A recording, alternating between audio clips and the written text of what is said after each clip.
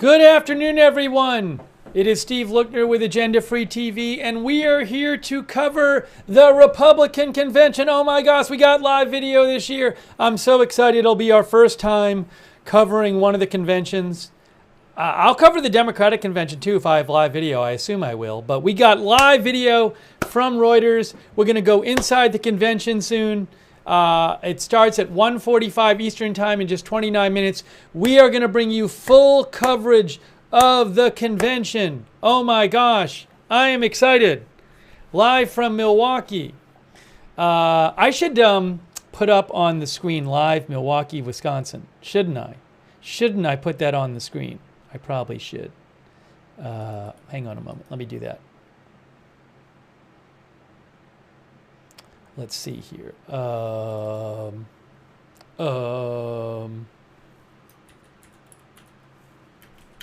But I am excited. I am excited for this to cover the conventions. But we definitely got video of this one. We definitely got video of this one. That's live video right there. We'll be going inside soon. Oh my gosh. And then Trump is going to announce his VP pick today. Unclear who it's going to be. But Trump is going to announce his VP pick. And I'm excited. Is there sound on this video? Let's see. Hold on. What am I hearing? That's the sound from this. Oh, I can't play it. There's music. I got to be careful with the music today. We'll see how that goes with all the music playing. I'm not going to play music unnecessarily. But that is Fiserv Forum. It's pronounced Fiserv, right? Fiserv Forum in Milwaukee. But look at that live shot. People are going in. It starts at 1:45. It starts at 1:45. Guys, we're going to bring you live coverage. Hours of coverage. Hey, thanks, Jeff, for the gift memberships. So we got some different people. Oh, we're covering everything. Am I covering the non-primetime speeches? I'm covering the whole thing. The whole thing. The whole thing. We got everything. Come on, guys. We're doing this. We are doing this. So, again, it starts at 1:45. I don't have footage from inside that I can show you yet. As soon as I do. Oh, I think I will have footage from the inside in about 10 minutes. In about 10 minutes, I should be getting footage from inside the convention. How about that? Wow. Just like being there. Says who said that? Dawn? Yep. Very excited to be, Don Leiser said that. Very excited to be bringing that to you. Where are the protesters? You know, there are some protesters. Let's take a look at the protesters. Let's take a look at the protesters. There are some protesters. We're going to take a look at that. Hold on. Good idea.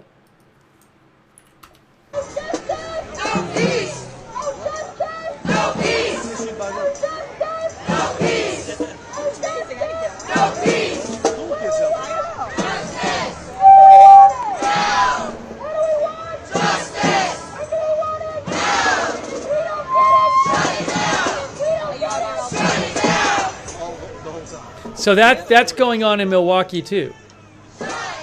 So we'll keep an eye on that.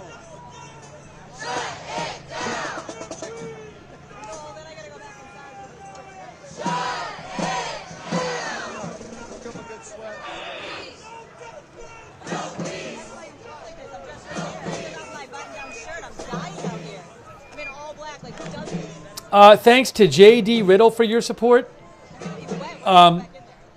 Thank you to all of our moderators who are here. Let me shout out to our moderators. Ruth Krafasi is here moderating. Thanks, Ruth.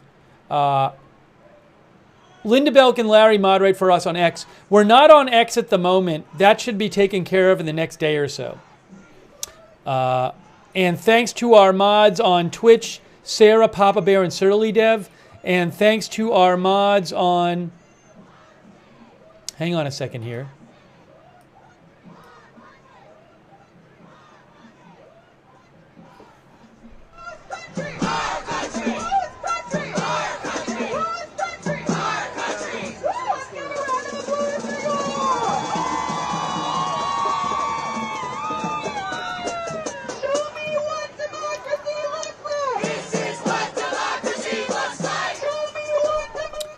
Thanks also to Kay Lowry Body moderating over there on Facebook and all of our other moderators. All right, so we have this protest going on, and let me go back to the actual convention site. There's FiServ. So we're going to bring you live coverage. Live coverage.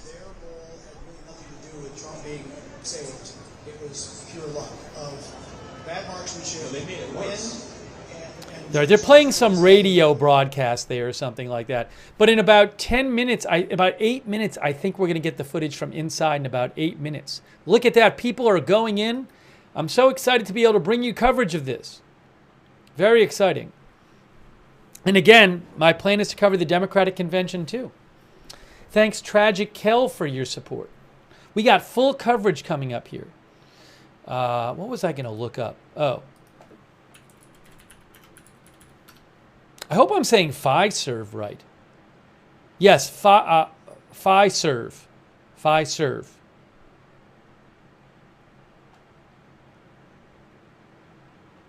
Is it FiServ?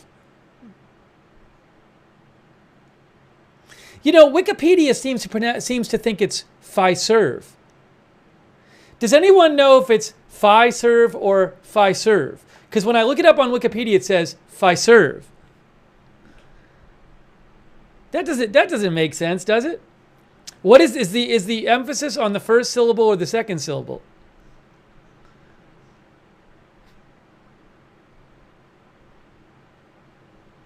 No, if you just say FiServ, that doesn't tell me which one. Just FiServ is right. FiServ Forum. Am I saying that right? FiServ Forum, not FiServ Forum. It's not FiServ Forum.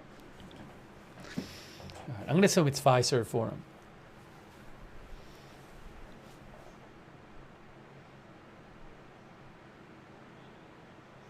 Okay, anyways. Hey, thanks to Kathy Bennett for your support. Thank you to Claw Jumper Support. Yeah, we'll be doing some polls. Don't worry. We'll get to the polls. We'll get to the polls. Him with Tragic Kel, thank you. All right, we'll do a poll. Everybody wants a polls. I'm not going to do polls. Everybody would like if I did polls 24 hours a day. We're not doing that. Who will be the VP pick? And we'll go with Vance, Rubio, Burgum, someone else.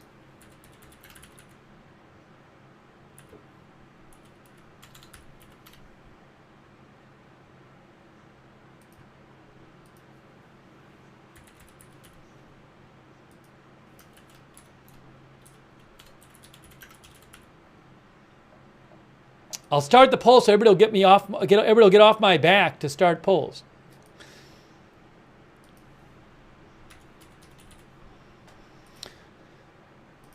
Who will be the VP pick? Vance, Rubio, Burgum, someone else.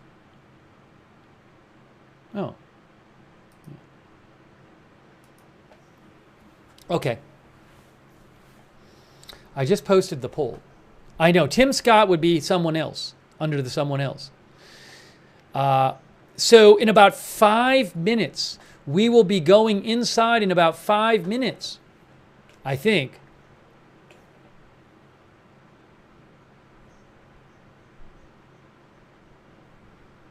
TJB thinks it's going to be Vivek. Don thinks it's going to be Tim Scott. The Lucky Minute says Don Jr.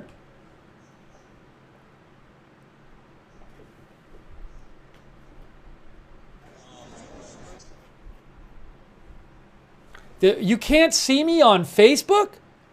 That doesn't make any sense. Twitch is playing. Is it playing on Twitch? Hang on.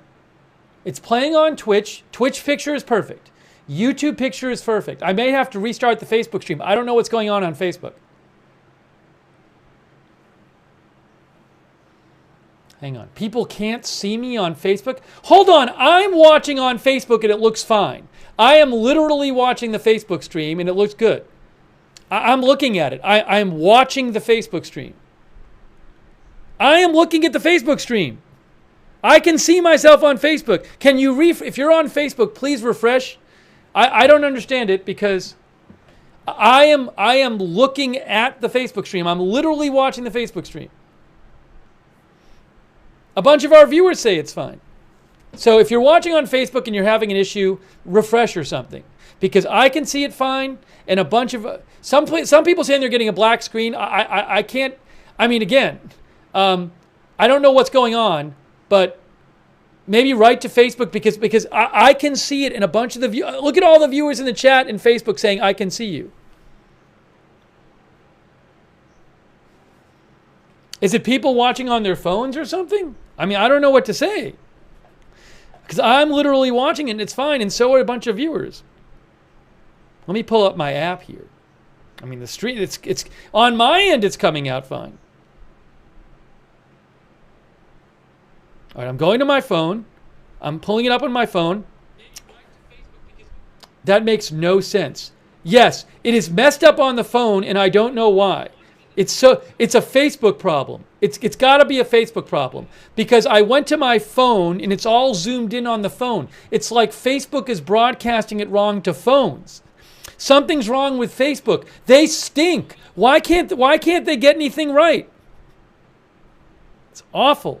It's like they're playing it. Did Facebook like change their live streaming so that on a phone you have to watch it? Yeah, it's like playing vertical onto my phone.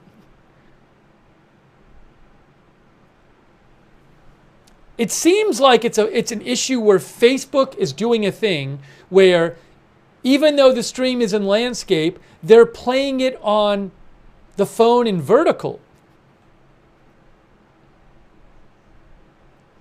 I can restart the Facebook stream. I don't care. If you want, I'll restart the Facebook stream. You want me to restart the Facebook stream? I'll restart it and try it. But if it's not working when I restart it, we'll just have to start messaging Facebook. It wouldn't be the first time Facebook messed something up. All right, I'm going to restart the Facebook stream now. I'm going to restart the Facebook stream. All right, guys, I'm restarting the Facebook stream. But if it doesn't work after I restart it, then I can't do anything about it. They stink. They stink over there. The stars have been broken for a month. All right, I'm restarting the Facebook stream. Sorry, folks. Hey, she's posing with the Trump sign.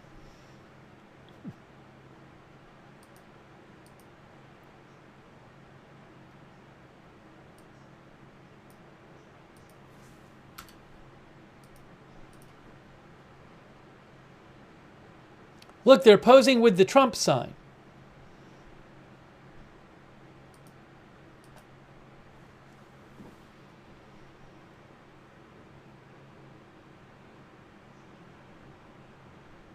We're streaming again on Facebook. Hate it. Always messing stuff up over there. I might have inside footage. Hold on. Do I have inside footage? Do I have inside footage? We'll watch the protest too. Ooh, what's this? Hold on.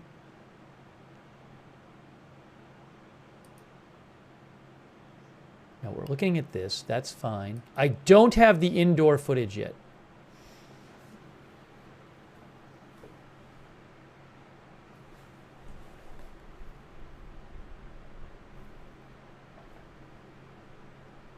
Hang on a moment, please. Hang on a moment, please. Hang on a moment, please.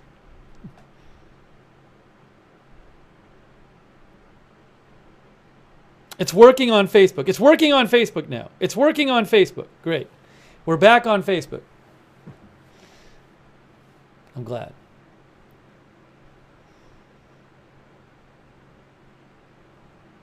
Yeah, there's a march going on. I'm not going to focus on the protest guys right now.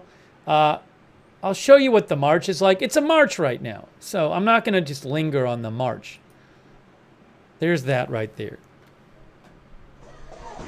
Looks pretty under control at the moment, okay? That's in Milwaukee. It's a protest march.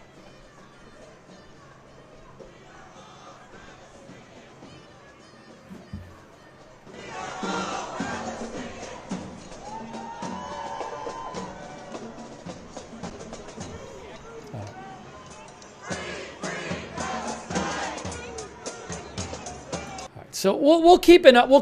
I'll keep an eye on that. I'll keep an eye on it.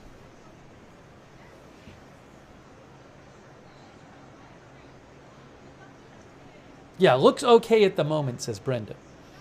Any moment now, I should start getting footage from inside the convention. Oh, what happened with the poll? I forgot about our poll. Hey, here's what people said in the poll.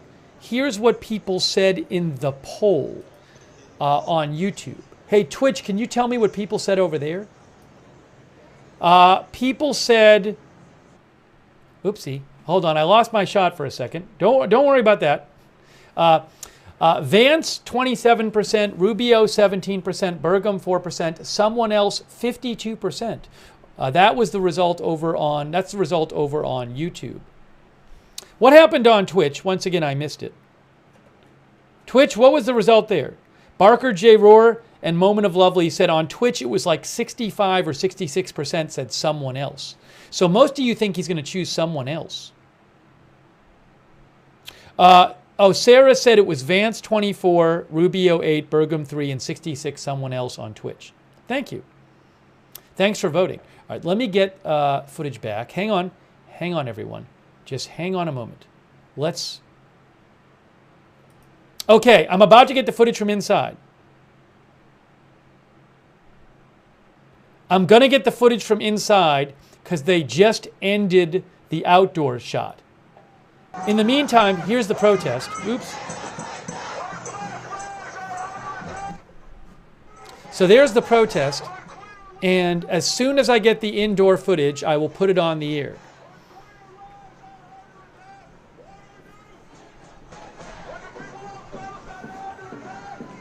Via Reuters.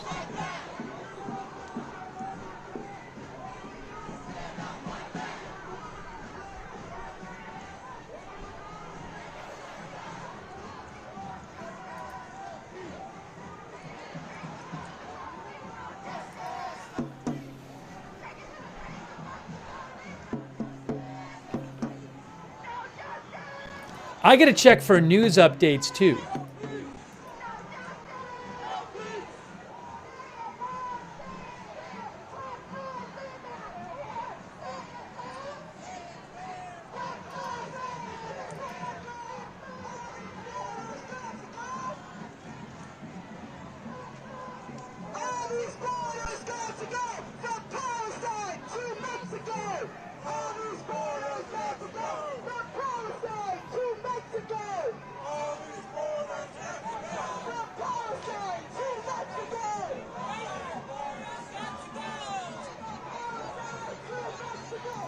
Hang on a moment. Hang on a moment.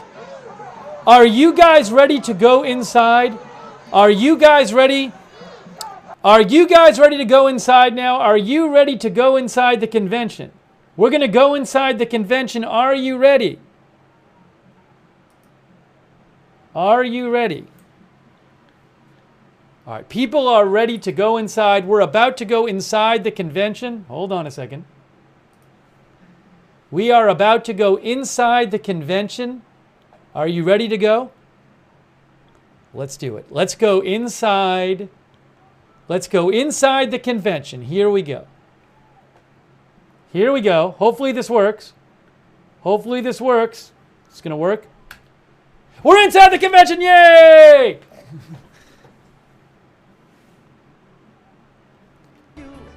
Oh, I can't play the music. I'm not gonna put the sound on now because it's just playing music. We're inside the convention. Look, we're there. Oh my gosh, can you believe it? We are at the convention. Welcome to the Republican convention, guys. Oh my gosh. Wow. This is exciting. This is exciting. And again, I'm not going to just, if all that's happening is copyrighted music, I'm not playing it. I'll put the sound on when they start speaking. Yay! Wow, this is really cool. Oh, but you know, Biden's doing an interview with NBC tonight. That's going to air at 9 p.m. So we'll talk about that when it happens.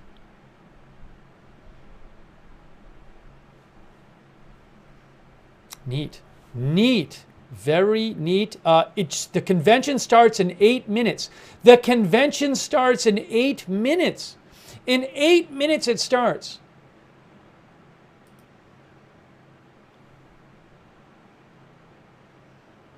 Let me read something here. Hang on a second.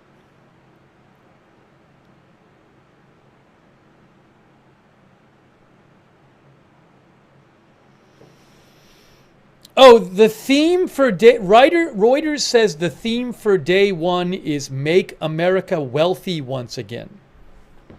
I'm literally reading that from the Reuters description.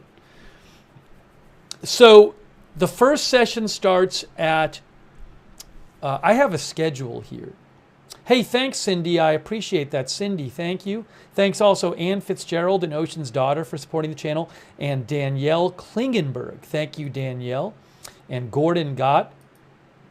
Gordon says, can Rubio and Trump live in the same state? Yeah, if there's some weird thing where if Rubio gets nominated for BP, there's some complication which they can work around or something, because in theory it might be the case that if Trump and Rubio live the same state, then they can't be on the ballot in Florida, but they would work around it somehow. Basically, they'd work. My understanding is if Rubio wanted to be, if Trump wanted Rubio to be VP, they'd work it around that somehow.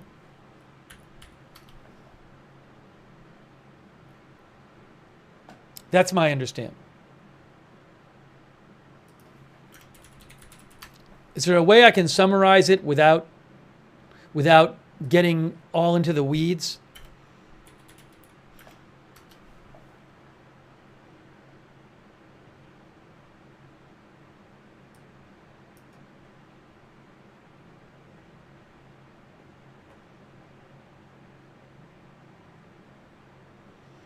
Yeah, a Newsweek article says Article 12 of the, what is it here? Article 12 of the Constitution says electors in the Electoral College may not cast two votes from the same state.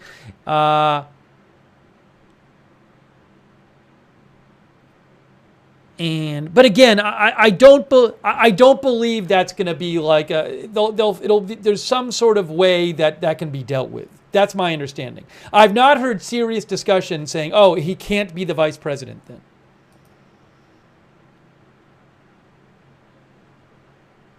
He might have to technically move out of Florida, I guess.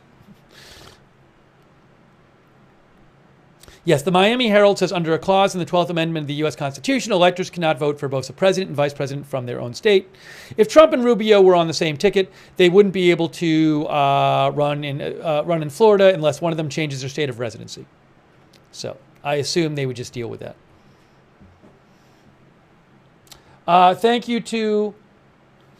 Lincoln Bevers says, do a poll of who Trump will pick for VP. We just did the poll 10 minutes ago. You missed it. Maybe we'll do it again later. Somebody besides Rubio, Burgum, and Vance won. That was the winner. Oh, Louis R. said that happened in 2000 when Cheney was selected. He changed his registration and driver's license. That's what Louis R. says. Thanks, Louis R. I appreciate your support.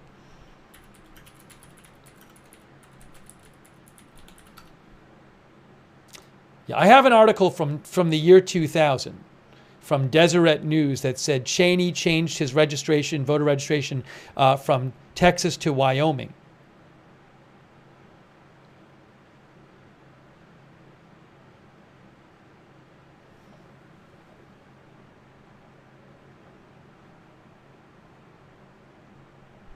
because they couldn't have gotten the Texas electoral votes if both candidates were from Texas. Hey, thanks, Louis R. Good to know. Hey, thank you also, PZ Papa Zulu, for your support. Shaft for your support. Gordon Gott, thank you again, Gordon Gott. Kate89, thanks for your support. Thank you. We are live. They're going to start the convention in 4 minutes. Is it still music? Are we still hearing music? Yes, there's still music. So as soon as we have no music and they're speaking, we will go to the speaker. But look at this. We're live from the convention. Can you believe it? Live for the convention. Live coverage. So today there's 2 sessions.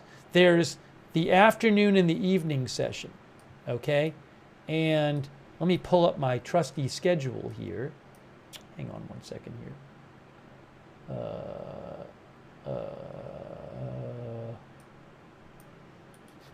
Hang on.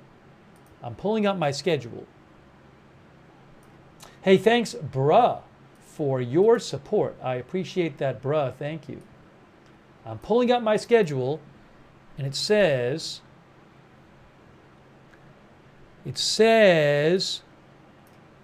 this is a 4-hour session, and this goes to 5:45 Eastern. And then tonight, the session is 4 hours and 15 minutes, and it starts at 6:45 Eastern. So they go 4 hours and take a break, and then go 4 hours and 15 minutes. We're bringing you live coverage. Probably just do one long stream. How about that? How about that?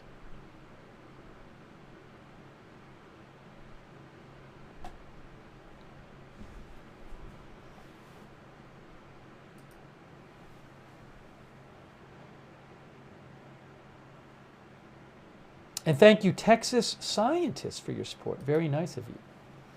Thank you. Also, thanks to Ann Carolyn for your support on Twitch, and St. Louis R. Thank you. And I Got That Fire. And Device X. I'm checking for breaking news updates too, guys. But hopefully you can stop listening to me shortly and start listening to the speakers in just a couple minutes. It's 1:43 right now. Maybe in 2 minutes somebody will come out and say something.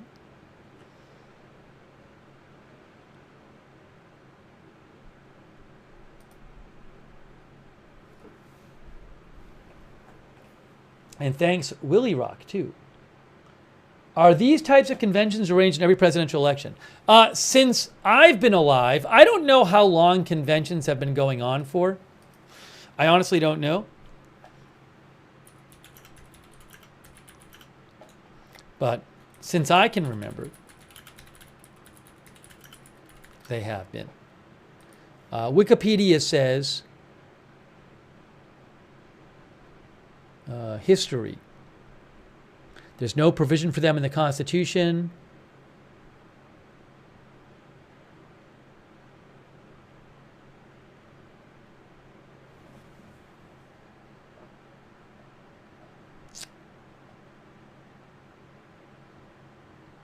I don't know. I don't know the history of conventions and at what. I'm looking at the Wikipedia article here.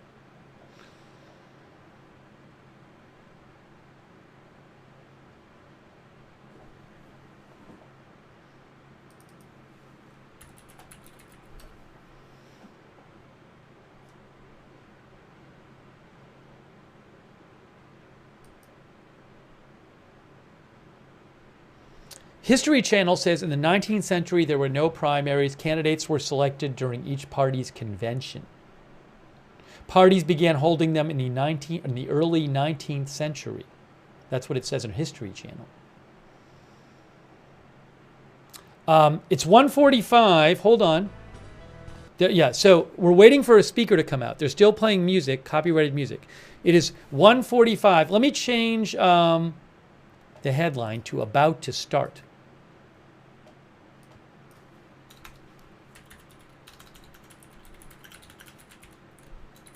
Okay.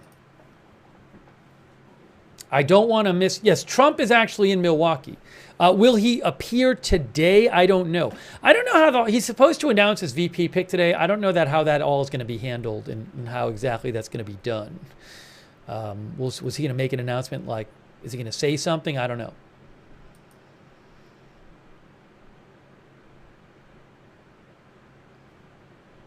Nate Silver thinks Youngkin, Glenn Youngkin, could be picked. He's saying that's a possibility. Governor of Virginia.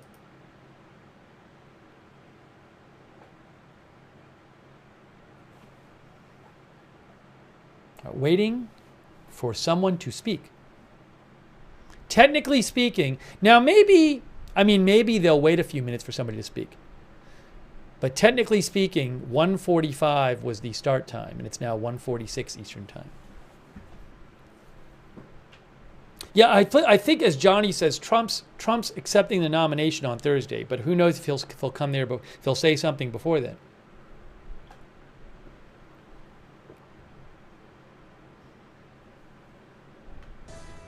Yeah, we still just got music.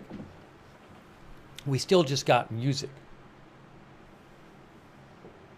Allie B says Youngkin would be a wholesome pick. Thanks to our member Stephen Arrowwood. Oh, what's happening? The camera's moving around.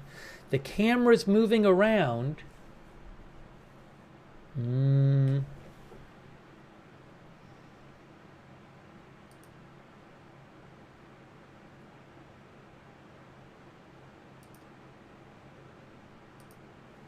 Camera is moving. Yeah, I mean, it's just starting. More people, I assume a bunch more people will show up. I mean, I'm sure like when Trump is speaking, it'll be full up or whatever, but you know, it's 2 minutes after the technical start time. I think CNN had something where it said they were starting to cover it at 2. So the official schedule said 1:45, but maybe nobody will come out and speak until 2. I don't know. We'll have to see. And I don't even know. I should look up and see. Is there even a schedule of who's speaking today? I don't know that there is. I have the official schedule, but it doesn't have a list of the speakers.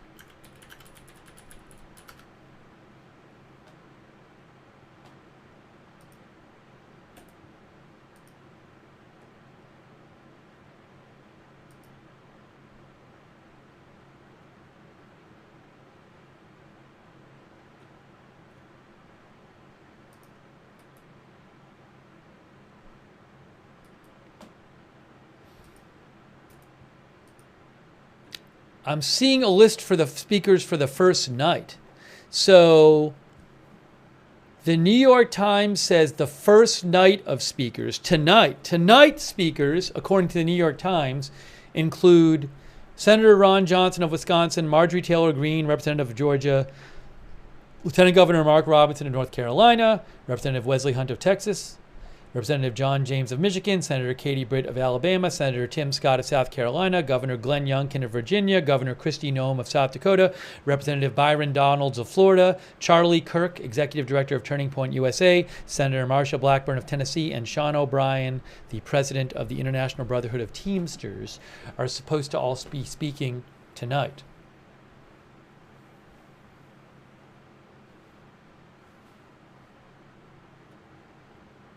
Yes, Wisconsin's on Central Time.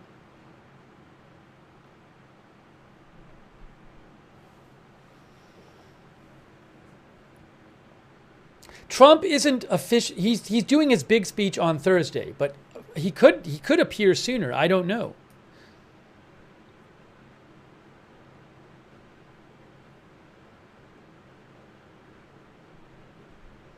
But his acceptance speech is Thursday night.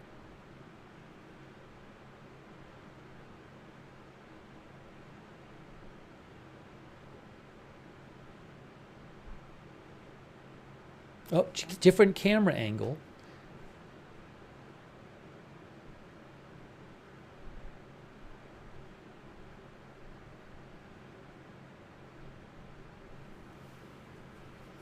Our viewer Positive Power is looking forward to Marsha Blackburn speaking. We are bringing you live coverage, guys. Soon we will have speakers, and we have live. We're going to be covering the whole thing live today. And all week.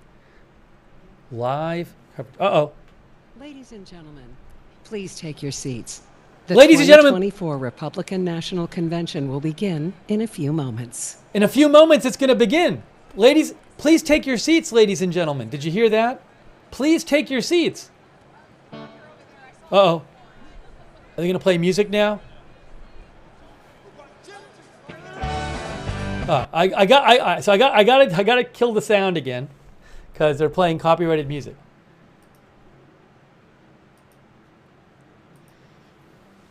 Please take your seats. Our viewer, OB Clutch, says, I am sitting. Please take your seats, everyone. Please take your seats. Oh, whoa, whoa, whoa, whoa, whoa, whoa, whoa, whoa, whoa, whoa, whoa, whoa. Let's not get crazy here. Let's not get crazy with the music.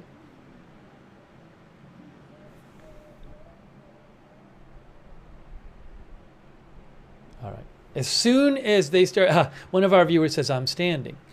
As soon as they come out to speak, we're going to do it. But they said it's going to start in a few minutes. I wonder if we'll get any close-ups on the floor. We'll see. We'll see if we do. But I'm glad to have this footage for you. Oh, hold on a second. Hang on a moment. What is this here? This is for... Ooh, I got something else I can show you, I think. But that's the same thing.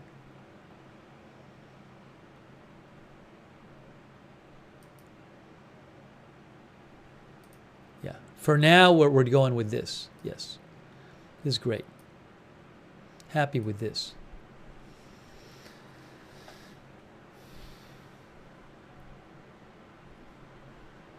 Why are so many seats empty? Well, it's just starting. And, you know, they have an afternoon session today and they have a night session.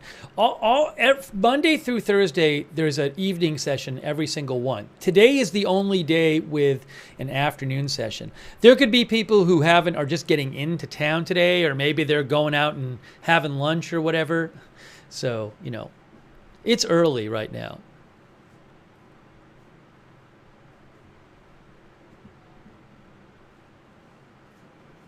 But we're waiting for the speakers to start. Megan is excited. Yeah, Benjamin Burns says because it's Monday at noon. Well, it's almost 1 p.m. there. It's 12:53 local time. Uh-oh, somebody's coming out. Somebody's coming out, I think. I saw somebody on stage. They're still playing music, though. I see somebody walking on the stage. Now they're walking away. They're walking away. Hey, John Wayne, I know you like donating and I appreciate it, but just a warning. John, I've just about had it with you, so you're going to get banned, John. I know you donate and it's really nice of you. I can't have that stuff going on in the chat. So last warning, John Wayne, you're almost out of here for good.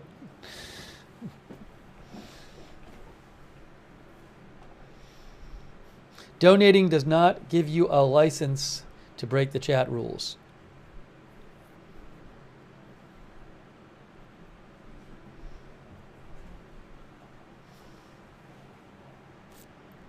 All right, it is 1:54.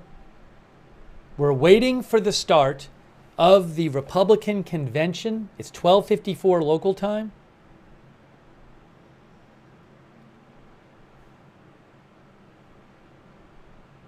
Should I put up Milwaukee time? I could do that. Maybe I'll put up the local time. It might take me a second to get the local time up there. Probably should, though. Put that here. Let's see if I can get this going.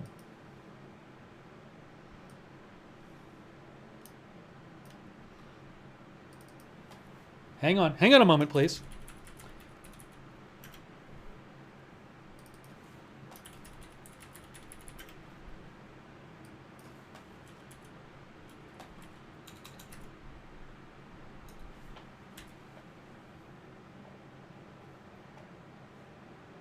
Okay, you know what I'm going to do? I'm going to replace this with this. Watch how I'm going to do this here.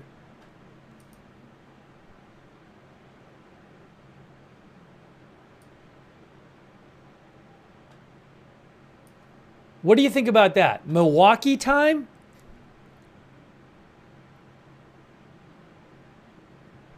Does that work for you?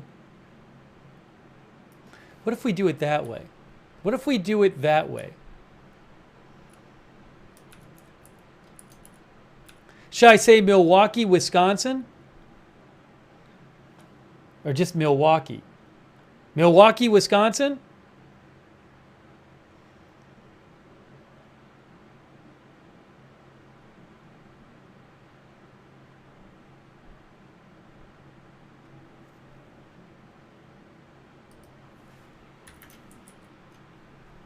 I'll do Milwaukee, Wisconsin. All right, let me get that out of here. Let me try this one more time. Let's do it again. I think we got it. Oopsie.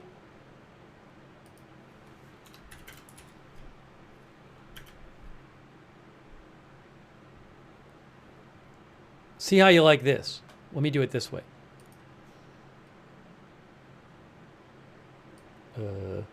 Nope, that didn't work. Let's try this again. Let's try this one more time.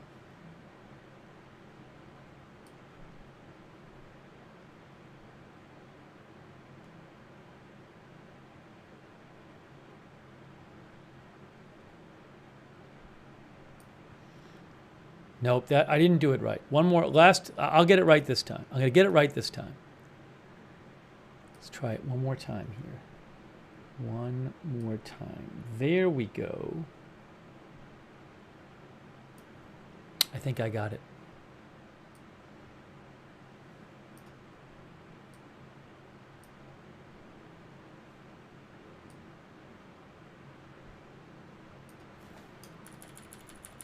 Make it a little less big.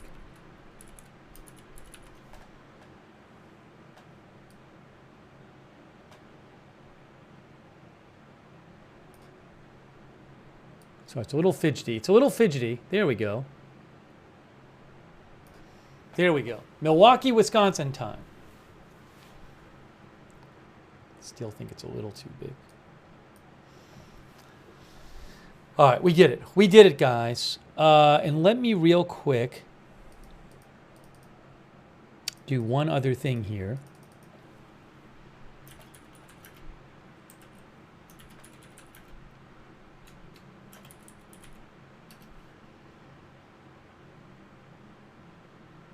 Thanks for your patience. I'm just getting this set up here.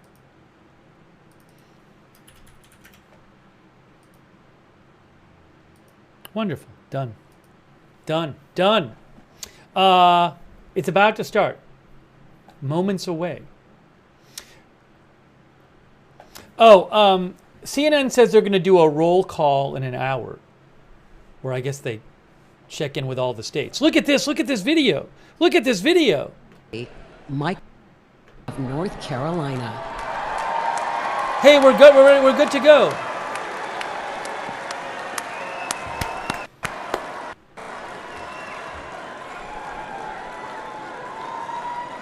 This convention will come to order.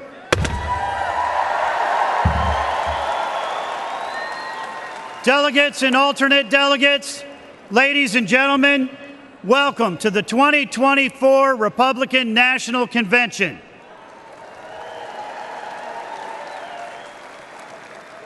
Before we begin the official business of this convention, let us please take a moment of silence to reflect on the terrible events that took place in Butler, Pennsylvania, and to pray for the victims and their families.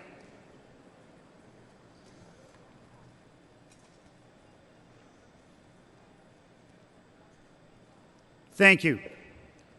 Offering today's invocation, please welcome from the Greek Orthodox Archdiocese of America, His Eminence, Archbishop Elpidophoros.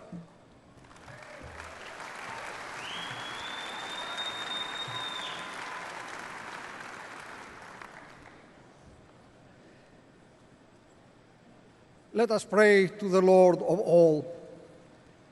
Almighty and eternal God, in peace we come before you and implore your infinite goodness. Look upon this gathering of our nation's political leaders and grant them illumined hearts and minds to serve their fellow citizens through this Republican National Convention. Grant unto the nominee President Donald J. Trump and to his advisors and counselors wisdom, grace, and the spirit of duty, that they may embrace all Americans' needs, shining the light of good government upon the venerable institutions of the world's best hope for everyone's life, liberty, and pursuit of happiness.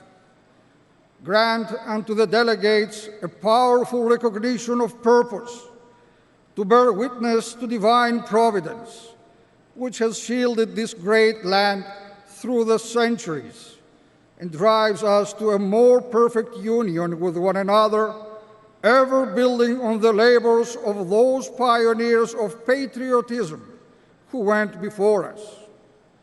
Preserve, protect, and defend the servicemen and women who daily safeguard our freedoms, so that in prosperity and tranquility we can worship you, the Creator, Redeemer, and Sanctifier of the universe, and be the blessed people whose God is the Lord. Amen.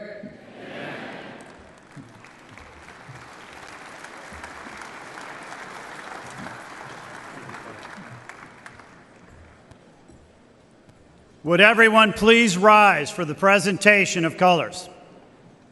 The colors are presented by the Ozaukee County Sheriff Honor Guard. Let's give them a warm welcome.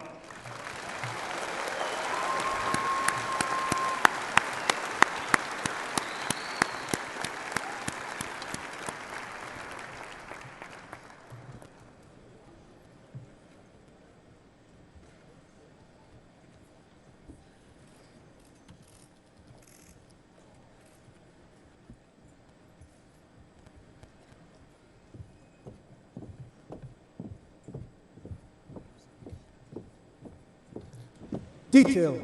Halt! Order. Arms. Please remain standing for the Pledge of Allegiance and the National Anthem. Right shoulder. Arms. Ready. Cut. Present. Arms.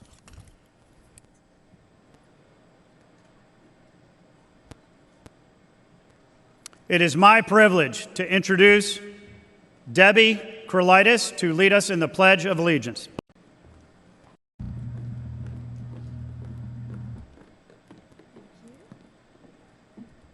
Thank you so much. What an honor this is for all of us. Please join me. I pledge allegiance to the flag of the United States of America and to the republic for which it stands, one nation, under God, indivisible, with liberty and justice for all.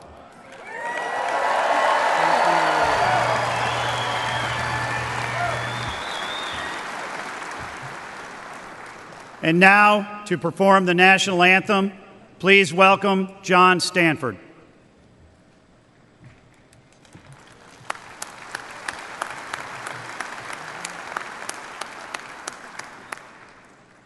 Oh, say, can you see by the dawn's early light what so proudly we held at the twilight's last gleaming, whose broad stripes and bright stars through the perilous fight o'er the ramparts we watched were so gallantly streaming, and the rocket's red glare, the bombs bursting in air, gave proof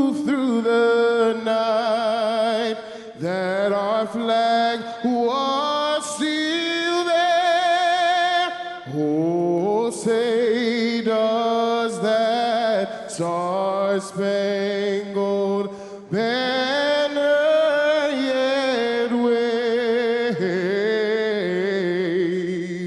o'er the land of the free and the home of the brave.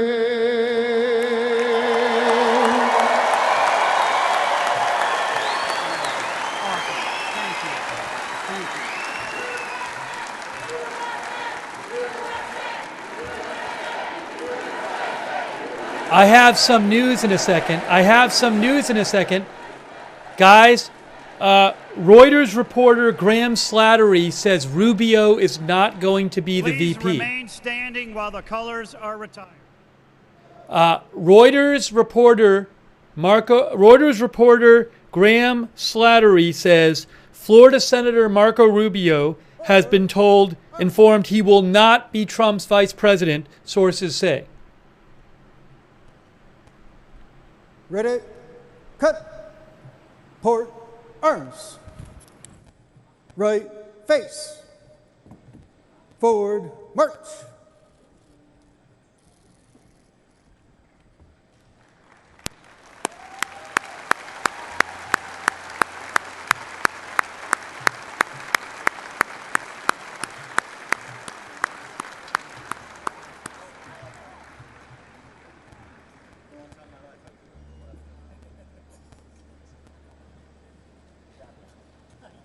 CNN also reports that Trump has made his pick, and it is not Marco Rubio. Oh, hold on. There's music.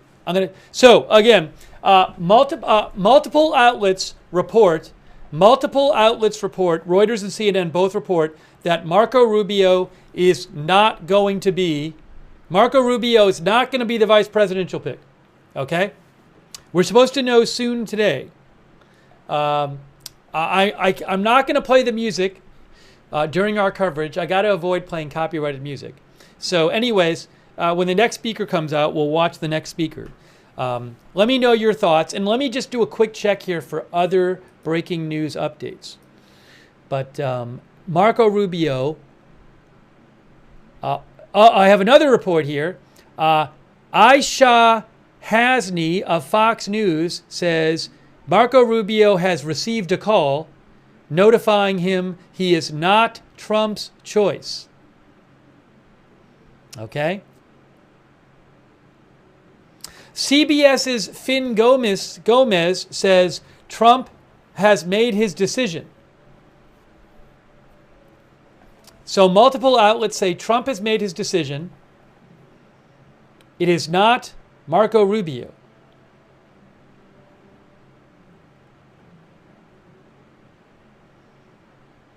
Will it be J.D. Vance? Will it be Doug Burgum? Will it be somebody else?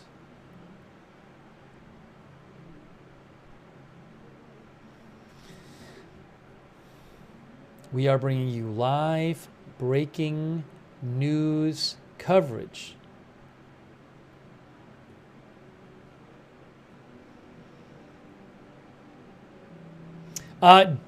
Dana Bash reports that Trump will be at the convention at 4:37 p.m. Eastern Time.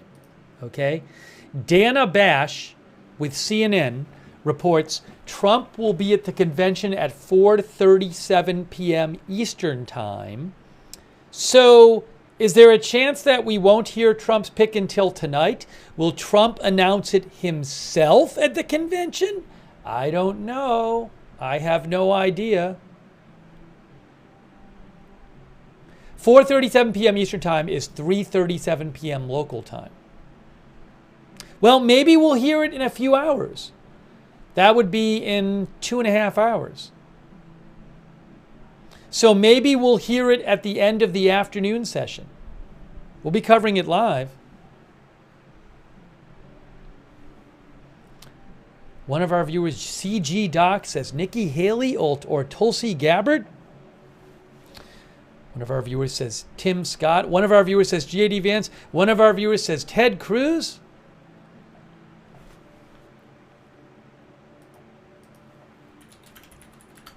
Again, I can't play the music, so we're going to hold off on the music, and then when somebody starts speaking again, we'll play it again.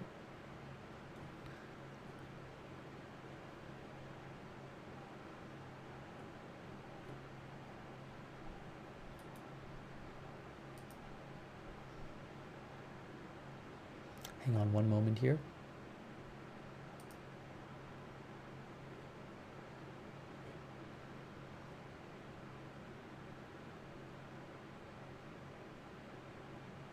Hold on.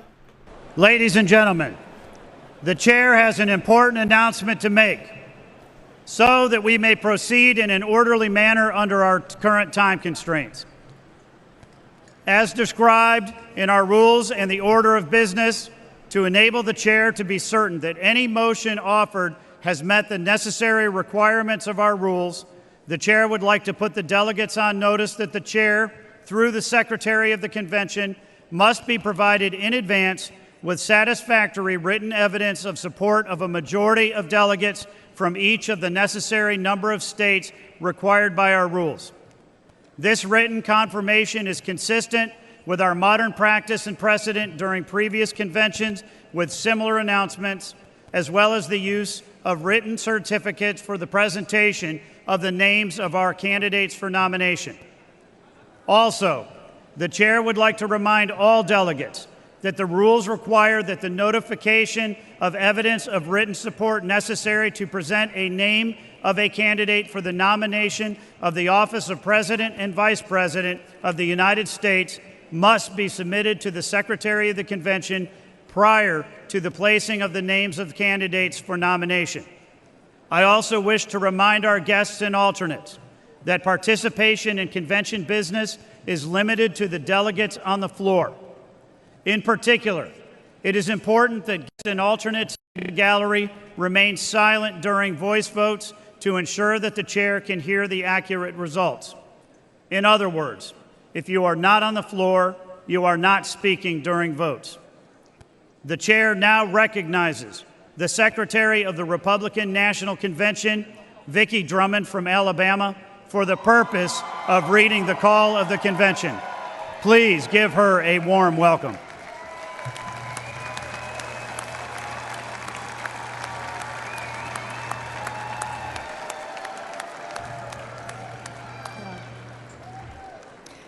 Thank you, Chairman Whiteley. To the Republican voters of the United States of America, in accordance with the rules of the Republican Party adopted by the 2020 Republican National Convention on August 24, 2020, in Charlotte, North Carolina, and as amended by the Republican National Committee on April 14, 2022, in Memphis, Tennessee, the Republican National Committee hereby directs that a National Convention of Delegated Representatives of the Republican Party be convened in Milwaukee, Wisconsin, no earlier than 8:00 a.m.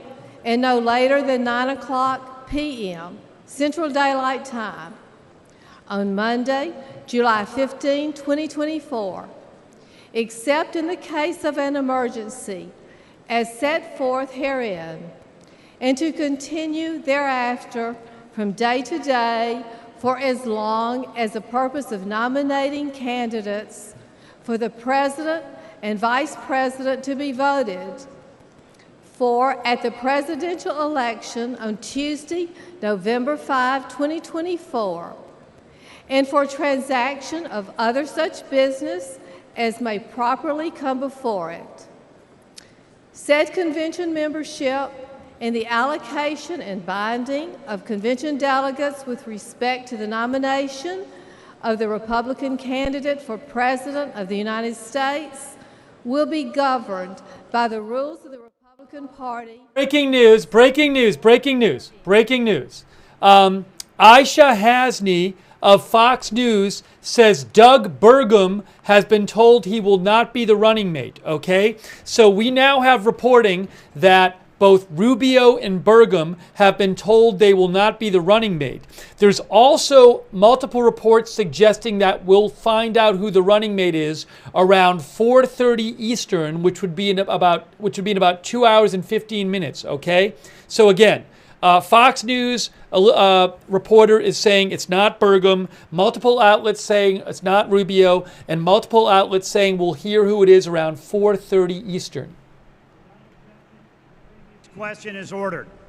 The question is on agreeing to the motion to dispense with the reading of the entire call for the convention and that the call be made part of the permanent record of the convention. All those in favor signify by saying aye. Aye. All those opposed signify by saying no. In the opinion of the chair, the ayes have it and the motion is adopted. Without objection, the motion to reconsider is laid on the table. The chair states that pursuant to the call and Rule 42 of the Rules of the Republican Party, as adopted by the 2020 Republican National Convention and as incorporated by the call for this convention, Rules 26 through 42 shall be the temporary rules of the convention. Vicki Drummond, Secretary of the Republican National Committee, has presented to the chair the temporary roll of delegates and alternates to the convention. Ladies and gentlemen, it is now time for the convention to elect its temporary chairman. All right, so guys, I want to update you on the VP stuff. Again, there are reports, so multiple outlets report that the pick will be revealed around 3:30 Central Time, which is about 2 hours from now, and that Trump will be at the convention around that time, and that Doug Burgum and Marco Rubio have been told they are not the pick. Okay? So J.D. Vance or Tim Scott or somebody else, maybe? Don't know. Signify by saying aye. All those opposed signify by saying no. In the opinion of the chair, the ayes have it. Hey, a quick thanks to Keith M. for your support, and Greg Moy, and Johan Willinger, and Mike Connor, and Gabriel Morrow. Gabriel, we did a stream on the Trump classified docs case, the judge dismissing that case. We did a stream on that earlier. It's expected to be appealed. You can watch that stream on this channel if you'd like. And thanks to Walter White for your support. All right, hang on a second here. The chair has been presented with the names of the temporary officers of the convention as prepared by the Republican National Committee. The chair now recognizes the delegate from Oklahoma for the purposes of offering a resolution. Mr. Chairman, I am Pam Pollard from Oklahoma, and I offer the following resolution for immediate consideration. Resolved that the officers presented and elected as temporary officers of the Republican National Convention. Mr. Chairman, I yield the balance of my time and move for the previous question of the resolution. Without objection, the previous question is ordered. Hey guys, also multiple outlets reporting that Doug Burgum is not the pick and Marco Rubio is not the VP pick. We're expecting the VP pick announcement in about 2 hours and 10 minutes. Without objection, the motion to reconsider is laid on the table. Ladies and gentlemen, we are about to begin a very important part of our program. I would like to ask that the aisles be cleared and the delegates please take their seats. Thank you. Thanks to JRT for your support as well. Also, Timido1 and Squid Mafia on Twitch, thanks for your support. As First, we bring you live coverage. We will take up the report of the Committee on Credentials. And to do so, I am pleased to introduce Joe Gruters, delegate from Florida and chairman of the Committee on Credentials, to present the committee's report.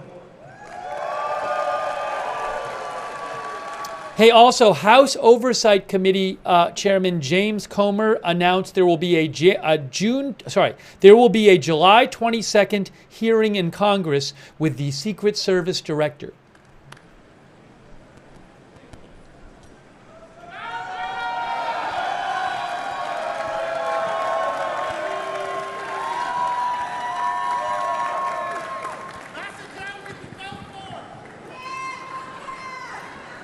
Mr. Chairman, it is my privilege at this time to offer the following resolution and ask for its immediate consideration. Resolved that the temporary role of delegates and alternate delegates as presented to the convention become the permanent role of the convention, and that the role be considered as read.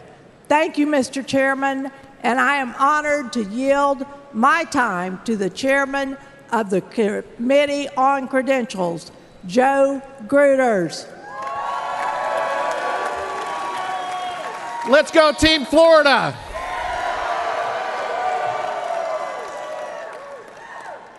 Thank you, Madam Co-Chair. Mr. Chairman, it has been my privilege to serve as the chairman of the Committee on Credentials. Alongside my co-chair, Jeannie Lucky, the Republican National Committee's contest met to consider contests properly filed with the Secretary of the Republican National Committee. The committee issued recommendations which were submitted to the Republican National Committee on July the 10th, 2024. The Republican National Committee adopted the committee's on contests recommendations, which were incorporated into the temporary rule and forwarded to the Convention Committee on Credentials. One appeal was taken before this Committee on Credentials. Following that appeal, the committee voted to seat the delegates of Missouri as originally certified.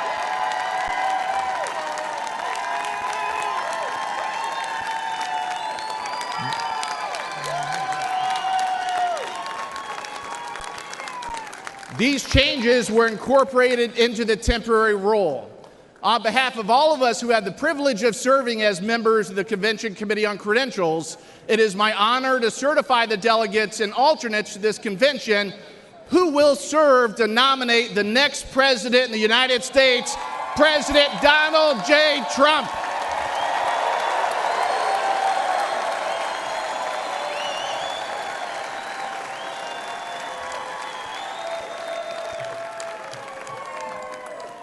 Mr. Chairman, I yield back the balance of my time and move the previous question on the resolution.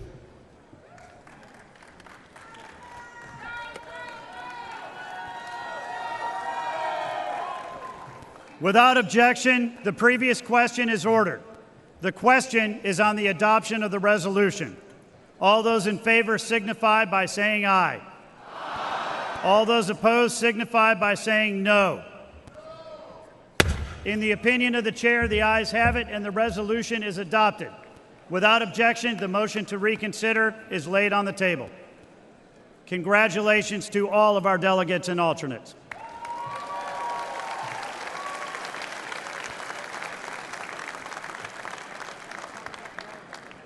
The chair is now proud to introduce Jeff Kent, delegate from Washington and chairman of the Committee on Rules and Order of Business, to present the committee's report. Joining Mr. Kent are the co-chairs of the Committee on Rules and Order of Business, Brian Jack from Georgia, and Julianne Murray, delegate from Delaware and chairwoman of the Delaware Republican Party.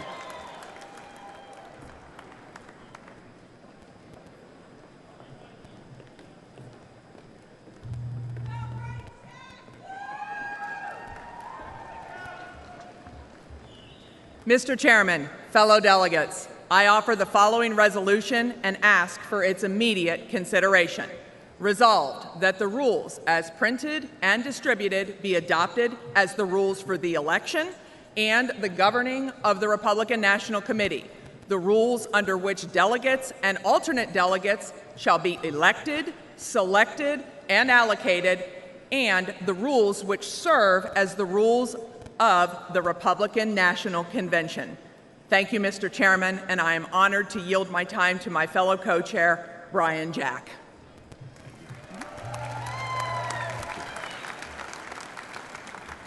Well, thank you, Co-Chair Murray. My name is Brian Jack. I'm from Fayette County, Georgia, and I've had the privilege of spending the last 8 years of my life working for the greatest president of our lifetime, President Donald J. Trump.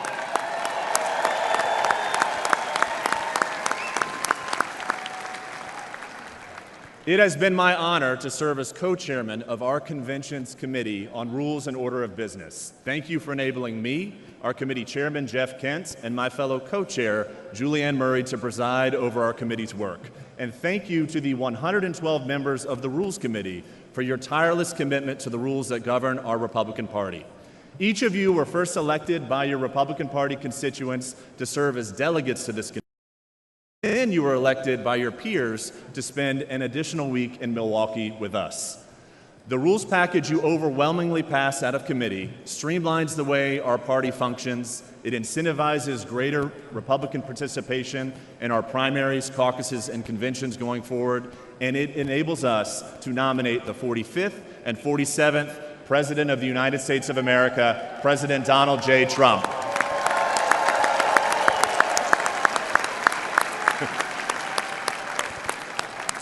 Congratulations on this committee's success, and I'm honored to yield my time to the chairman of the Committee on Rules and Order of Business, Jeff Kent. Thank you. Thank you, Mr. Co-Chair. Mr. Chairman and delegates of the convention, the report of the Committee on Rules and Order of Business has been printed and distributed to the delegates. These changes adopted by the Convention Committee on the Rules of Order and Business, and I am honored to have served as the chairman of this committee, and I am proud of the committee's work. Mr. Chairman, I yield back the balance of my time and move the previous question on the resolution.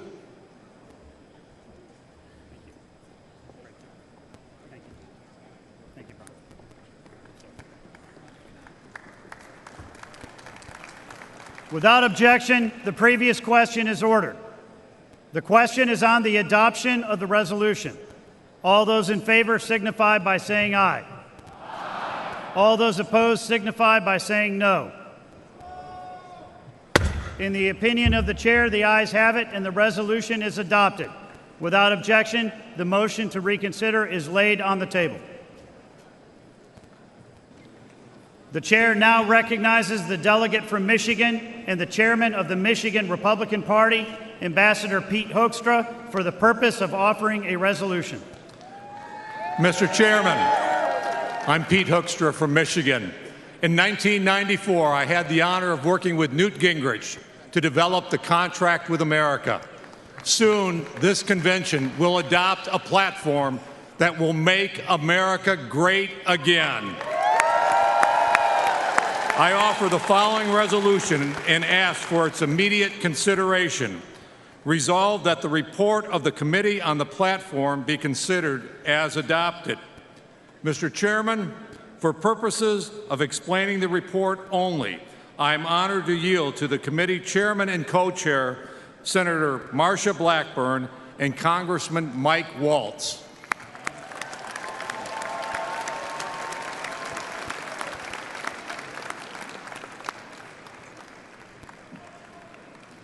I now have the honor of recognizing the chairwoman of the Platform Committee, United States Senator for the great state of Tennessee, Marsha Blackburn.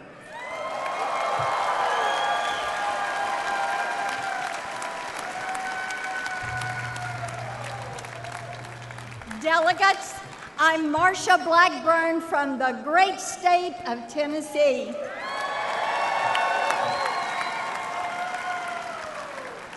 Last week, I had the honor of chairing the Republican Platform Committee, and I'm here today to report on our work.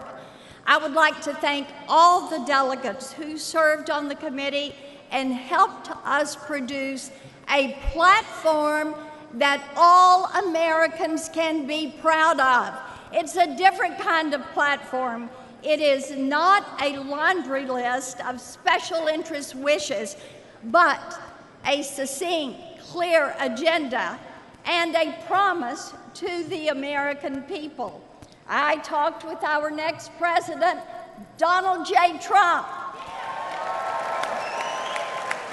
And he personally reviewed, edited, and approved our platform because he knows our platform is important. Every American can read our platform and know what we believe and how we will make America safer, stronger, wealthier, and greater than ever before.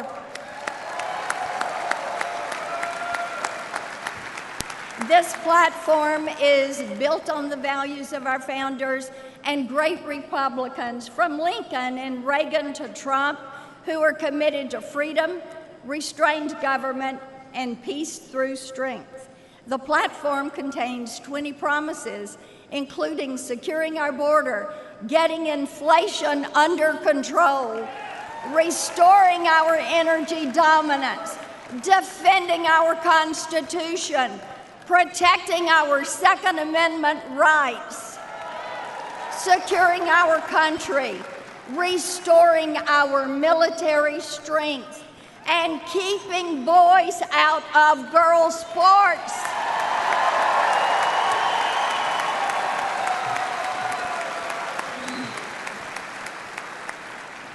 And protecting life for the born and unborn.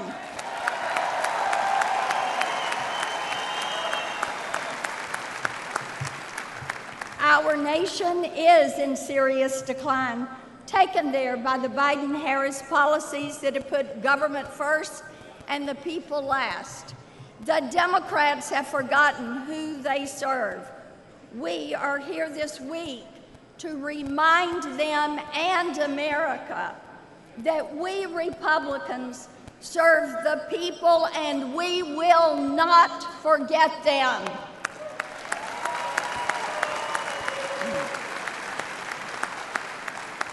That's why our platform is dedicated to the forgotten men and women of America, and it will unite all Americans. It is of, by, and for the people.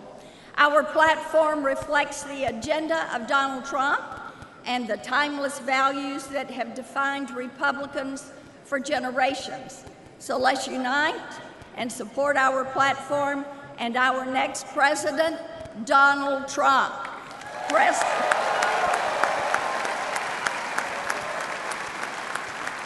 We all know President Trump will keep his promises as he did in his first term as president and restore American greatness.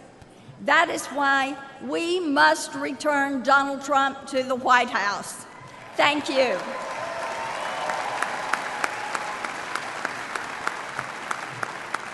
And now join me in welcoming the co-chair of the Platform Committee, the fantastic Congressman from Florida, Michael Waltz.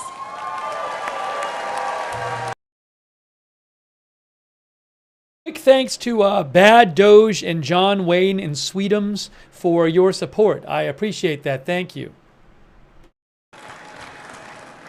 Hey, thank you, Senator Blackburn. It was such an honor to serve with you as the co-chair of the Platform Committee. This platform is historic because it was written with one group of people in mind, the forgotten men and women of America, you. That means something to me.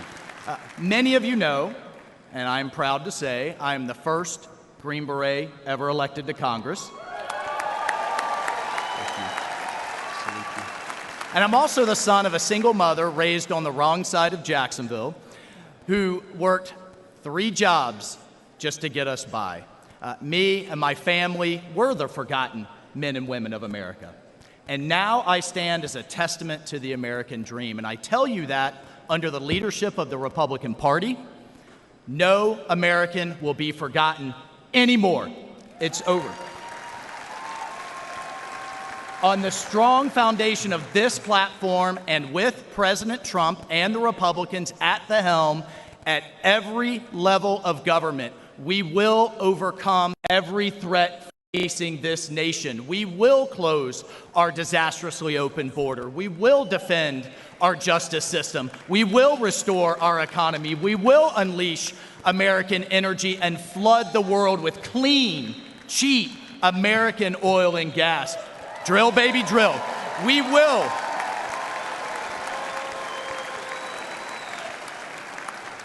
And most of all, we will strengthen our depleted military and make it strong again. Folks, this platform, the leadership of President Trump, we will destroy inflation. We're going to send a cruise missile right into the heart of it, and we will bring back the American dream. Only in America can someone like me stand up on a stage like this. The Republican Party believes in the potential of every American, which is why this platform was personally approved by President Donald J. Trump. So I hope you will join me to support this platform, that we will propel our party and America to victory this November and get Donald J. Trump back in the White House. I thank you. And please join me in welcoming back our awesome RNC chairman, Mike Whatley.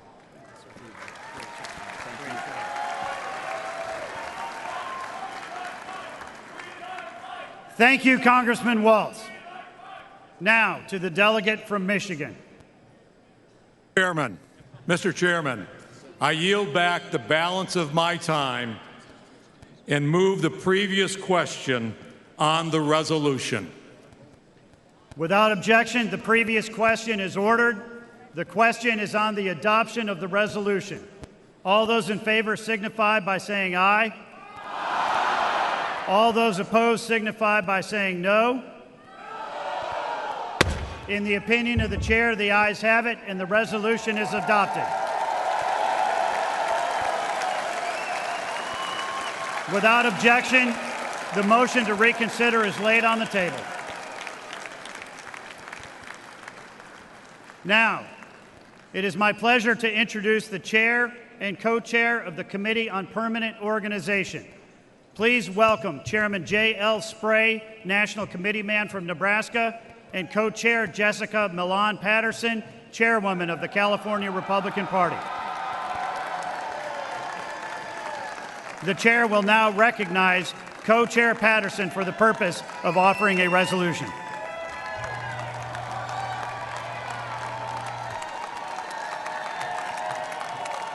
Thank you, Mr. Chairman. I'm Jessica Milan Patterson, the chairwoman of the California Republican Party, and I offer the following resolution and ask for its immediate consideration.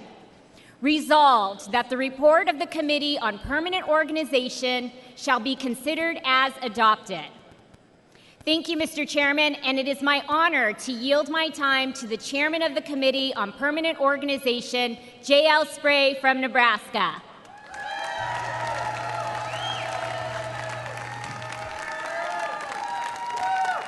Thank you, Madam Co-Chair. Mr. Chairman Whatley, delegates, and distinguished guests, as the chairman of your Committee on Permanent Organization, I have the distinct honor to present to you the report of the Committee on Permanent Organization. I'd like to begin by thanking the members of the Committee on Permanent Organization, the staff and volunteers. The committee met last week to recommend to the convention the slate of permanent officers 2024 Republican National Convention. The committee unanimously adopted the slate as its committee report. Delegates, you can find a copy of that list in the order of business placed at your seats. You will see that the committee unanimously recommends that the permanent chairman of the convention will be Speaker of the House of Representatives, Mike Johnson of Louisiana.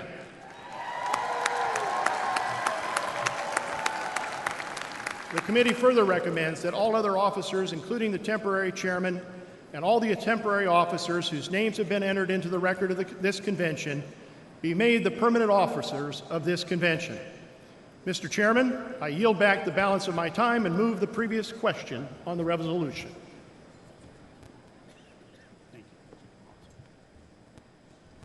Without objection, the previous question is ordered. The question is on the adoption of the resolution. All those in favor signify by saying aye. Aye. All those opposed signify by saying no. In the opinion of the chair, the ayes have it, and the resolution is adopted. Without objection, the motion to reconsider is laid on the table. At this time, the chair would like to appoint Kelly Johnson from Louisiana to the Escort Committee for the permanent chairman. Thank you. Do I talk now? Kelly. The chair now recognizes the delegate from Louisiana for the purpose of offering a resolution. Mr. Chairman, I'm Gina Gore from Louisiana, and I offer the following resolution and ask for its immediate consideration. Resolved that those elected as the members of the Republican National Committee under the procedures of each state, American Samoa, the District of Columbia, Guam, Puerto Rico, the Northern Mariana Islands, and the Virgin Islands, and whose names have been submitted to the Secretary of the Convention, are hereby declared ratified to serve as members of the Republican National Committee from the adjournment of this Republican National Committee until the successor committee has been ratified by the next Republican National Convention.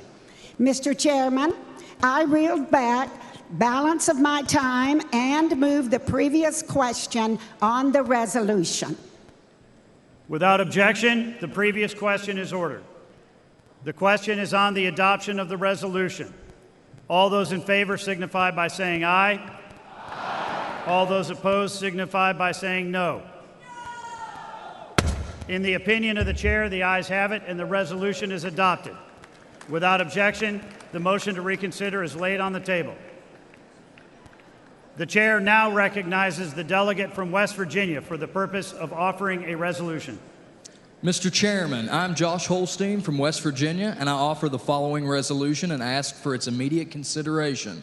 Resolved that the Secretary of the Convention is hereby directed to prepare and publish for the Convention a full and complete report of its official proceedings under the direction of the Republican National Committee, and is authorized to make all necessary clerical, grammatical corrections and to make technical and conforming amendments as necessary in reports, motions, and resolutions considered by the Convention to reflect its actions.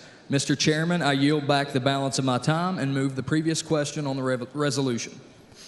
Without objection, the previous question is ordered. The question is on the adoption of the resolution. All those in favor signify by saying aye. Aye. All those opposed signify by saying no. In the opinion of the chair, the ayes have it, and the resolution is adopted. Without objection, the motion to reconsider is laid on the table.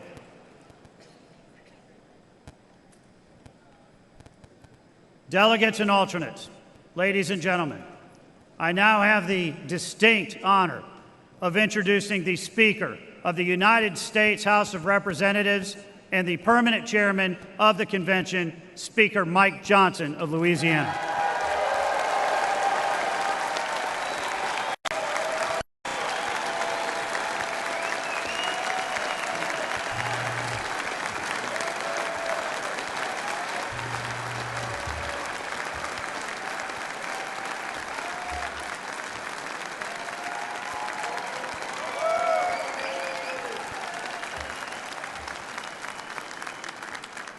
Good afternoon, everybody. It's such an honor to be here.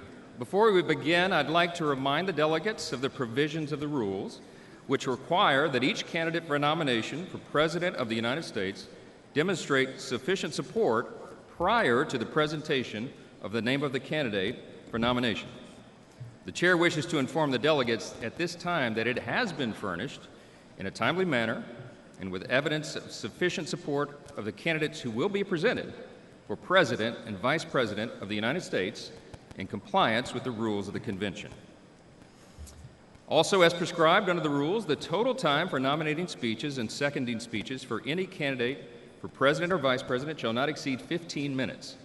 It has also been the custom at past conventions to permit the chair to recognize non-delegates for the purpose of making nominating speeches and seconding speeches. Without objection, the reading of the roll call of states for presenting the names for candidates for nomination is dispensed with, and non-delegates shall be permitted to make nominating and seconding speeches. At this time, the chair now recognizes the delegate from Iowa and the chairman of the Republican Party of Iowa, Jeff Kaufman, for the purpose of nominating. Please give him a warm welcome.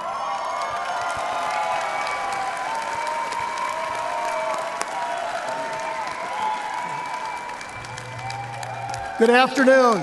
I'm Jeff Kaufman, and I'm humbled and honored to stand before all of you this afternoon.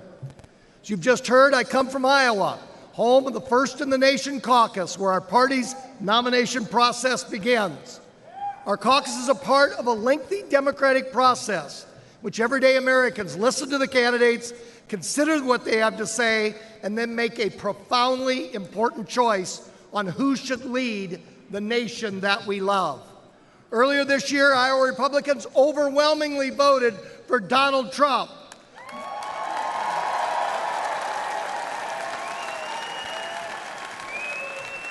Then the vast majority of Republicans in primaries and caucuses across the nation seconded Iowa's good judgment in a nominee. Today is the final step before Election Day in this venerable and time-honored process.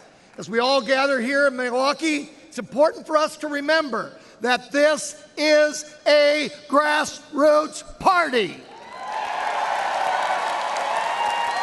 It's a party of the people, not a party of the bosses. Donald Trump has earned the trust of the people. He has listened to them, and Donald Trump has kept his word. Over the next 4 days, we will hear about the many failures of the Biden-Harris administration. The sustained criticism does not proceed from a mean or narrow partisanship, but from the broad and sincere concern for the well-being and safety of our fellow Americans. It's part of our service to our country. More importantly, we will also hear about Donald Trump's broad and inspiring vision for our country. This is not a program just for Republicans, but one for all Americans. It reflects the value of America. It's a program that acknowledges that our nation has seen better days, and we can and we will blaze a brighter future. We love America, and we want to restore her security, her prosperity, and her excellence. I invite all of you to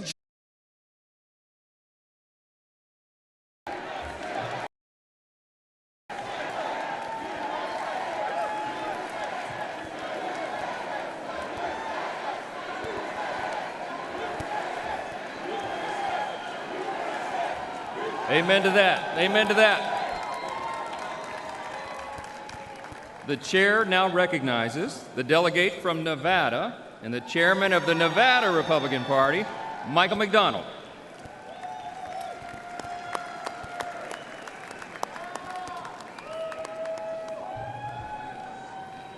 Sorry, guys, we had an issue, a technical issue. We're back. I apologize for that. Good afternoon. I'm Chairman Michael J. McDonald from the state of Nevada. It has been an honor of a lifetime to stand by President Trump's side since 2015. In Nevada, we held the first in the West Caucus, where we blew the Democrats' narrative apart. That you cannot have voter ID, that you cannot have paper ballots, and that you cannot have results of an election on election night. In Nevada, a state that is resilient on service industry, President Trump has proposed to eliminate taxes on tips on day one.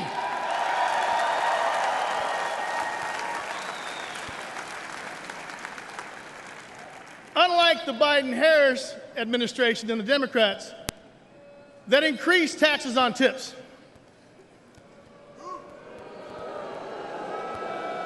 President Trump has transformed our party to the champion of the working men and women. We fight for what's right. not for what's easy. We're in a battle for the soul of our nation because we want the best future for our family and for our country. President Trump is our fearless leader who withstood the persecution of a weaponized lawfare and who has fought even harder and stronger to represent and fight for all of us. I ask all Americans to join me in taking back our nation by supporting President Trump as he leads us back to victory once again.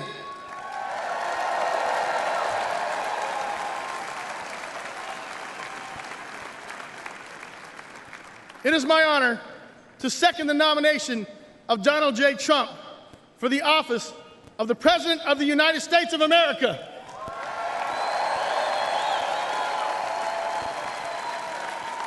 God bless you.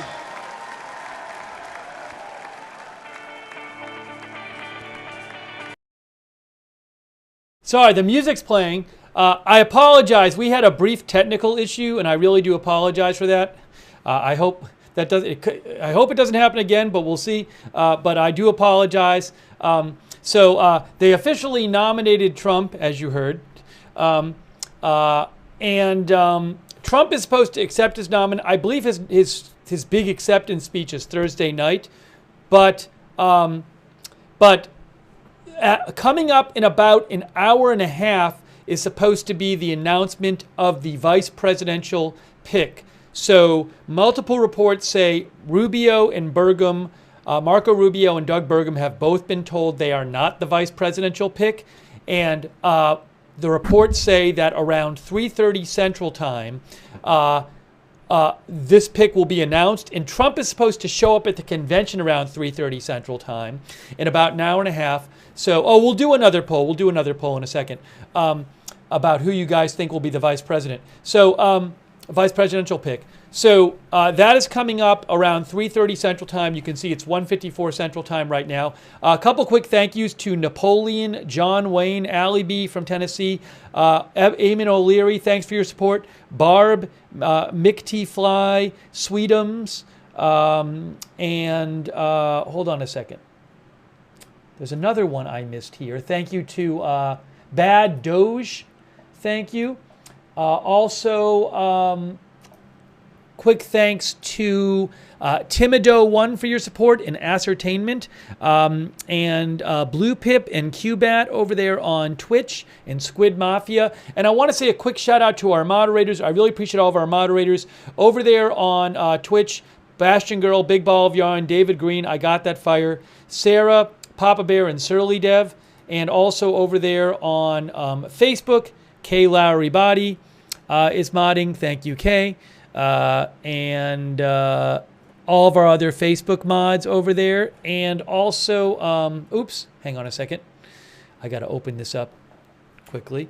And thanks to our YouTube mods, Lyra Stars, Ruth Krafasi, and let's see, Queenful, thank you. Appreciate you joining us on our live coverage. We're going to be covering the entire convention for you here at Agenda Free TV.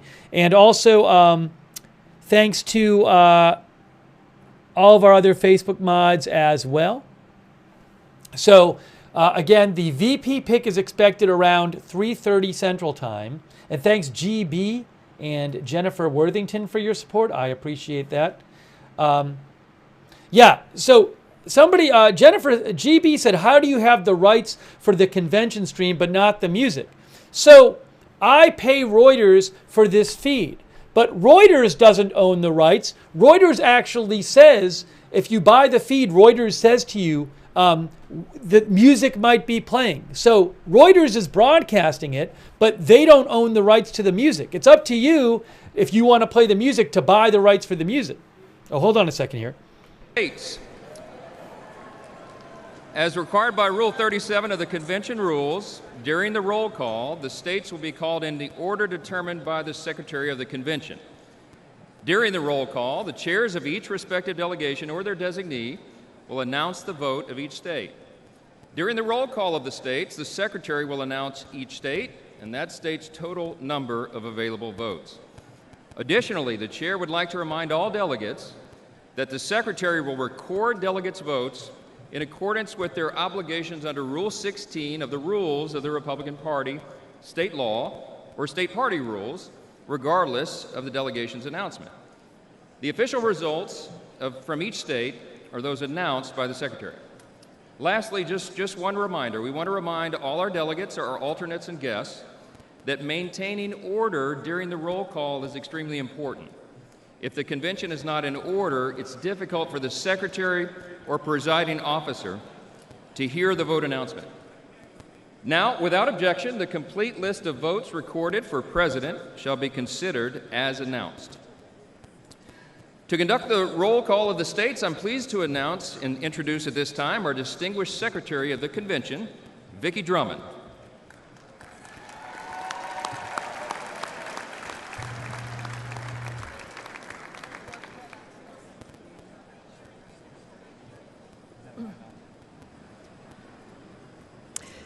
Delegates and alternates, let us commence with the call of the roll of the states.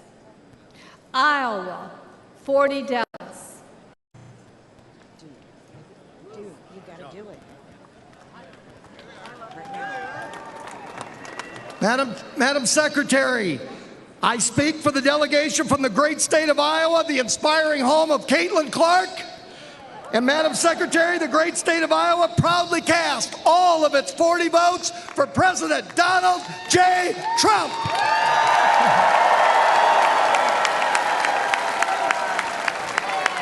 Pursuant to the announcement of the delegation and the rules and procedures of this convention, Iowa, 40 votes, President Trump. Nevada, 26 delegates. Madam Secretary, the great state of Nevada proudly casts all of its 26 votes for President Donald J. Trump.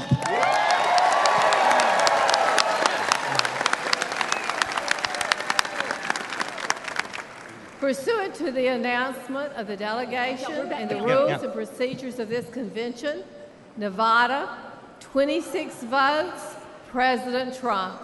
Yeah, there you go. Oklahoma, 43 delegates. Madam Secretary, I'm Nathan Dahm, Republican Party Chairman of the great state of Oklahoma, the crossroads of our country, and the first state to have a President Donald J. Trump highway, and the only state to have all 77 counties vote for President Trump 2 elections in a row, with a third time coming up this November. Yeah! The state of Oklahoma proudly cast all of its 43 votes for President Donald J. Trump.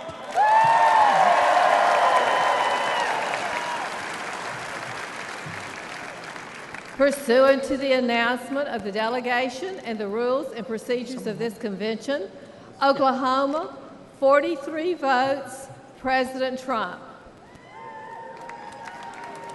West Virginia, 32 delegates.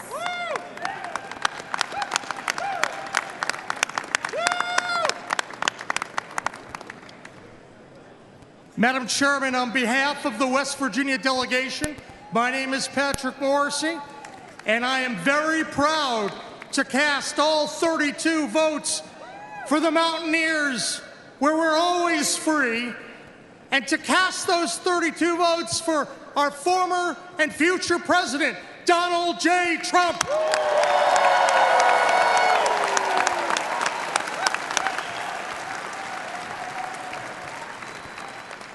Pursuant to the announcement of the delegation and the rules and procedures of this convention, West Virginia, 32 votes, President Donald J. Trump. New Hampshire, 22 delegates. Madam Secretary, my name is Corey Lewandowski, and I served as President Trump's campaign manager in 2016 for that historic victory. I stand before you today on behalf of the great state of New Hampshire, the Granite State, the first in the nation primary state, the state that delivered President Trump's first election victory way back in February of 2016.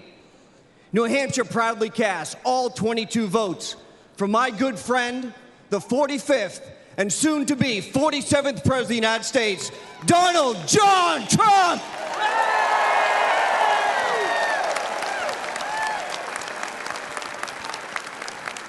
Pursuant to the announcement of the delegation and the rules and procedures of this convention, New Hampshire, 22 votes, President Trump.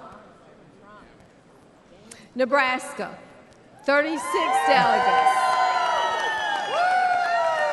Madam Secretary, my name is Eric Underwood. I'm the chairman. I present the great state of Nebraska. The good life is our motto, where agriculture, beef and corn is the lifeblood of our economy, where our medical field and university are amongst the top in the nation. But it is our people that embody a Nebraska nice, modest lifestyle. Now to announce our delegate allocation, our delegation co-chair, John Tucker. Madam Secretary, the great state of Nebraska proudly casts all of its 36 votes for President Trump.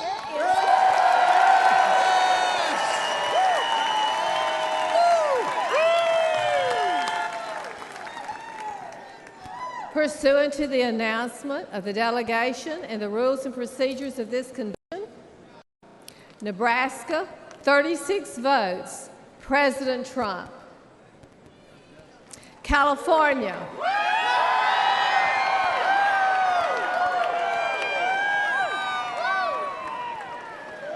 California, 169 delegates.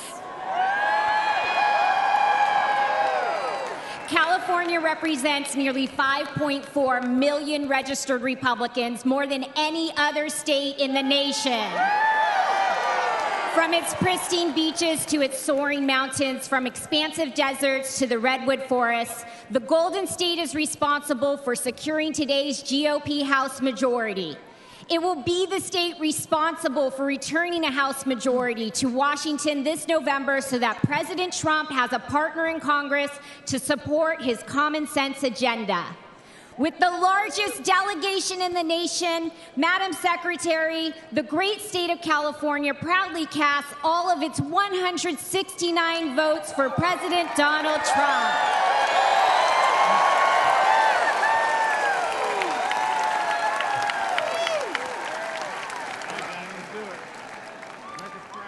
Pursuant to the announcement of the delegation and the rules and procedures of this convention, California, 169 votes, President Trump. Tennessee.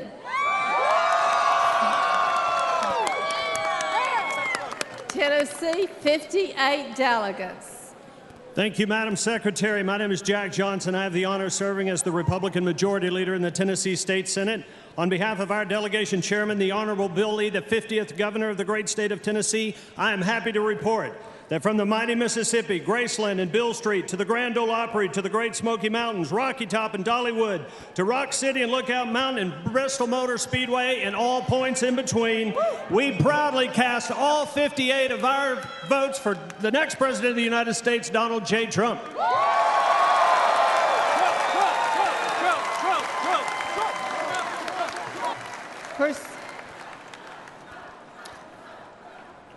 Pursuant to the announcement of the delegation and rules and procedures of this convention, Tennessee, 58 votes, President Trump.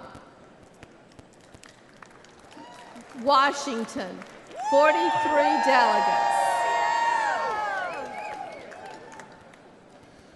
Madam Secretary, Washington State, the evergreen state, where the people support law enforcement by allowing them to pursue criminals, where the people support families and children by putting into law a Parents' Bill of Rights, where the people reform taxes so that families and young people and small businesses can thrive.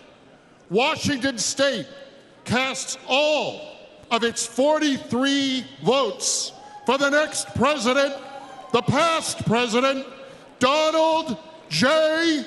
Trump.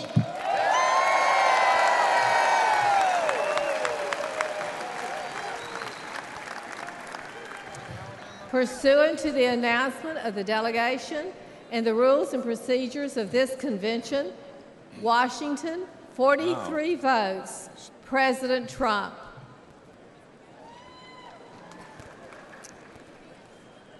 Alabama, 50 delegates. Madam Chair, I'm Coach Senator Tommy Tuberville and proud to represent the great state of Alabama, one of those pro-military and pro-veteran states in the country. Huntsville, Alabama has sent somebody to the moon for the United States in the past. We will do it again in the very near future. We stand for the flag and kneel for God. Madam Chair. Breaking news, Trump has confirmed J.D. Vance is the vice president. I am interrupting the broadcast. Donald Trump says, after lengthy deliberation and thought, the tremendous talents of many others, I have decided the person best suited to assume the position of Vice President of the United States is Senator J.D. Vance of the great state of Ohio. J.D. honorably served our country in the Marine Corps, graduated from Ohio State University in 2 years, summa cum laude, and is a Yale Law School graduate where he was editor of the Yale Law Journal and president of the Yale Law Veterans Association. J.D.'s book, Hillbilly Elegy, became a major bestseller and movie, and has championed the hardworking men and women of our country. J.D. has a very successful business career in technology and finance, and now during the campaign will be strongly focused on the people he fought so brilliantly for, the American workers and farmers in Pennsylvania, Michigan, Wisconsin, Ohio, Minnesota, and far beyond. J.D. Vance is former President Trump's VP pick. Let's go back to the roll call, but wanted to let you know that. Sorry to interrupt, but wanted to let you know that breaking news.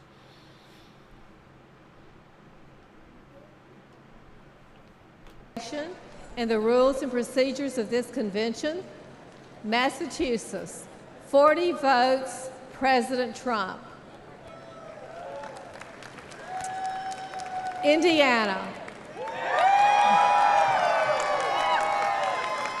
Madam Chair, I'm Jim 58 Banks. delegates. Madam Chair, I'm Jim Banks from the great state of Indiana. In Indiana, we believe in the American dream. We love America, and we love Donald J. Trump. As the son of a factory worker born in a trailer park, a veteran of the United States Navy, it's the honor of my life, on behalf of my great state, the Hoosier State, to cast all 58 votes for the greatest president of my lifetime and my friend, Donald Trump. Thank you.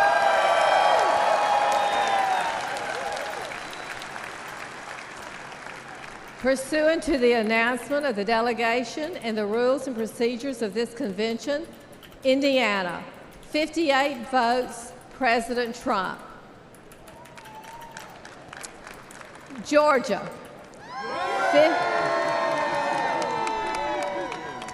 59 delegates. Madam Secretary, I'm Josh McCoon, Chairman of the Georgia Republican Party. Georgia, the Empire State of the South. Georgia, the #1 state to do business in the United States of America.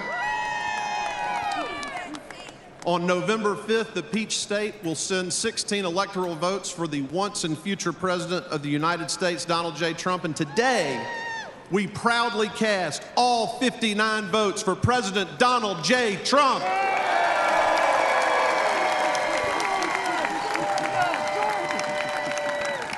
Pursuant to the announcement of the delegation and the rules and procedures of this convention, Georgia, 59 votes, President Trump.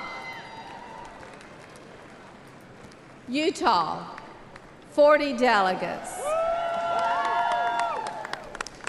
Madam Secretary, my name is Mike Lee. I'm a U.S. Senator representing Utah.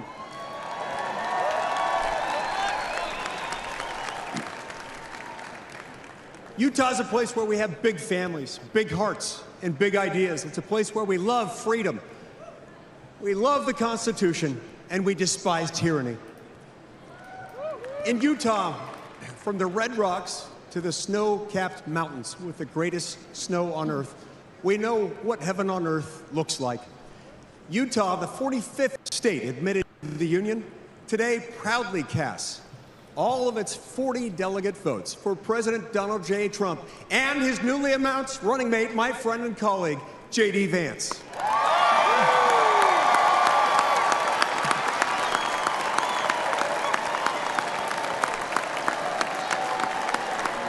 Well done.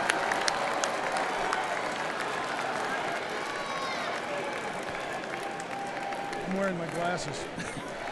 I don't know if people had just heard that in the hall. People in the hall might not have heard that. Maybe they saw... I need you to move over just a little bit. Maybe people there saw it on their phones. I mean, it was only announced about 10 minutes ago. So I don't know. Some people might have just heard that there. 40 votes, President Trump.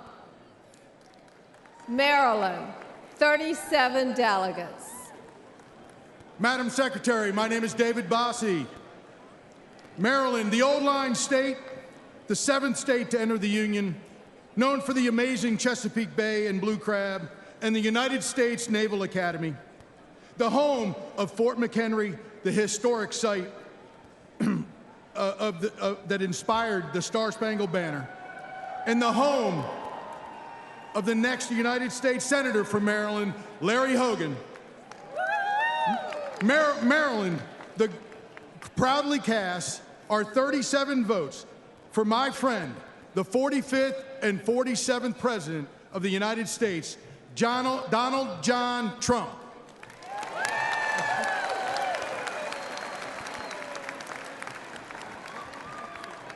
Pursuant to the announcement of the delegation and the rules and procedures of this convention, Maryland, 37 votes, President Trump. Texas.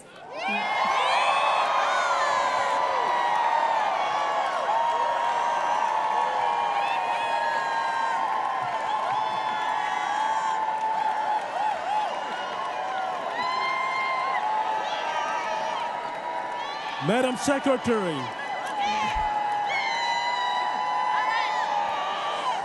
I'm Abraham George, Chairman of the Republican Party of Texas. Not only Texas is the economic powerhouse of America, where we back our police officers, back our oil and gas workers, and back our men and women in uniform. Not only Texas create more private jobs every month than Joe Biden could ever dream when he's sleeping at 8 o'clock. Not only we are a state where no Democrat has won a single statewide office since 1992. Behalf of our great Governor Greg Abbott, our Lieutenant Governor Dan Patrick, and our Attorney General Ken Paxton, and the Republican Party of Texas, and our entire delegation, we cast all 161 of our delegates for the 45th and the 47th President Donald J. Trump. Thank you, and God bless you, and God bless Texas.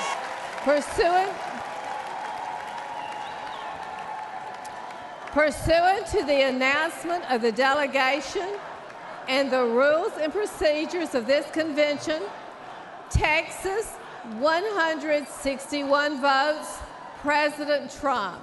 Bernie. Iowa, 79 delegates. Madam Secretary, Alex Triantafilou, Chairman of the Ohio Republican Party. I stand here today with my friend Bernie Moreno, who's going to retire forever, politician Sherrod Brown, and deliver a win to the United States Senate. We proudly cast our 79 votes for President Donald J. Trump and J.D. Vance.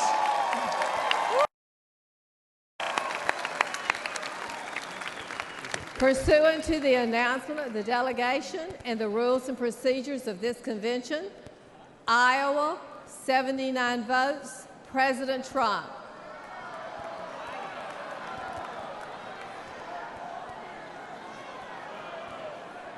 America Samoa, 9 delegates.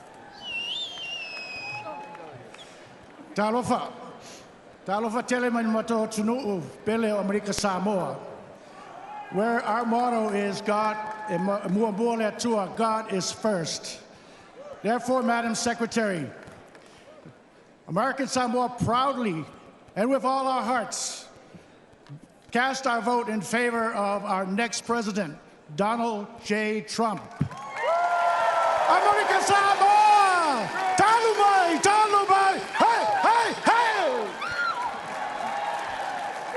Pursuant to the announcement of the delegation and the rules and procedures of this convention, America Samoa, 9 votes, President Trump. Wisconsin, 41 delegates.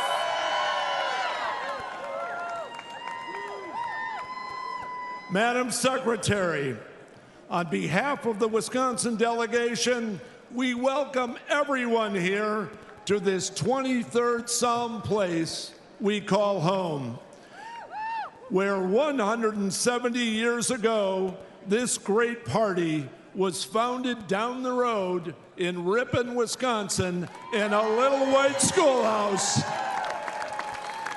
Madam Secretary, the great state of Wisconsin proudly casts all of its 41 votes for Donald J. Trump.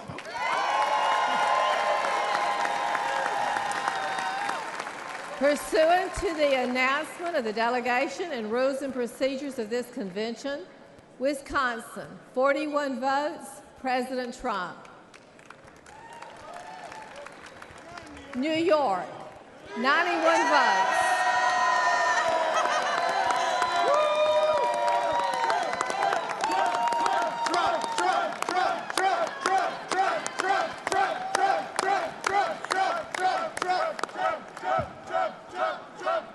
President Donald J. Trump will always be a New Yorker, and New York will always love President Donald J. Trump.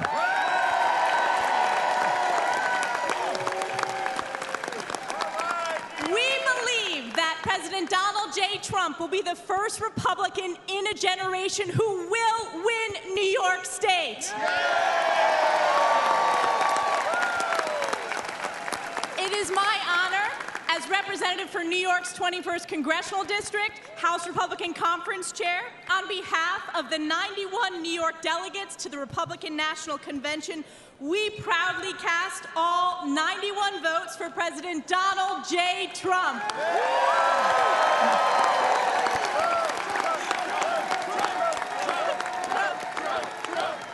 Pursuant to the announcement of the delegation and the rules and procedures of this convention, New York, 91 votes, President Trump. Florida.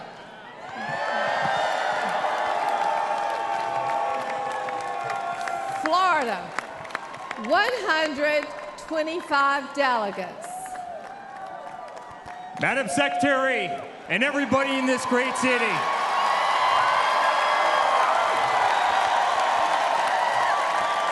on behalf of our entire family, and on behalf of the 125 delegates in the unbelievable state of Florida, we hereby nominate every single one of them for the greatest president that's ever lived, and that's Donald J. Trump. Hereby declare him the Republican nominee for President of the United States of America.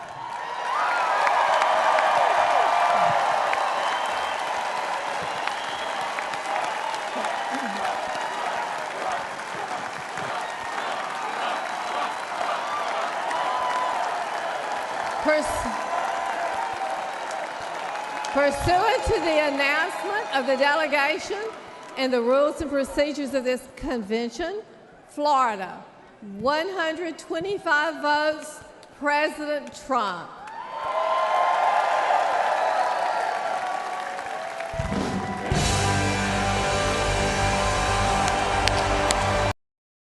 All right, over the top. Hang on a second. I guess he's over the top. Hold on. I gotta wait till they finish playing their copyrighted music. He is over the top. All right.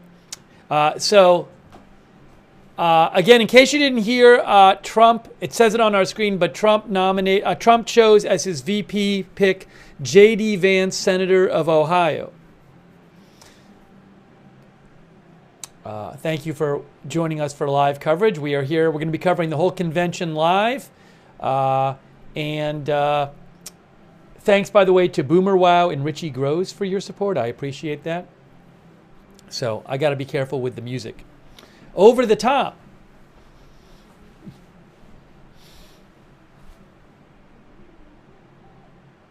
Yeah, they're playing a copyrighted music right now. So we'll get you back to the speakers as soon as they start speaking again. Appreciate you joining our coverage. We're going to have coverage tonight and every night this week, Monday through Friday. And then if I have footage from the Democratic Convention, which I'm assuming I will, we'll be covering that too. I think over the top means they just have officially have enough delegates voting for him that he's the official nominee. Hold on. We will now continue with the roll call of the states. Puerto Rico, 23 delegates. Madam Chairman, I'm Angel Cintron, State Chairman for the Republican Party of Puerto Rico, the great 51st Republican State of the Union, Puerto Rico, the shining star of the Caribbean, brothers and sisters of Florida, Texas, California, New York, and all the state. Proudly cast all of our 23 votes for our next President of the United States, Donald J. Trump.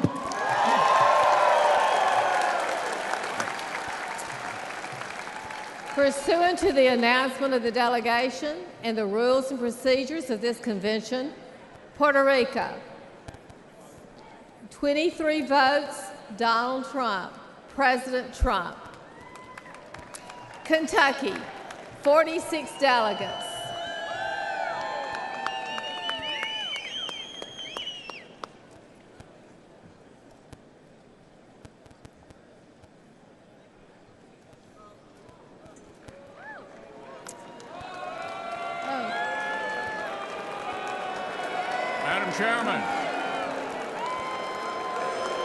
Madam Chairman, the Commonwealth of Kentucky proudly cast 46 votes for the next President, Donald J.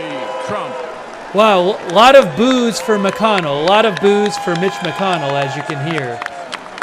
Pursuant to the announcement of the delegation and the rules and procedures of this convention, Kentucky, 46 votes, President Trump. Hawaii, 19 delegates. Aloha kako. We are the delegation from the beautiful state of Hawaii. We carry with us the traditions of the father of the Hawaii Republican Party, Prince Kuhio Kalana-Aneole Pi'ikoi. And we carry his sentiment when he said, "We are Republicans from the top of our heads to the bottom of our feet." Madam Secretary, the great state of Hawaii pledges all 19 votes for the future President of the United States, Donald J. Trump.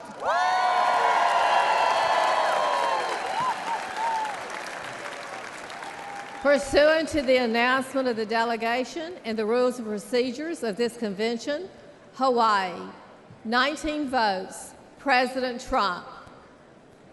Kansas, 39 delegates.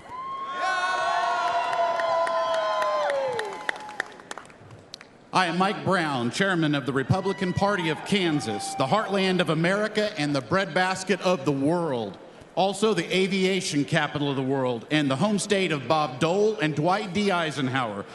Madam Chair, the great state of Kansas proudly casts all 39 of its votes for the man, Donald J. Trump.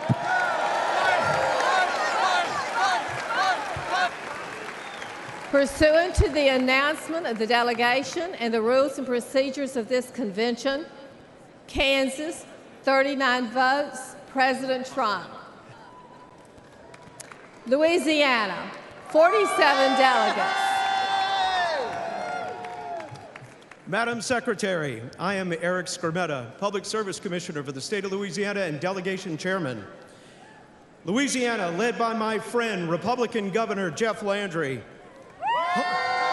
home of the Speaker of the House of the United States Government, Mike Johnson, House Majority Leader Steve Scalise, host of the 2025 Super Bowl for the NFL for the 11th time, the state with the lowest utility rates in the country, and becoming a center for capital investment for the United States. Louisiana, the sportsman's paradise, casts all of its 47 delegate votes for the bold and brave Donald J. Trump.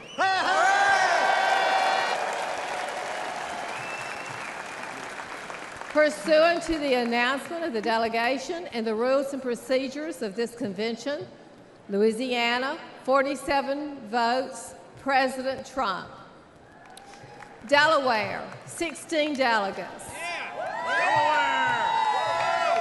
Madam Secretary, my name is Julianne Murray, and I am the proud state chairman of the Delaware Republican Party. Delaware is a small and mighty state, but we are the first state. We are so proud of our nominee, and we are going to fight to deliver Delaware to Donald J. Trump.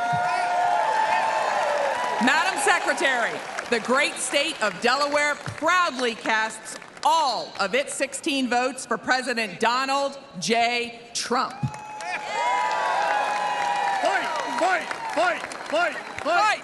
Pursuant to the announcement of the delegation and the rules and procedures of this convention, Delaware, 16 votes, President Trump. Guam, 9 delegates. Madam Chairman, Hafiday, I'm Felix Camacho, former governor of Guam. We send a warm Hafiday and Sejus Maasi from the great territory of Guam, where America's day begin. Itano Iman Samoru. The home of the newest Marine Corps base, Camp Blas, and over 20,000 members of our armed forces, Army, Marine Corps, Coast Guard, and Space Force, and over 23,000 veterans. So, Madam Chair, the great territory of Guam proudly cast all 9 of its votes for President Donald J. Trump.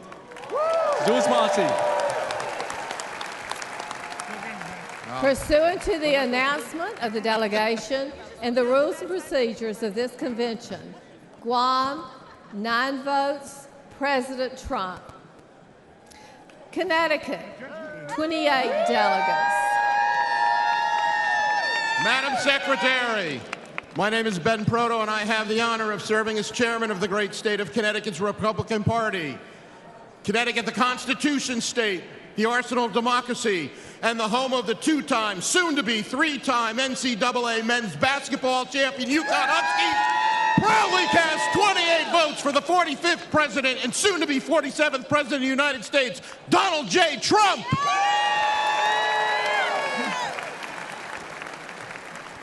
Pursuant to the announcement of the delegation and the rules and procedures of this convention, Connecticut, 28 votes, President Trump. Alaska, 29 delegates. The great state of Alaska pledges all of its 29 delegate votes to Donald J. Trump. The state of Alaska, the largest state in the nation, 2.5 times the size of our fellow state, Texas. The furthest northern state, western state, and eastern state, the largest bears in the country, largest moose, biggest military, more retired veterans per capita. Once again, we pledge all of our votes, 29 delegates, to Donald Trump, the next president of the United States of America.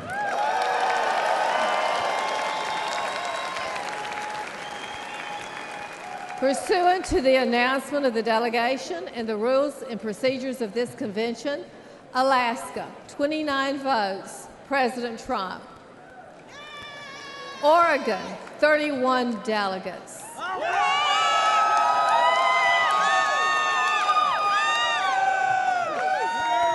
Madam Secretary, I'm Tracy Hunnell, National Committee Woman for Oregon, home of Congresswoman Lori Chavez DeRemer and Congressman Cliff Benz, home of the Beavers. Oregon is also home of the deepest lake in the country and the deepest canyon in the country. We have the third most climbed mountain in the world, and we're the wind sailing capital of the world. Oregon is an outdoor lover's paradise with every geographical terrain on the planet within our border.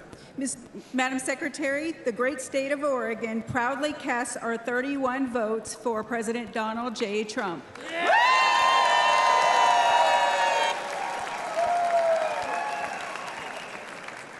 Pursuant to the announcement of the delegation and the rules and procedures of this convention, Oregon, 31 votes, President Trump. I love it. Mississippi, 40 delegates. Thank you, Madam Secretary. Governor Tate Reeves, on behalf of the great state of Mississippi, the hospitality state, the birthplace of America's music, home to B.B. King, Elvis, Faulkner, and the best catfish in the entire world. Where our food is fried and our tea is sweet. Where breaking economic development and employment records daily is as common as college baseball national championship teams. Woo! A Republican stronghold and a key piece of the Red Wall. From the mighty Mississippi River to the sweet Gulf Coast and everywhere in between, I am incredibly excited, honored, and proud to cast all 40 of our votes for the next president of these great United States, Donald J. Trump.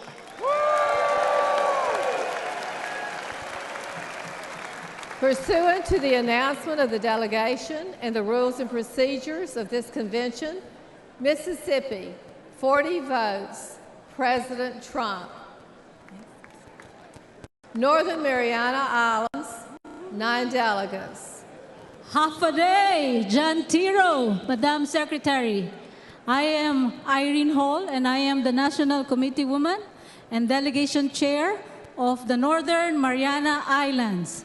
On behalf of the 9 delegates from my beautiful Commonwealth of the Northern Mariana Islands, we are so proud to cast all of our votes for our President, Donald J. Trump!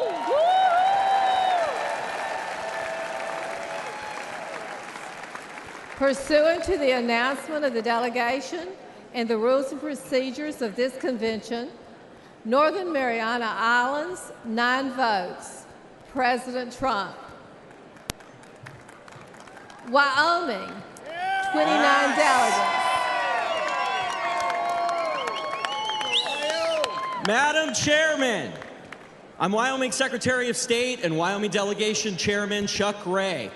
The Cowboy State is the energy capital of our country.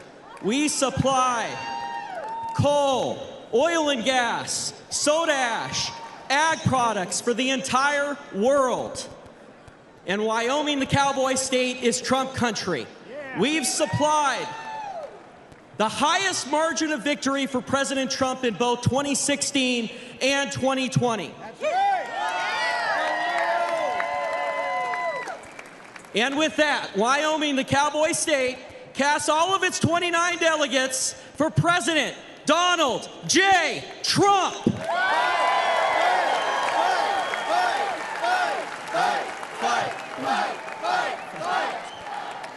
Pursuant to the announcement of the delegation and the rules and procedures of this convention, Wyoming, 29 votes, President Trump. Maine, 20 delegates.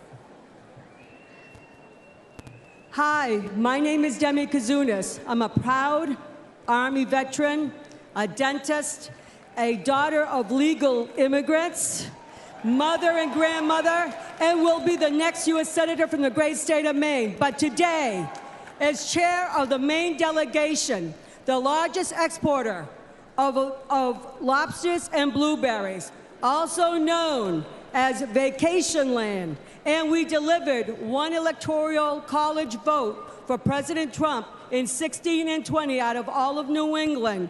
We stand here proudly with my delegation of 20 to cast all of our votes for the next President of the United States, Donald J. Trump.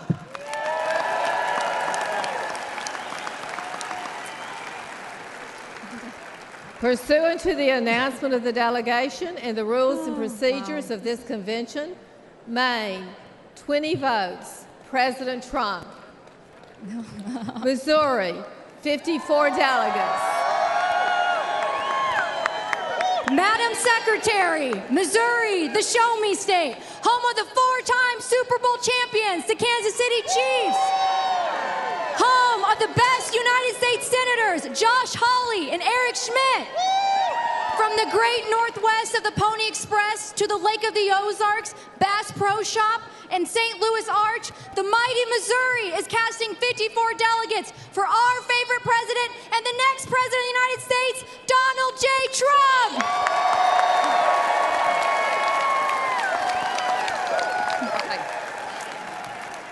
Pursuant to the announcement of the delegation and the rules and procedures of this convention, Missouri, 54 votes, President Trump. Idaho, 32 delegates.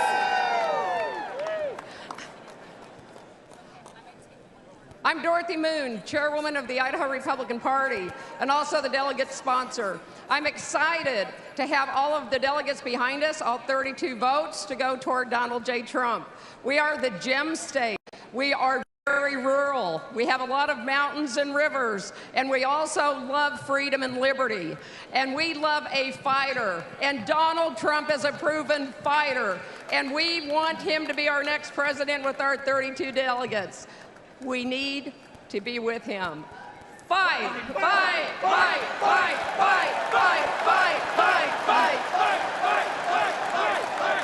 fight, Pursuant to the announcement of the delegation and the rules and procedures of this convention, Idaho, 32 votes, President Trump.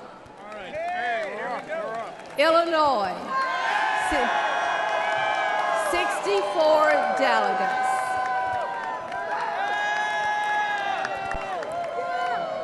Madam Secretary, I'm Congresswoman Mary Miller, and I'm proud to represent Illinois, the land of Lincoln, the first Republican president.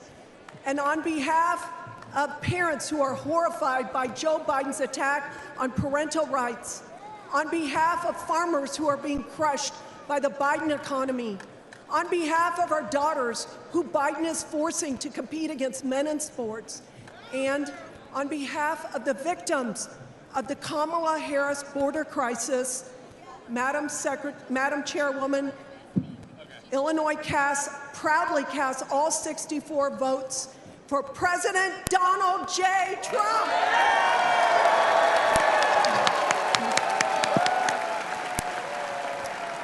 Pursuant to the announcement of the delegation and the rules and procedures of this convention, Illinois, 64 votes, President Trump.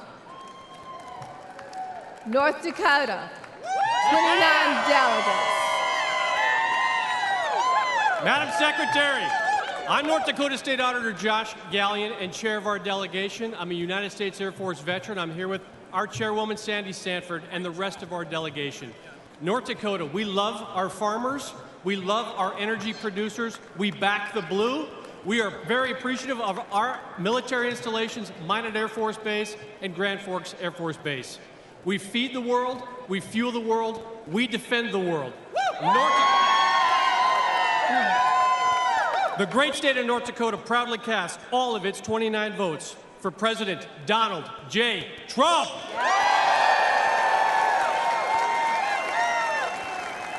Pursuant to the announcement of the delegation and the rules and procedures of this convention, North Dakota, 29 votes, President Trump. Arizona, 43 delegates. Arizona needs to secure its southern border to prevent the atrocities that are happening and fix its broken election system. And that's why I, Shelby Bush, the delegation chair, and our wonderful state chairwoman, Gina Swoboda, and this entire delegation cast their 43 delegates to Donald J. Trump!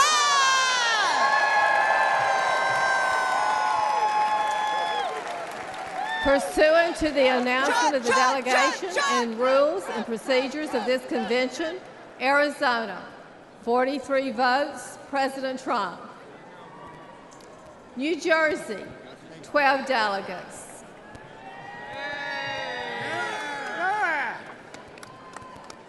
Madam Secretary, I'm State Senator Michael Testa from the great state, the Garden State, the state of New Jersey, a state where President Donald J. Trump has invested heavily. And we think and we know that he can win New Jersey this year. Madam Secretary, we should all be thankful right now that we are able to cast our votes for President Donald J. Trump after what took place on Saturday. So the state of New Jersey is extremely proud to cast all of its delegate votes for the 45th and soon to be 47th President of these United States, President Donald J. Trump.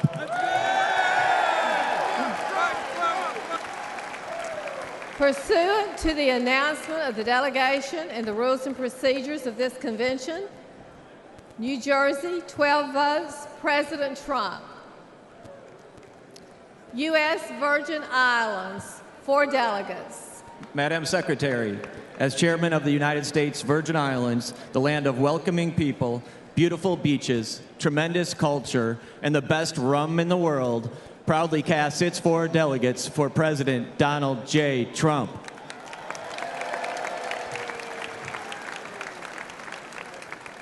Pursuant to the announcement of the delegation and the rules and procedures, the U.S. Virgin Islands, 4 votes, President Trump. North Carolina. North Carolina, 74 delegates. Madam Secretary, I am Lieutenant Governor Mark Robinson, and God willing, I will be the next governor of North Carolina.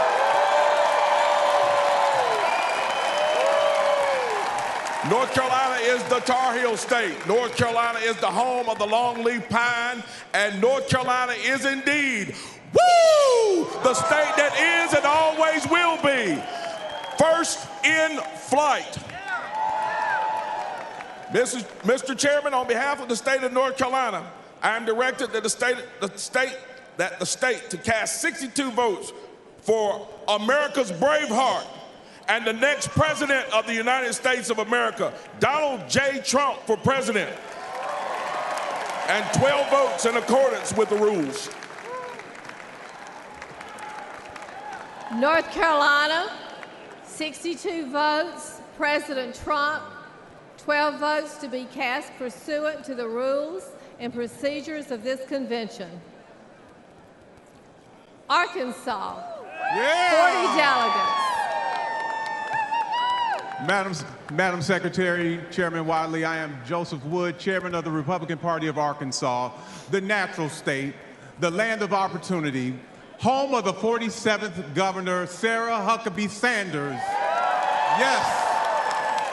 Also home of the National Federation of Republican Women, Julie Harris, Johnny Cash, Al Green, and the Little Rock 9 Civil Rights Movement. We cast our 40 votes to continue to fight and save America with Donald J. Trump. Our votes for Donald J. Trump. Woo big Louie!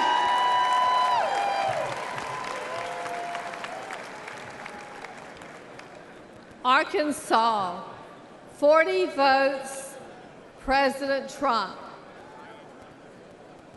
Virginia, 48 delegates.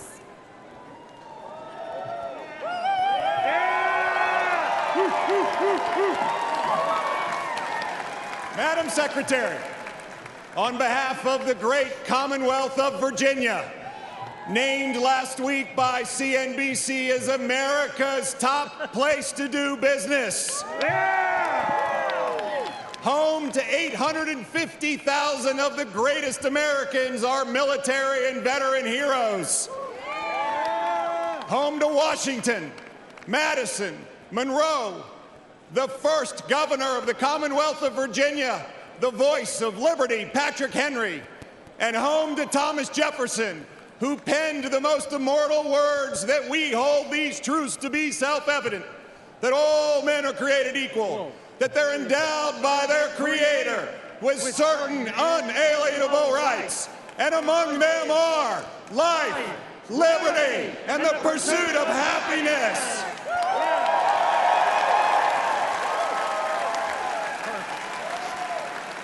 Proudly, as governor of Virginia, along with our great chairman of the Republican Party of Virginia, Rich Anderson, we cast our delegate votes for the next president of the United States, Donald J. Trump, and his vice president, J.D. Vance.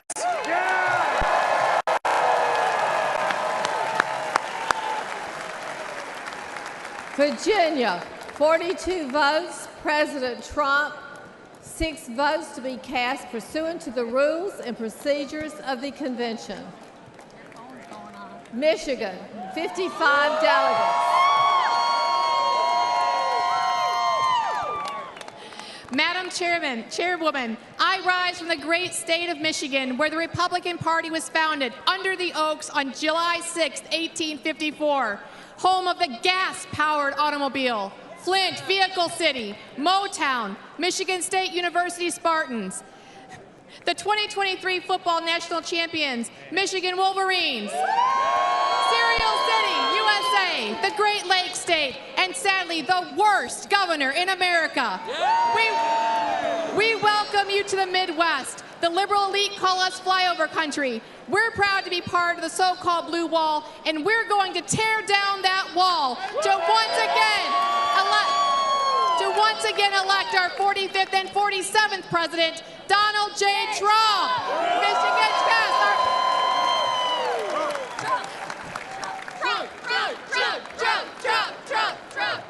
Trump. All right. Michigan, 51 votes, President Trump. 4 votes to be cast pursuant to the rules and procedures of the convention. Minnesota, 39 delegates. Madam Secretary, the great state of Minnesota, the battleground state of Minnesota, which will elect a Republican for president for the first time since 1972 this year. Minnesota, the first state to fight to preserve our nation in 1861. Today, to preserve our nation again, we Minnesotans proudly pledge all 39 of our delegate votes for our next president, Donald J. Trump.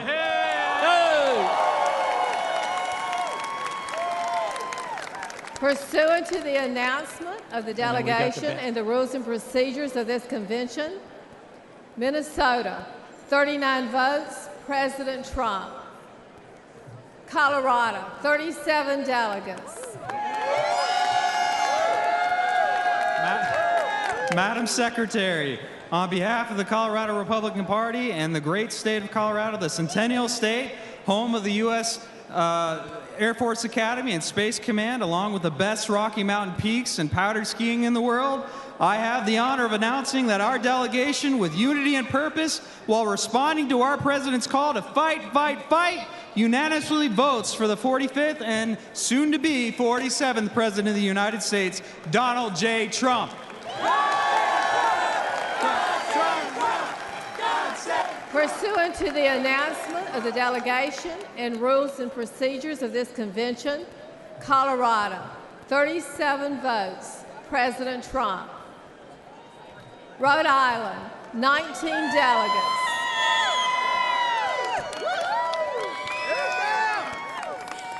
Madam Secretary, the ocean state, where almost 90 years of Democratic control has led to the industrial vandalism of our ocean. Wind turbines in our ocean are killing our fishing industry and marine life, which has led to all pain and no gain.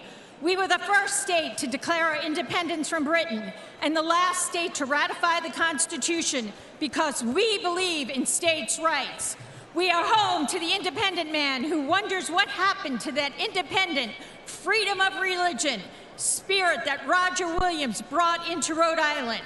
Let's bring back the spirit and soul of America with patriotism and intelligence rather than blind, ambitious power. Madam Secretary, the great state of Rhode Island proudly casts all 19 votes for Donald J. Trump.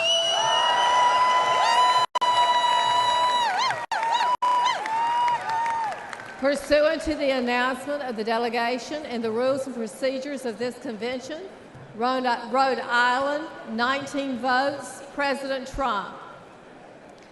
Pennsylvania, 67 delegates. Madam Secretary, the great Commonwealth of Pennsylvania and its phenomenal delegation behind me, the birthplace of our nation and Constitution at Independence Hall, proudly cast all of its 67 votes for the bravest man in America, Donald J. Trump.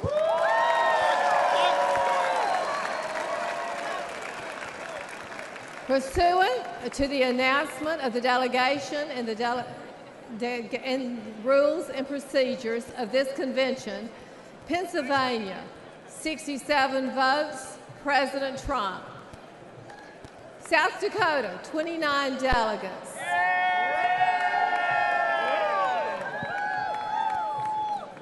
Madam Secretary, I'm Larry Roden, Lieutenant Governor of the great state of South Dakota. I'm proud to speak on behalf of myself and Governor Noem and our delegation. We represent the freest state in a nation built on the principles of freedom. On behalf of South Dakotans, I wanted to say one thing. President Trump helped bring our fireworks back to our Mount Rushmore. That monument honors 4 of our greatest presidents.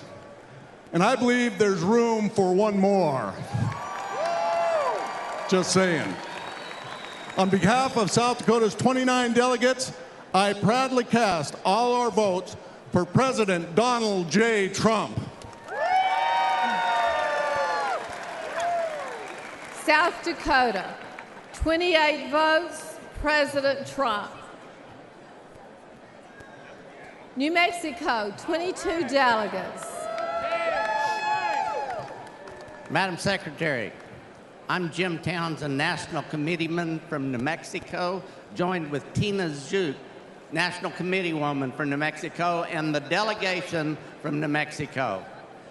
New Mexico is known as the land of enchantment. We remember well when our citizens flourished and jobs were always available. Madam Secretary, we remember when the courts in our country were known for being fair and our borders were secure. Madam Secretary, we also remember who was responsible for that and who worked hard for America. That's why today, New Mexico casts all 22 votes for the next President of the United States, Donald J. Trump. Pursuant to the announcement of the delegation and the rules and procedures of this convention, New Mexico, 22 votes, President Trump. Montana, 31 delegates. Madam Secretary, Montana is big sky country, abundant with God's blessings. Montana is the most patriotic state in the USA. Montana is debt-free and sanctuary city-free. As Secretary of State, along with all the delegates from Montana, we stand with a leader who has reshaped American politics and reinvigorated our spirit as a nation. He delivered on his promises: record job growth, historic tax cuts, securing our border and protecting our Second Amendment. It is our honor to cast 31 votes for our next president, Donald J. Trump. Pursuant to the announcement of the delegation and the rules and procedures of this convention, Montana, 31 votes, President Trump. South Carolina, 50 delegates.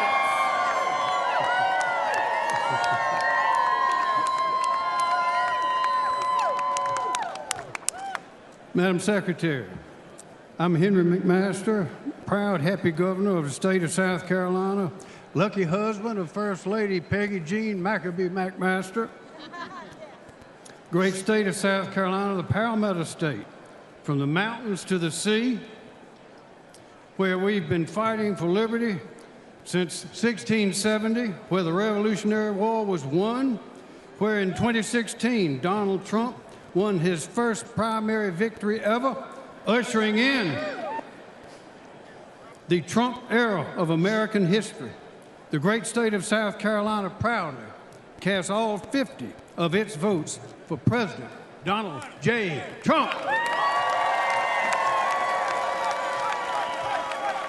Pursuant to the announcement of the delegation and the rules and procedures of this convention, South Carolina, 50 votes, President Trump. Vermont, 17 delegates. Madam Secretary, thank you. My name is Gerald Malloy. I am a proud Vermonter, a Vermont delegate, and a veteran. I am also the Vermont Republican Party nominee for the United States Senate, and I'm the guy that's going to retire Bernie Sanders. Oh, yeah. Oh, yeah. Vermont is the Green Mountain State. It's the 14th star, a long history of leadership and innovation for the United States. Ethan Allen, John Deere, President Calvin Coolidge. Our motto is freedom and unity. Unfortunately, right now, we've got a problem with unity and division in the United States. There's one man that's going to reunite our country and make America great again. It's Donald Trump, 45th and 47th President. Mr. Chairman, the great state of Vermont proudly casts all of its 17 votes for Donald J. Trump. Pursuant to the announcement of the delegation and the rules and procedures of this convention, Vermont, 17 votes, President Trump. District of Columbia, 19 delegates.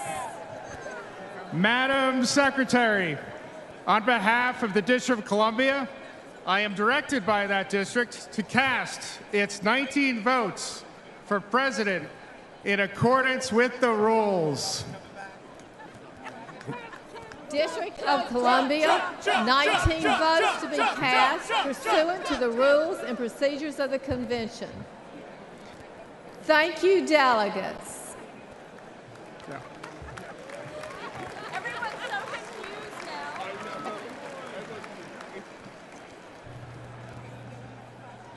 Ladies and gentlemen, Speaker Johnson.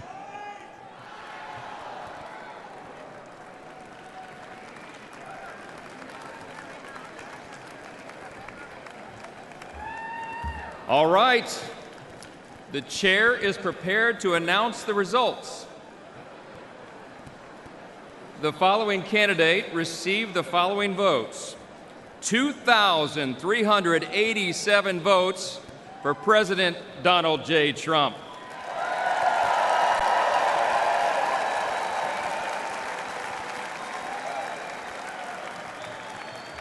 Let's make it official.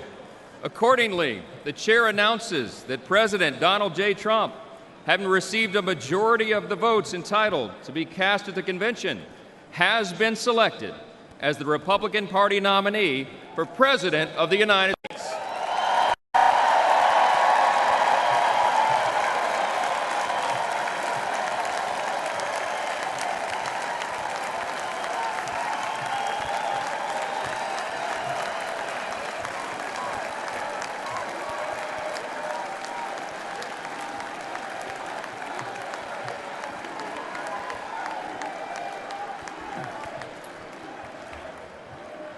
The chair is pleased to appoint the following to serve as the escort committee for President Donald J. Trump: Eric Trump, Donald Trump Jr., Tiffany Trump, Ivanka Trump, and Barron Trump.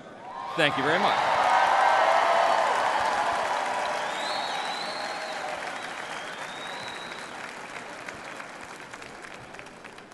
Ladies and gentlemen, it is now my honor to introduce the Attorney General, and there goes the teleprompter.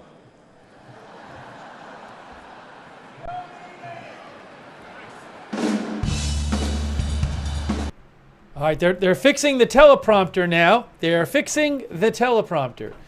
So you just saw the roll call of all the states, so Trump is officially the nominee. Although I don't know if they need to do a couple procedural things before he's officially the nominee. But you heard he got the various states cast their electoral votes for Trump. So he obviously has a majority of the electoral votes. J.D. Vance, as has been in our headline and as you've heard, is the vice presidential pick. Now, I know Trump, well, I believe Trump is supposed to speak on Thursday night. That's his big speech, Trump on Thursday, I think. Correct me if I'm wrong. He's not scheduled to speak today. Will he appear at the convention today? That I don't know.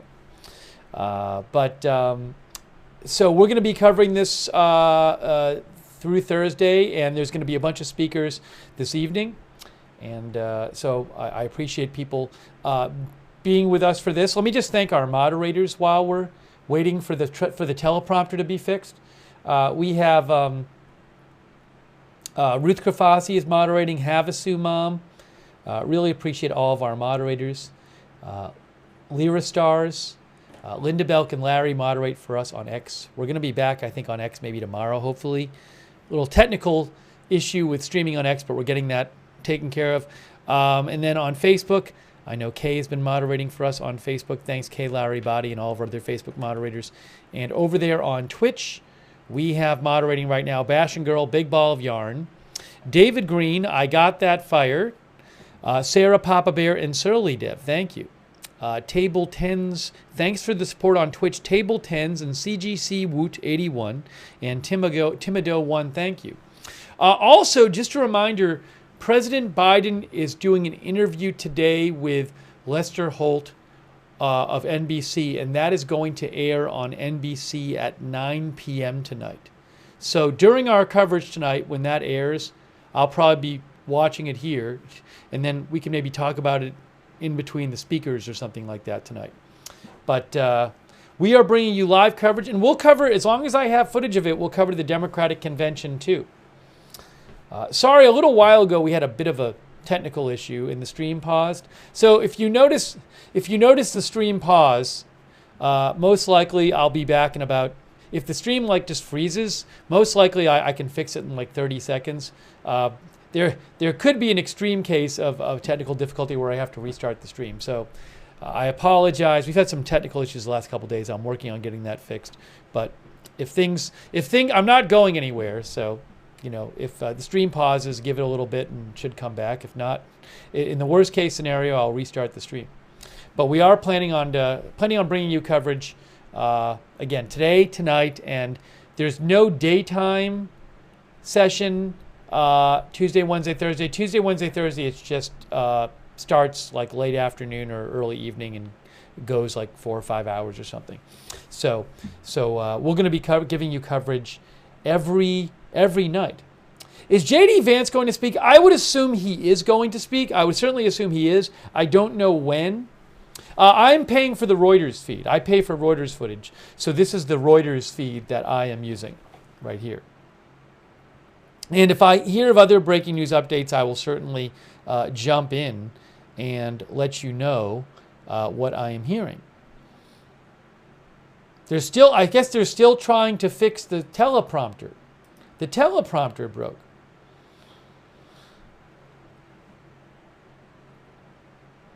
Yeah, it's like a 5. He's on. Skull J says he's on the speaker list.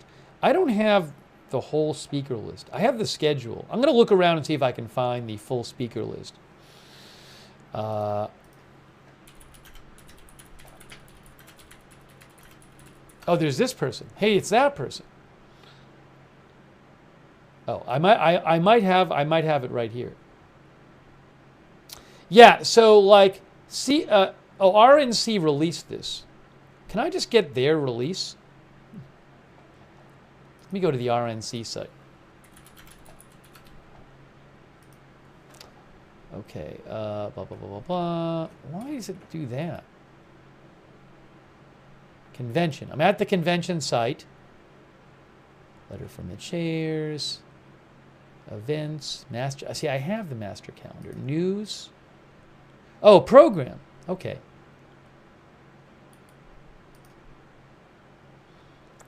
Hang on a second here. I have the speakers for tonight listed, but let me tell you.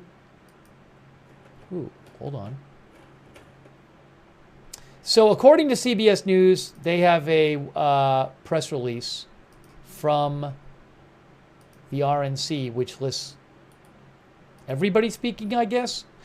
So among those speaking, Trump's family members, Donald Trump Jr., Eric Trump, Lara Trump, and Kimberly Guilfoyle will all be speaking. Lara Trump is also the co-chairman of the RNC. Just to name a few, this is not everybody, but like Tucker Carlson will be speaking. Charlie Kirk. Dana White, CEO of UFC, will be speaking. This is just I'm just naming some of them. A number of senators will be speaking. J.D. Vance was already supposed to speak, but I want to say about 25 senators will be speaking. We already heard from Marsha Blackburn. And then like Representative Matt Gaetz, Marjorie Taylor Greene, Ronnie Jackson, Nancy Mace, Sarah Huckabee Sanders. I think probably maybe about like 30 governors speaking maybe. Mike Pompeo, Kellyanne Conway, Dr. Ben Carson, Ron DeSantis. All kinds of speakers coming up. That wasn't the whole list. I don't know who the band is. Today and tonight's speakers include, it says musical performance by Chris Jansen, Marjorie Taylor Greene, Lieutenant Governor Mark Robinson of North Carolina, Representative Wesley Hunt of Texas, Representative John James of Michigan, Sarah Workman, Everyday American, Senator Katie Britt of Alabama, Senator Tim Scott of South Carolina. All these people are going to be speaking today and tonight. Governor Youngkin of Virginia, the CEO of Goya Foods, Bob Unanui, Kristi Noem, Governor of South Dakota, Everyday American Bobby Bartels, Byron Donalds, Representative of Florida, David Sachs, former CEO of Yammer, Vanessa Fora, Everyday American, Charlie Kirk, CEO of Turning Point USA, Marsha Blackburn, we already heard from, Mark Laws, Everyday American, Benjamin Josephs, Everyday American, Amber Rose, Mother and Entrepreneur, Linda Fornos, Everyday American, and Sean O'Brien, Teamsters President. That's the list that I have from the RNC of the speakers today and tonight, who you will be hearing today and tonight. Trump, I believe, is speaking on Thursday.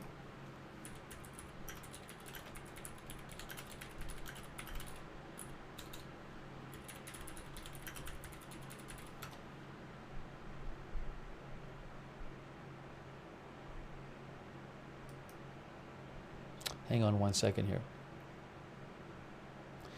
Yeah, he's expected to speak Thursday night. Thanks, Joe, for your support. Also, Bebop and Rocksteady. And Grevin Share and Boomer Wow and Richie Grows, thank you. Appreciate all of you joining the stream. So, we're just waiting for them to fix the teleprompter. The teleprompter stopped working. Somebody said Tulsi Gabbard. So I don't know exactly who's going to be speaking the next 3 days. I didn't see her on the list I was looking at, but I can't say for sure. The list I just read you is the official RNC list of the speakers today and tonight.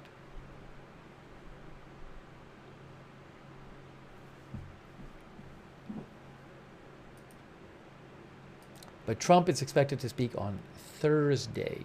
By the way, oh,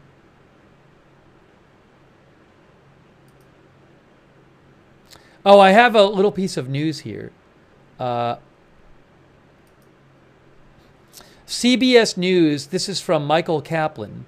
CBS News reports that Thomas Crooks, the shooter at the Trump rally, was admitted to the University of Pittsburgh for fall 2024, but he informed the school in March he did not plan to attend the university. Make of that what you will. Just a little update I just saw here.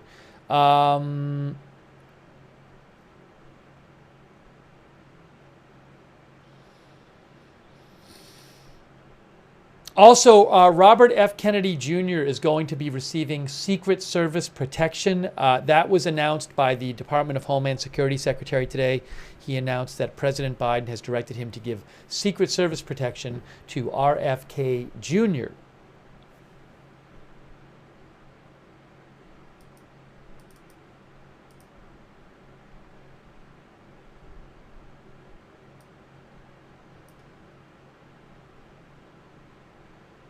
Also, Jonathan Dienst with NBC New York reports that the Trump rally shooter, the Trump rally shooter's father called police after the shooting and told the police that his son and his AR rifle were missing.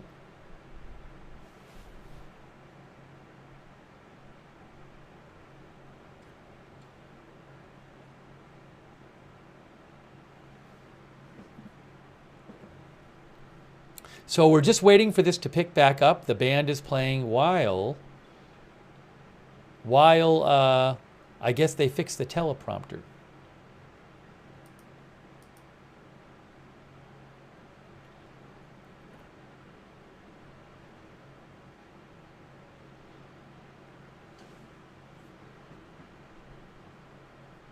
I don't know what night J.D. Vance will speak.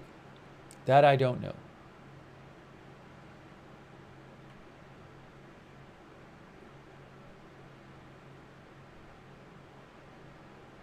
Our viewer Checks and Balances thinks Trump will appoint RFK Jr. for some big role. J.D. Vance is a senator from Ohio.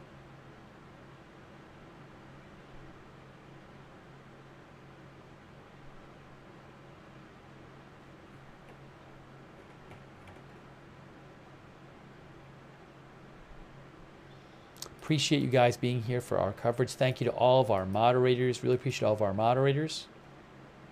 Now, I don't know what will happen. We'll see about other news this week. I mean, if there's some absolutely enormous story, we would probably just suspend this coverage and do another stream. But maybe there won't be, and we'll just, I'd only have to figure that out if there's some other, crazy big story that happens. Meredith McGraw reports that Jason Miller, who is a senior advisor to President Trump, posted a photo of Air Force Two getting. See, this is Jason Miller's X account, and let me just show you what Jason Miller posted right here. That they're putting the name Vance on Air Force Two on Trump's plane. So it'll say Trump Vance. See?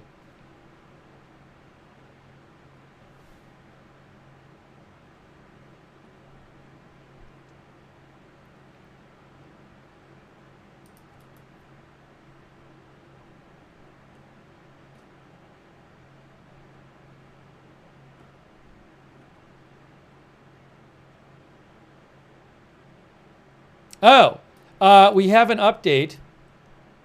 Update from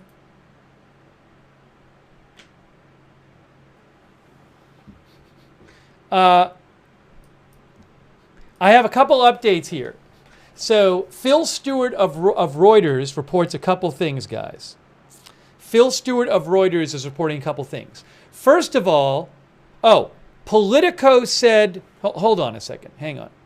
Politico reported that Monday morning Trump met with RFK Jr. to discuss the possibility of RFK Jr. endorsing Trump.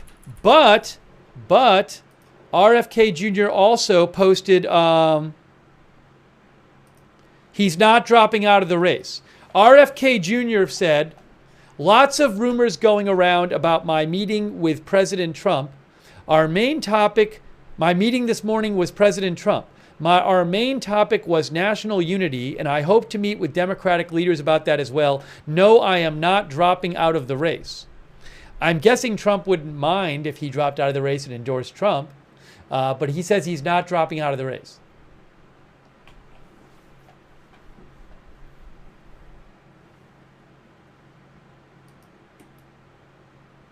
Politico, I guess, had reported that. Hold on, let me go to Politico. Yes, Politico says Politico reported that Trump met with RFK Jr. to seek endorsement.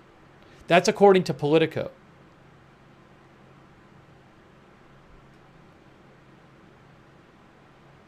Okay?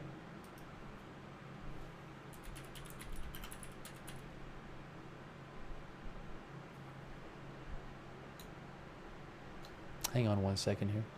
1 second. Give me 1 moment.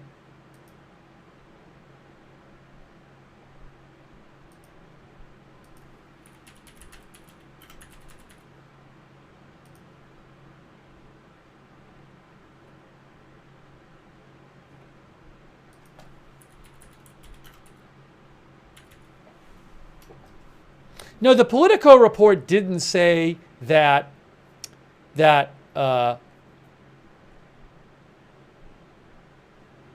it didn't say that he definitely would drop out of the race and endorse. Politico claims that Trump met with him to discuss the possibility of endorsing him.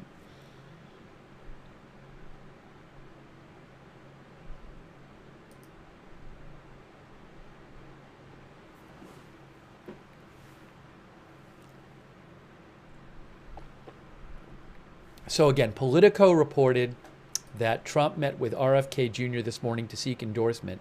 And RFK Jr. posted, lots of rumors going around about my meeting this morning with President Trump. Our main topic was national unity, and I hope to meet with Democratic leaders about that as well. No, I am not dropping out of the race.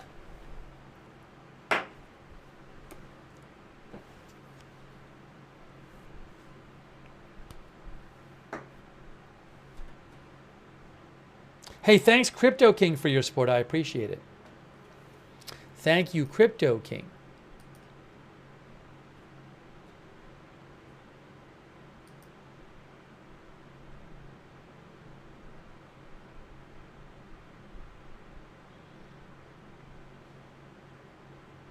Maybe we'll do another poll.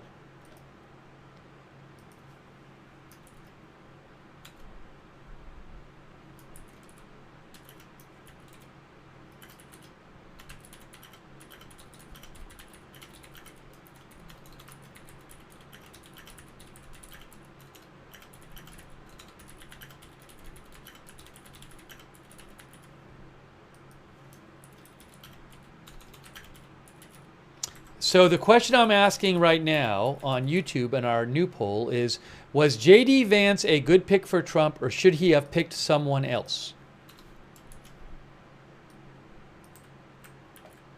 All right, I just posted that. I'll post it on Twitch too. Poll coming up.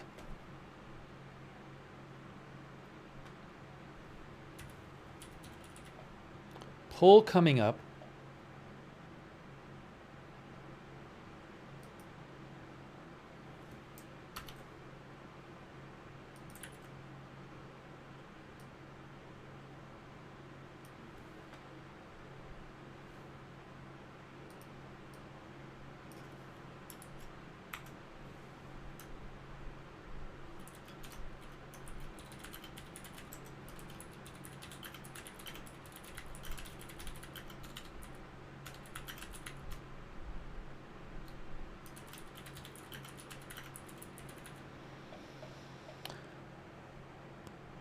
Okay. I posted it on Twitch too. Let's see what our YouTube viewers say about this. Our YouTube viewers say that, our YouTube viewers say 56% say J.D. Vance was a good pick for Trump. 44% said he should have picked someone else.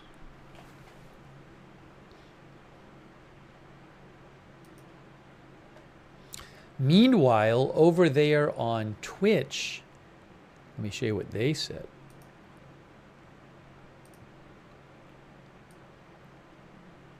On Twitch, we have, here's the current results there. 35% say good pick on Twitch. 68% says someone else would have been better.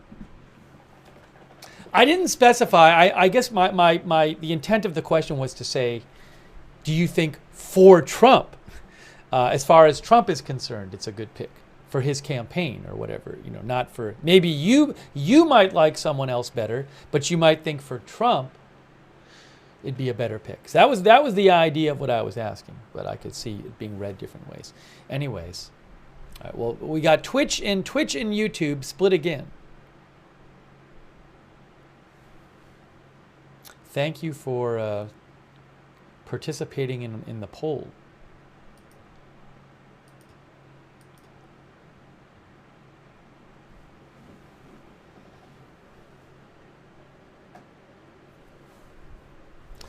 So it looks like they're still fixing the teleprompter.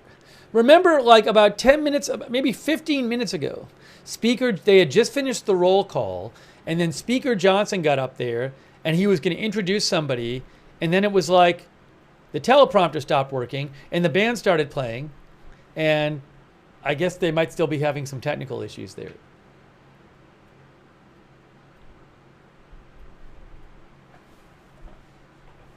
Thanks, Fiery Patriot, for your support.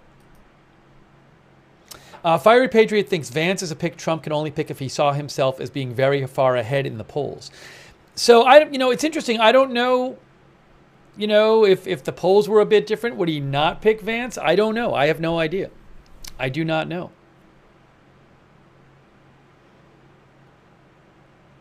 Read some more comments here. Our viewer... Sorry, where did it go? Where did the comment go?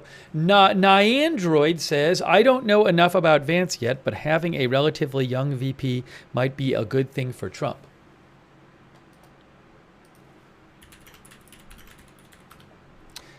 J.D. Vance, by the way, is 39 years old. He will be 40 on August 2nd. He will be 40 on August 2nd.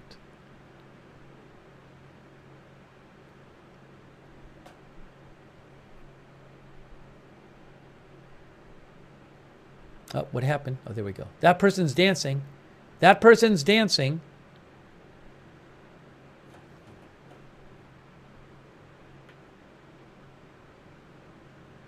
Geeg says that's pretty young. God is my banner says, would Vance be a good president is what we are at. We should be asking 50-50 right now.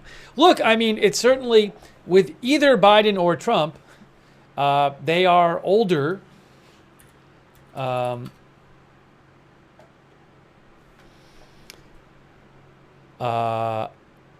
Biden is 81. What is Trump? 79? 78. So certainly with either of them, it's not. I would hope if either of them wins, they would stay healthy, but it's not crazy to think that there could be that either of them might not finish their term if they served. So with either of them, certainly there's a non-negligible chance that the vice president could end up serving as president.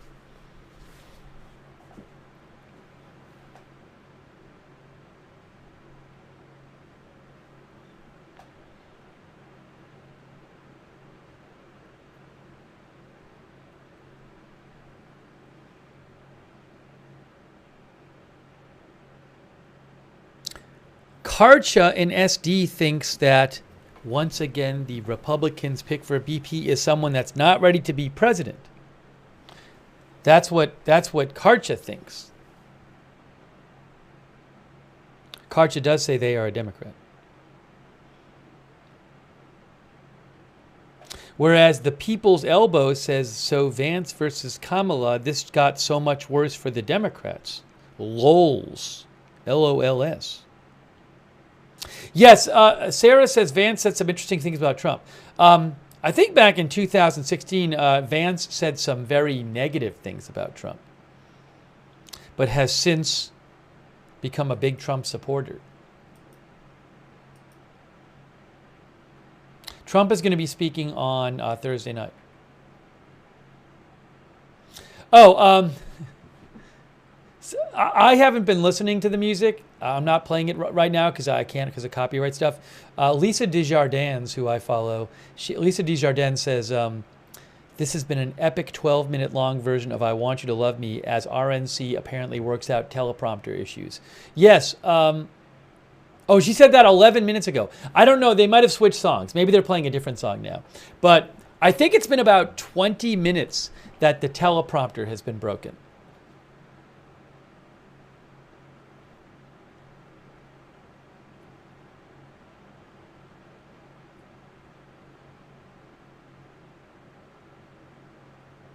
Henry J. Gomez reports, Trump called J.D. Vance with the news he was selecting him as his running mate about 20 minutes before announcing it on social media.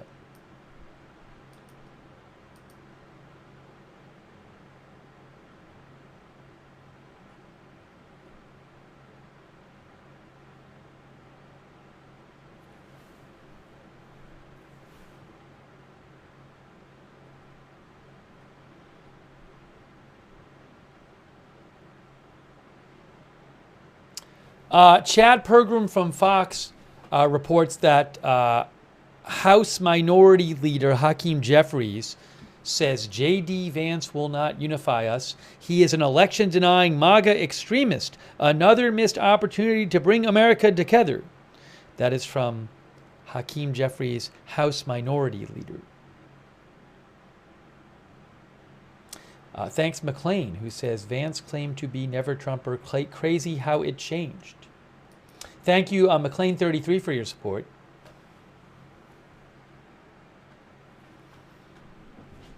Maybe while we're waiting here for them to fix the prompter, I'll throw up on the screen what Trump posted on True Social about J.D. Vance. I'm gonna post it on the screen. You can read it in case you haven't. We read it earlier. I'm posting it on the screen for you.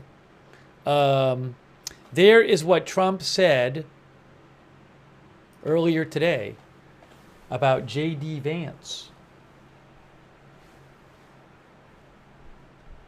He said he's the person best suited to assume the position of vice president.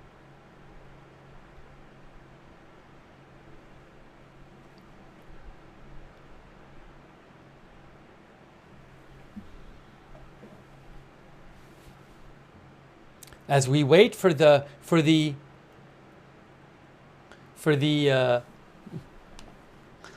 convention to continue. I wonder what happened to the teleprompter. What happened to the teleprompter?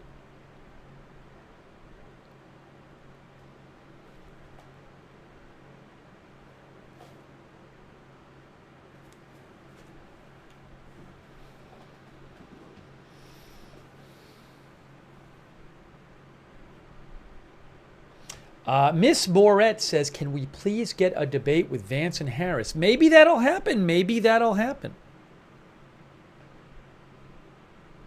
I'm going to take down that thing.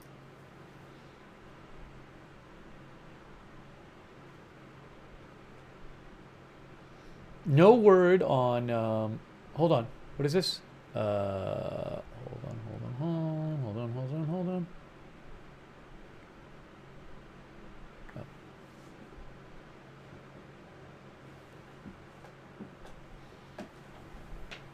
Up. Are they still playing? Did they stop? Hold on. No, they're still playing. They've been playing for like 20 minutes straight or more. They're doing like a full concert.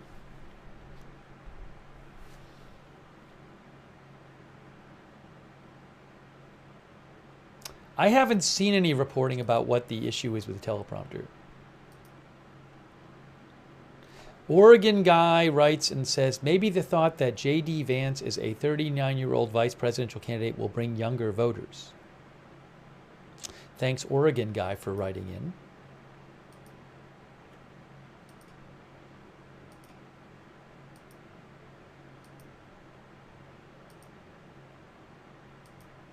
Hey, thanks also Martin Gingrich. Martin says, Vance is super smart. I'm from Ohio. He has a Yale education and has his hands in technology, Silicon Valley. That's from Martin Gingrich. Thanks, Martin. I appreciate that.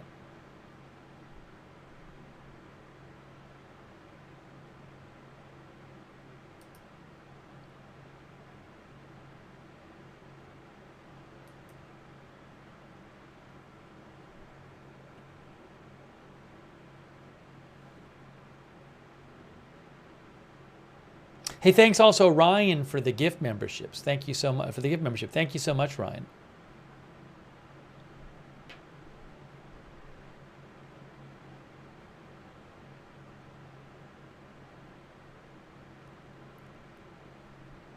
Carla Babb, who's the Pentagon correspondent for VOA, says, Vance has been a vocal opponent of foreign aid, opposing legislation to send more aid from the U.S. to Ukraine amid the Russian invasion.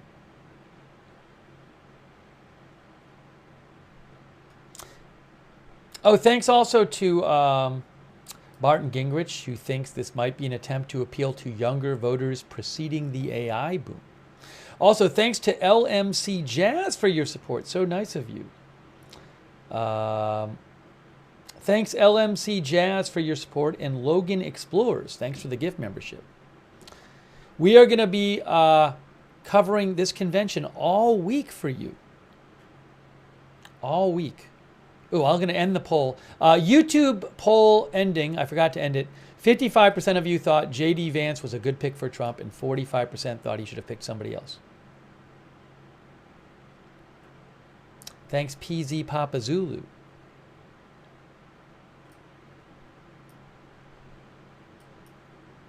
And Logan Explorers, again, for the gift membership. Thank you.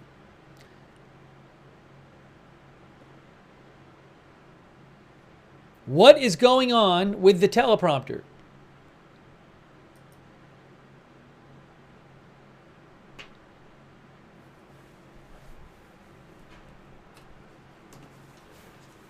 I don't know the band name.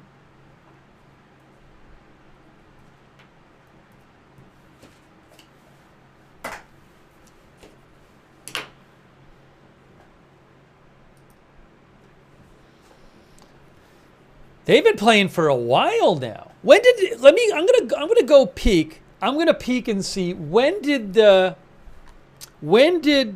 teleprompter thing happen? How long have they been playing for straight? I'm gonna look it up right now. I'm gonna figure it out. Pull out my phone here and look at the broadcast. It's probably been like a half hour. Let's see.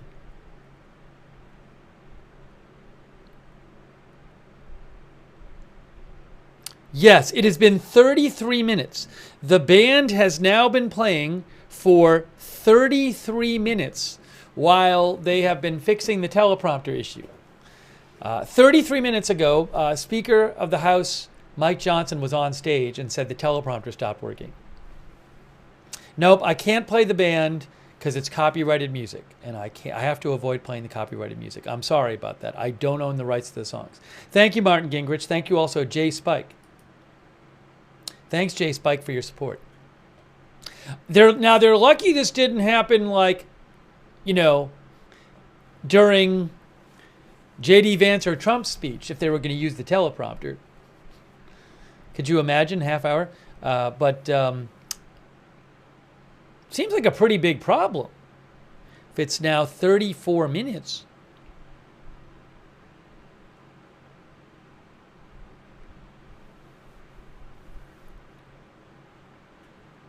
Unless there's some other issue I don't know about, but that was the issue originally.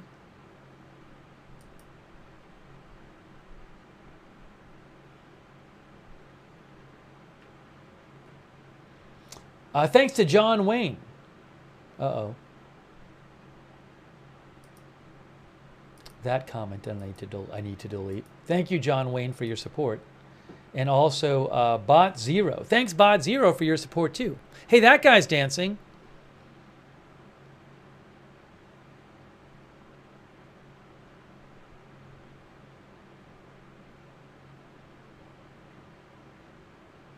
Oh, is JD Vance going to speak? Could that happen?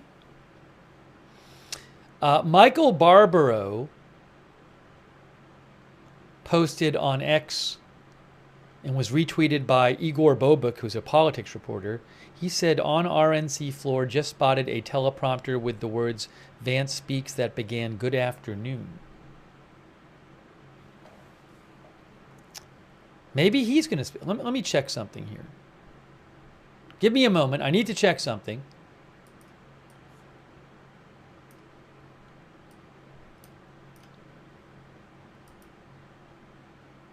Need to check something. Thanks for your patience while I check something. You can watch people dancing.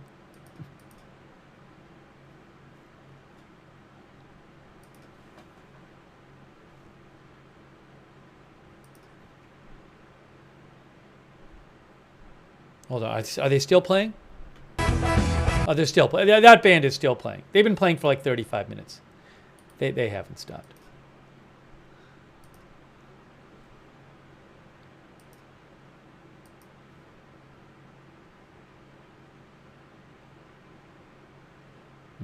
I'll keep an eye out here and see what I can see if I can figure anything out for you. There's been no reporting yet I've seen on like Vance speaking soon. So if I see anything about it, I'll certainly let you know.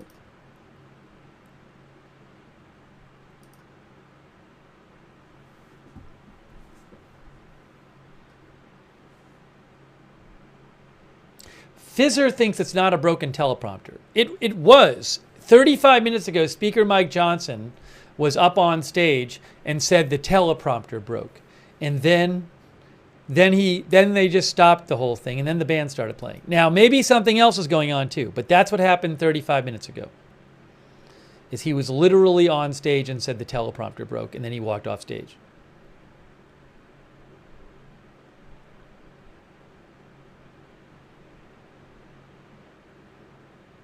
Mammy Washington, our viewer, does not think it's a teleprompter anymore.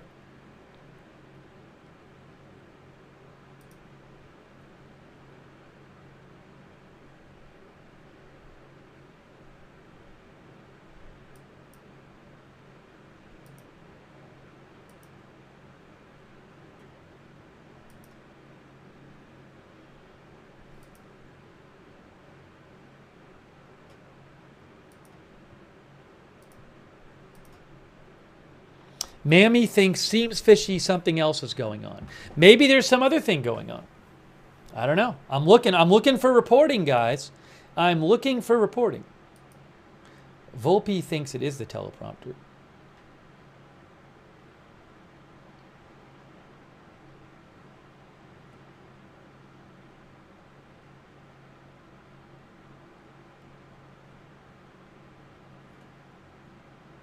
I have yet to see any reporting yet on anything different that it might be.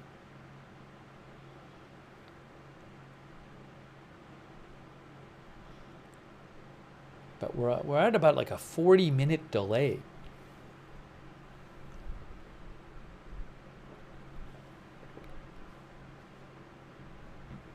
Oh, Will Ron from PBS says the last candidate on a presidential ticket with a full beard was Benjamin Harrison in 1892. That's from Will Ron of PBS.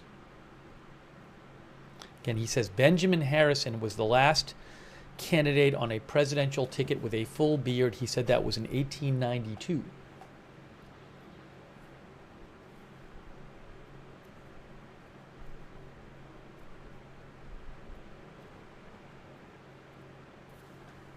Is he the youngest nominee, somebody asked.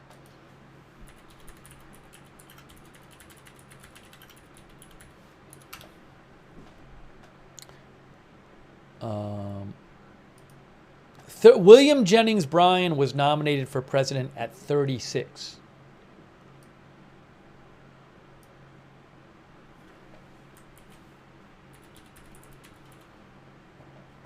He was the youngest presidential candidate.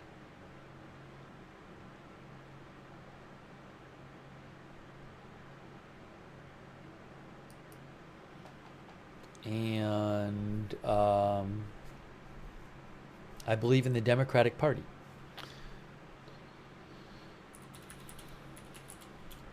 I don't know who the youngest vice presidential candidate was ever.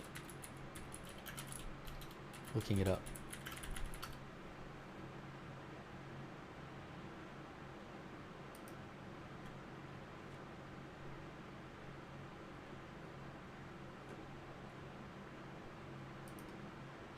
John Breckinridge was vice president, and he was 36 years old. John Breckinridge, who started serving as vice president in 1857, he was 36 years old when he started, under President Buchanan.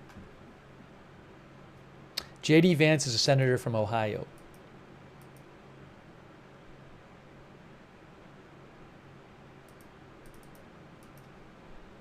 So what is going on? Is this still, is it still a teleprompter issue or something else happening? I don't know. I'm looking it up. We've had about a 40-minute delay here.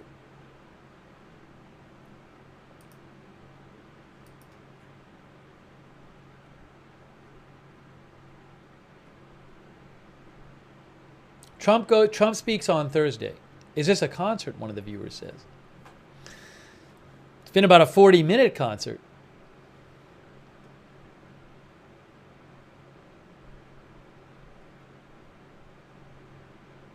Yes, so Leisha Desjardins says possible this is a Vance-related timing delay.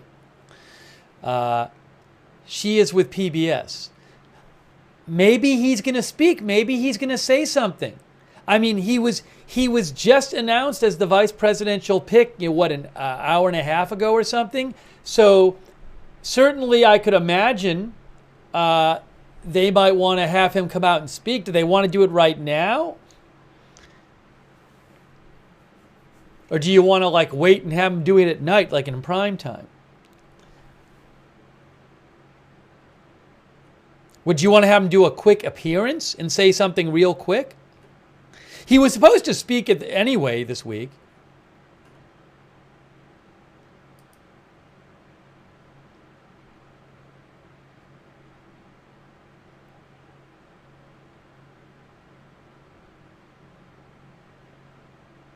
Vance's wife, Usha Chilukuri, is the child of Indian immigrants.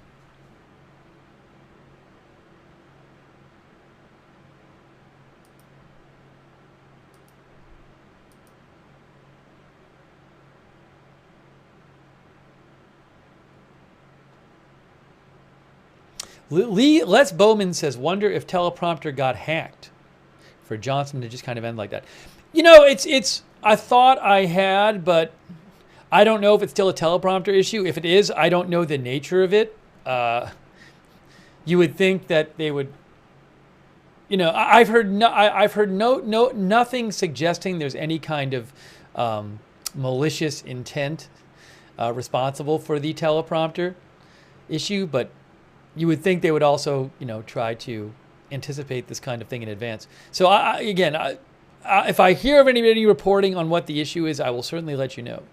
It started out being a teleprompter issue, because the Speaker of the House was on stage and said the teleprompter stopped working. So that didn't look planned, but not sure what's going on at this point.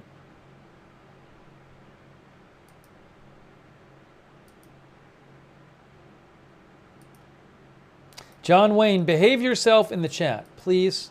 John Wayne, you're not behaving. Don't make me block you from the channel. Thanks, Stormthrower, for your support. I really appreciate that. Thanks to Hello Harper Vlogs for your support.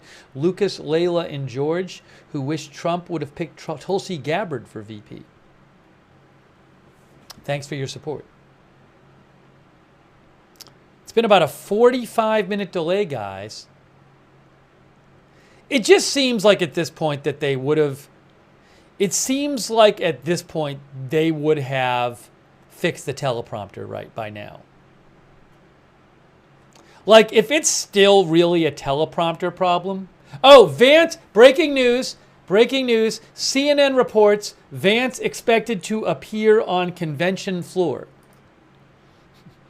CNN headline. Soon, Vance expected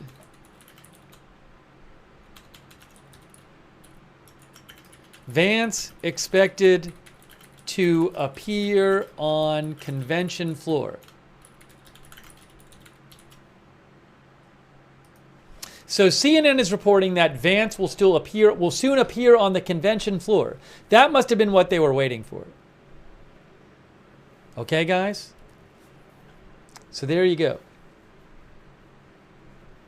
Doesn't mean he'll speak, but he's going to appear on the floor. Maybe he will speak. But I literally just saw that headline myself.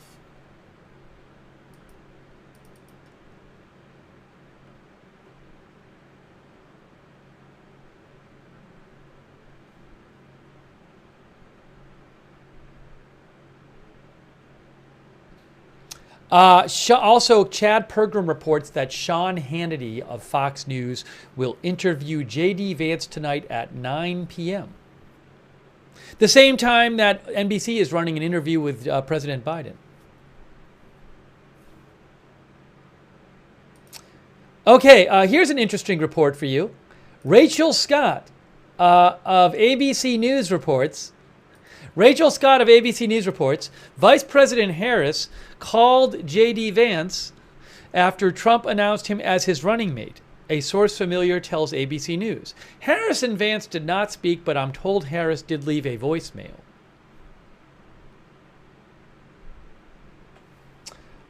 Thank you, Nick Blackbird. Nick says, can you share Donald Trump Jr. MSNBC new video? So I don't know what video you're talking about, but if it's MSNBC, I can't play their stuff. I'm not allowed to just play another news network's video. And I'm not sure of what you're referring to, but if it's MSNBC, I can't play it. Are you talking about like an interview or something, Nick? I'm sorry. I appreciate your support. Oh, hold on, he's back. Hold on. It is now my honor to introduce the Attorney General of Iowa, Brenna Bird. Please join me in giving her a warm welcome. All right, they're back. The convention is back.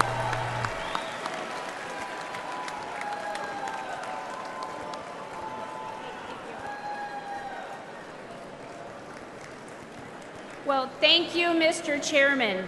Ladies and gentlemen, it is now time for us to determine our nominee for the office of Vice President of the United States, Senator J.D. Vance.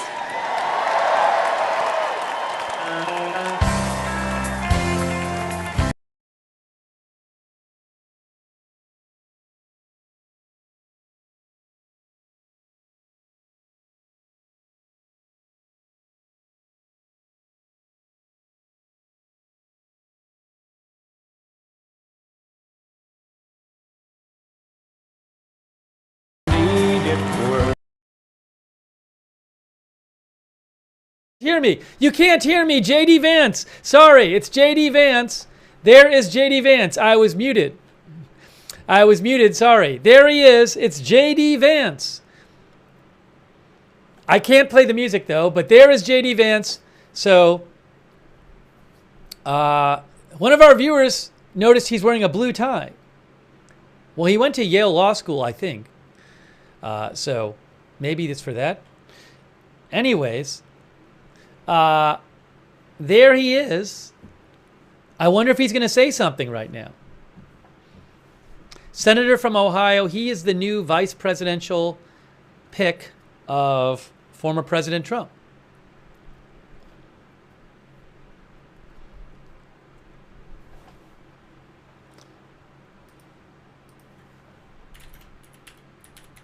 We'll see if he says anything.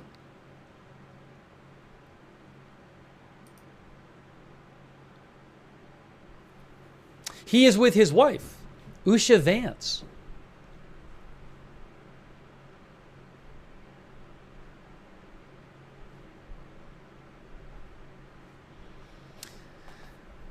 Again, I can't, they're playing music over this, so I can't play the music. But I will, as soon as the music stops, we will play you the sound, whatever that is. Oh, Chris said he sent me details of the band. I'll have to check that out. Thanks, Chris.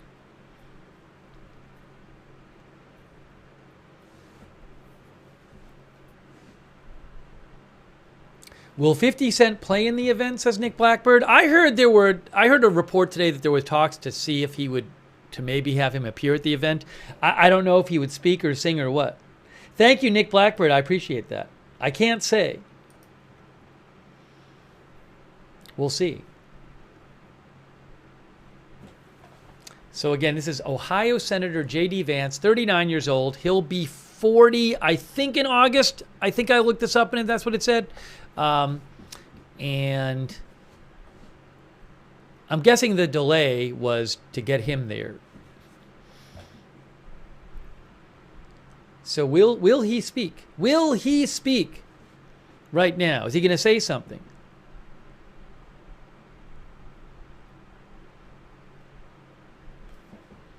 But you are looking at him right now.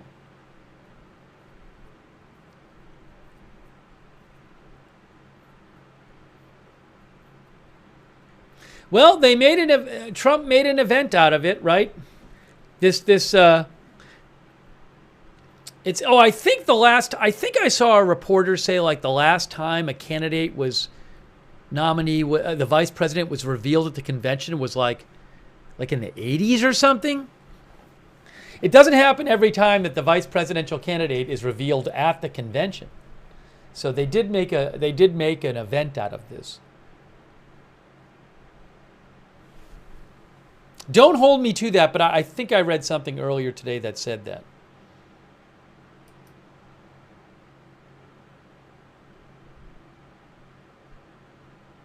I bet there's still music playing. Let's see. Yeah, it's just music. You don't even really hear the crowd. It's just music right now.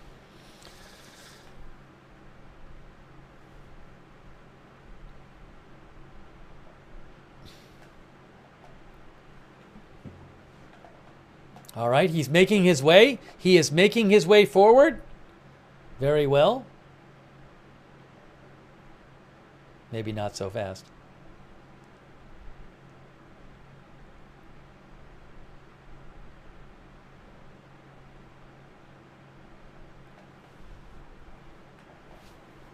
Thanks, Ohio Rando, for your support. Ohio Rando says the band is drinking so much water now. They played for a long time. They played about maybe almost an hour straight during the delay.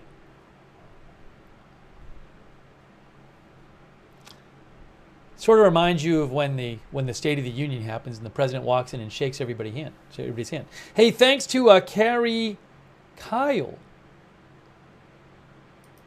Carrie is not a J.D. Vance and Republican fan, it seems like, or a Trump fan.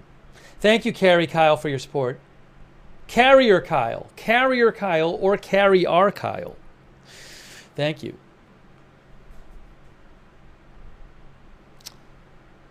They have him on the big screen there. He's on the big screen. He is on the big screen. Jody McPhee says, looks like he's got security detail now.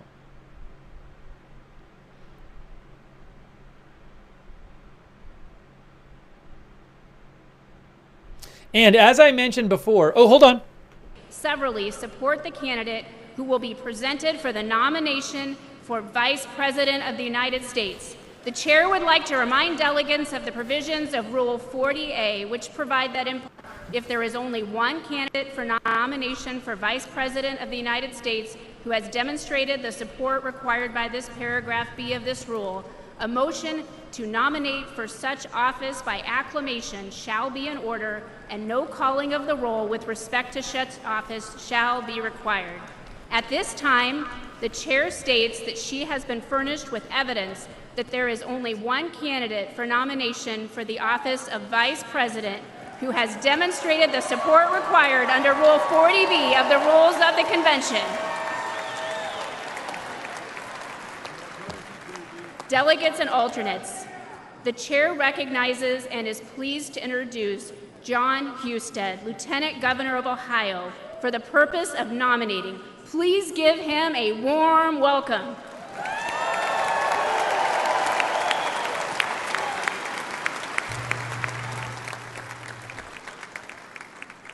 Are we ready?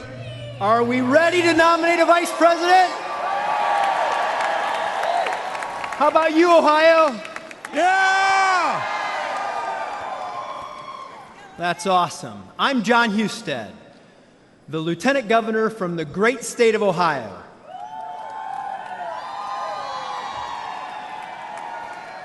It is an honor to speak to you all this afternoon to formally nominate the Republican nominee for Vice President of the United States.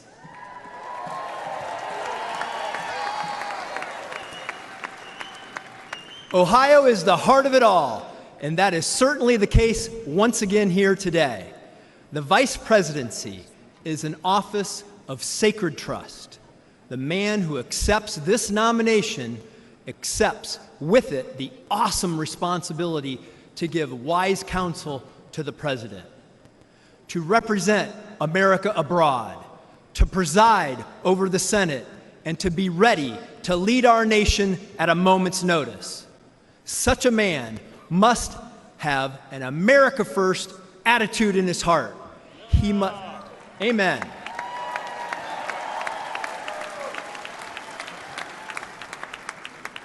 He must embrace his obligation to the American family, the American worker, and the American soldier. He must believe that America is exceptional.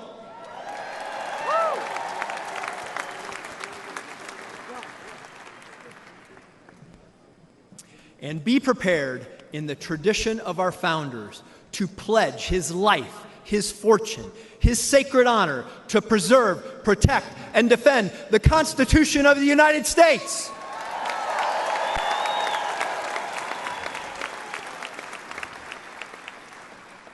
He must share the values and principles of our presidential nominee and be trusted to faithfully implement the will of the people. J.D. Vance is such a man.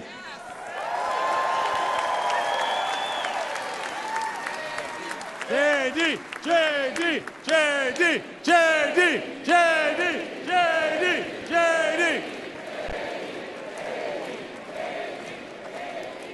A man who loves America and will represent our people with moral courage, strength, and honor. J.D. is a living embodiment of the American dream. He came from humble beginnings, and even as his life took him to places he might have never imagined, he never forgot where he came from. Ohio values are in his blood.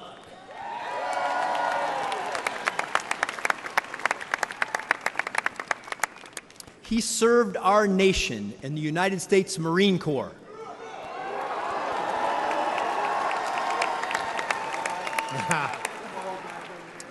He is a graduate of The Ohio State University.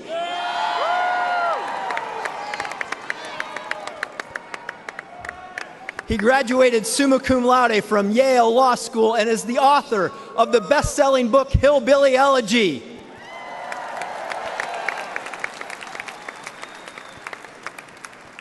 And he is a crusader for the people of the Ohio in the United States Senate. He has never forgotten the working people of our country, and he never will. He fought to bring investment to Middle America as a businessman and has fought to defend them every single day in the Senate.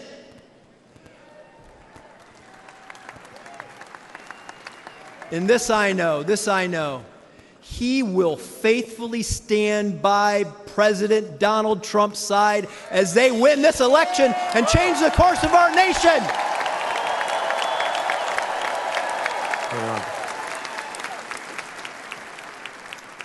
They will change the course of our nation to the benefit of all American citizens and truly make our country great again.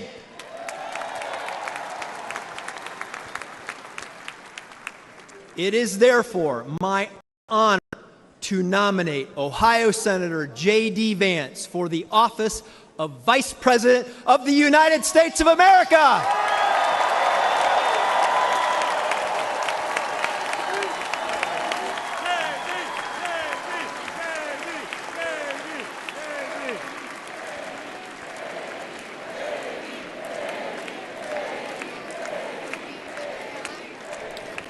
Is he going to speak or not? I'm not sure. I don't know. Now what? Delegates and alternates, pursuant to Rule 40A, a motion to nominate by acclamation is now in order. The chair now recognizes Delegate Bernie Moreno, Senate candidate from Ohio, for the purpose of making a motion. Thank you, Madam Chair. My name is Bernie Moreno. I'm honored to be the Republican nominee for the U.S. Senate from the great state of Ohio. I know firsthand that my dear friend JD is a selfless and brilliant fighter. He is a patriot who loves America. He loves Ohio. He loves his family. He's a great father. He's a great man. And that's what we need in this nation today. To JD Vance, America First is not just a slogan. It's his North Star. He has followed it every moment of his life and career. He knows what it's like to live in poverty, forgotten by Washington politicians. He is dedicated to ensure that no American is ever forgotten again.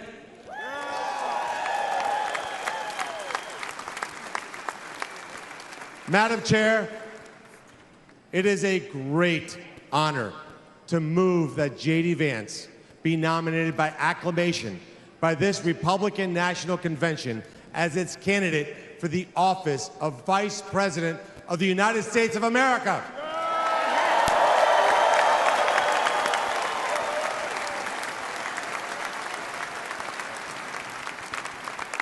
Without objection, the previous question is ordered.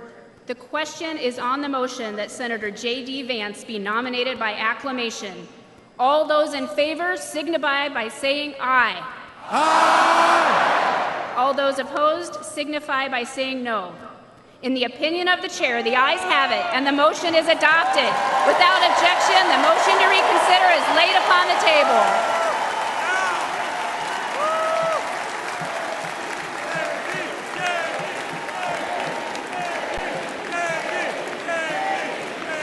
Delegates and alternates, ladies and gentlemen, I am proud to announce that Senator J.D. Vance has the overwhelming support of this convention to be the next Vice President of the United States.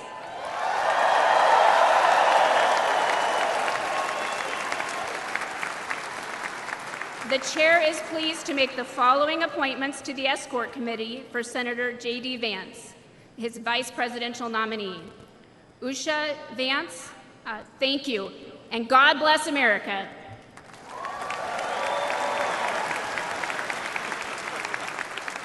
Ladies and gentlemen, please welcome back Speaker Johnson. All right. What a great night. Pursuant to Rule 40D of the rules of the Republican Party, I formally declare President Donald J. Trump and J.D. Vance as the Republican nominees for President and Vice President of the United States.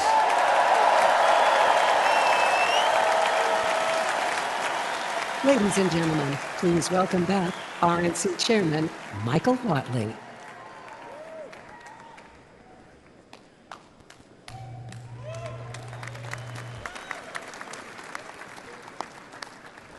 What a great afternoon for the Republican Party, and what a great afternoon for America. It is now time to take the official convention photograph.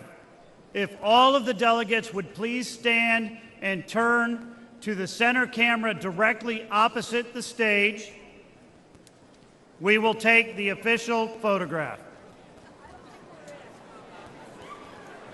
They're taking the official photograph. The official photograph. I guess Vance is going to speak. He's going to speak this week. One of our viewers thinks he's speaking Wednesday. Maybe that is. I'm not positive, but he is. I'm sure. I'm going to see him speak in prime time sometime this week. The camera's right there, right above it. See the guy with the big toe.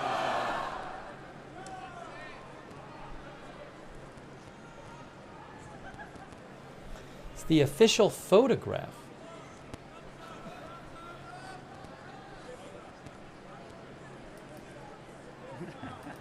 Somebody thought it looked like I was on the screen at the convention. No, I'm not on the screen at the convention. It sort of looks like that, but.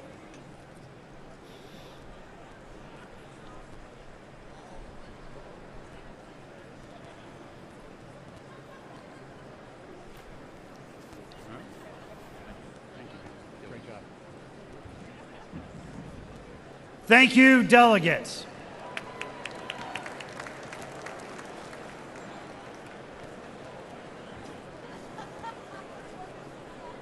At this time, please welcome Leora Levy, delegate and National Committee woman from Connecticut, who will lead us in a benediction.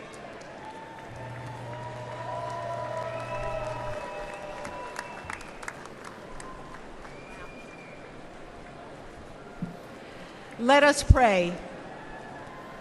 That means be quiet. Bow your heads. Heavenly Father, we thank you for the life and the strength of President Donald Trump and pray that you continue to protect his family.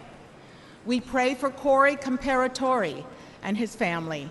May his memory always be a blessing. We pray for the 2 patriotic Americans who were wounded and for their speedy, complete recovery.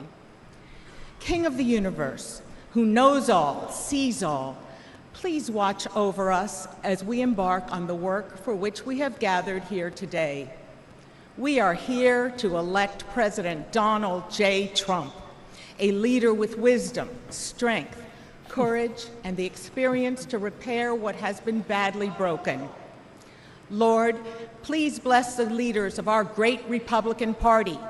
Bless President Trump, Vice President J.D. Vance, RNC Chairman Michael Whatley, Co-Chairman Laura Trump, the delegates, alternates, and guests gathered here today as we work to make America great again. May we remember your word in Deuteronomy 31:6. Be strong and courageous. Do not be afraid because of them, for the Lord your God goes with you. He will never leave nor forsake you. Our Father in heaven, bless our exceptional country, the United States of America, and all stand vigilant to protect us, the members of our armed forces, police, and first responders. O Lord our God, we pray for the peace of Jerusalem, your eternal city, and for all the children of Abraham. We remember and pray for freedom for the hostages kidnapped and held so cruelly against their will. Lord, please keep them in your sight and hasten the day of their freedom. Lord, we have gathered here from different communities, cities, states, and territories. Let us pray together, united for our nation, the United States of America. May our prayers unite the American people to work together for the betterment of our nation and of the entire world. May America be a light unto the nations and an emissary of clarity and leadership for the world. Grant peace, goodness, blessing, grace, loving kindness, and mercy to us. Bless us, our Father, all of us as one, with the light of your face. Amen.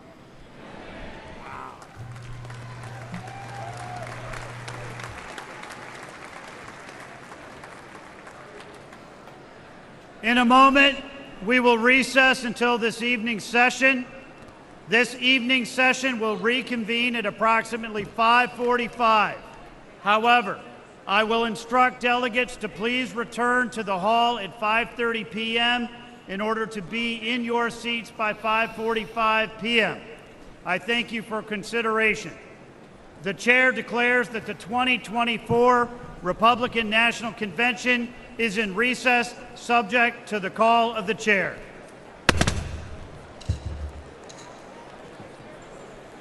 Hey, did he say 5:45 or 4:45?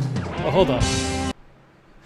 Did he say he said 4:45? I have a schedule here, but I just want to make sure. What did he say? 5:45.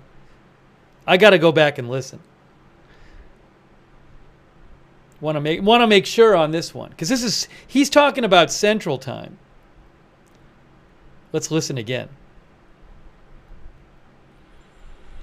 Hey, did he say Republican National Convention in order to be in your seats, reconvene at approximately 5:45? Okay, 5:45. Okay, right. So guys, here, by the way, thanks to Cherry Cola for your support. I appreciate that.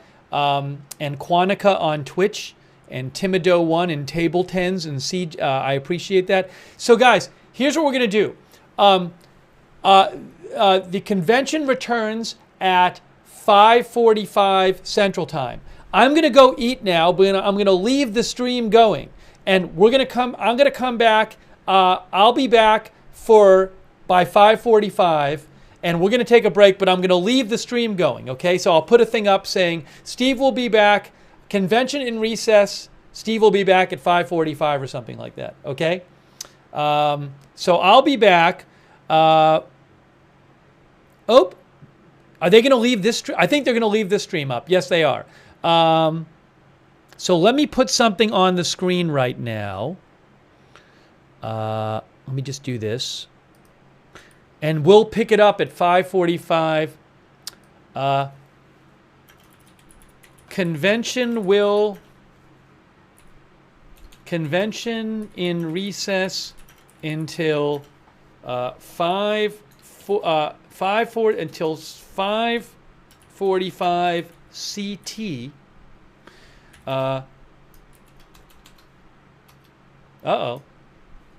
Steve will be back then. Okay. I'm going to put this up on the screen here.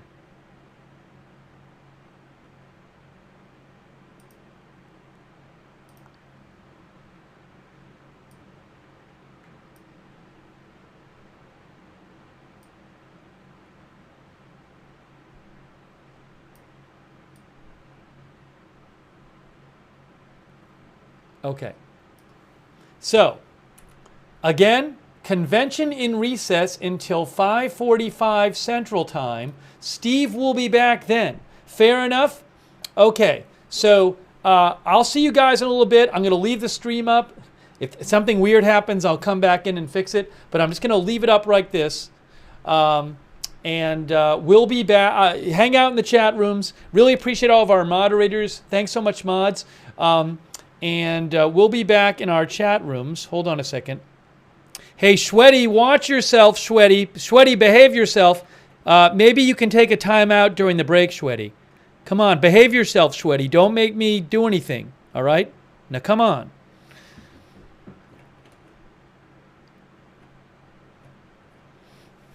All right. Anyways, Shweddy aside, I'm going to go grab some food, hang out in the chat rooms. I appreciate all of our mods, and I'll see you guys in a little bit, and we'll continue our coverage.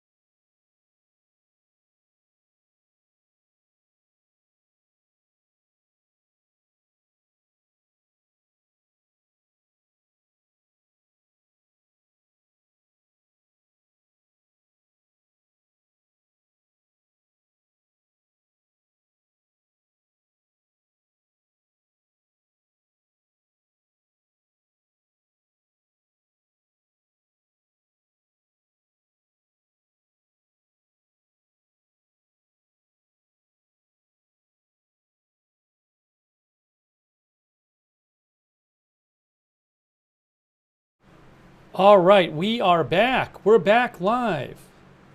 How about that? I guess we got 5 minutes till. Actually, it says 6 p.m. Central. But anyways,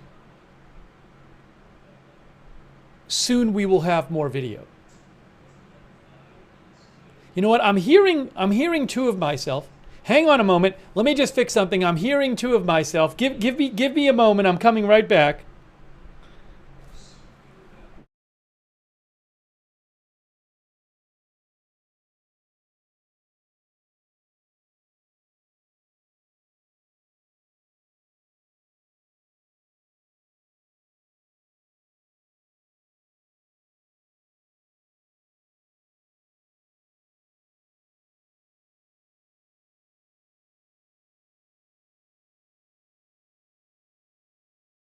Okay, we're really back. We're really back.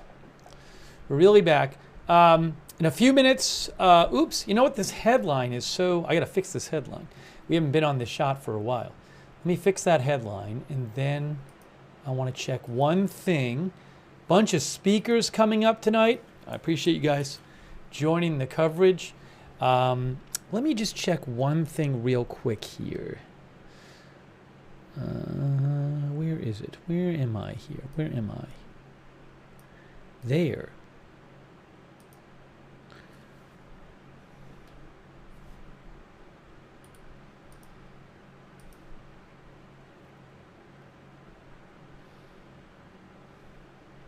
One moment, please.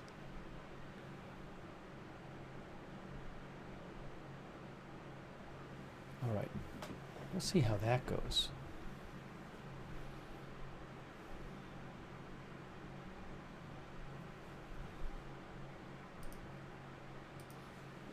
See, this, okay, we're good. We're good. I think we're good. I might have to make a couple adjustments. So I appreciate you guys sticking around, and we have the full coverage of the Republican Convention evening session on night 1 coming up. A bunch of different speakers going to speak, and we're going to take comments from you and questions from you guys. So we are back here. Thanks, Chris Lee, for welcoming me back. I appreciate you being here. And also, hey, thanks to our moderators, Ruth Krafasi over there, RJ moderating on YouTube. Big thanks. And Linda Belk and Larry moderate for us on X. I'm going to try the X thing again. Is that working yet? I'm hoping to get the X stream going again soon. Let's see. Let me try it. Is it going to work or not?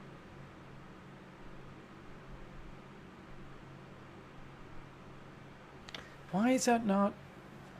All right. I'm going to have to look into this.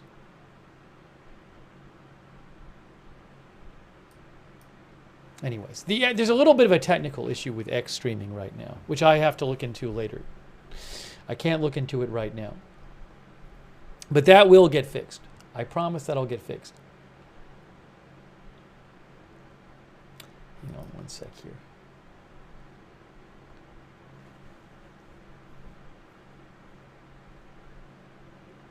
Okay, fine.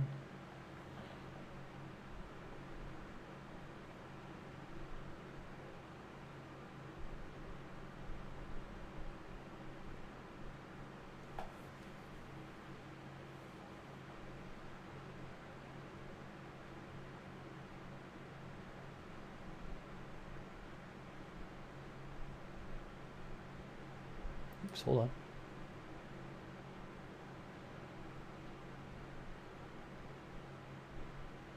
Okay.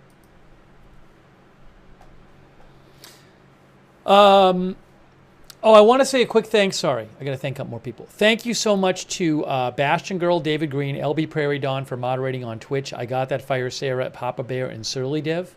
Big thanks. Appreciate Kay Lowry Body has been moderating over there on Facebook. Thanks, Kay, and thanks to all of our viewers over there on Facebook and Twitch and YouTube. Thank you. And hey, thanks Tool Time Tool Time with Tierney. Thanks for becoming a member. Thanks, Doug Cahill, for the gift membership. Thanks to Bad Doge for your support. Really appreciate that. And Jeff and John Wayne and Cherry Cola. Cherry Cola says, is it usual to have this much done on day one? I don't know if the schedule is the same every time they do it. I haven't heard any reporting suggesting the schedule is wildly different, but I don't know how. So let me say this about today. There were 2 sessions today. The other days, Tuesday, Wednesday, Thursday, there's just the evening session, whereas Monday there's the morning, there's the afternoon and the evening session. So you get like twice as much convention today. I don't know how that compares to past years, though. Oh, and thanks also to Brandy for the gift memberships. I really appreciate that, Brandy, as well. Cardigan Owl says it's not unusual to have it go fast. Again, I don't remember. I'd have to go back and watch the old conventions. It was interesting. One of the viewers said something like that they were surprised that the roll call was not at night. So I don't even, maybe it's always during the afternoon. I kind of figured they'd do that roll call when they go around to the different states at night too, but they didn't. But maybe they never do. I just don't remember. Trump is going to speak on Thursday. Trump will speak Thursday night. Thursday night, Trump will speak.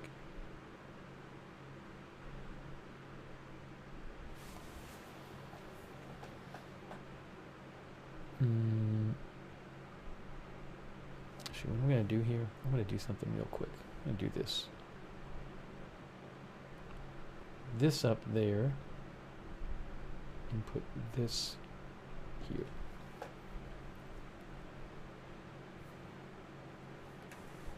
J.D. Vance is not on the list of speakers for tonight. One of our viewers thought he was going to speak on Wednesday. I'm not sure. I don't have an official schedule for Tuesday and Wednesday. I do have a list of speakers who are speaking tonight. I can tell you that, actually, because I do have that. So let me pull that up. Oh, we're back. We're back. Look, guys, we're back. Is the band playing? What's happening? Oh, hold on. Let's see. All right, so I'm going to turn the sound down because the band's playing, but we're back. We're back. Let me Republican Convention.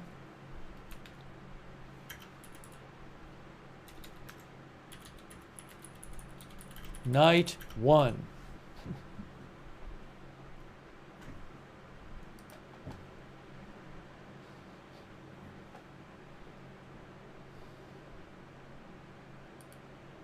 Night number 1?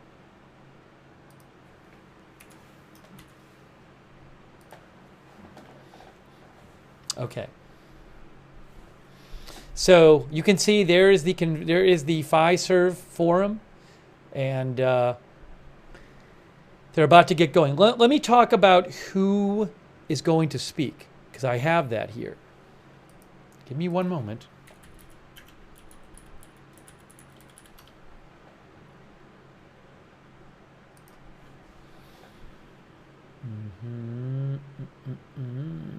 Where is it here? I'm gonna so the list of speakers. I'm actually gonna do this. I'm gonna show it to you like this from the RNC.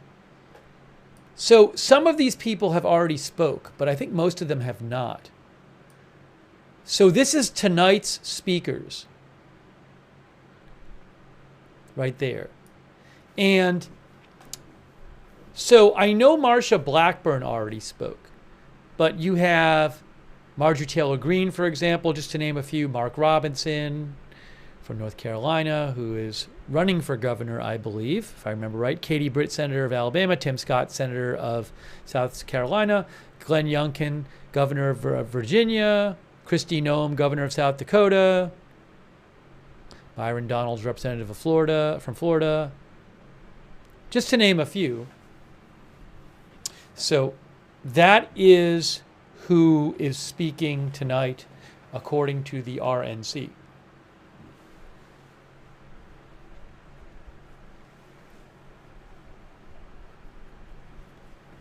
Marsha Blackburn spoke in the afternoon session.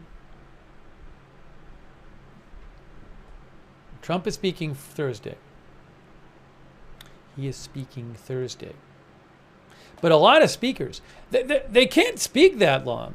Now, this session, let me also look up. I have the schedule here. So this session tonight is, oops, I can't look at that. Let me get rid of this. Let me get rid of the thing I was just showing you. All right, enough of the speaker list for now.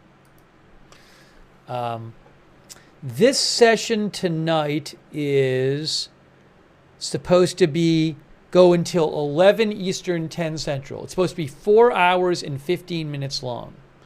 So given that the number of speakers is, well, I guess, like roughly speaking, 20 speakers. Probably, everybody can speak for 10 minutes. Everybody speaks, 7 or 8 minutes or something, and they'll be fine. So can't start going 20 minutes, though. They won't have enough time.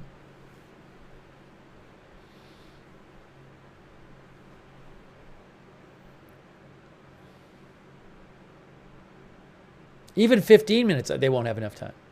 Not with that many speakers. Smelly Cat says they can't speak over 15. Is that the limit? Maybe there's an official limit, but if that many speakers on the screen spoke for 15 minutes each, they would go over. Which is, maybe they do, but it seems, but the official timing goes from 5:45 local to 10 local. It's now 5:52. Yes, Amber Rose is speaking. And I believe, you know what? I'm not really familiar with her. I believe it's like what is she, an actress or a model or something? I have to look it up.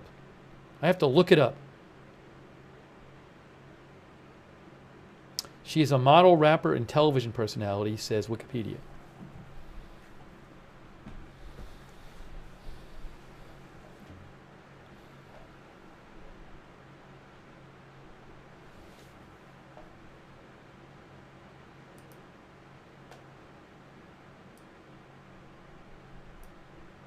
All right, so it's right now, it's 6:53, and they'll probably, what do you think they'll come out? Well, somebody will come out at some point and speak, maybe top of the hour, maybe a minute from now. But officially, we're at the time for it to be back in session. Any plan for Biden's interview? No. When Biden's interview comes out, I might try to watch it here while I'll have to watch two things at once. We're not doing a special stream for it because it comes out at 9 p.m. on NBC, and this is going to be going after that. So I'll let people know when the Biden interview is airing, and people can watch it if they want, and then maybe we'll chat about it or something if we have a second. It's a little tough because. Because we're covering this at the same time. But I've seen a couple of, there's a couple clips have been released of it. I don't think there's been anything like crazy, extremely newsworthy. But I'll certainly keep an eye on it when it comes out.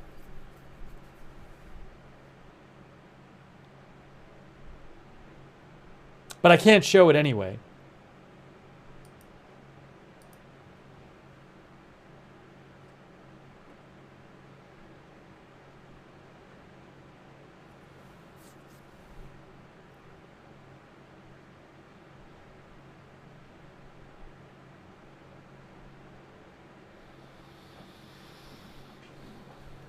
So in just a few minutes, we should have somebody on the stage speaking, and I don't know the order of the speakers. That's not an order.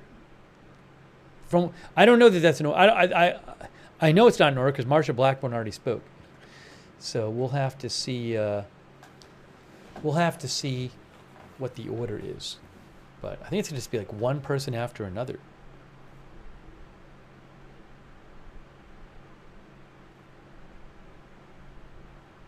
And we'll be covering this every night. We'll be covering it every night. And if you didn't hear, Senator J.D. Vance is now the vice presidential nominee. President Trump's vice presidential pick, J.D. Vance, senator from Ohio. PZ Papa Zulu says Trump is scheduled to speak on Thursday.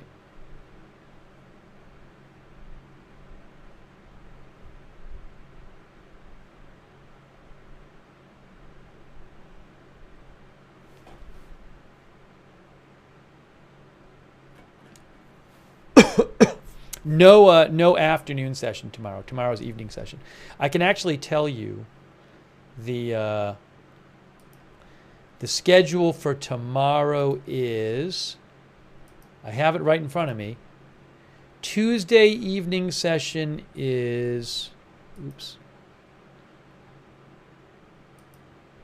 Sorry, it's being fidgety. It's being fidgety here. Ooh, what does this say? Does it say 5 to 10? Tomorrow night, it goes from 5 p.m. to 10 p.m. local time tomorrow night. So 6 to 11 Eastern tomorrow night. Then Wednesday night, it goes from, I think it's the same thing Wednesday. Let's see.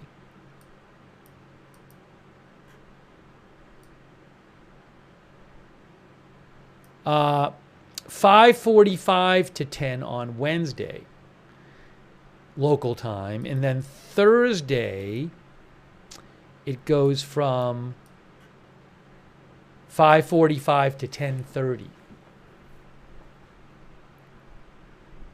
I got to put a running thing on the screen saying Trump's not going to speak tonight. If people ask about Trump in the chat, you can tell them that Trump is going to speak Thursday.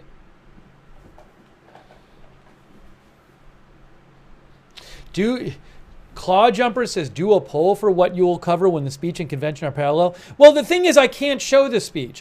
Claw Jumper, I can't show the speech. So I'm not gonna stop showing the convention to just talk about the interview if there's no like big new news in it. Because the convention is, people can watch the interview after the convention if they want, or watch it on on their own. But I'm not going to go away from the live event. Thank you, Claw Jumper, by the way. But again, if we might talk about it depending on, I'll certainly mention it, and we might talk about it depending on what he says. Thank you, Claw Jumper from Canada. I really appreciate that, Claw Jumper. Thank you. It's very nice of you.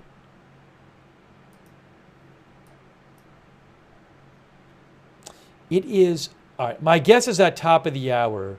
I think in about a minute somebody's going to come out and speak.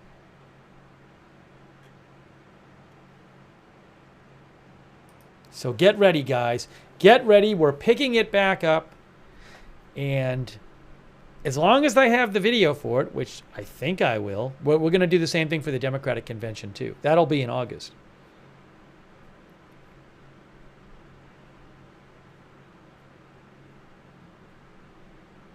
Ramblin' Rome says, I have friends and there are photos of him arriving tonight. He may not speak, but he is in the building. I cannot confirm that. I would not be surprised. All right, any moment now, things should get going here. Excuse me. I ate, so at least I'm not starving. That's promising.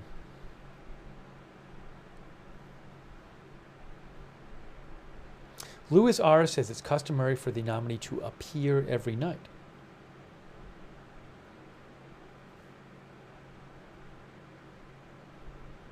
Now, I don't know. CNN has a clock, and it says night 1 in 10 minutes. Oh, no, they're behind. I'm behind on this. How did that fall? It fell behind. No, they said night 1 at 6 o'clock. CNN said night 1 at 6 o'clock. Sorry. For somehow my TV got paused and got behind that I was having here. I have Fox News and CNN on. I have them both on.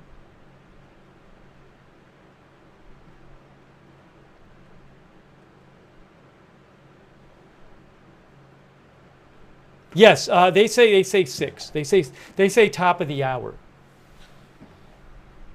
Well, it's top of the hour already. 6 Central Time. They had night 1 as ONE.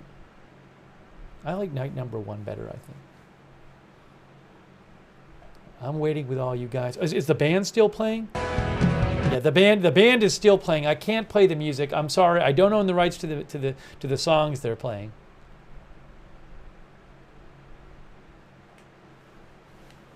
Any moment now.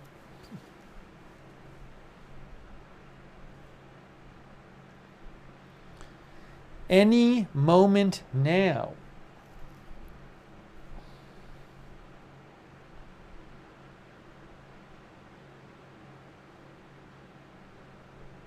Oh, what's that? Oh, that's just the feed. The feed once in a while does that little stuff. Sorry about that. I have no control over that.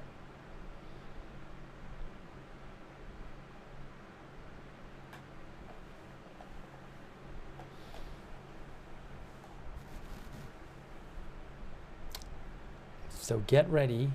Get ready. I'll be reading some of your comments here. I'll also be checking for news updates. If I hear anything, I'll cut in and bring it to you.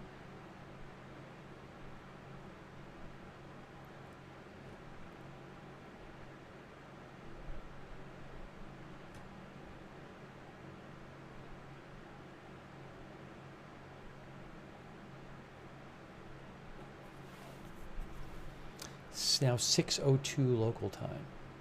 6:02.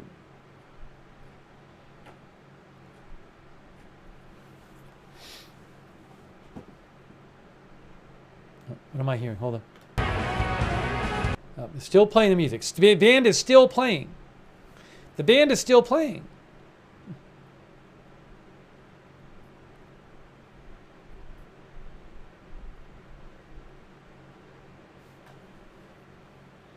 Oh, Chris Lee says the band is called Six Strings Out of Nashville. You know, I never saw your note, Chris. Maybe I missed it. Chris believes the band is called Six Strings and they're out of Nashville.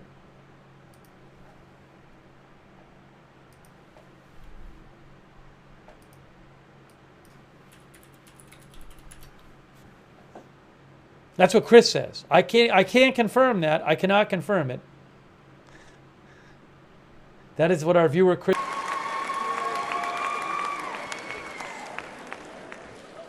This convention will come to order. Delegates and alternate delegates, ladies and gentlemen, welcome to the 2024 Republican National Convention.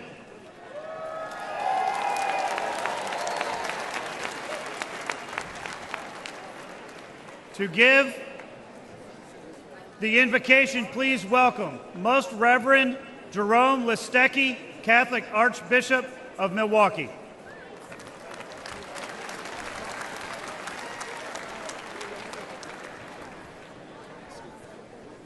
And let us pray.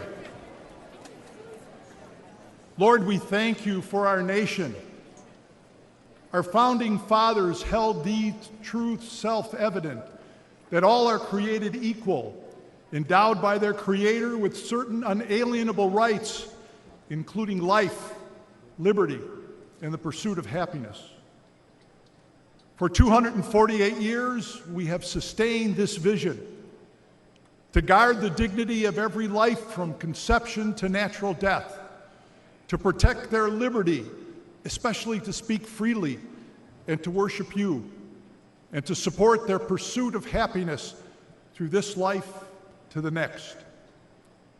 We pray that you assist our elected officials and candidates always to protect our freedoms, to preserve our democracy, and to govern fairly. Grant them the wisdom every day to place the good of our nation above personal interests and to cherish our union. Teach us all to respect justice and our equality before the law. Lord, protect our military. Teach us gratitude that we may never forget their selfless sacrifice and protect also our first responders, police, firefighters, and EMTs, for their bravery too gives us peace. There is a sacrifice that all Americans make to participate in the political process. We ask you to receive his servant, Corey Compantadere, and we pray for those who were injured, demonstrating their commitment to our democratic process. Let us offer a moment of silence.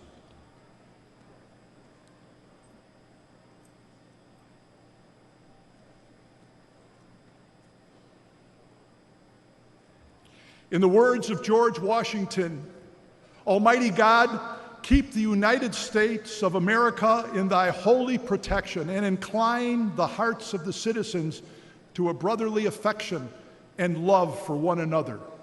Through Jesus Christ our Lord, amen. Amen.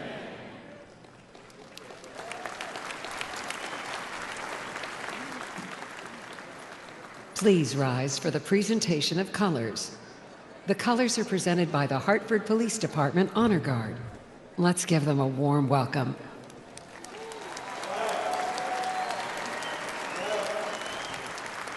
Left, left, left, left, left, left, left, left, left.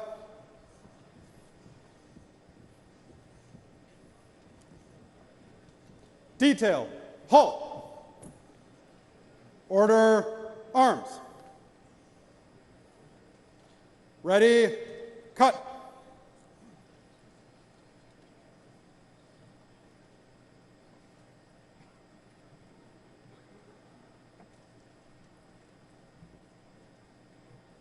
Please remain standing for the Pledge of Allegiance and the national anthem. Right shoulder, arms.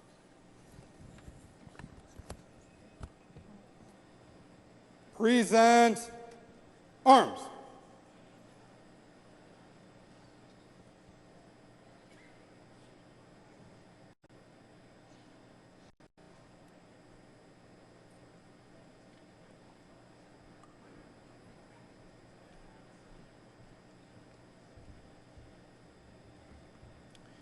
If you will, follow me. I pledge allegiance to the flag of the United States of America and to the republic for which it stands, one nation, under God, indivisible, with liberty and justice for all. Now, to perform the national anthem, please welcome the Great Lakes Adult and Teen Challenge Choir.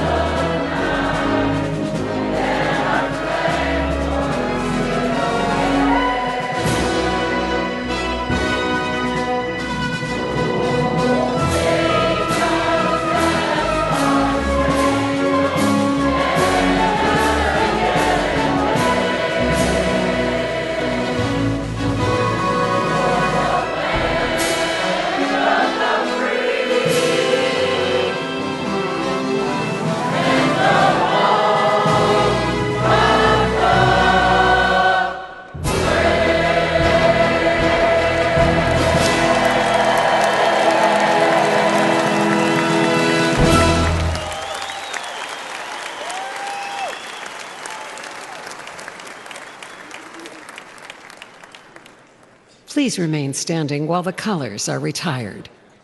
Right face. Forward march. Left. Left. Left. Left. Left. Left.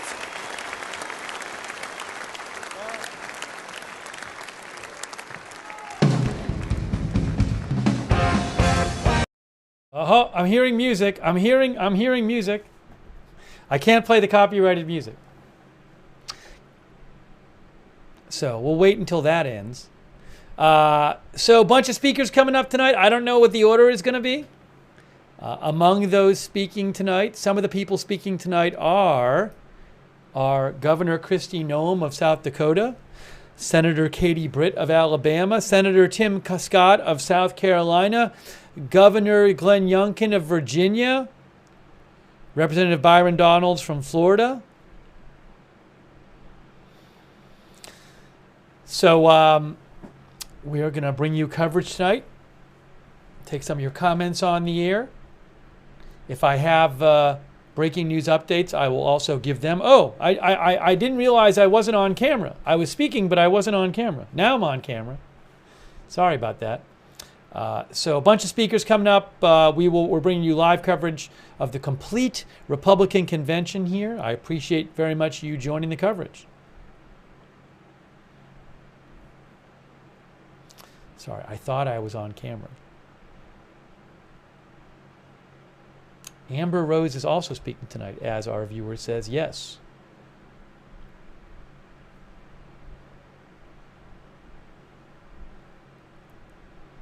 Mick Bridges says they got some jammers going on there tonight. Uh-oh, hold on. Are they speaking yet? No, they're still singing. They're still singing. They're still singing.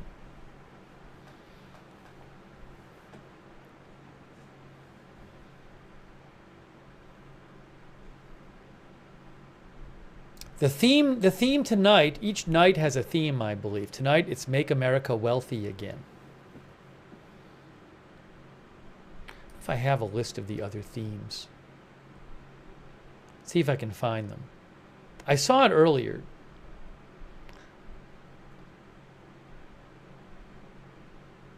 There's a dog. Hey, there's a dog there's a dog at the convention. He's sleeping. Where did I see that?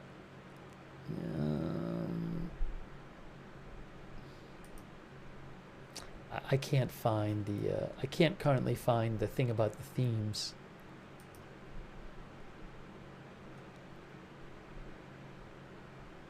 But the theme of tonight is Make America Wealthy Once Again, says the RNC. As soon as they stop playing the music, I will turn on the audio.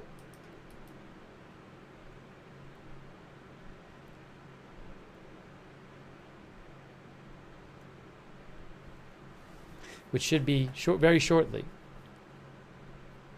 Thanks Meow Mix, who said left, and thanks Tipster Dave for your support as well. Tipster Dave and Meow Mix, I really appreciate that. Ooh, we got a camera angle on the floor. I feel like they're cutting away more. They're doing more of these cutaway shots tonight. I like this. A lot of close-ups, guys.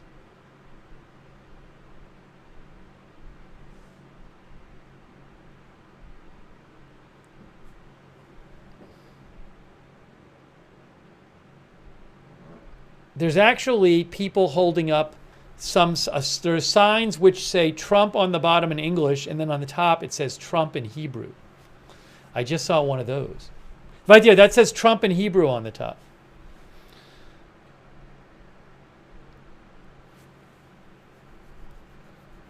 Oh, the music is over? No, it's not. No, it's not. Music is... Oh, it might have just finished. There we go. Ladies and gentlemen, please welcome back RNC Chairman Michael Whatley.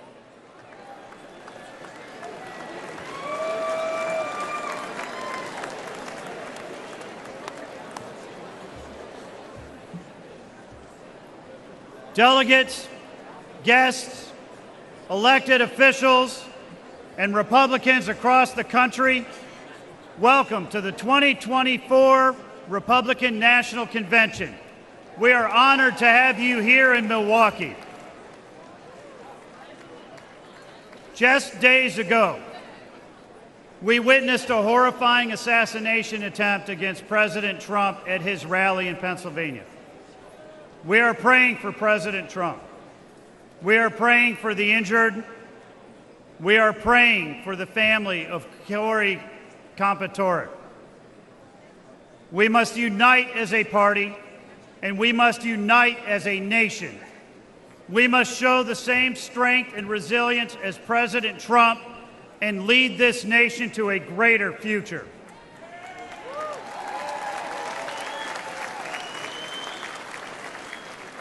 Four years ago, Europe and the Middle East were at peace. Our southern border was secure, and our military was stronger than ever. 4 years ago, America was respected abroad, and Americans could afford groceries at home. Tonight, everything is different. Russia has invaded Ukraine. Iran and its proxies have openly attacked Israel, and China is threatening Taiwan. More than 10 million illegal immigrants have flooded across our border, posing a direct threat to our communities, and inflation is crushing families from coast to coast. I am here tonight as the chair of your Republican Party to tell you it does not have to be this way.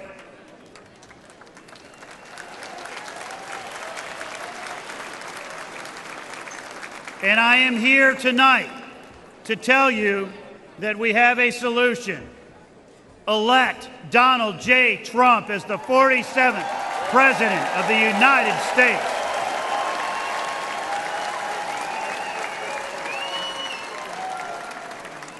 Only President Trump can unite us and restore our economy, rebuild our southern border, and regain our standing in the world. When I became chairman of the RNC, I pledged to do 3 things to make that happen. First, we are going to get out the vote. Second, we are going to protect the ballot.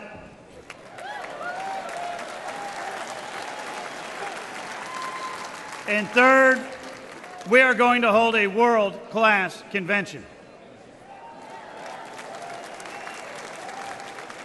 As long as I am your chairman, these will be the RNC's only priorities, because our #1 objective is to win this election.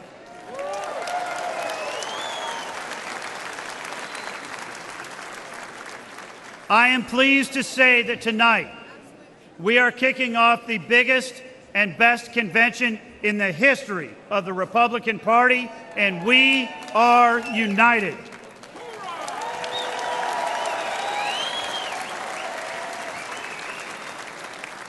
This election is not just about the next 4 years. It's about future generations of Americans to come. I am so proud to serve as the chairman of your Republican National Committee and to open this convention. And I am so proud to work with all of you to elect Donald J. Trump as our president and J.D. Vance as our vice president.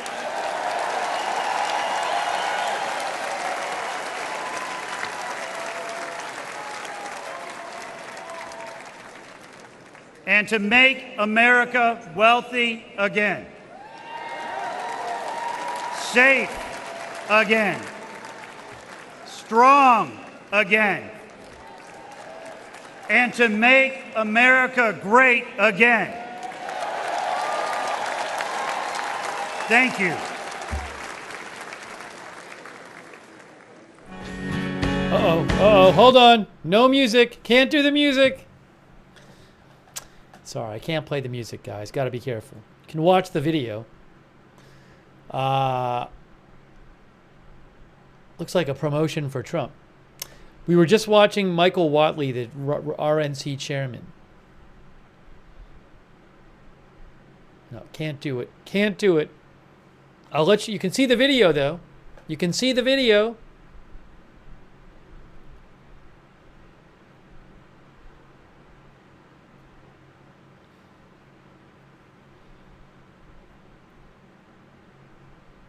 Thanks, by the way, to KLM for your support and J-Spike. No, I don't actually speak Hebrew. I know how to phonetically read the letters. That's the extent of it. So I knew that somebody had a sign that said, oh, sorry, you can't see me. Somebody had a sign that said Trump in English and then Trump in Hebrew. But I don't understand. I can't read Hebrew and understand it. Uh-oh, here we go. Here we go. Hold on. Thank you. Thank you. Thank you. Thank you. Welcome to Wisconsin.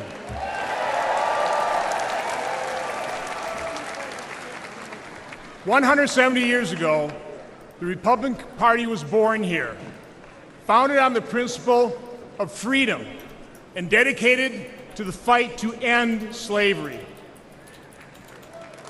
It is an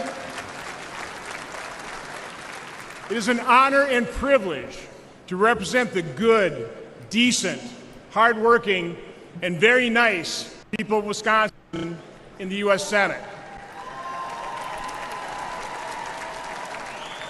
Like most Americans, they believe the purpose of government is to help improve lives, not make them more difficult. Unfortunately, Vice President Harris and President Biden have made our lives less safe and far more expensive. In other words, a lot more difficult. Back in 2008, Joe Biden ran on a ticket promising to, quote, fundamentally transform America, unquote. They weren't joking. That was the Democrats' new radical far-left agenda. Today's Democrat Party is not the party of our parents and grandparents. That party cared about workers and people struggling to get by.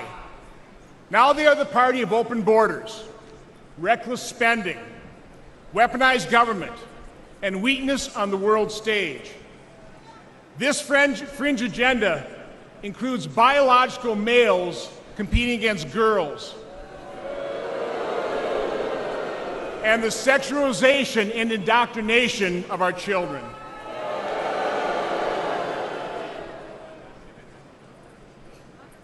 Today's Democrat agenda, their policies, are a clear and present danger to America, to our institutions, our values, and our people.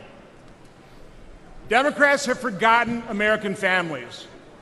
They have abandoned the hardworking middle class.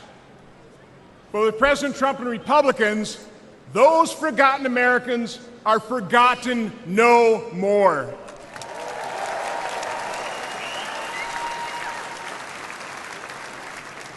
Republicans are the party of opportunity, liberty, and prosperity for all. We proved we know how to make life better for all Americans, and we can do it again. With a secure border, smaller government, less regulation, and lower taxes. Republicans understand that Americans don't want welfare, they want work. They don't want woke equity, they want God-given equality.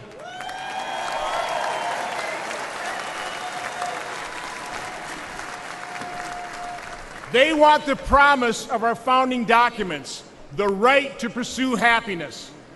That's what Republicans will deliver. We've repaired the damage caused by Democrats before, and we will do it again.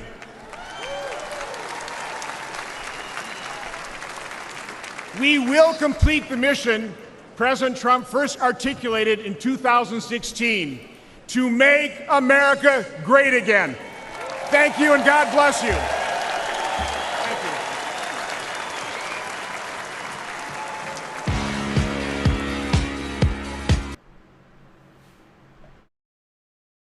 More music, more music, more music. YMCA, I guess. I guess it's a YMCA video. Looks like a YMCA video, guys. montage.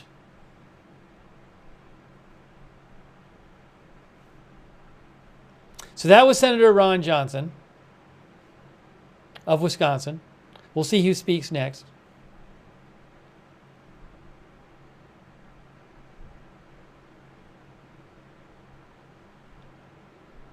So I heard the beginning. I assume they're playing YMCA throughout this, by the way. I don't own the rights to YMCA.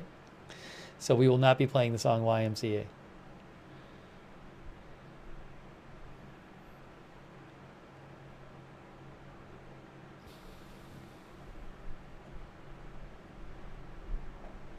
Thank you for joining us. We are bringing you live coverage of the Republican Convention. We are bringing you all the different speakers.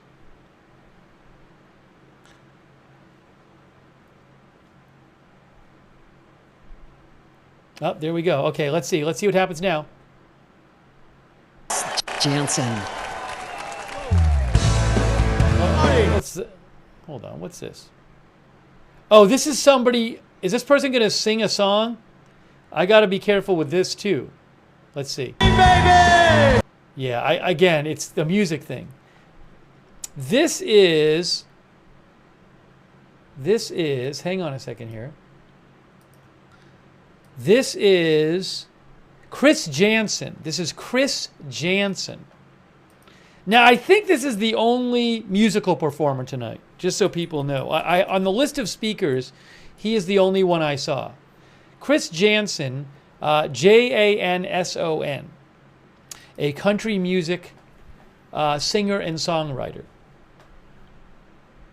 I do not own the rights to Chris Jansen's song, so unfortunately I will have to not play his song. But I think he is the only musical performer tonight, aside from the house band. Yeah, there's a bunch of speakers coming up. There's a lot of speakers coming up. Marjorie Taylor Greene, Katie Britt, Tim Scott, Glenn Youngkin, Kristi Noem, Amber Rose, Charlie Kirk, just to name a few. Byron Donalds.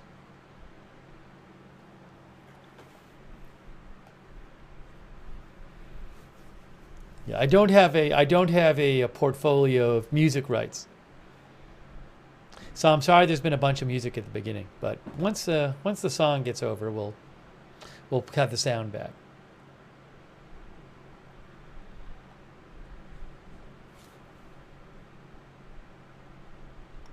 I'm going to just take a peek also and make sure I'm not missing any breaking news for you guys.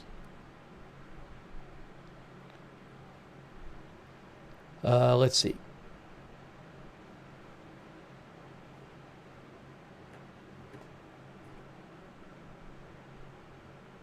We will be covering every night of the convention.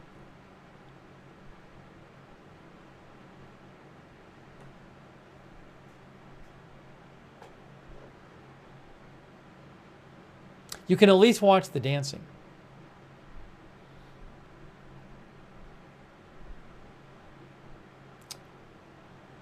Which day does Nikki Haley speak? I heard a report she was speaking, but I don't know what day. So I don't have a schedule for Tuesday, Wednesday, and Thursday who's speaking.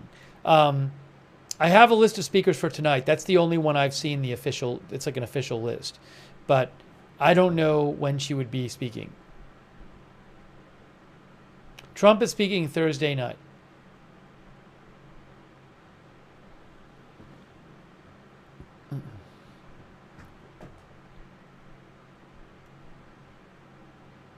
I wonder if they're going to like end load the big names, because this goes 3.5 more hours tonight. It goes till 11 Eastern, 10 Central. So are they going to like all the big names like Tim Scott and Marjorie Taylor Greene and all of them? Or are they going to all speak in the last hour or so? We'll see. I don't know if they want to end load it too much.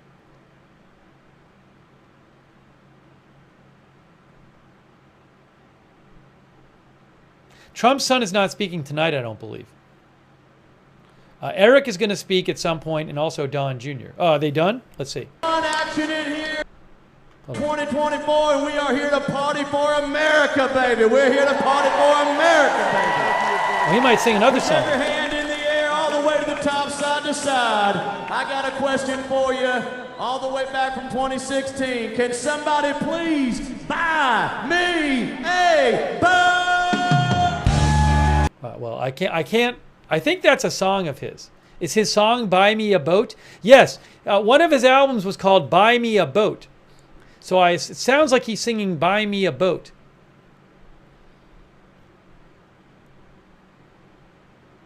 Which I don't own the rights to. That's Chris Janson. Janson. Janson. Chris Janson, a country music singer.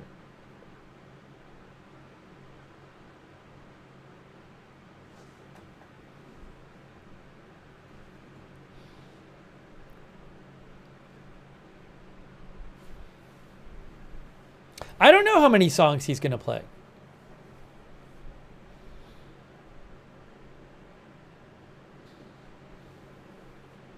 Is there any other stories to go over the conversation? Says Riding Dirty Llama. Do you want me to just tell you a story? Is that what you want? Hey, thanks so much, Xander Hatmaker. I don't know, Xander, if Trump will actually appear tonight. I do not know. He's not speaking, but I don't know if he'll make an appearance. Maybe he will.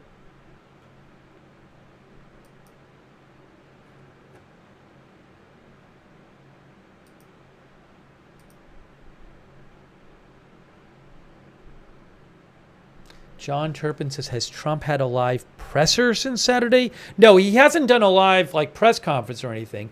I think he did. I had heard he did an interview with the New York Post, but I'm not sure about that. I didn't read it, but he hasn't had a press conference or anything. He's supposed to speak on Thursday. Actually, I think I read that J.D. Vance is going to do an interview tonight with Hannity at 9. I think I read that. Trump has not made any video appearances, as far as I'm aware, since the shooting incident, since the assassination attempt. The Biden interview is going to air at 9 p.m. on NBC. It's already happened, but it's going to air at 9 p.m. on NBC. 9 p.m. Eastern time, that is.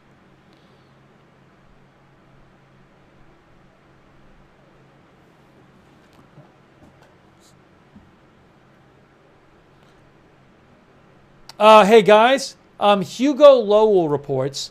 Hugo Lowell is with The Guardian. He says, hearing from multiple people, Trump will make an appearance at the convention around 8 p.m. Eastern, but he will not speak.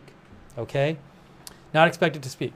So Hugo Lowell is reporting that Trump will appear at about 8 p.m., not 8 p.m. Eastern, 8 p.m. local time, I think. So maybe 9 p.m. Eastern, maybe in an hour and a half. Trump is expected to appear around 8 p.m. local time, but not speak, says Hugo Lowell. All right? Just so you know.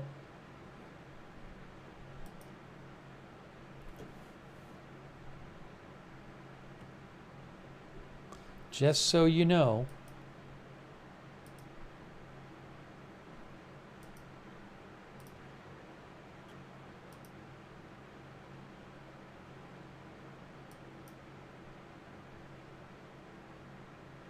Dan Campbell says Chris Janson is from Perryville, Missouri. Perryville, Missouri. Population 8555, according to Wikipedia.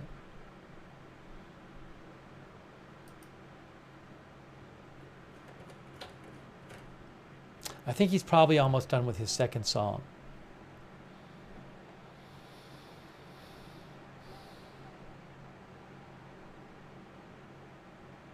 Definitely more people.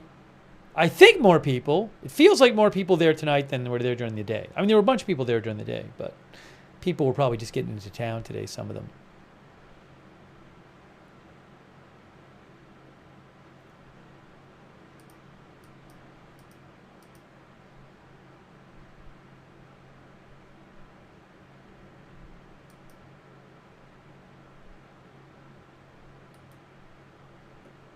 Oh, all right. Is that it? Let's see. Yay. Okay. Sounds like maybe one more. We can get rowdier than that. Come on, it's 2024. We're here to party.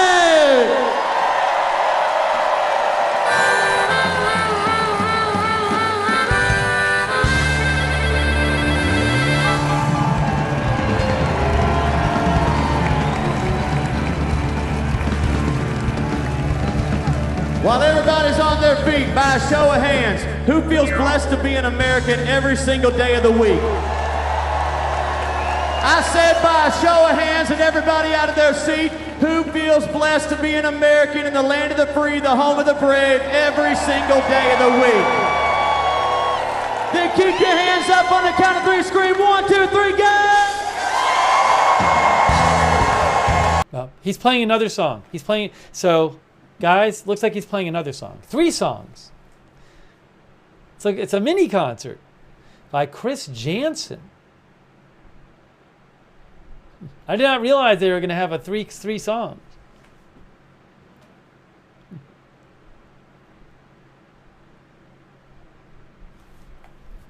Chris Janson's a singer. Janson. All right. This is song number 3.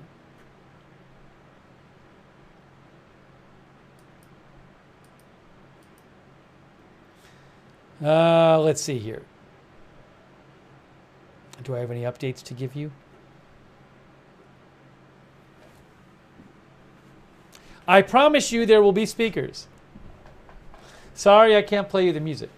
CNN also reports that Trump is expected to appear at the convention tonight. Not speak, appear at the convention.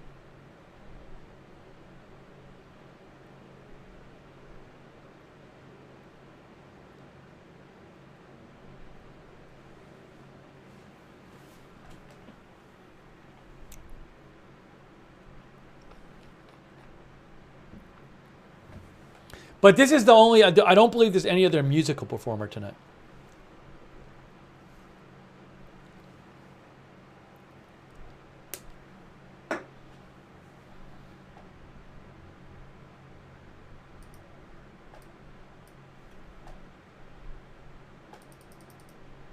Appreciate all of our moderators. Thanks, mods, for being there with us as we bring you Republican convention coverage. Excuse me. Excuse me. Wow, that was tough.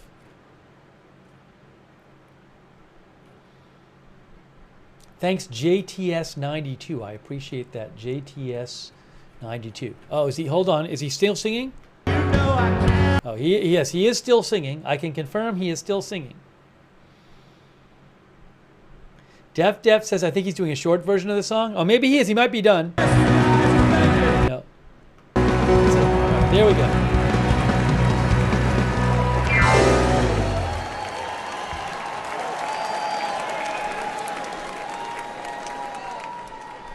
Please welcome Congresswoman Marjorie Taylor Greene of Georgia. Marjorie Taylor Greene, guys. Here we go.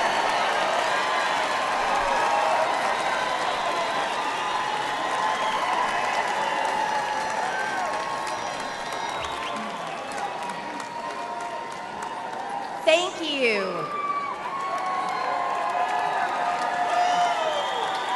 Thank you. Thank you. Today is a celebration. The American spirit is alive and well. And we have once again nominated for president the founding father of the America First movement, Donald John Trump.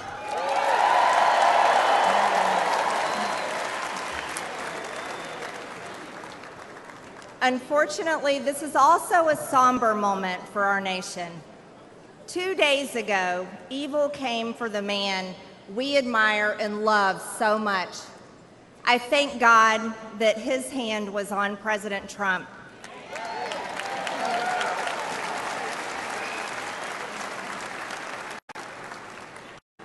And I pray for the family of Corey Comparator, who was killed at the rally, and for other attendees who were wounded. Corey embodied the spirit of America First. He displayed the ultimate show of love when he shielded his wife and daughter, sacrificing his own life. He reminded America of what we must be, a people who will do whatever it takes to defend the people and the nation that we love.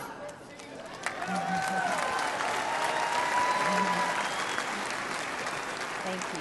I love you too. We will honor Corey's memory by building the country he wanted, the country he wanted for his children, and a government worthy of the American people. For far too long, the establishment in Washington has sold us out.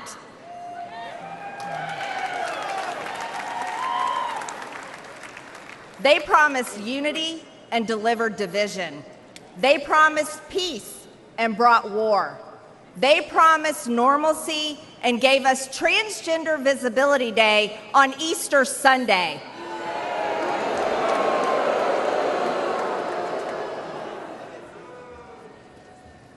And let me state this clearly. There are only two genders.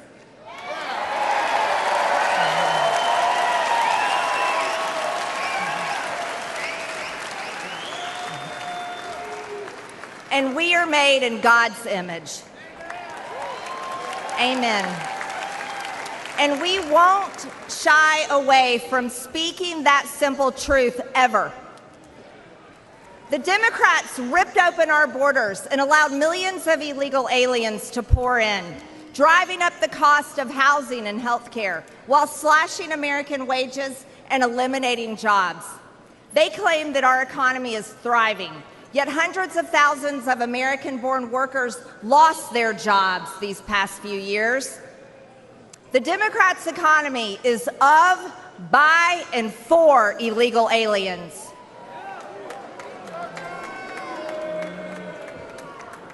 Our open borders have also unleashed the worst drug crisis in American history. Yet while hundreds of thousands of Americans are suffering, the Democrats spent over $175 billion, your tax dollars, to secure Ukraine's borders. But they tell us the border wall is too expensive. But an American government that serves the interests not of the wealthy, the globalist, or the powerful few, but of all hardworking Americans is within our grasp.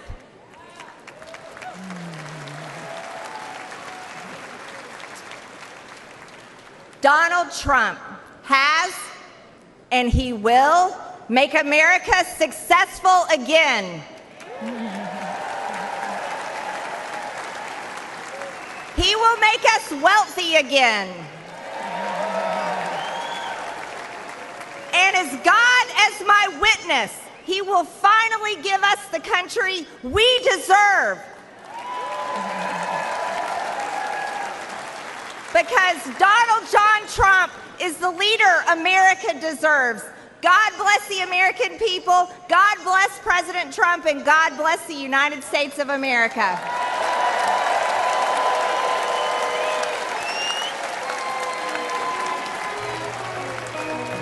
Uh-oh, more music. Gotta cut the music off. Copyrighted music. That was Marjorie Taylor Greene from Georgia.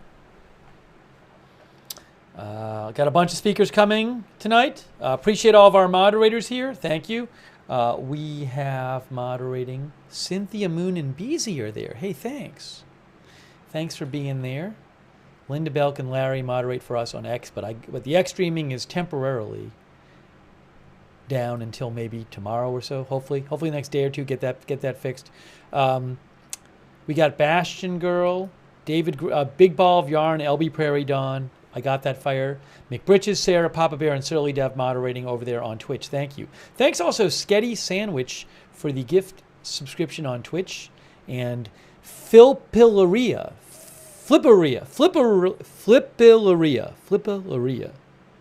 Thanks for subscribing on Twitch. And Jimbo Slice, thanks for the bits on Twitch. And Total Blank Show as well. And Rocky Coast. Thanks, Rocky Coast and Gonzalez. I got behind on the Twitch thank yous, my bad. Rocky Coast and Gonzalez, thanks for your support on Twitch, and Quantica as well. And also thanks for Paul Anderson moderating over there on Facebook, Kay Lowry Body, and all of our other Facebook mods. Thank you. Trump is supposed to make an appearance tonight at the convention. Not speak, make an appearance. Possibly in like an hour or so, possibly around 8 Central Time. We'll see. But he is reportedly going to make an appearance.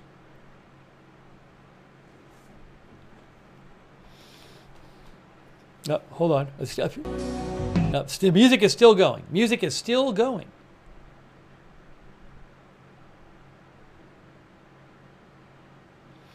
Kristen Holmes of CNN says Trump is expected to appear at the convention tonight. It will be his first public appearance since Saturday's failed assassination attempt.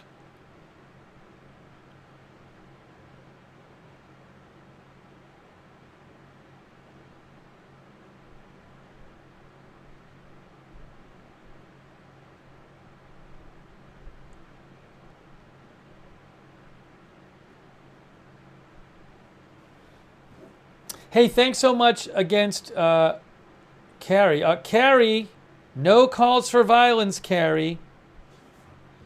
Be careful, Carrie. No calls for violence in the chat. That will not be allowed. Thank you, Chaz.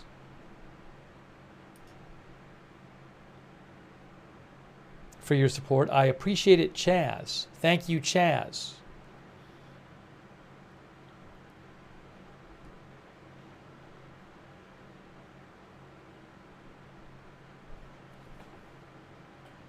You can watch people sing to silence because I don't have the right to the song. There has been a lot of music at the. It's not gonna be this much music all night. I don't mind the music. I'm just saying, like, there's been a lot of music in the first 45 minutes of this convention, the night session, because we just heard 3 songs by the singer. I can't remember the name. I'm sorry. Probably been like, what, 7 or 8 songs at this point? Then there was the YMCA video, which was also music.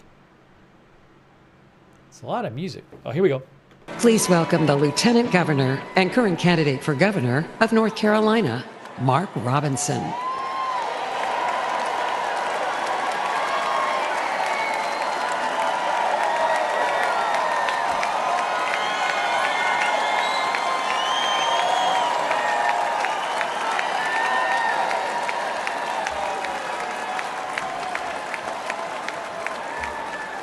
Thank you, thank you, thank you. First and foremost, I want to give thanks to my Lord and Savior Jesus Christ for giving us my life and health and strength, allowing me to be here and allowing us to live in this blessed and prosperous land. I am Mark Robinson. I am the first black lieutenant governor of North Carolina. And come November, I plan on being the first black governor of North Carolina.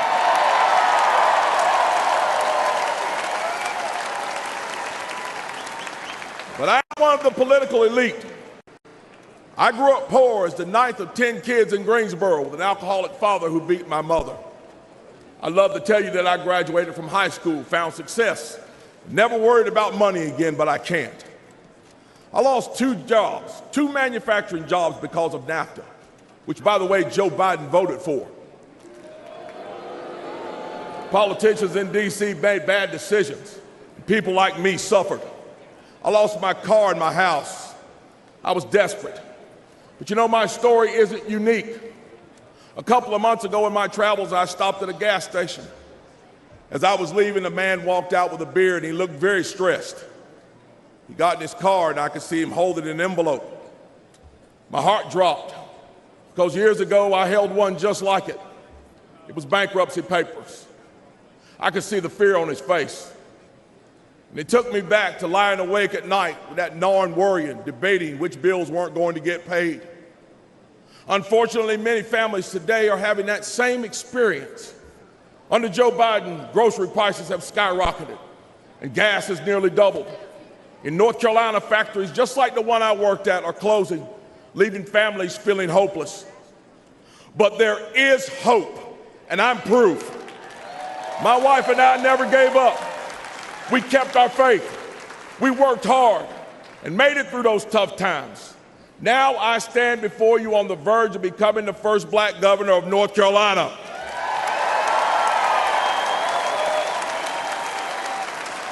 As governor, I will not forget where I came from or the struggles of the people I meet.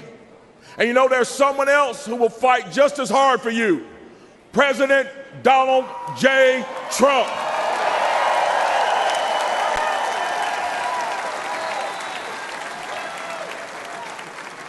The brave heart of our time, President Trump, had our economy roaring. Gas was up below $2. Unemployment was at a historic low. People could afford homes. And we had a president who protected manufacturing jobs. Under President Trump, the American dream was alive and well. Under President Trump, there was hope. And we need that now more than ever. So this November, let's select the brave heart of our time, Donald J. Trump, to get our economy back on track, restore the American dream, and make America great again. God bless you all, and God bless the United States of America. Thank you.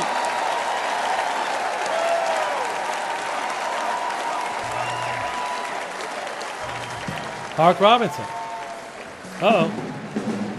Another song. Another song. Another song. That was Mark Robinson, who's running for governor of North Carolina. Thanks for joining our live coverage. Trump is supposed to make an appearance at the convention tonight, not speak. One report I saw said he would be making an appearance around 8 p.m. local time, which would be in about an hour.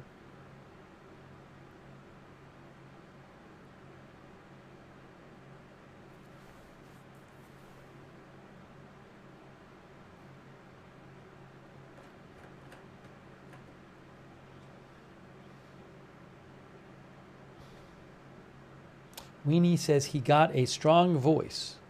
That is what Weenie says. GH thought that guy thought he was great.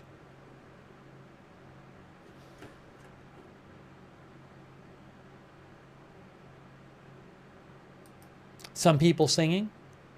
People singing.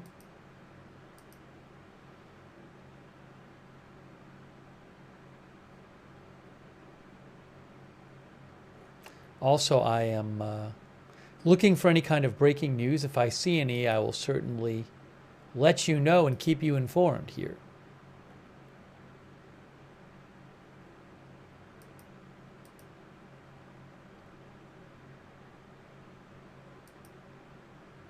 Carrie Collins thinks Trump might be on the Jumbotron. That's an interesting idea, that he could make an appearance but on the Jumbotron. Interesting. Interesting. I don't have a live shot of outside the convention hall, no. I don't have that.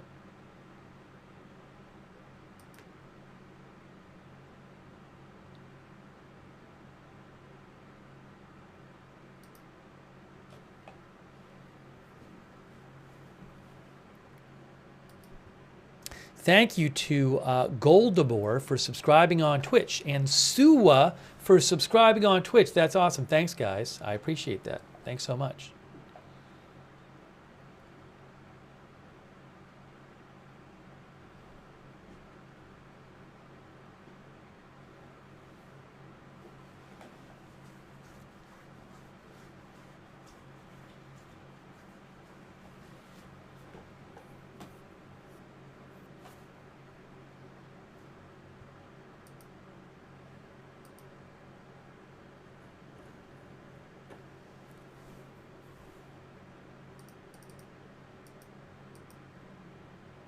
This will go tonight. Tonight's session goes until 11 Eastern, I believe, 10 Central.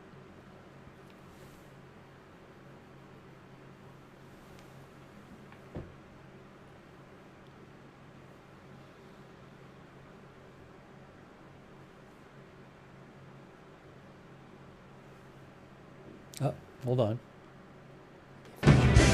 Nope, he's still playing, still playing. No, I think, are we? Here we go. Please welcome Congressman Wesley Hunt of Texas.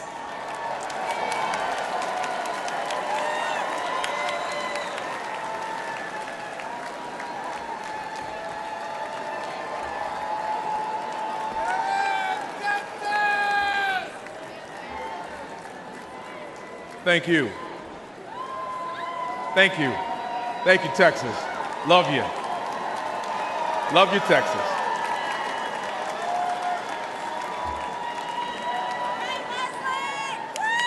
A president's greatest responsibility is to protect the American people.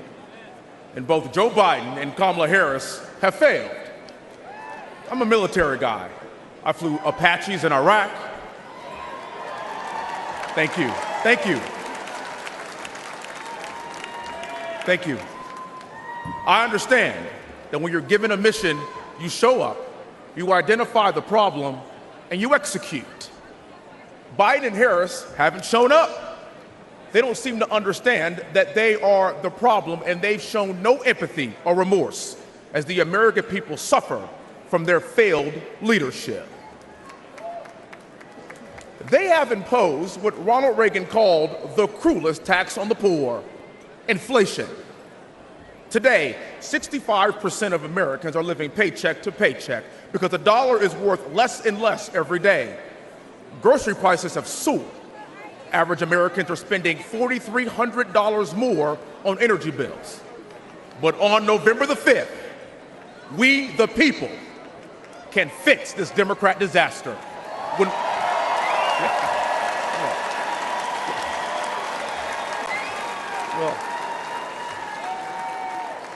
we can fix this disaster when we re-elect Donald John Trump as president and send him right back to where he belongs, the White House.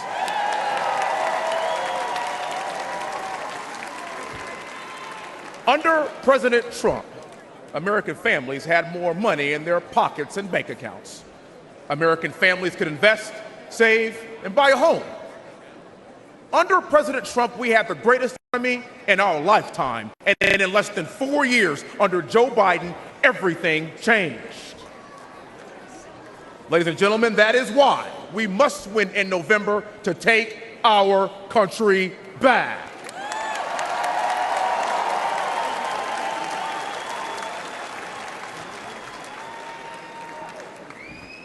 We owe it to future generations to embrace this pivotal moment. I owe it to my two daughters, Victoria and Olivia. I owe it to my 1-year-old little boy, Willie, and I owe it to all American children and their future.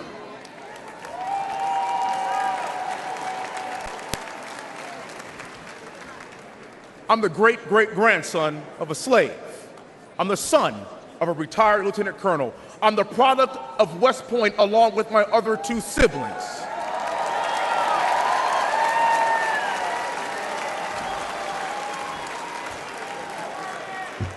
And I risked my life in combat to preserve our nation. Now,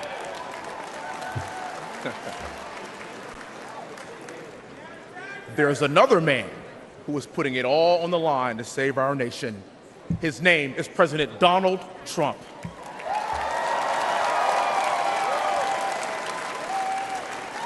And with your help in November, and with his unbending resolve, together we will make America great again. God bless you, Milwaukee. May God continue to bless these United States of America. Thank you.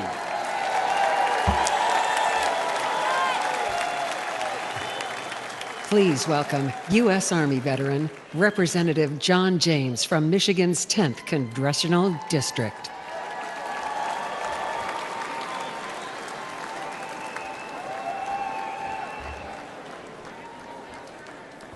Good evening, Wisconsin. Warmest regards from Detroit, home of the NFC North champion, Detroit Lions.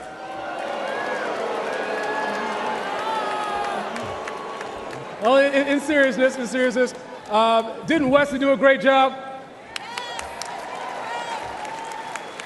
One of my West Point classmates, class of 2004, and there's another Midwestern boy who did a great job. our vice presidential nominee, J.D. Vance. Another Midwestern boy. You know, he's going to need some help when he comes up to Michigan. I'll do everything I can, but he might be the first Buckeye to win in Michigan since last time Trump was in office. But those are two great American dream stories from the Hunt family and from the Vance family, but I have another American dream story to tell you about. It's about a little boy from Starkville, Mississippi, who lived directly across the street from Mississippi State University, but he couldn't go there because he was black. Despite growing up in the Jim Crow South, he refused to let vulnerability become victimhood. He paid his way through college, served honorably in Vietnam, and started a trucking company with one truck, one trailer, and no excuses, hauling beer back and forth between Detroit and Milwaukee. I grew up in awe of that story because it's my dad's story. It's part of my story. He and my mother raised me, never telling me that this is a racist country. Never. Never.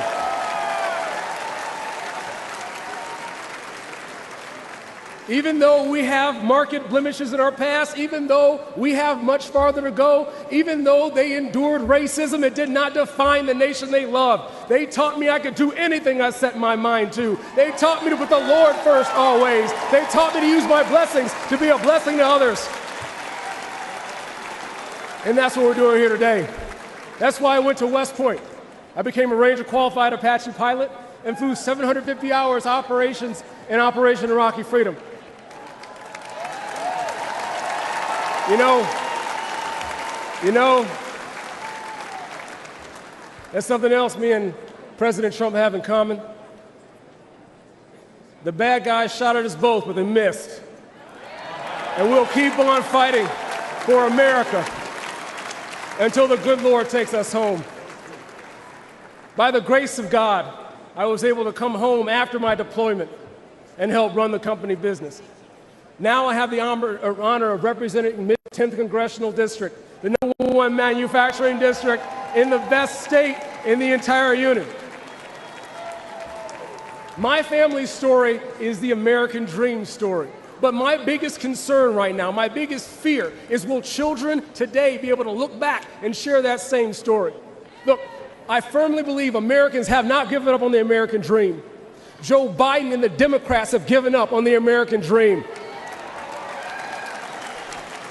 Joe Biden and the Democrats think they know how to spend your money better than you do. They want to take your dollars, they want to take your voice, they want to take your control and give it back to DC bureaucrats to execute their woke and Green New Deal agenda. Well, that plan doesn't work because hope is not a plan. Black people were sold on hope. Now our streets are rife with crime. Our kids can't read, and illegals are getting better help from Democrats in 4 days than we've gotten in 400 years.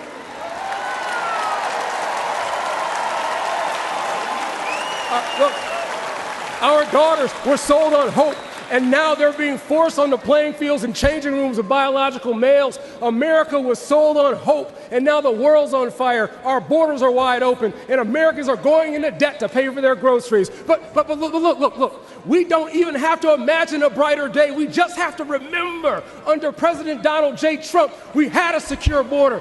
Under President Donald J. Trump, we had peace in Europe.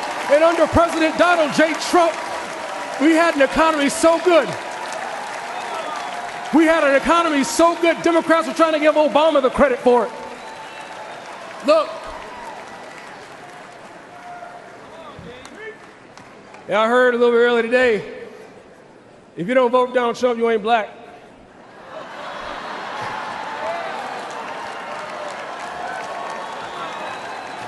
But see, here's the thing. By the grace of God and the proven leadership of Donald Trump, for every American, regardless of race, color, and creed, we could once again have a land where a child's outcome isn't determined by their zip code. We can once again have a land where hard work truly does get you ahead. We can once again have a land where you can go from poverty to prosperity in a single generation. I believe that land is still America. America is the greatest idea that's ever been.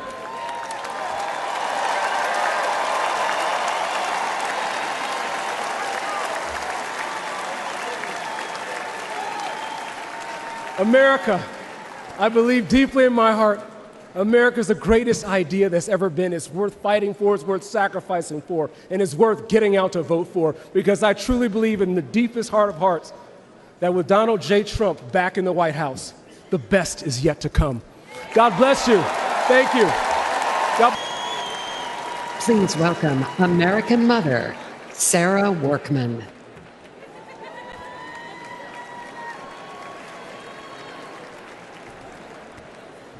Good evening. I'm Sarah Workman from the great state of Arizona. I'm honored to be here tonight on behalf of everyday Americans. I'm a single mother who works 2 jobs to support my family. I know Americans can relate when I say that every time I fill up my gas tank, go to the grocery store, and try to pay the bills, I think, who doesn't miss the Trump days?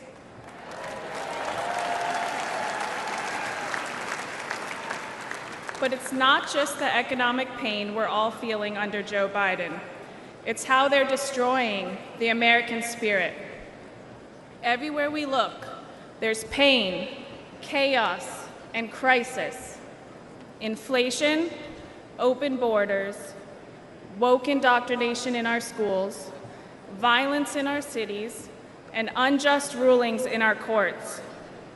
All of it is eroding one of America's greatest strengths, our optimism.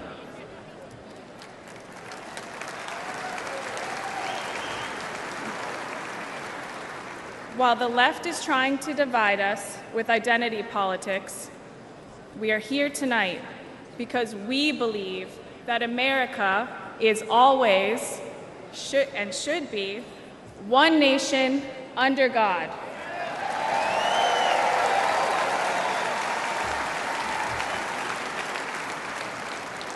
In addition to the economic pain, the Democrats' open border policies have shattered my family. With drugs so readily available, my husband fell victim to the drug epidemic. It tore our family apart. And now I raise my son alone. But I know there is hope.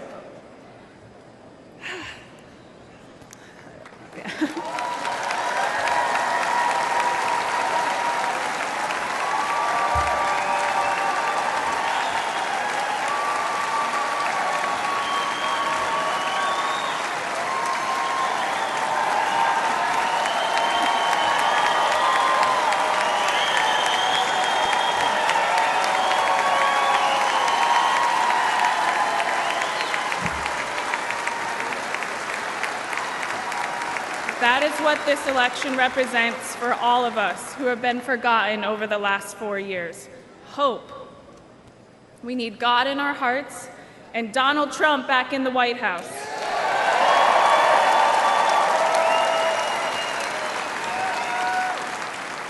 If you're watching tonight and you hear your own story and mine, Donald Trump put me on this stage to show that he hears us, he sees us, and we are forgotten no more.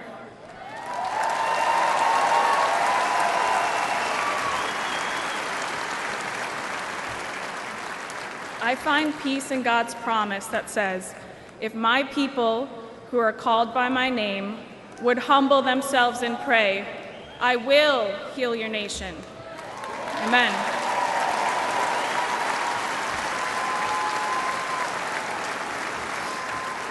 With faith, hope, and love in my heart, I know we will make America great again.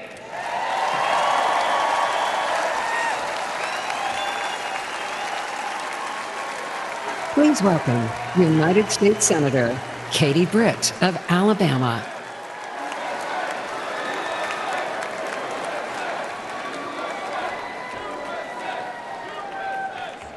Good evening, Milwaukee. I'm Katie Britt.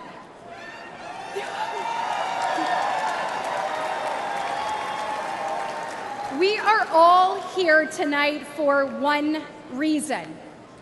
We need to change the direction of our nation. And Donald Trump is the change we need.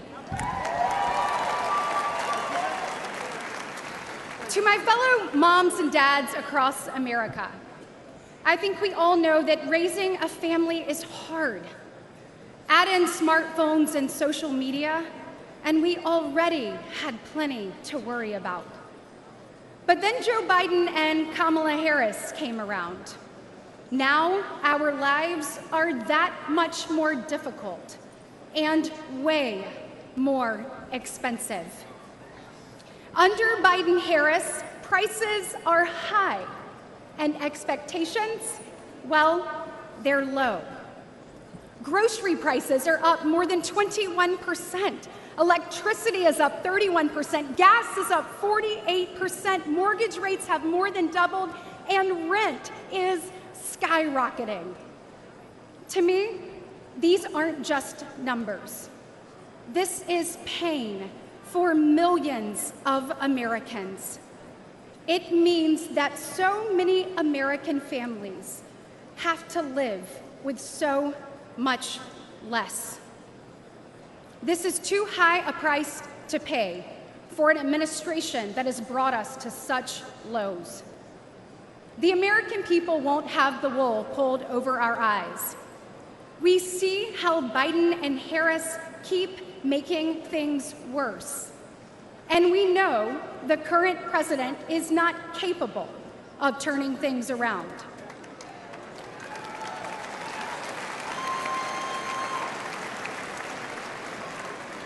His weakness is costing us our opportunity, our prosperity, our security, our safety. Each diminished, all in decline, just like the man in the Oval Office.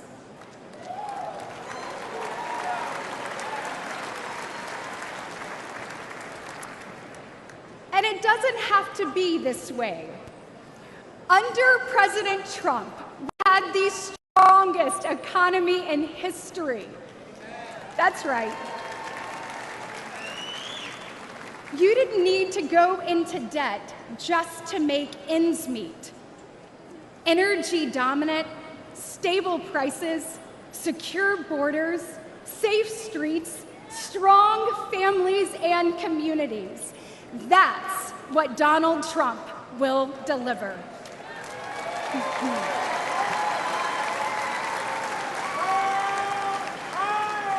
With President Trump, the tough choice was which job offer to accept. Now, it's which second job to take just to pay the bills.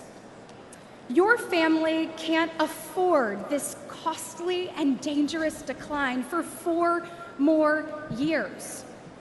4 more years of Biden-Harris will impose a lifetime of financial damage on our children and our nation. It is time to return President Trump to the White House. Yes. Republicans will put parents, families, and hard-working Americans first. With President Trump back in the White House, we will reawaken the exceptionalism of the greatest nation ever known.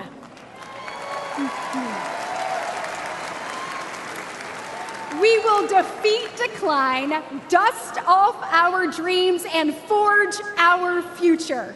Because families across our nation deserve better. Once again, America will be the land of limitless opportunity for all. And paving that path starts today. So let's roll up our sleeves, send President Trump back to the White House, and get America back on track. God bless.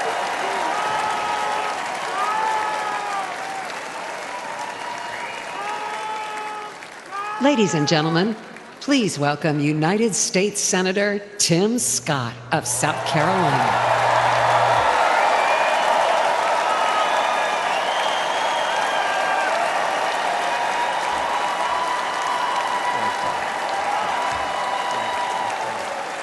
Wow. Wow. Wow. Wow. Thank you so much. Thank you.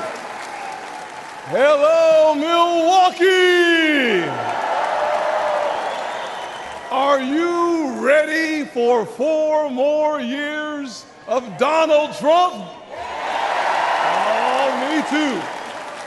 Listen, if you didn't believe in miracles before Saturday, you better be believing right now. Thank God Almighty that we live in a country that still believes in the King of Kings and the Lord of Lords, the Alpha and the Omega. And our God still saves, He still delivers, and He still sets free.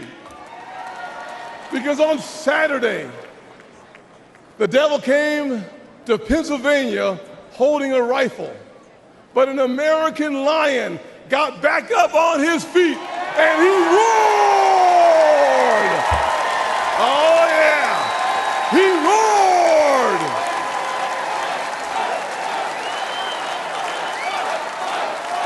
Yeah, yes he did.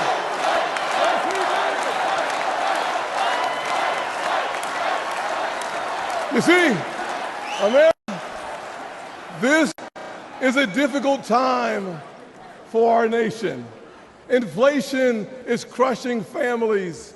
Illegal immigration is crushing American workers. Failing schools and victimhood culture are crushing our poorest kids. And the weakness of the commander-in-chief has invited world wars all around our world. Joe Biden is asleep at the wheel and we're headed over a cliff. We hear despair in the voices of a millennial couple raising 2 kids in a 1-bedroom apartment because they can't afford a house. We see pain on the faces of Gold Star parents because their commander-in-chief, Joe Biden, literally forgets their son died in uniform on his watch. America, we deserve better.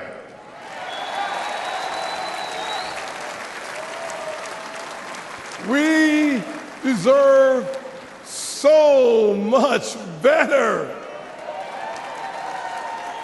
I was raised by a single mom in poverty. We had plastic spoons, not silver spoons. But she taught me to work hard, to take responsibility, and reject victimhood. Thank God for my wonderful mama. I know this is going to offend the liberal elites. Every time I say it, it offends them. But let me say it one more time. America is not a racist country.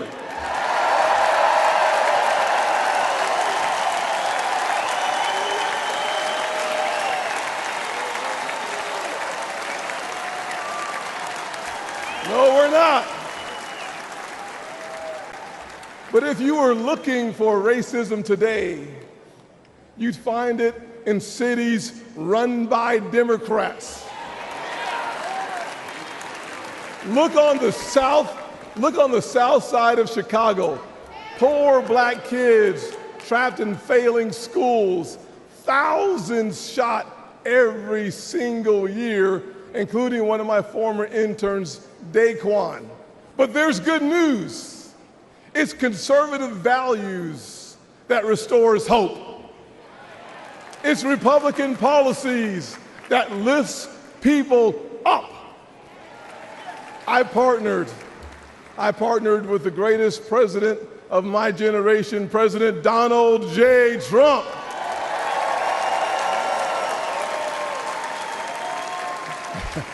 On the biggest tax cuts ever for working people and single moms. and opportunity zones for neighborhoods that need them most. But Joe Biden and Kamala Harris, they give illegal immigrants free hotel rooms while our veterans sleep on the streets. Disgusting, disgusting. Trump secured our border once, and Donald Trump will secure it again.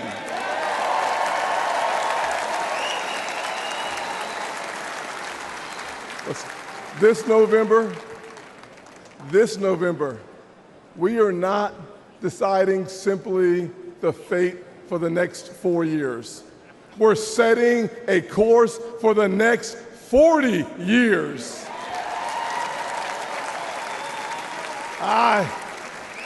I see our heartland filled with huge American factories, powered by abundant American energy, building what America needs, creating generational wealth for blue-collar workers. You see, we are the Republican Party of Frederick Douglass and of Abraham Lincoln, of Ronald Reagan and Donald Trump. But we, 4 more years. I love it.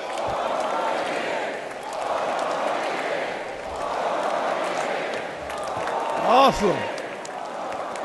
We are not simply the party of our leaders. We are also the party of a young woman in Wisconsin taking over her family farm, an Hispanic father working 16-hour days in Nevada, and a black teenager in Philly starving for opportunity. We're not just the grand old party of the past. We are the great opportunity party of America's future.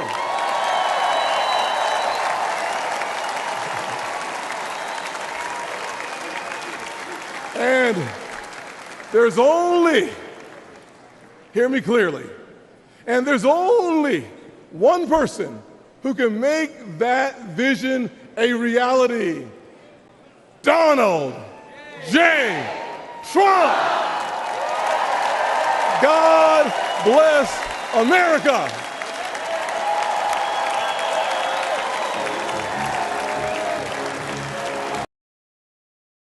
We got some more music there. That was Senator Tim Scott. That was Senator Tim Scott. You are watching our live Republican convention coverage. Bunch more speakers coming up. Kristi Noem's supposed to speak soon. Appreciate you joining us. Hey, quick thanks to Harper Ann for your support and KLM. It's very nice of you. And John Bush, our new member. Trump is supposed to appear. I saw a report saying he would appear around 9 Eastern time. So we might see Trump in about a half an hour. Also, President Biden's interview with Lester Holt, I can't show it, but it's going to air on NBC starting at 9 Eastern. So I appreciate you guys all being here. We will continue to bring you live coverage. And hold on a second here. Ooh.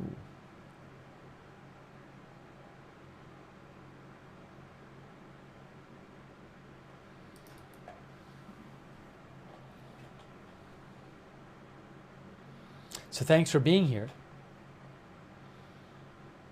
Yes, a busy day, as Amra said. We started off the day covering the federal judge's ruling dismissing Trump's classified documents case, although that will be appealed. So we covered that, and then we covered the afternoon session of this, and then we're covering the evening session of the Republican Convention.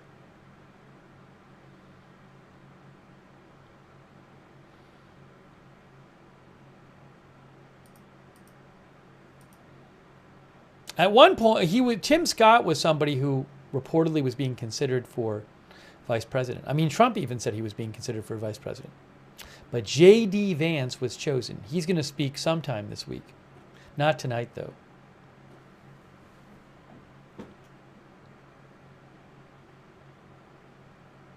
Sidewalk Connoisseur, it says Tim Scott's speech auditioning for a cabinet position. So he has been for a while during the campaign a big supporter of Trump's.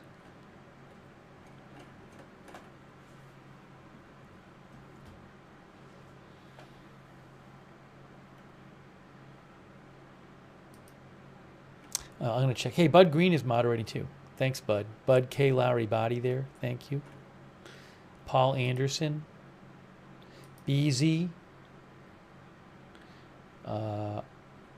Surly Dev, Sarah, McBritches, I Got That Fire, LB Prairie Dawn, Big Ball of Yarn, Bastion Girl, Ruth Krafasi. Thank you.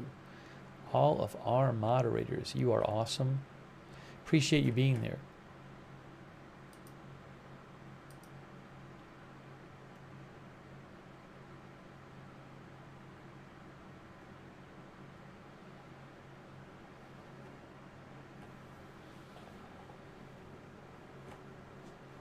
Also checking to make sure, see if there's any other news updates.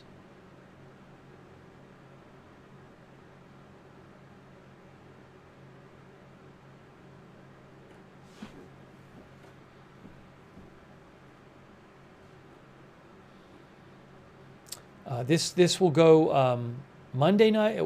There'll be a session tomorrow night, Wednesday night, and Thursday night. And former President Trump will speak Thursday night.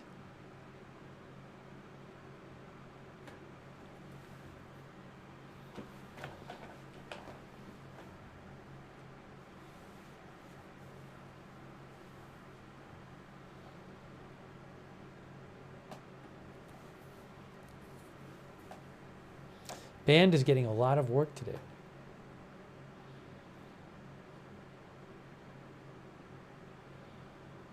But happy to be able to bring you this this convention. Feel free to send me your thoughts or questions at Lookner on X. Student Handicap says, can we get a poll about whether he'll have a bandage? I think Student Handicap is joking. I don't know if he'll have a bandage on his ear. I don't know. We'll have to see. We'll have to see. Thanks for writing in.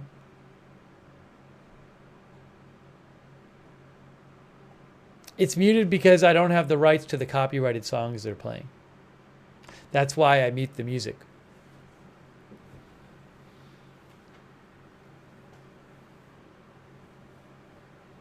So Trump is supposed to appear maybe in about 25 minutes.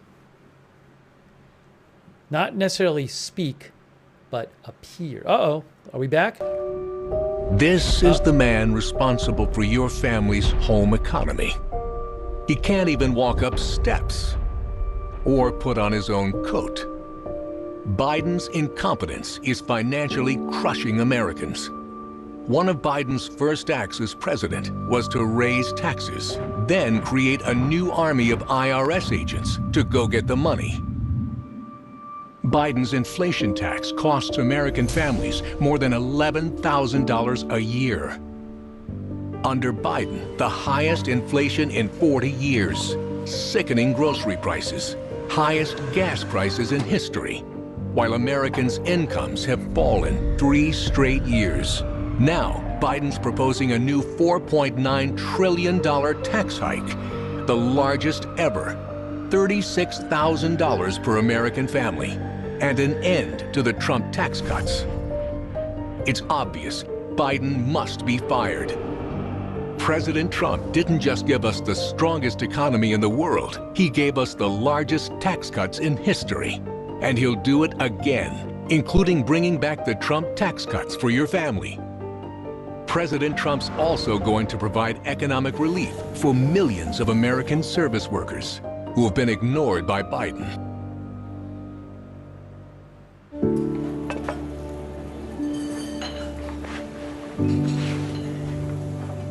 You're looking at America's service workers. And they're over 150 million strong. Waitresses and waiters. Drivers and doormen. bartenders and baristas. And like so many others in Joe Biden's America, they're struggling economically. The majority now live paycheck to paycheck. Their credit card balances at record highs, at astronomical interest rates, and their incomes are down 3 straight years. The good news? Help is on the way. President Trump's economic plan to restart America includes no tax on tips earned by our service workers.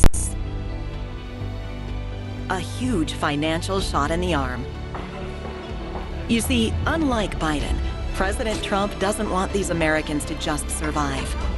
He wants them to thrive. President Trump, he'll make America affordable again. Please welcome the Governor of the Commonwealth of Virginia, Glenn Youngkin.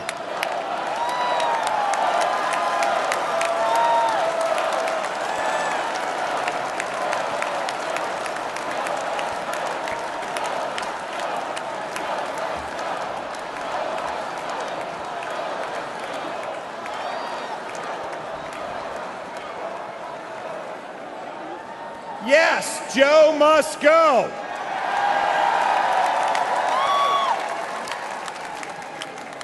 Good evening.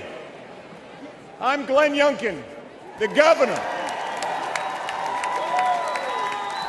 The governor of the home of Washington, Jefferson, Madison, and Monroe, the great Commonwealth of Virginia.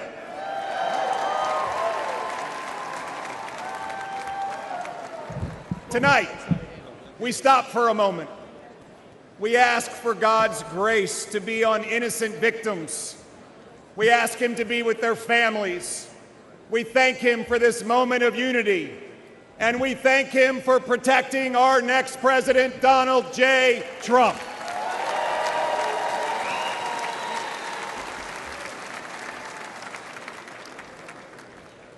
And tonight, our nation can have the conversation that so many families have at their kitchen tables. Yes, those tough conversations. How do we make it all work?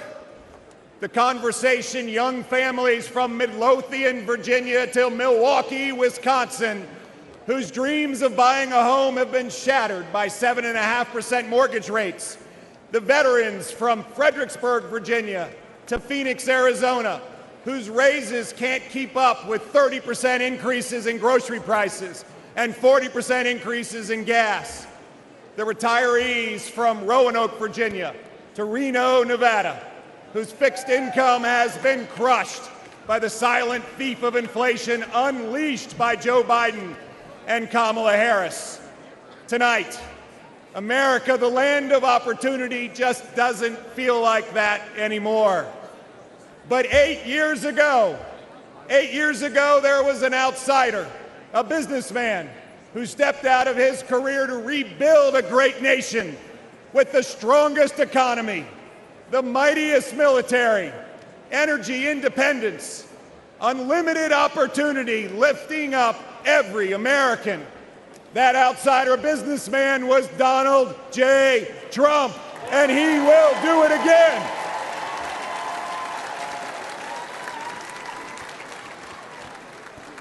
I'm proud to be a homegrown Virginian, from a family like a lot of families, with ups and downs and highs and lows. My mom was a nurse, and she was my hero. She pulled our family together after my dad lost his job. At 15, washing dishes and flipping eggs, I learned that there is dignity in work.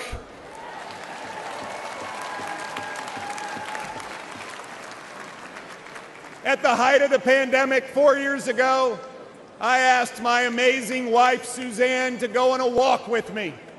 I told her I planned to quit my job and run for governor.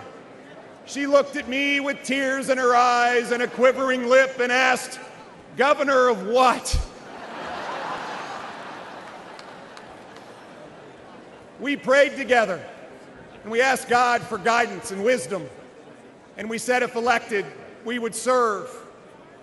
After 12 years of only electing Democrats statewide, In November 2021, Virginians elected a Republican outside businessman as their 74th governor.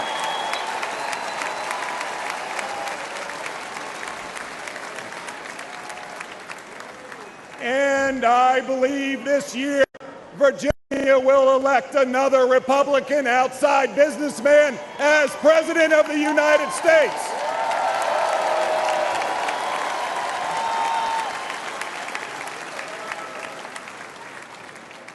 President Trump proved that common sense conservative leadership works. It works for America. And we're proving it in Virginia, too. $5 billion of tax relief. Backing the blue. Slashing red tape. Declaring loudly that, yes, parents matter. And creating jobs, lots of jobs. Virginia now has record job growth, and we were just named America's top state for business.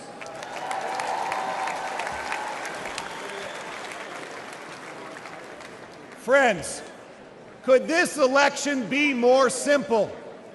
It's common sense versus chaos. It's strength versus weakness. Friends, it's not just Republicans who see this. It's Republicans, independents, and lots of Democrats. It's Americans. Under President Trump, America had high growth and low inflation. Under Joe Biden, America has low growth and high inflation. 66% of Americans now live paycheck to paycheck. Moms and dads worrying, can they buy new shoes for their kids going back to school? Can they write the tuition check for college? Will they ever be able to retire? Under President Trump, 2.4 million Americans were lifted out of poverty.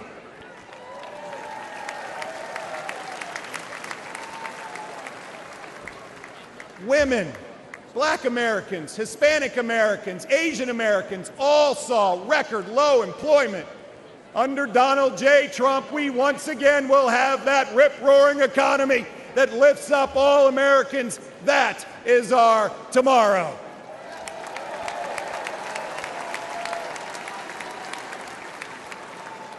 A tomorrow where work is celebrated, where taxes are cut and inflation is slashed, where we cut red tape, where we unleash American energy dominance, where businesses proudly say, "Made in America."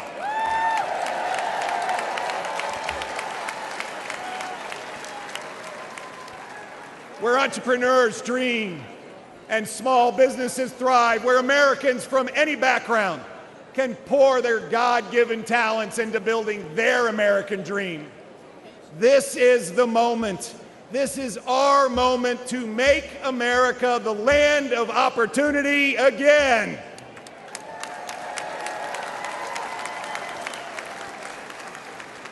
A nation built on a basic truth, that we are granted certain unalienable rights, not by a king, but by an almighty creator. And that among these are life, liberty, and the pursuit of happiness. Our foundational principles are non-negotiable. They are inscribed on our national soul. My fellow Americans, the spirit of hope is spreading. Everyone can feel it, and it will sweep across this nation when we elect Donald J. Trump, the 47th President of the United States. May God bless you, and may God bless the United States of America. Thank you.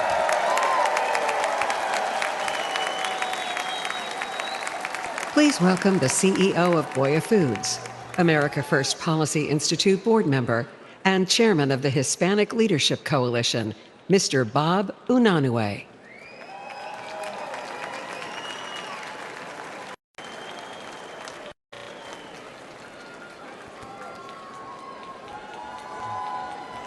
Buenas noches, familia. Good evening, family.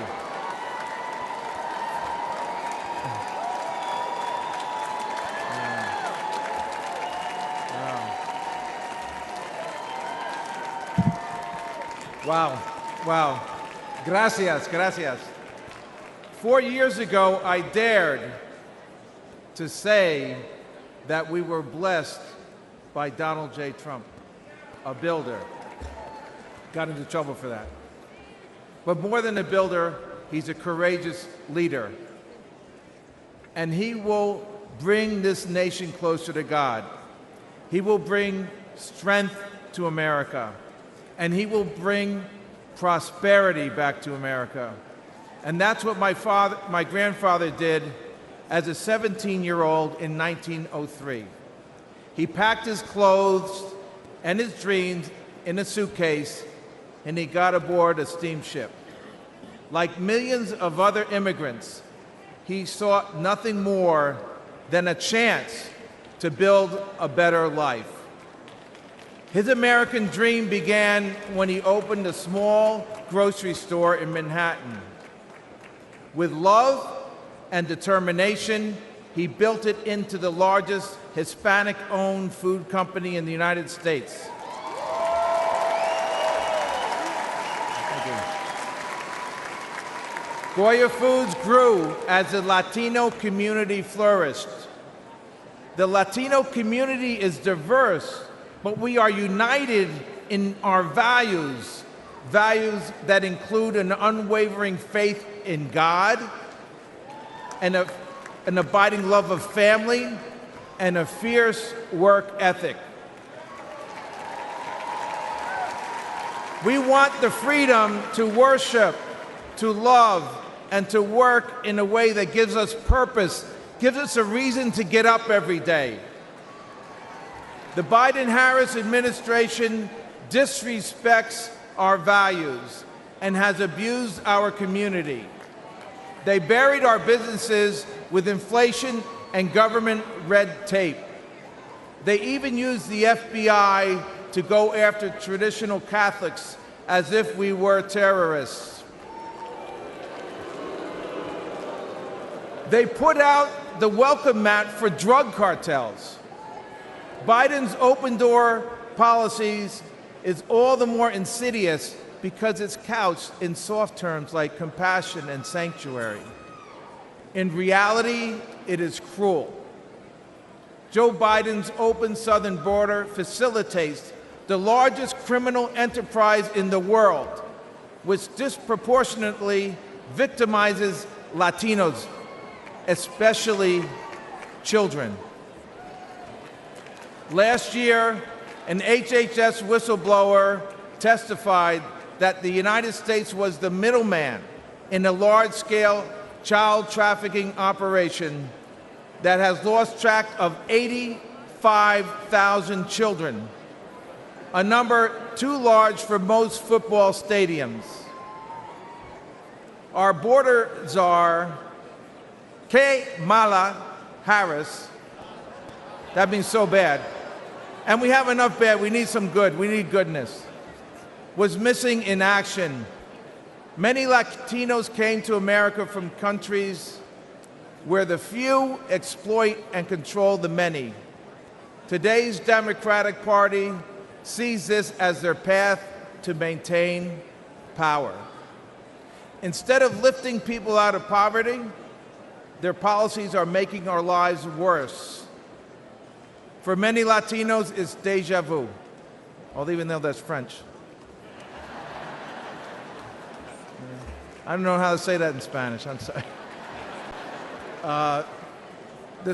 The Cuban philosopher Jose Marti said, mankind is composed of two sorts of men, those who love and create and destroy.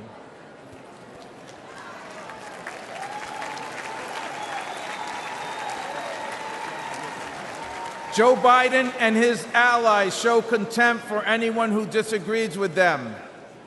Their hatred of Donald Trump knows no bounds. Their radical policies are wrecking our economy and destroying our lives.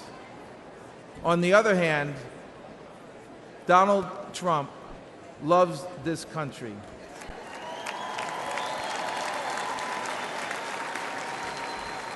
He loves us, and he knows how to build and create. He understands that lasting prosperity is built on a foundation of family, faith, work, and freedom.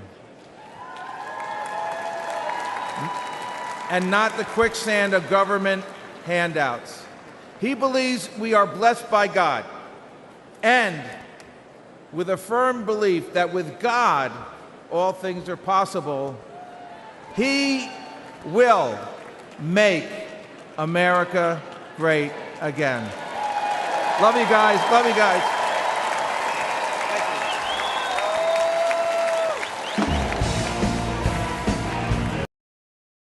All right, hang on a moment. Hang on a moment. New nickname for vice president is now Kamala Harris, I guess. He called her Kamala Harris.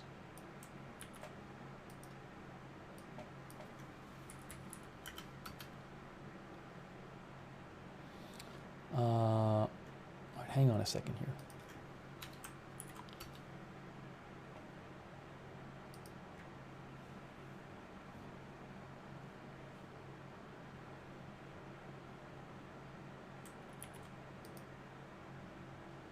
We are here. I think Kristi Noem is speaking next, guys. Guys, I think Kristi Noem is speaking next.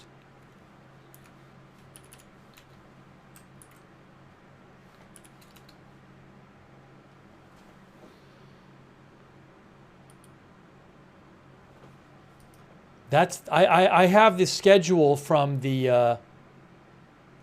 RNC, and I believe Kristi Noem of South Carolina is speaking next, in case anybody's waiting to see her.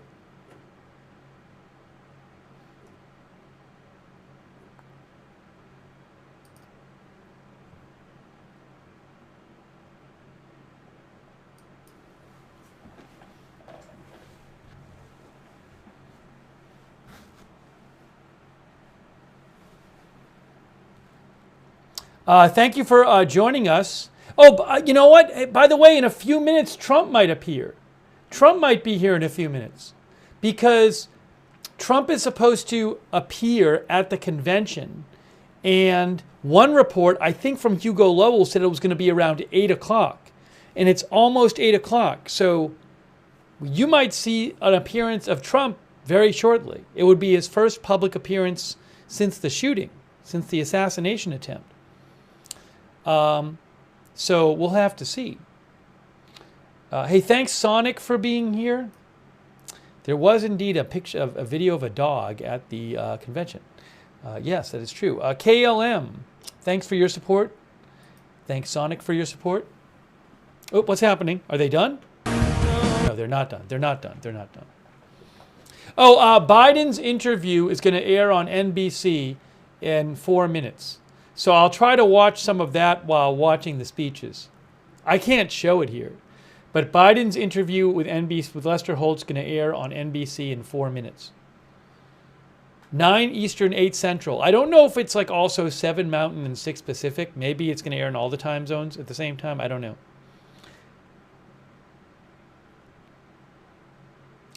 Kristi Noem is the governor of South Dakota. I hope I didn't say some wrong state for her. Did I say something wrong again?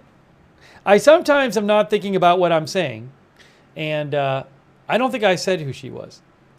But sometimes I think I'm saying something, and then people are like, no, you said this other thing. She's next on the list of speakers, Kristi Noem.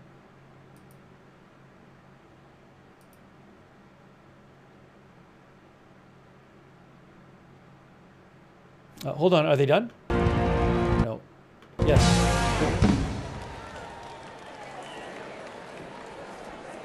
What now? What now? They're playing another song? Another song? Another song, maybe?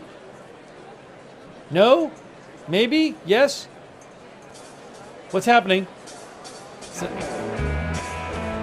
So I'm wondering if they're playing 2 songs because they might have Trump making an appearance in like a couple minutes, and they're going to kind of play music until that. CNN reports sources say private efforts to nudge Biden to step aside continue. That doesn't really tell you that much. I mean, those could be small or big efforts. So, anyways, I'll let you know if I have big breaking news. But I'm wondering if they might be playing music until Trump appears. Let me read some more comments from you guys. Again, appreciate you being with us here.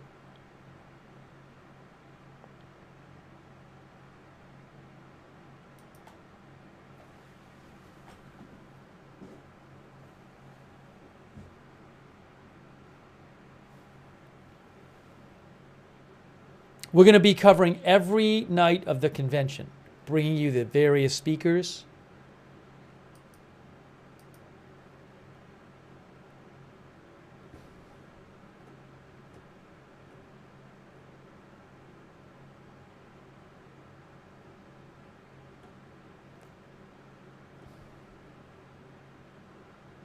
Oh, hold on a second.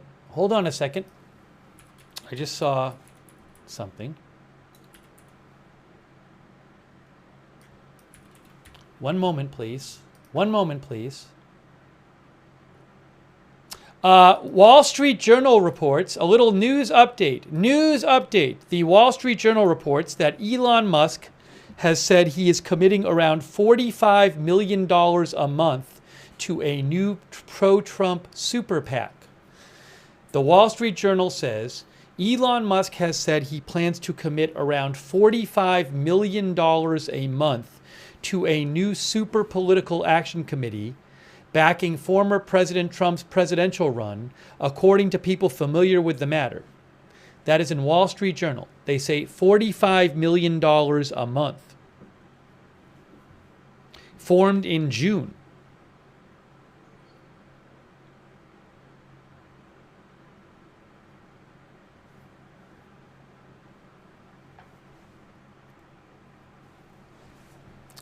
A couple of viewers mentioned that to me, said there was Elon Musk news. So I appreciate the viewers giving me a heads up. So I just looked it up. So thank you, viewers. Yeah, I mean, if it started in June, July, August, September, October. I mean, if it's every month till November, you're talking maybe about $200 million or something. But I can't verify that he's going to do it every month. But that 5 times 45 is 225. But I don't know if he's given it yet. Anyways, that's from the Wall Street Journal.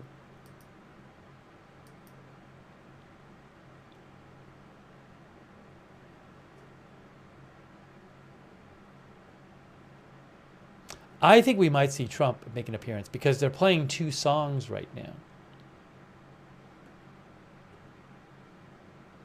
They haven't been playing 2 songs.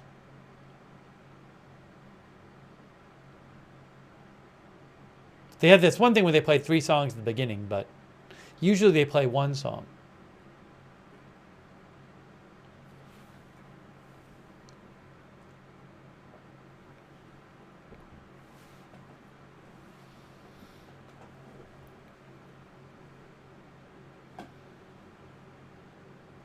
Are we going to see Trump's ear, someone asks. I don't know when Trump appears what exactly we'll see.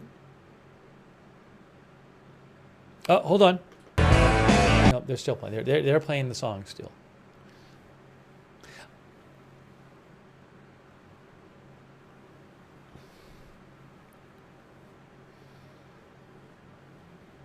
So we'll see. It's just about, it's now after, it's 8:02 p.m. local time. I think we could see Trump at any point now.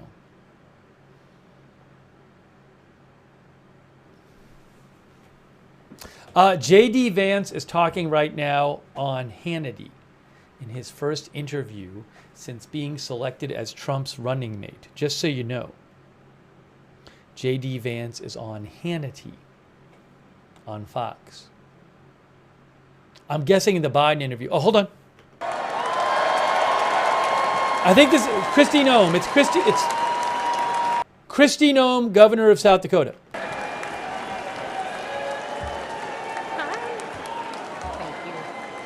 Good evening. You all look fantastic. I love the cowboy hats. And a shout out to South Dakota. Hi. Woo. Listen, I'm Governor Kristi Noem from the great state of South Dakota.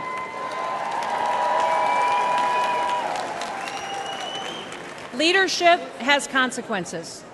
It matters who's in the White House. Now, I've been governor under both President Trump and Joe Biden. And people ask me all the time, what's the biggest difference? And I tell them that President Trump honored the Constitution. He let me do my job. And he let me keep my people free.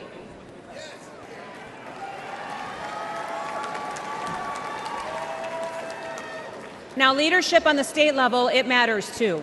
It certainly mattered in South Dakota. I am so proud to say that South Dakota's strong economy has been a beacon of freedom for America. Most of you probably first heard about me during COVID, didn't you? Because South Dakota was the only state in the country that stayed open for business.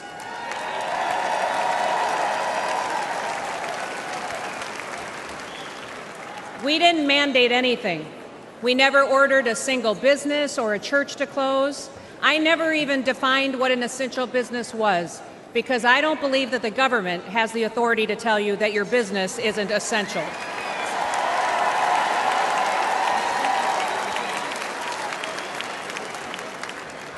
When other states were pushing mandates and lockdowns, instead in South Dakota, we hit the gas.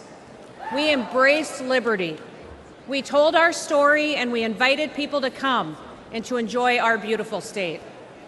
Now, all of the things that conservatives have always talked about, we just did it, and it worked.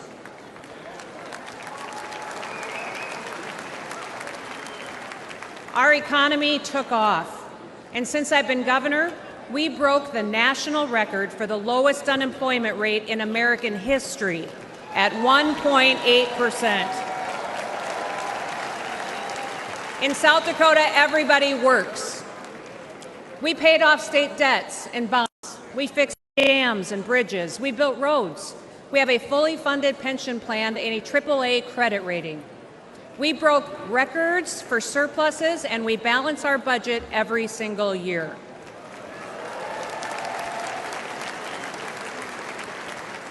And last year in South Dakota, we passed the largest tax cut in South Dakota history.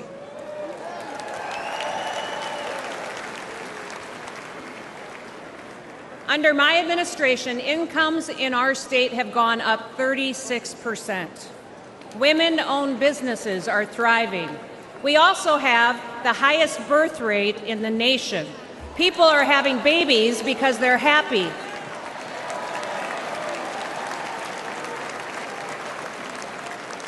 And in South Dakota, we love babies.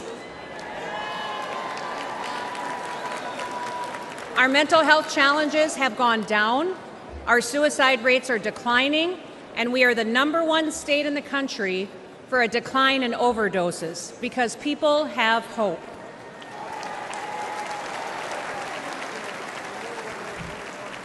We're growing so fast that we needed more workers to catch up. So we launched the most successful workforce recruitment campaign in the history of South Dakota. And they have come by the thousands to join us and to live with us. Do you guys remember those ads when I was a really lousy plumber and a really terrible electrician? Do you remember those? Well, since we started those ads, we have seen a 78% increase in licensed plumbers in the state of South Dakota. We've seen a 44% increase in electricians in our state. Now, people aren't moving to South Dakota for our beaches or for our beautiful January weather. They are moving to our state for opportunity and for freedom. And all of this happened because our people were bold. We took action, and I was strong. Now, South Dakota proved that freedom will make America wealthy again.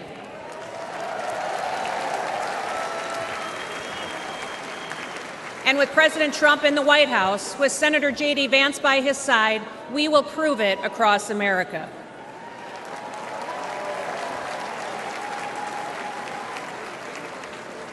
Listen, 2 days ago, the whole world changed. Evil displayed itself in the very worst way, through a cowardly act. An innocent American lost his life, and we will continue to lift his family up in our prayers every single day. Prior to this week, we already knew that President Donald Trump was a fighter. He is the toughest man that I have ever met. Nobody has endured more than what he has gone through. They've attacked his reputation, they impeached him, they tried to bankrupt him, and they unjustly prosecuted him. But even in the most perilous moment this week, his instinct was to stand and to fight.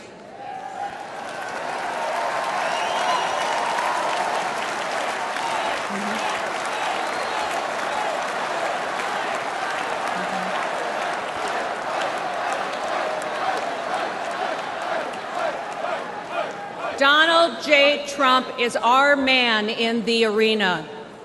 He will never stop fighting for us. He will never stop, and now he is bringing all of us together. Now, I know that many of you are angry, but now is the time to unite. And we have to get to work. We have to win the hearts and minds of every single American. Wake them up with truth and with wisdom. We need to listen to them.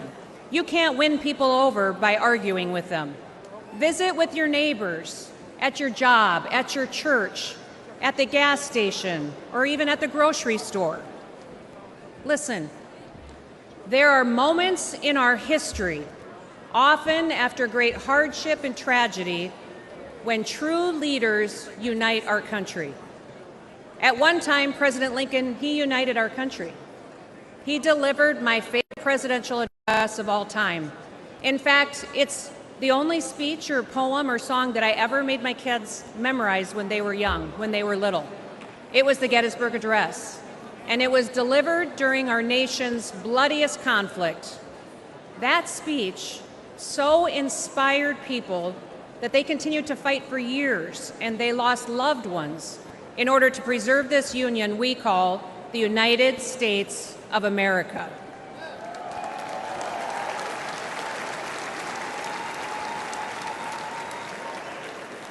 Now, at that time, President Lincoln encouraged us to take increased devotion, that this nation, under God, shall have a new birth of freedom, and that a government of the people, by the people, and for the people shall not perish from this earth.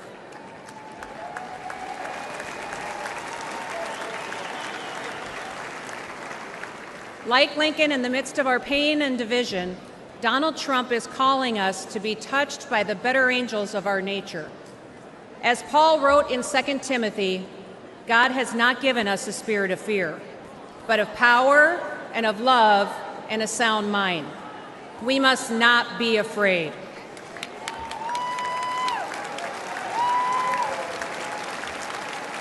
Even in our darkest days, we have never once given up hope. So don't quit on America. If we lose this country, where else will we go that provides more freedom and opportunity for our kids and our grandkids? And I've got 3 grandkids, and I'm counting on a whole lot more. And yes, democracy can be messy, but there is a great invisible strength to a people's union. We have shown the world that we can endure sacrifice and that we can still unite. We should still aspire to be worthy of this. By the way, to cut in, Fox News is showing Trump's motorcade en route to the RNC. Again, Fox News is showing Trump's motorcade en route to the convention. So now, I need you to get to work. Get out there, go do it. Don't quit. Keep fighting, keep uniting, keep talking to people, win the hearts and minds, and may God bless you, and may God continue to bless the great United States of America. Thank you. Again, surprise visit to a construction site. Hundreds of cheering union members turned out to meet the former president. It was quite a scene. These are hardworking New Yorkers, okay? Hold on, this is I got to be careful because they're showing like news clips. Hey, Fox is showing that Trump's motorcade is on the way to the convention. So it certainly seems like he's going to appear there soon. He's supposed to appear. He's not supposed to speak, but hold on one second. He's supposed to appear at the convention. I got to be careful with these news clips. They're playing like Fox News clips, which I also don't own the rights to. So I know it's a little weird, but usually when they do these video things, they're not showing just like news footage from other news agencies. So let me just hang on a second. I think that's okay. I don't know. We'll see. But I don't want to be showing like the Fox News newscasters or anything. So yeah, but so Trump is supposed to appear, not speak, but appear soon. Okay, so that's coming up. That is coming up. Thanks, by the way, Smelly Cat and Warlord God over there on Twitch. Okay, we're back here. We're back here. Bobby Bartles Jr., business manager of Steamfitters Local 638.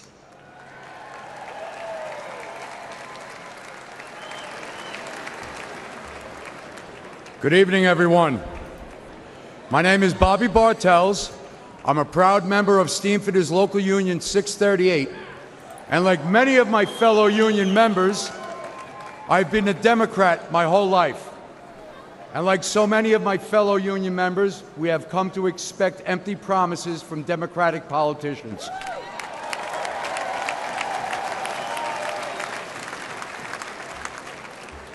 In 1986, after a decade of Democratic politicians' mismanagement, Central Park's iconic Woolman Ice Rink had fallen into an unusable state of disrepair. Politicians made promise after promise to fix the rink, and yet they did nothing. That's when Donald Trump stepped up.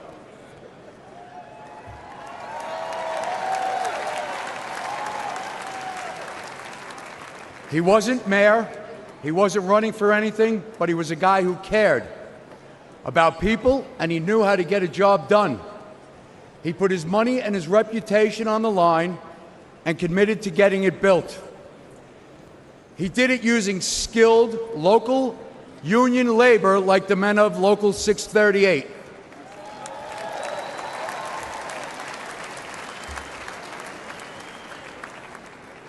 Together, we worked tirelessly on that project, completing it on time and ensuring kids would be skating that fall on that rink. And a quick note to President Biden, that involved working outside the hours of 10 a.m. and 4 p.m.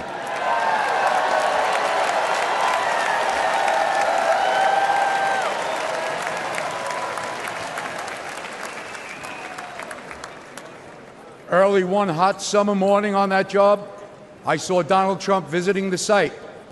I yelled out, "Are you here to buy us coffee?" President walked right over. He wasn't the president at the time, but he walked right over, grinning, and handed me some cash and told us it was too hot for coffee. Go buy sandwiches and drinks for everyone.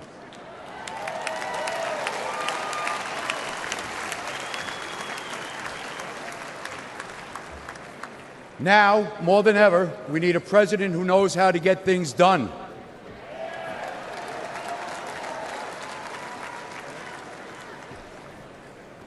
We have an open border inviting illegal immigrants to take our American jobs and lower our wages. Out of control inflation is squeezing budgets, and both violent crime and drug epidemic are pushing people out of our cities, all while Democrats do nothing.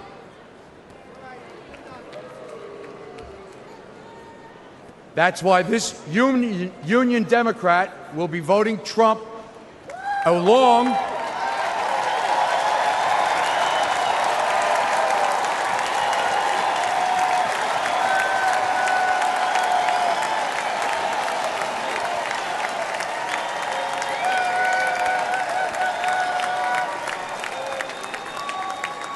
So that's why this union Democrat, along with many of my local union members, will be voting Trump this November.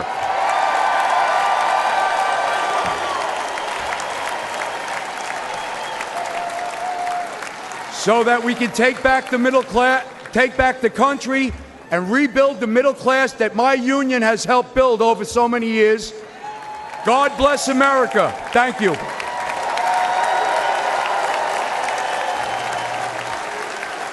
Please welcome Congressman Byron Donalds of Florida.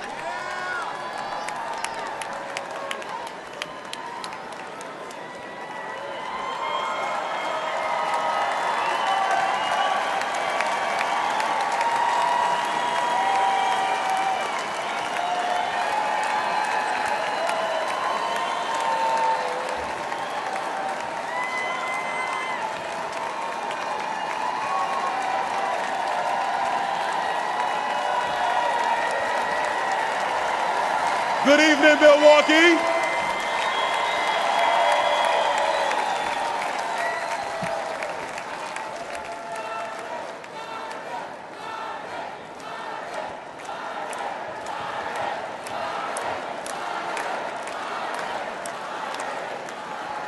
You know, Milwaukee, we're on live television. You gotta let me get to the speech now.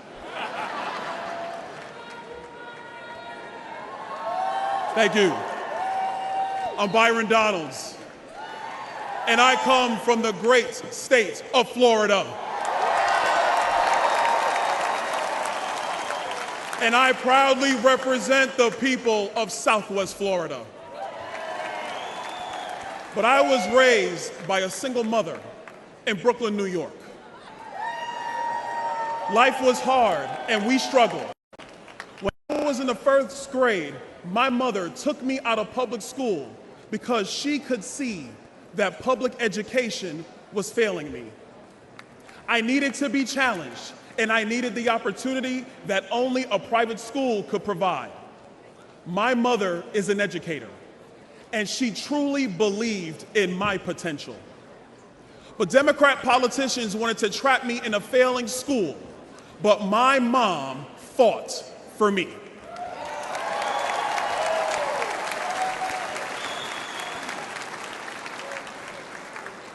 Mom, I just want to take this opportunity to say thank you.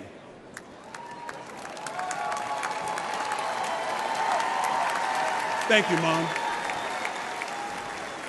Words cannot describe how deeply grateful I am to be your son.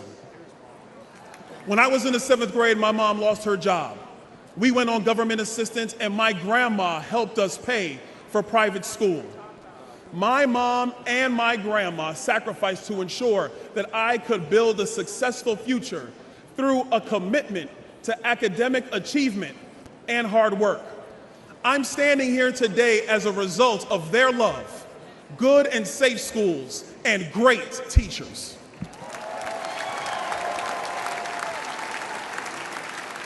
And to the teachers of America who pour your heart and your soul into your students and teach the next generation to love, honor, and serve our great country, we all say thank you.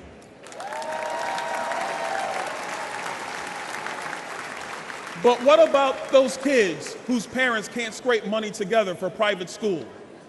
Don't those kids who grew up like I grew up deserve the same chance that I had? Joe Biden and Kamala Harris sent their kids to high-priced private schools. But since they are in the pocket of the far-left teachers' unions, they trap poor kids like me in failing schools with no way out. They say they're pro-choice, but not if you want a choice over what your kids are taught. Donald Trump believes every parent deserves a choice, and every child deserves a chance.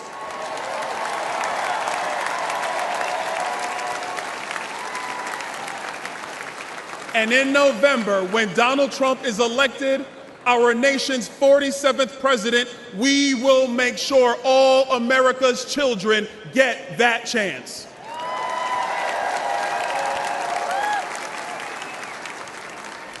Growing up poor, I know the pain of high food prices, high energy prices, and housing costs. I remember as a kid, my mom yelling at me, "Turn off that light, you don't pay the bill."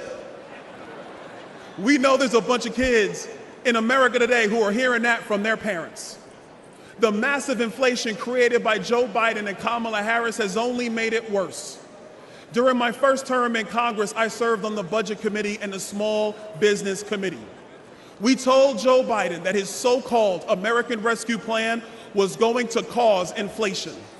The Biden-Harris administration told us not to worry, but I knew better. I have nearly 2 decades of experience as a financial professional, and the evidence is in. Go to any grocery store, buy eggs, buy beef, buy milk.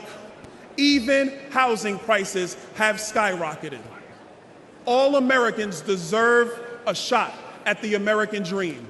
But under Joe Biden's debilitating economic policies, far many Americans, far too many of them, that dream has slipped away. This shows that we were right, that Joe Biden was wrong, and that you, the American people, are paying the price. As Americans, we've all been struggling. The disastrous results of the Biden-Harris agenda transcend race, religion, or income. But under President Trump, all of this will change.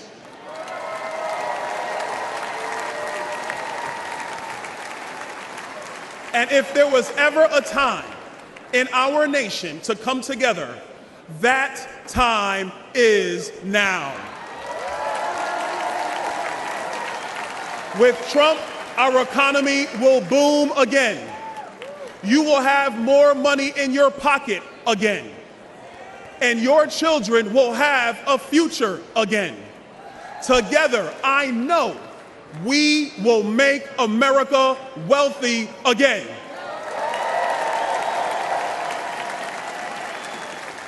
And together, America, we will make America great again. God bless you, Milwaukee. God bless the United States of America.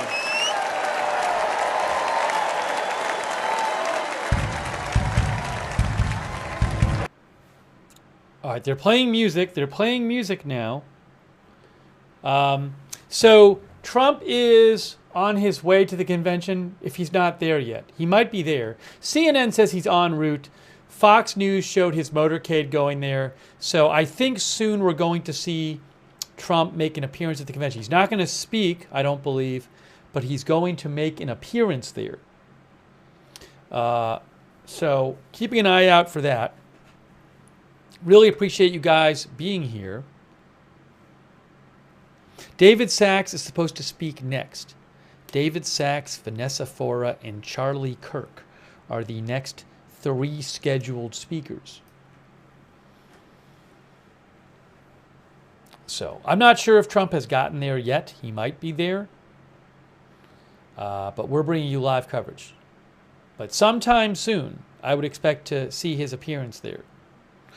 Really appreciate you guys being with us. We're going to cover this. We're going to cover this convention all week: Tuesday night, Wednesday night, Thursday night. Biden gave an interview to NBC tonight, which I think is already aired. I don't know if it's completely aired. I haven't seen it, but I haven't been made aware of like any kind of like huge news from that interview. I'll try to watch it when I get a chance. But I've seen nothing's been reported saying there was some big news from the interview. We're bringing you live coverage. So will Trump appear next or sometime soon? We'll have to just see. Hey, thanks Smelly Cat for your support over there on Twitch. Yeah, some more dancing, as one of our viewers just said. So Nikki Haley is not scheduled to speak tonight. The remaining speakers are David Sachs, former CEO of Yammer, Vanessa Fora, Everyday American, Charlie Kirk, CEO of Turning Point USA, Marsha Blackburn, Senator. I guess she's going to speak again. She spoke this afternoon, but I think she might speak again. Mark Laws, Everyday American, Benjamin Josephs, Everyday American, Amber Rose, mother and entrepreneur. Linda Fornos, everyday American. A lot of everyday Americans at the end of in the last part of the evening. And then Sean O'Brien from the Teamsters, president of the Teamsters Union.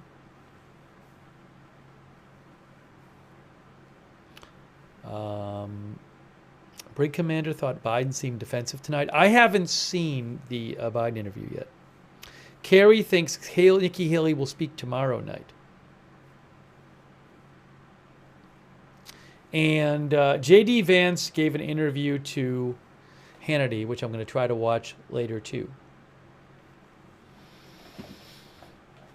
So I can't play the copyrighted music, which is why it is muted right now. But as soon as I stop playing music, no, they're playing music still. They're doing like a line. It's like I guess it's not a conga line, but they're doing like a dancing line. Look at that. People are loosening up, guys. They're doing a line. They're going around in a line dancing.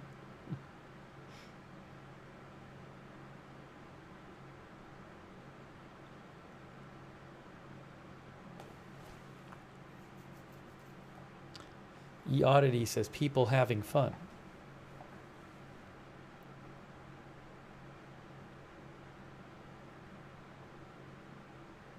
Carrie said Fox reported Haley was speaking Tuesday night. Maybe, I haven't seen that report, but maybe she is. Maybe she is.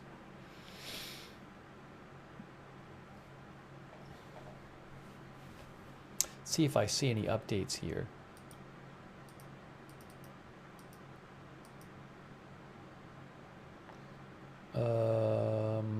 Let's see.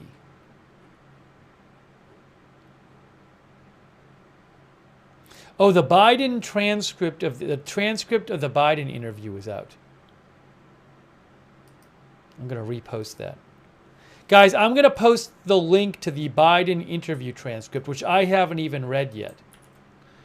Biden, NBC, it's on NBC News website. Interview transcript. I just posted it. You can see it. I just posted the link for you. But if you go to NBC News website, you can find, it says, read the full Biden interview with Lester Holt. All right? So I'm passing that along to you.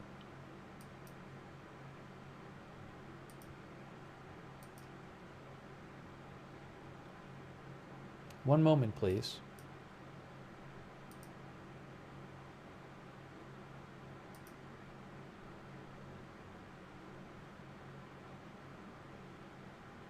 Okay.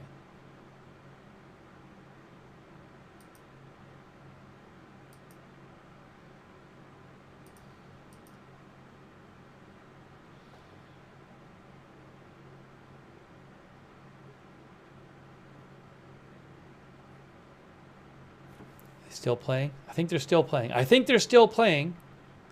Will Trump be appearing next?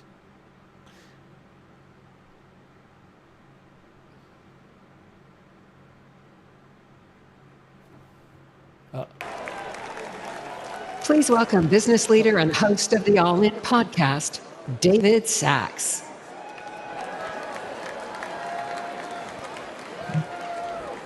Good evening, America. Good evening, America. I'm David Sachs, a legal immigrant who worked hard to achieve the American dream. Thank you. Now I'm concerned those same opportunities won't be there for future generations. As I look out at this convention, I see a party that is strong and unified behind President Donald J. Trump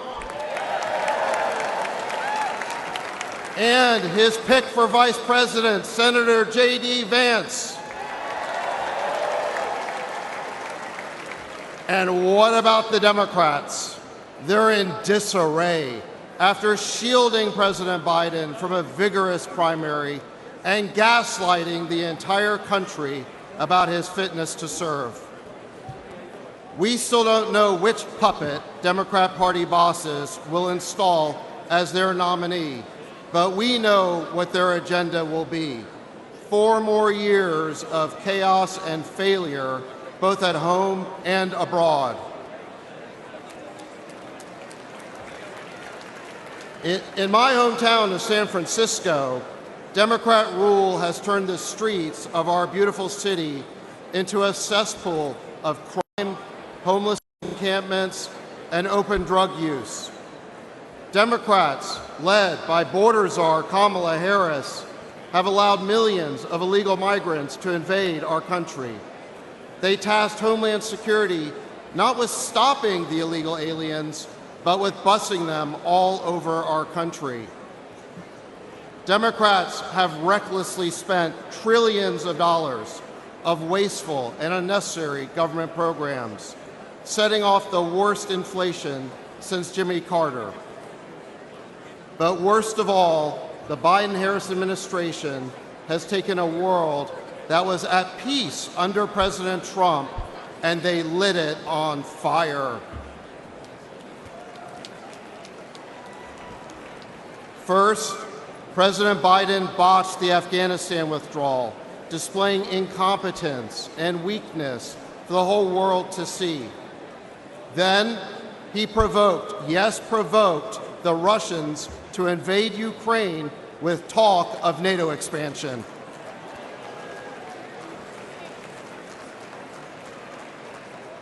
Afterward, he rejected every opportunity for peace in Ukraine, including a deal to end the war just 2 months after it broke out.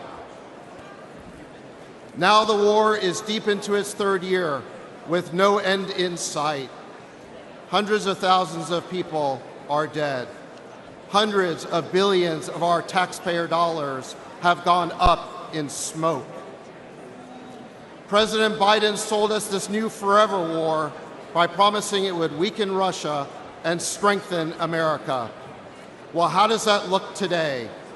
Russia's military is bigger than before, while our own stockpiles are dangerously depleted.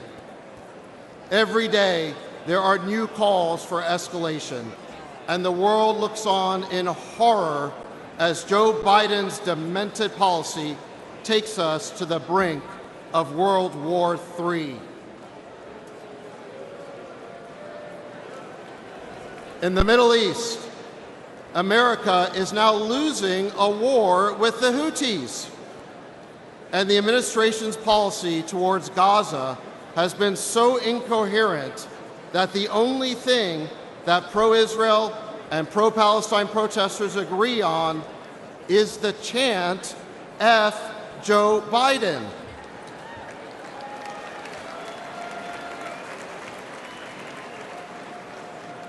Rather than bolstering confidence in American leadership, as he promised, President Biden has become the symbol of an America in decline.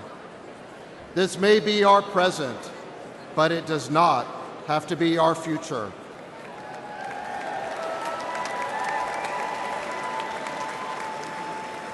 We can replace the Biden-Harris cabal with a president who is strong and smart rather than sleepy and senile.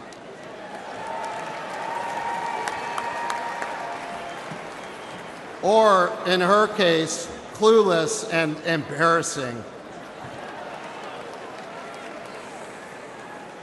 A president who understands that you build the most powerful military in the world to keep America safe, not to play the world's policeman.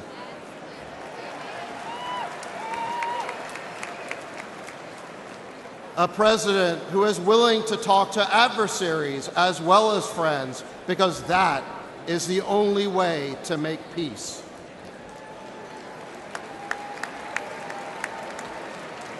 A president who will stand up to the warmongers instead of empowering them. My fellow Americans, we need a leader who commands respect and demands reciprocity from other nations. We need strength and savviness in the White House Situation Room, even if the crisis hits after Biden's bedtime.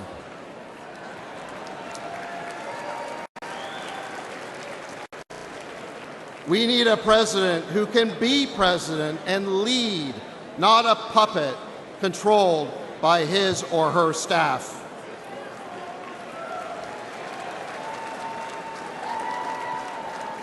We need order in our cities, order at our border, and order restored to a world on fire. My friends, we need President Donald J. Trump back in the White House. Thank you.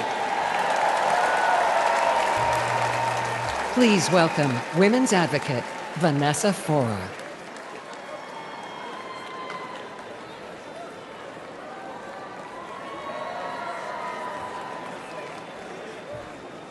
Wow, you all look wonderful, beautiful from here. Look at that crowd. Good evening, everyone. Good evening, America.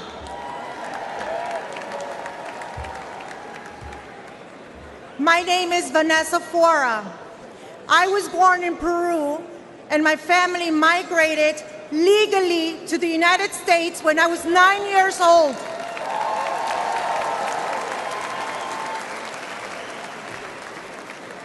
Like millions of legal immigrants, my family didn't begin our pursuit of the American dream by breaking the law.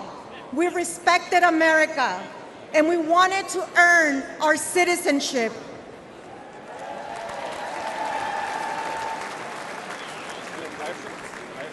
When we arrived in the Bronx, we lived on the 6th floor of a graffiti-painted building. Both my parents worked 2 jobs. At 18, I achieved one of my greatest aspirations. I became a United States citizen.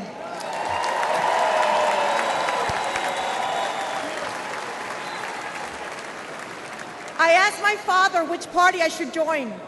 He said that we're Hispanics, we vote Democrat. But the more I learned, the more I saw that the Democratic Party didn't represent my values. Republicans did.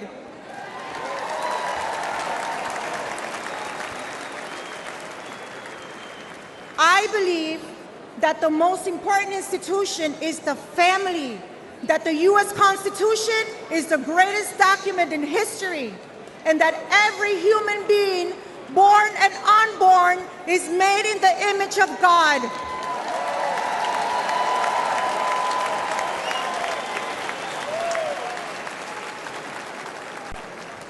Today, I'm proud to be part of an organization that protects the freedoms and opportunities of women across America. I've had the honor of meeting thousands of moms. Since Biden took office, I've heard one message from mothers from all backgrounds. The cost of living is making it harder to meet basic needs. Moms are reaching down the bottom shelf to just save 35 cents. Grandmothers who should be enjoying their golden years are working again to barely make ends meet. Under the Biden-Harris agenda, we're no longer living, we're surviving. It feels more and more like I'm back in Latin America. Under President Trump, Hispanics' unemployment reached record lows, and our income reached a record high.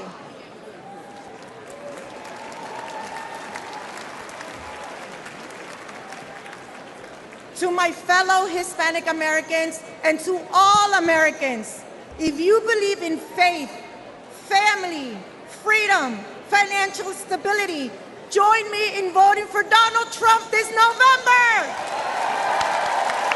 Thank you, America.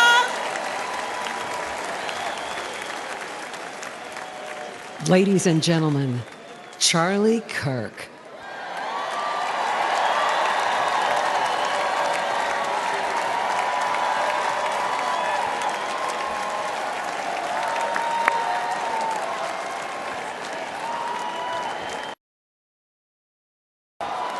Thank you, everybody. Thank you. Good evening. I'm Charlie Kirk, founder of Turning Point USA and Turning Point Action. Together, the largest conservative grassroots organizations in the country. Thanks to our work, I talk to a lot of young people on campuses, at our events, on my radio show, podcast, and social media. Said differently, I visit college campuses so you don't have to.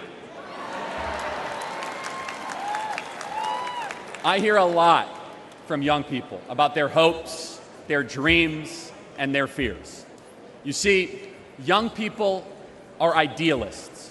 They respond to vision. For the past 4 years, they've seen the vision of the Biden-Harris regime.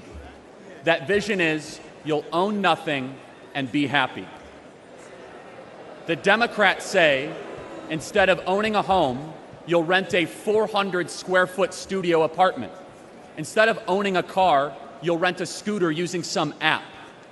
Their vision is this: limit your dreams, give up, aim lower, be content with less. If you're a 20-something in America, life has been really tough. You've watched home prices rise 47% since 2020, 47%. Home ownership is now out of reach unless you make over $106,000 a year. Since I last spoke at the Republican Convention 4 years ago, I've become a husband and father. In fact, we have 2 under 2. I think I get extra points for that. For millions of people my age, that is a dream that feels farther away than ever under the Biden-Harris administration. According to current projections, 1/3 of today's young Americans will never get married. The average American is having fewer children than ever before. Why? It's because for far too many, they simply can't afford them. The basic things our parents enjoyed are increasingly out of reach for Gen Z and millennials. You see, the American dream has become a luxury item for the wealthy elite. Happy countries have children. Broken countries have addiction, depression, and suffering. Democrats have given hundreds of billions of dollars to illegals and foreign nations, while Gen Z has to pinch pennies just so that they can never own a home, never marry, and work until they die, childless. Under Biden, our young people own nothing and they are miserable. Donald Trump refuses to accept this fake, pathetic, mutilated version of the American dream. When he was president, young people were richer than ever before, and he will do it again. Donald Trump is on a rescue mission to revive your birthright, one your grandparents and those before them gave everything to hand down to you. And listen carefully, everybody. This is why young men are the most conservative that they have been in 50 years.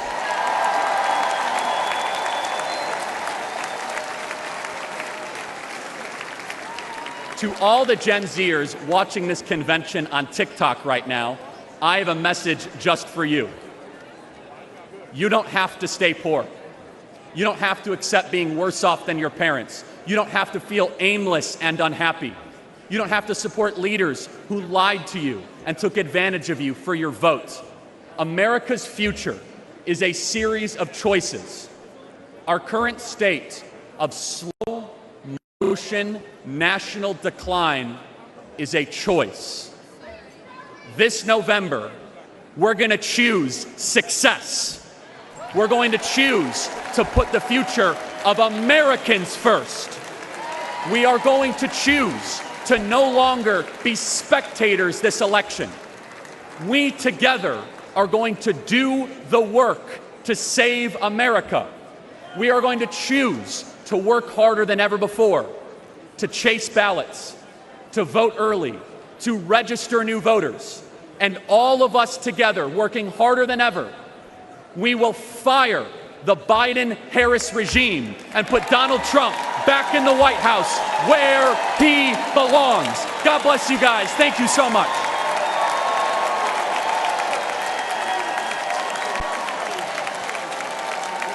On the very first day that we take back the White House from crooked Joe Biden, the worst president in the history of our country, I believe that we're going to have 4 of the greatest years in the history of our country. I will once and for all secure our elections. We're going to go to paper ballots. We're going to have same-day voting, voter ID. We're going to do it properly. We're going to have good, secure, beautiful elections. We never want what happened in 2020 to happen again. But until then, Republicans must win, and we must use every appropriate tool available to beat the Democrats. They are destroying our country. Whether you vote early, absentee, by mail, or in person, we are going to protect the vote. That's the most important thing we have to do, is protect the vote. Keep your eyes open, because these people want to cheat, and they do cheat, and frankly, it's the only thing they do well. We will make sure your ballot is secure and your voice is heard. Many Republicans like to vote on Election Day, and we must swamp the radical Democrats with massive turnout on Tuesday, November 5th. The way you win is to swamp them. If we swamp them, they can't cheat. It just doesn't work out. But if you can't make it, you need to make a plan, register, and vote any way possible. We got to get your vote. So with your vote, we will win a victory the likes of which no one has ever seen before. We will evict crooked Joe Biden from the White House, and we will take back our country on November 5th, 2024, the most important day in the history of our country. That's what it's going to go down as. Thank you. So that was not please live. Welcome the chair of the RNC That was committee recorded. on the platform, United States Senator Marsha Blackburn of Tennessee.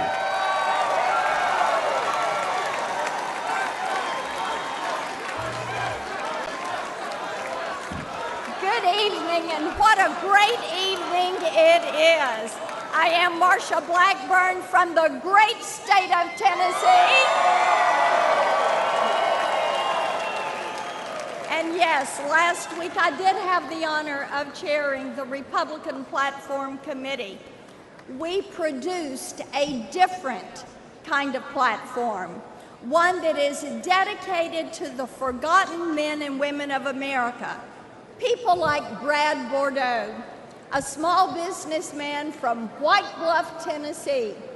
Brad leads Bordeaux Metals. By the end of the Obama-Biden administration, high taxes, massive government spending, and over-regulation almost put him out of business. Real quick, CNN reports Trump has now arrived at the convention site. Trump's tax and regulation cuts, Brad and those that worked for him prospered. He hired new workers, expanded the business. Life was good and getting better. But Bidenomics was a four-letter word for Bordeaux Metals. Joe Biden, Kamala Harris, their high inflation, high interest, high taxes, and Green New scam are destroying small businesses. Biden and Harris outsourced our energy supply, driving electricity prices up over 29%. They, Joe and Kamala, walked into office. Gas was $2.40 a gallon. Today, it is $3.54. Our platform says we will make America energy dominant. You know? And let me hear you now. You know who will make that happen? Donald Trump.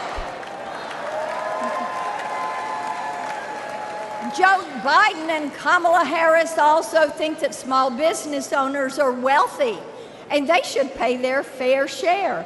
We all know that's left-wing code for you gotta pay more taxes. Well, in Tennessee, I led the fight against a proposed state income tax. We killed that thing. We are income tax free in Tennessee. So when Donald Trump was president, I helped him spread economic prosperity with the largest tax cut in American history. Now, President Trump will make those tax cuts permanent. But if Joe and Kamala are reelected, they say they're going to let them expire. That will be the biggest tax increase in American history. Our party's platform commits to making the Trump tax cuts permanent. And you know who will return us to an era of prosperity? Donald Trump.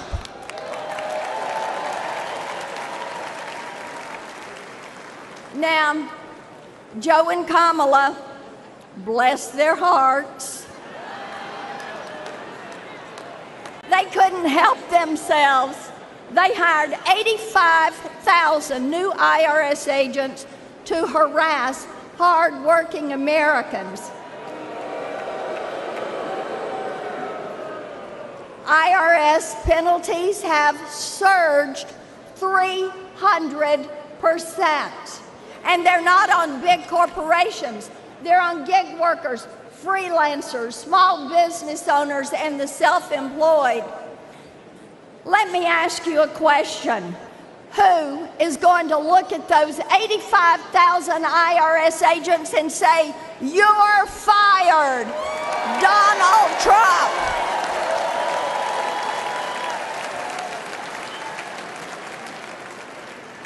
Under Biden and Harris, people are also crushed by more regulations than at any time since Jimmy Carter. Their regulations aren't just burdensome. Often, they include racist DEI requirements. Many small businesses are going bankrupt. Some are throwing up their hands in disgust.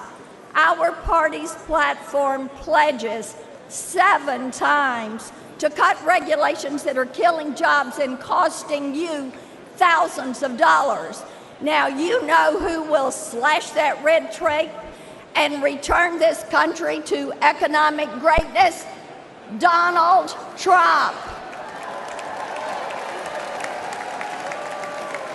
The harmful Biden-Harris policies are why so many small business owners, like Shana Gray, she is a black female owner of Great Jet Cafe right here in Milwaukee.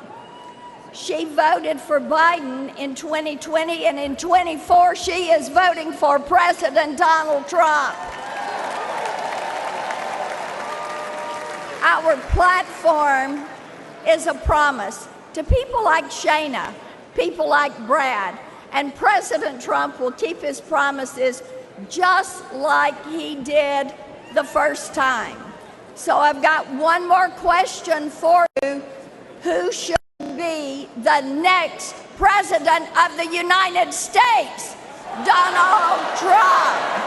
God bless you, protect you, and God bless and protect the United States. Thank you.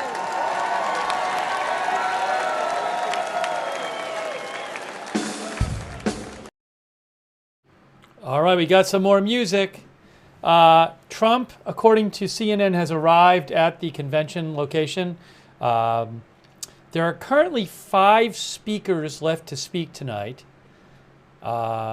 And so I think we're going to have 5 speakers and also Trump appearing. I don't know that he's going to say anything. The remaining 5 speakers are Mark Law's Everyday American, Benjamin Joseph's Everyday American, Amber Rose, who is I believe she's an actress and a model, and also a mother and an entrepreneur and some other things. Linda Fornos, Everyday American. Sean O'Brien, head of the Teamsters Union. Those are the 5 speakers. And we got some people dancing. And Trump is supposed to make an appearance. Hey, big thanks to our moderators. BZ, thank you so much for being there. Really appreciate all of our moderators. They are the reason that we have chat rooms. Queenful, thank you for moderating over there on YouTube. Thank you. Also, we have Bastion Girl, Big Ball of Yarn, McBritches, I Got That Fire, Sarah and Surly Dev on Twitch, on Facebook. Sorry I had to restart the stream, but Facebook always stops it after 8 hours. So thanks for joining the part 2 on Facebook. Kay Lowry Body, Christina Neal, Paul Anderson, thanks for moderating so much over there. Thanks Diane Allworth and Robert Rial II for subscribing on Facebook. Thank you. Let's see here. Thanks to all of our Twitch subscribers too, like Integrity Farmer Bob and Shaggy and Wall Street and Eric IDX and Allistic. Hey, it's JD Vance. It's Don Jr. and JD Vance. It's Don Jr. and Eric and JD Vance. Look, guys, can you see? Did you see that? That was Vice Presidential nominee JD Vance, Donald Trump Jr. and Eric Trump. They were all there. We just saw them. Thanks, Lily Swats, for subscribing. Appreciate that. There's JD Vance right there. It's more JD Vance. Maybe he's there for Trump's appearance. JD Vance is in the room. He's going to speak this week, but not tonight.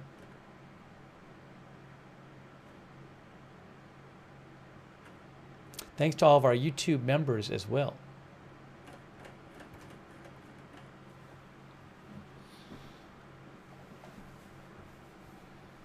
Artful Nothing says Vance and Don Jr. are big buds. I had read that they had become close. I'm not sure about this, but I read an article saying that.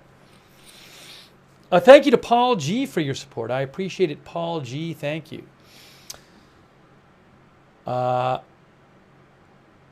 headline on CNN. So Fox reports Trump. There he is right there. There's Trump. There is Trump. We got Trump. We got Trump, guys. He has a bandage on his ear. Look, you can see him. There is Trump. He's right there.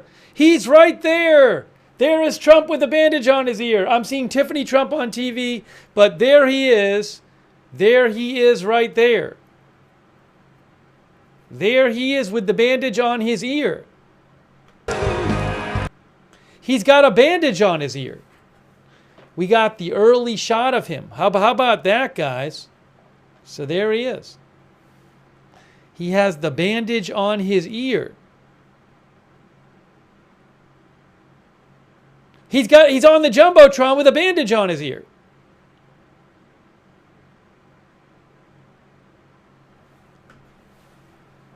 All right. We'll hold on. Is the music done? I gotta wait till the music stops. Nope, they haven't stopped the music yet.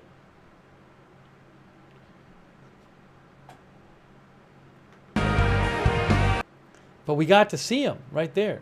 We got an early shot of him in the hallway there. So Trump is making an appearance. There he is. There he is. There he is.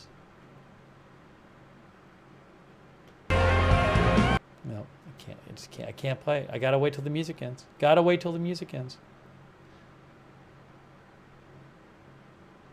I'm trying.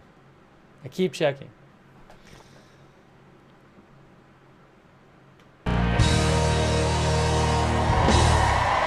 There he is. There he is. Ladies and gentlemen, please welcome Lee Greenwood. Oh, is Lee Greenwood going to sing? I'm going to have to turn it off when he sings too. I can't play the Proud to Be an American song. I don't own the rights to that song. All right, he's going to come out. He's going to sing Proud to Be an American, Lee Greenwood. I got to wait till he finishes singing it. Sorry. That's what they play at the rallies when he comes out.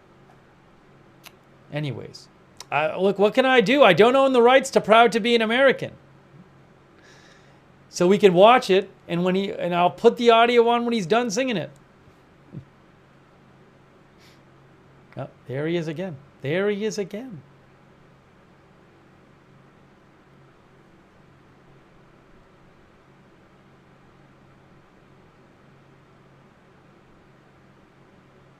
All right, so it's interesting that they have him kind of waiting there. I thought maybe they would wait. Hey, thanks, Paul G. I appreciate that, Paul G. Thank you. I thought that maybe they would wait and then just bring him out, but they've had him like on the screen. Oh, he's talking? And abroad. No, ladies and gentlemen, please welcome the next president of the United States, Donald J. Trump. Okay.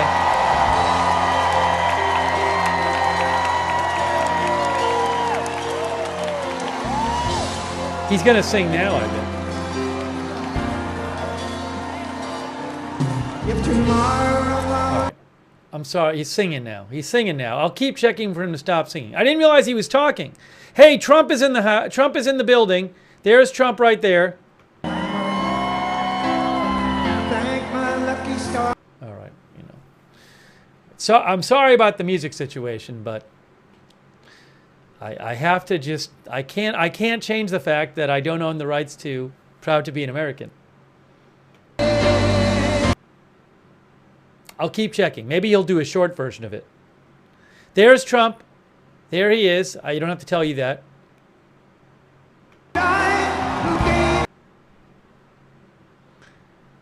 He is singing. I just checked it.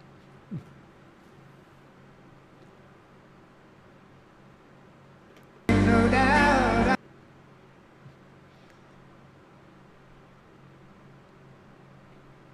There he is, guys. He's got the bandage on his ear. Well, what can I do? What can I do? Hey, it's Tucker Carlson. It's Tucker Carlson. It's Byron Donalds. I'm not going to know everybody in this line. It's Don Jr. and Kimberly Guilfoyle and J.D. Vance and Eric Trump.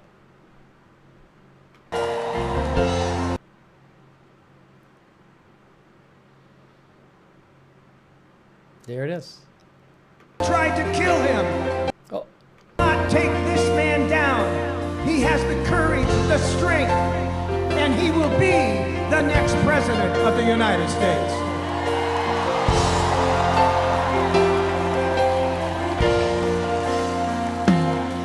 From the lake. All right, well, there you go. Now we're back to the song again.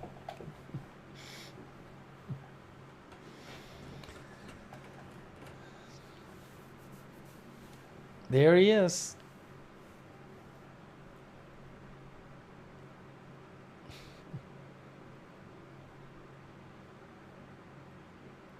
Can I please put sound on? Can you please buy the rights to Proud to be an American for me, and then I'll put the sound on. How's that? That's the deal. You buy the rights for me, and then I'll play the music. Does that work for you? Deal. Done. We're done. That's a great deal.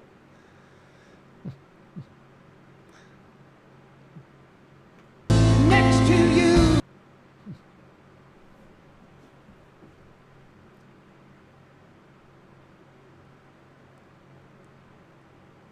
What a visual this is, guys. Wow.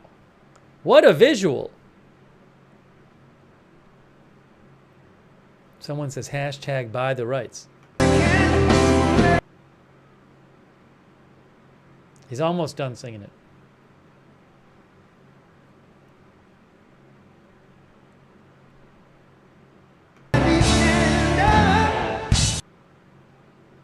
There he is with J.D. Vance.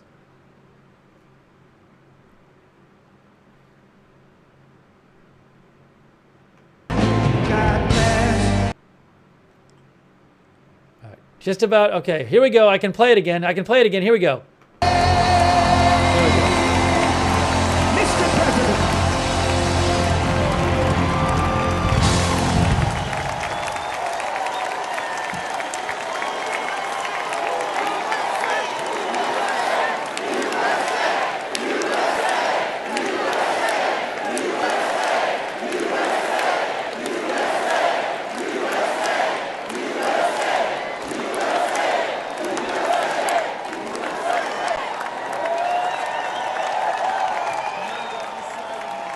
Please welcome Mark Laws from Now Cedar Springs, Michigan. Now this guy Mark Laws has got to come speak after that. How do you speak after that? It's kind of a tough act. I feel bad for this guy. I feel bad for Mark Laws. I mean, what do you do after? What does Mark Laws do after that?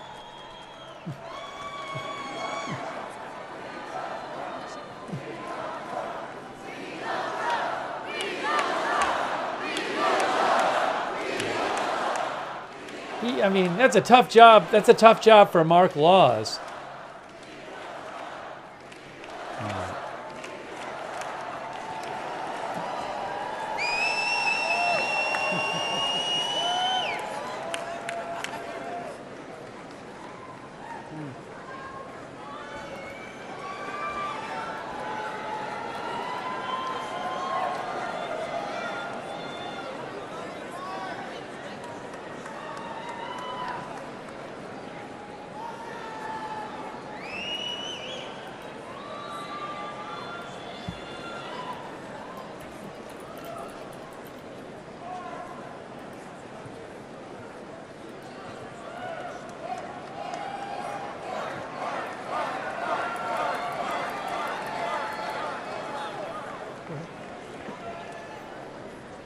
Good evening, I'm Mark Laws and I live in Western Michigan.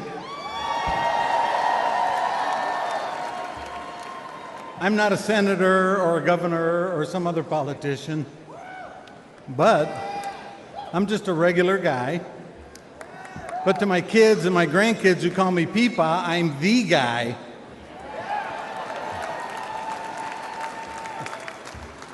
I live on a fixed income, so I'm not one of the people that watch their portfolios. No, in the big boy Joe economy, I just worry about getting through the day.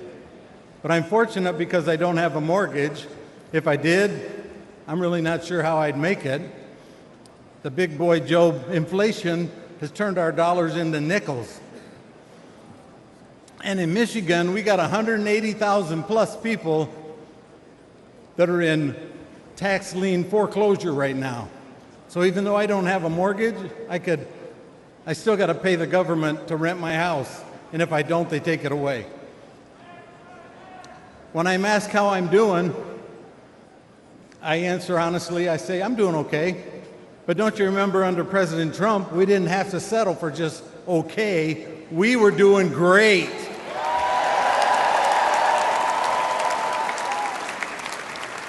I've wanted to make some improvements to my home, but with inflation and the price of materials, that's not possible. So I don't want to go into debt, so I just put it off. I'd also like to spoil my grandkids with some great Peepaw unique gifts for their birthdays. But with the price of gas and groceries, I don't do that. I settle for a cake and ice cream. Prices keep going up, but my income stays the same. I just keep putting things off, hoping that I'll be able to afford them again someday. It's got me thinking. I've been hoping for better days, but life is happening right now, and we can't waste any more time on the big boy Joe terrible economic policies. We need to bring Donald Trump back right now.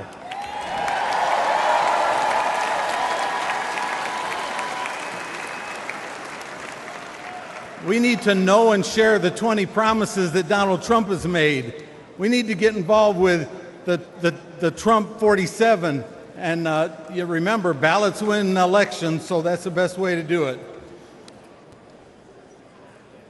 I know a lot of folks just kind of tune the politics out, but we really can't afford to anymore because we're not living in the same country that we grew up in. Cutesy time is over.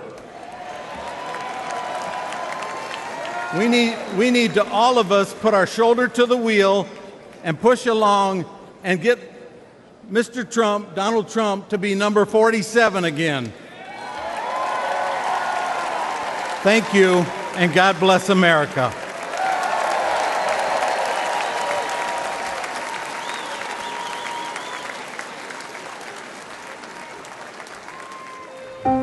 Bidenomics doesn't just have seniors worried, it has them scared to death. Biden's inflation has retirees at risk of running out of money.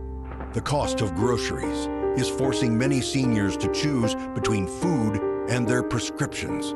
Their Social Security isn't keeping up with inflation. And thanks to Biden and Harris's open border disaster, allowing over 10 million illegals in, the whole Social Security system is at risk.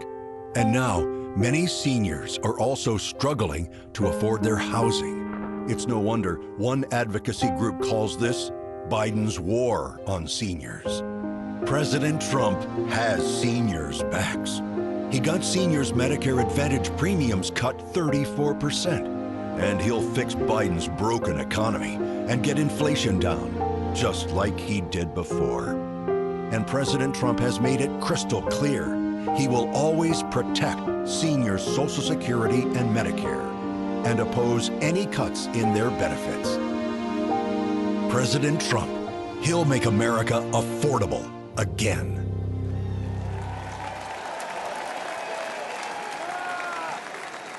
Please welcome Benjamin Joseph.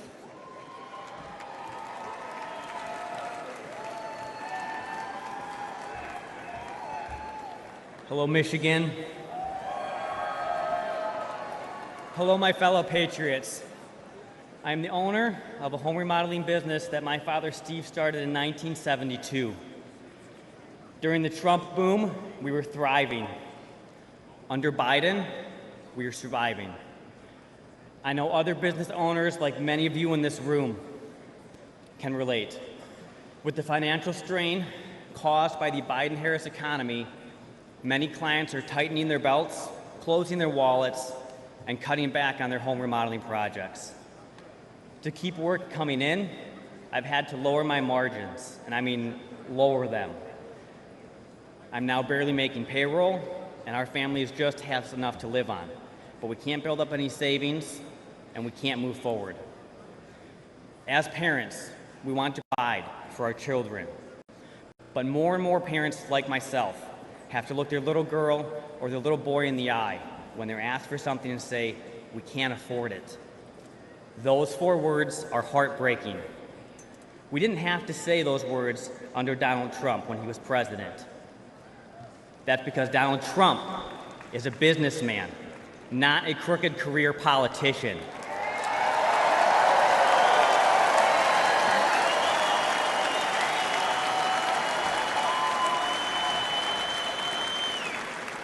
President Trump understands what business owners need to succeed because he is a business owner himself and has succeeded. He knew we could create millions of great jobs if given the chance, and we did. The Trump's tax cuts and regulation cuts empowered entrepreneurs like you and me and enabled us to expand our businesses. We need him back in the White House.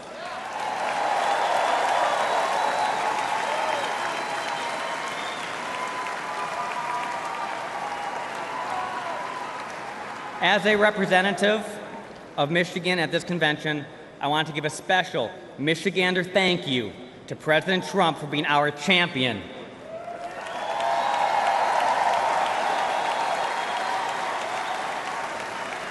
He has inspired so many of us, even in this room, to step up and get involved in the fight to save America.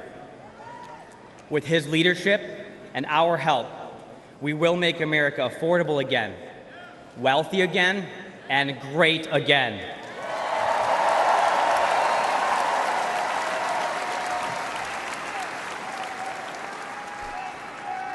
May God bless each and every one of you. May God bless and continue to protect President Trump and his family.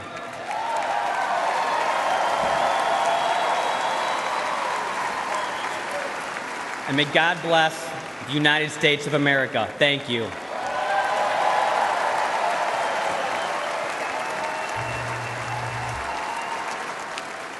Please welcome Amber Rose from South Philadelphia.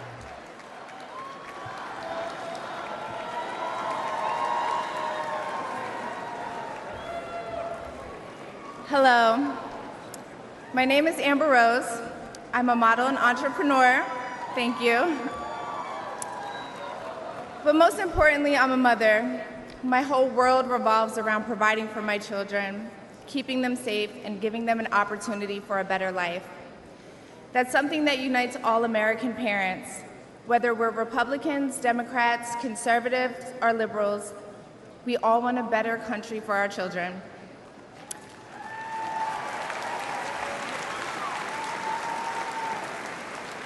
But I'm here tonight to tell you, no matter your political background, that the best chance we have to give our babies a better life is to elect Donald Trump President of the United States.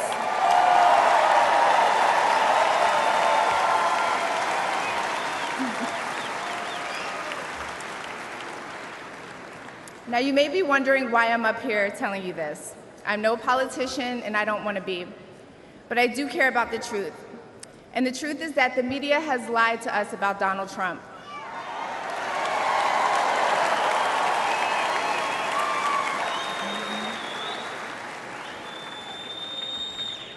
I know this because for a long time I believed those lies, so I'm here to set the record straight. The first person I knew who supported Donald Trump was my father. I was shocked. My entire family is racially diverse, and I believed the left-wing propaganda that Donald Trump was a racist.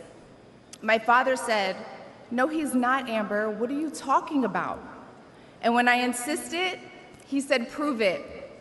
So to prove my father wrong, I did my research and looked into all things Donald Trump. People have to do their research.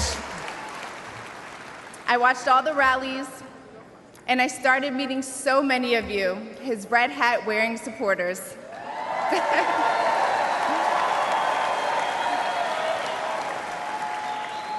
I realized Donald Trump and his supporters don't care if you're black, white, gay, or straight. It's all.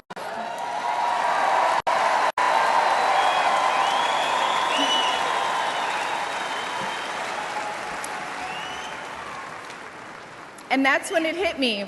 These are my people. This is where I belong.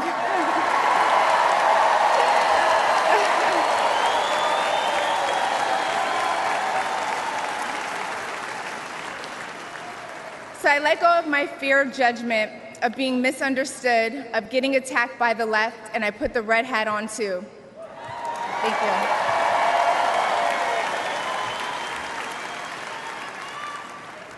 Love you too.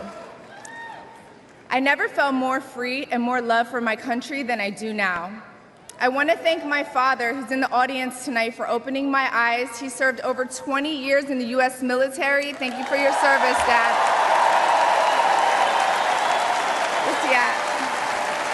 I love you, Dad. I love you. I love you so much. Thank you.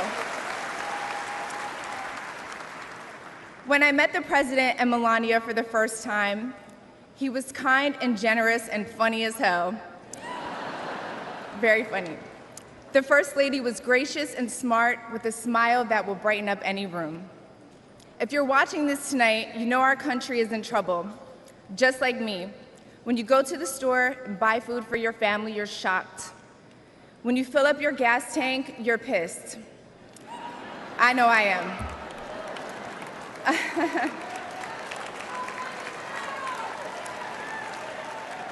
And when you turn on the news, you are just exhausted. Inflation is out of control, and you know in your heart it was not like this under Donald Trump.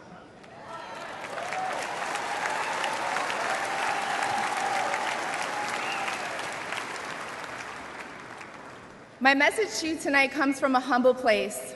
The left told me to hate Trump, and even worse, to hate the other side, the people who support him. When you cut through the lies, you realize the truth. American families were better when Donald Trump was president.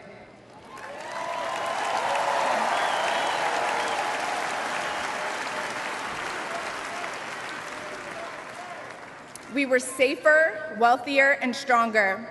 A vote for Donald Trump is a vote to put money back in our pockets and good food on our kids' plates. Yes. Or, as Trump would say, it's a vote to make America great again. Thank you so much. Thank you.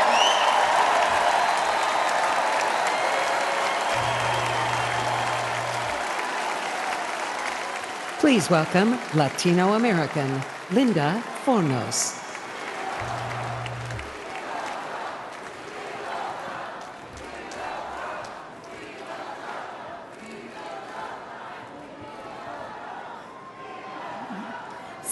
Years ago, I left Nicaragua for a better life in a fabulous Las Vegas, Nevada.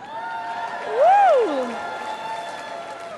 America welcomed me, and I embraced the values of hard work, learning the language, and respecting the laws. It's the American thing to do. In 2022, my 3 boys and I faced a devastating house fire. We lost everything. And starting over in Joe Biden's economy was almost impossible. The Biden economy is driving prices through the roof. Rent, gas, groceries, everything. As a life insurance worker, I see the struggle of people trying to save for their future while barely managing their basic needs. I'm living that same struggle every day. Life is too hard right now. One of my sons works 3 jobs, and the other holds down 2. That makes 6 jobs for 3 people just to survive in Biden's economy. Our open borders are making this problem worse. It's upsetting to see millions of dollars being sent to help immigrants who came here illegally, while hardworking families who did it the right way are left struggling.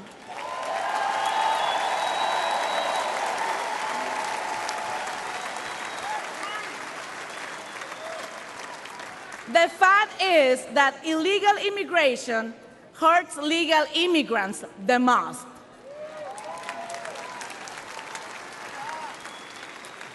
The Biden system is backwards and broken. In Biden's America, opportunities to get ahead are dwindling, and our education system is failing our children. What happened to teaching reading, writing, and math?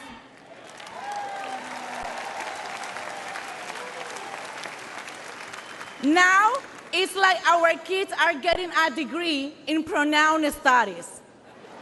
He, she, they, them. I have expected my son to come home with a diploma in Advanced Day 10 Theory.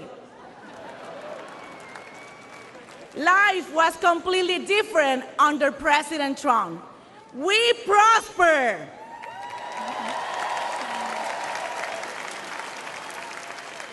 To my beloved Latino community, it's time to wake up and smell the cafecito.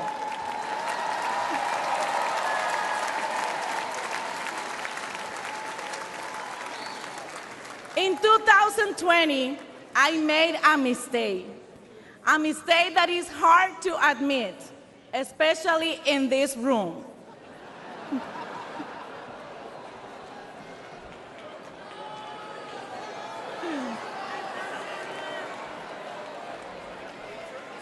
In 2020, I voted for Joe Biden.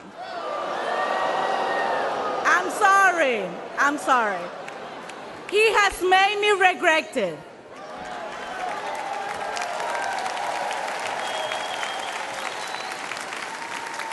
This November, my vote won't be taken for granted. And this time, I won't regret it. Please join me in voting for Donald J. Trump.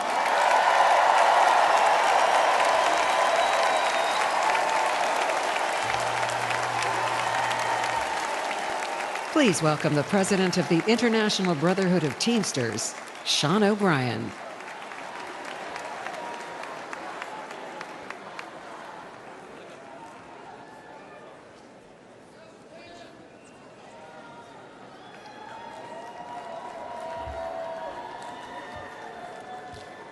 Greetings, delegates and guests. I'm Sean O'Brien, General President of the International Brotherhood of Teamsters.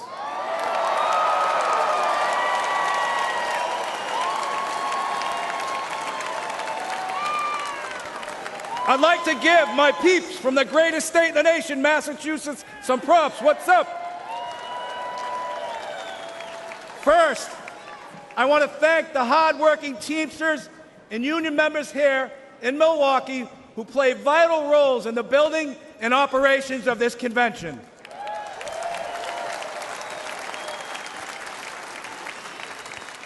I also want to thank President Donald Trump for opening the RNC's doors to the Teamsters Union and inviting me to speak before you tonight.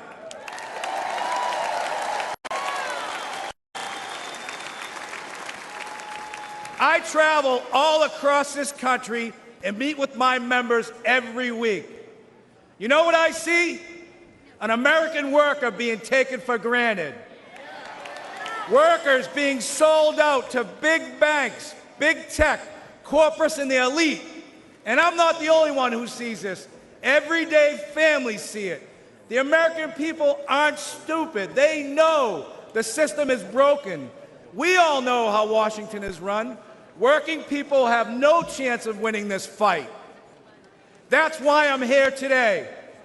Because I refuse to keep doing the same things my predecessors did.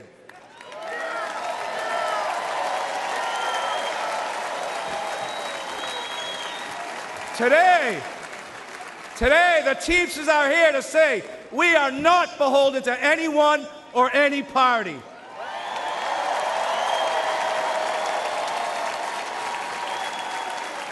We will create an agenda and work with a bipartisan coalition ready to accomplish something real for the American worker.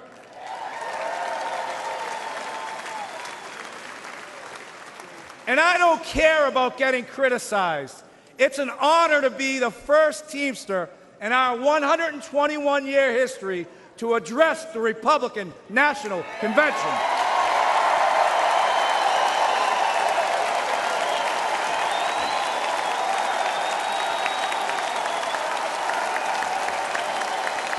Several months ago,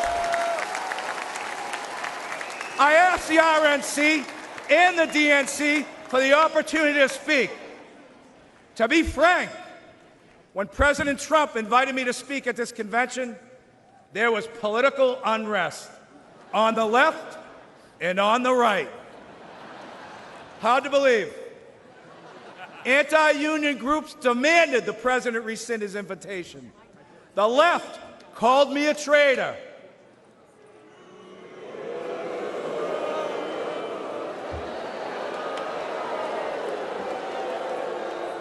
And this is precisely why it's so important for me to be here today.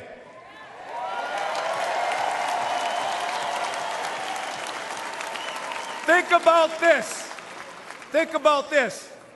The Teamsters are doing something correct. If the extremes in both parties think I shouldn't be on this stage.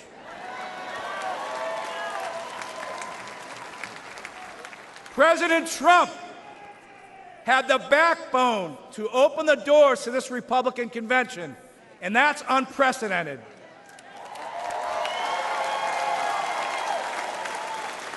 No other nominee in the race would have invited the Teamsters into this arena. Now, you can have whatever opinion you want, but one thing is clear. President Trump is a candidate who is not afraid of hearing from new, loud, and often critical voices. And I think we all can agree, whether people like him or they don't like him, in light of what happened to him on Saturday, he has proven to be one tough SOB.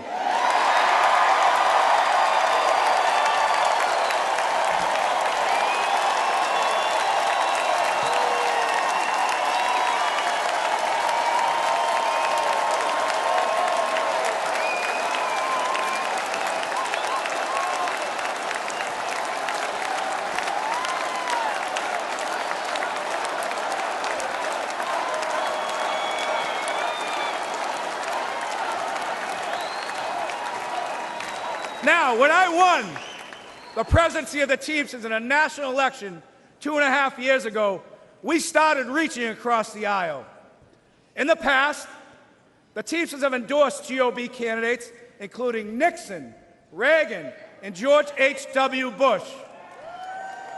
But over the last 40 years, the Republican Party has really pursued strong relationships with organized labor. There are some in the party who stand in active opposition to labor unions. This, too, must change. And I want to be clear, at the end of the day, the Teamsters are not interested if you have a D, R, or an I next to your name. We want to know one thing: what are you doing to help American workers?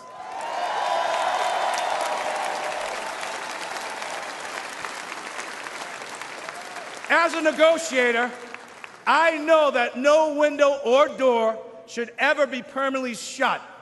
In my administration, the Teamsters reached out to 8 Republican senators who stood up for railroad Teamsters over our fight for paid sick leave. Josh Hawley was one of them.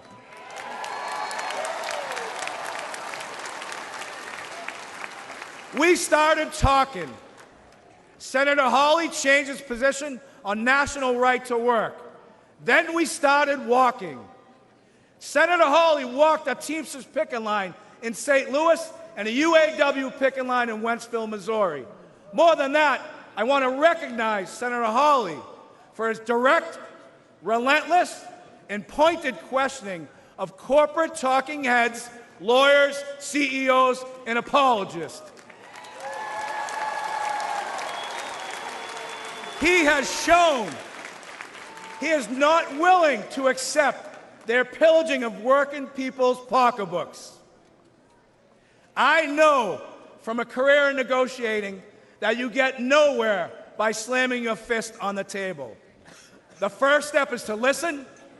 The Teamsters and the GOP may not agree on many issues, but a growing group has shown the courage to sit down and consider points of view that aren't funded by big money think tanks. Senators like J.D. Vance, Roger Marshall, and Representatives Nicole Malliotakis, Mike Lawler, and Brian Fitzpatrick are among elected officials who truly care about working people. And this group is expanding and is putting fear into those who have monopolized our very broken system in America today. There are far too many people on both sides of the aisle still caught up in knee-jerk reactions to unions, who subscribe to the same tired claptrap that unions destroy American companies. Take a moment to consider United Parcel Service, which is the largest private sector logistics company, and it's been unionized for more than 100 years. More than 350,000 Teamsters make it run. We work for good middle-class wages, quality health care, and secure pensions.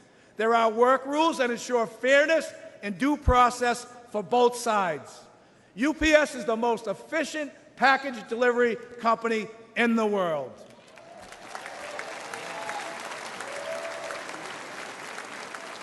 But let's not forget that UPS doesn't provide these great wages and benefits out of the kindness of its heart.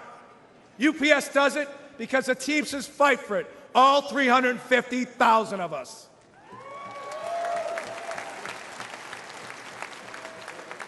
You know, corporatists hate when working people join together to form unions. But for a century, major employers have waged a war against labor by forming corporate unions of their own. We need to call the Chamber of Commerce and the business roundtables what they are. They are unions for big business. And here's another fact. Against gigantic multinational corporation, an individual worker has zero power. It's only when Americans band together in democratic unions that we win real improvements on wages, benefits, and working conditions. Companies like Amazon are bigger than most national economies. Amazon is valued over $2 trillion. That makes it the 14th largest economy in the world. What is sickening is that Amazon has abandoned any national allegiance. Amazon's sole focus is on lining its own pockets. Remember, elites have no party, elites have no nation. Their loyalty is to the balance sheet and to the stock price at the expense of the American worker.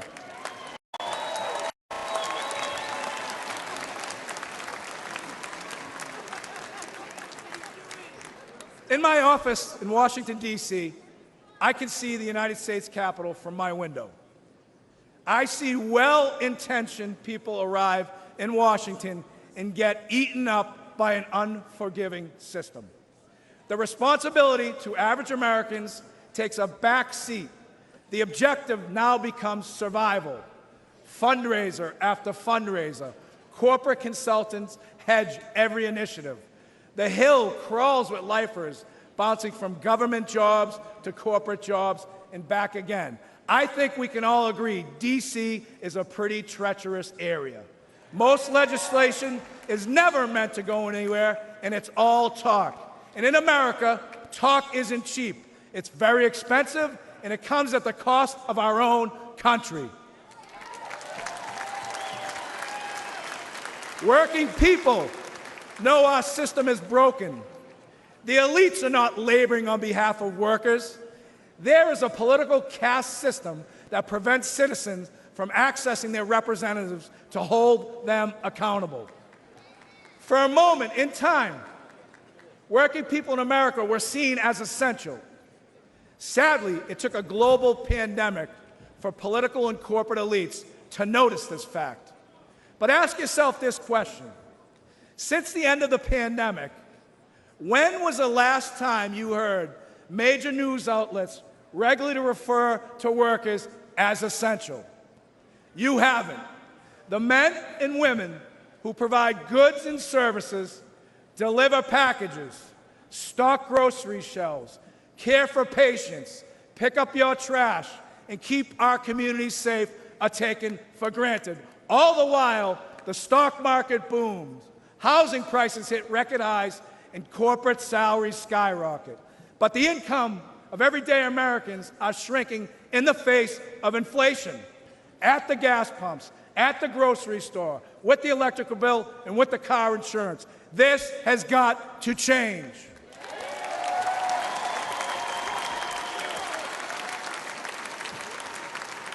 Never forget, American workers own this nation.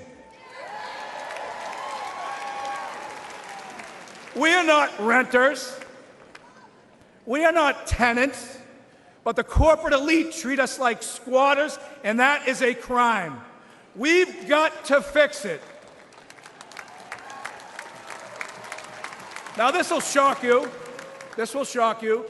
To paraphrase Senator Mark Wayne Mullen, it's time for both sides of Congress to stand their butts up.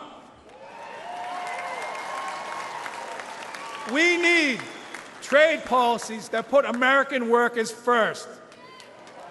It needs to be easier for companies to remain in America.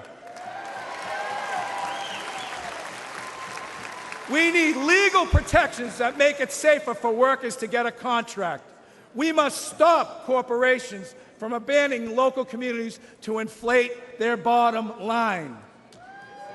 We need meaningful bankruptcy reform. Today, corporate vultures buy up companies like Yellow Freight with the intent of driving them into bankruptcy and feasting on their remains. The courts leave workers begging for crumbs as third-tier creditors. Labor law must be reformed. Americans vote for a union but can never get a union contract. Companies fire workers who try to join unions and hide behind toothless laws that are meant to protect working people but are manipulated to benefit corporations. This is economic terrorism at its best. An individual cannot withstand such an assault. A fired worker cannot afford corporate taste, and these greedy employers know it. There are no consequences for the company, only the worker. We need corporate welfare reform. Under our current system, massive companies like Amazon, Uber, Lyft, and Walmart take zero responsibilities for the workers they employ. These companies offer no real health insurance, no retirement benefits, no paid leave, relying on underfunded public assistance. And who foots the bill? The individual taxpayer. The biggest recipients of welfare in this country are corporations, and this is real corruption. We must put workers first. What could be more important to the security of our nation than a long-term investment in the American worker. In 2021, Teamsters nationwide elected me to fight for them, and that's precisely what I'm doing. Something is wrong in this country, and we need to say it out loud. I will always speak for America and the American worker, both union and non-union.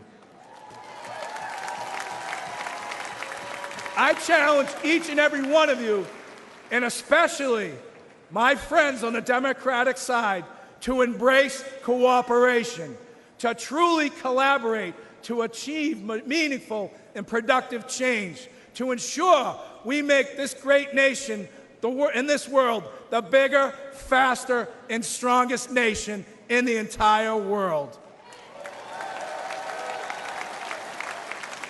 I love this country. The Teamsters love this country. Our 1.3 million members move America on the roads, in the ports, on the rail, and in the air. And at the end of the day, if the powers to be stop me from raising my voice on behalf of American workers, I will not have one single regret. I still carry my commercial driver's license. I still have my place on the union seniority list. You'll find me back in Boston driving a tractor-trailer, delivering equipment for Shaughnessy and Ahern, because I have the protection of a union contract that gives me the freedom to speak my mind and to fight like hell. God bless the greatest nation. Thank you very much.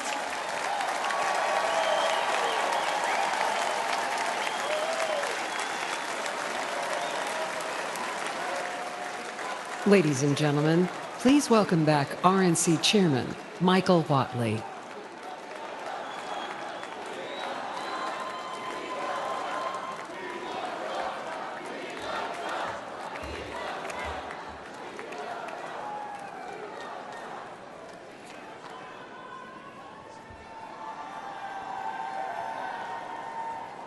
For a benediction, please welcome Pastor James Remke.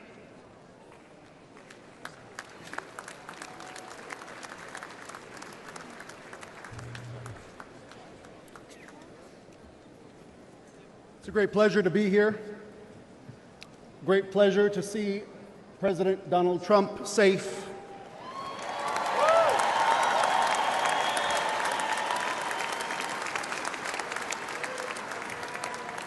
And if I may, before the benediction, give you this promise. You're going to be so blessed. You're going to be tired of being blessed. I guarantee it.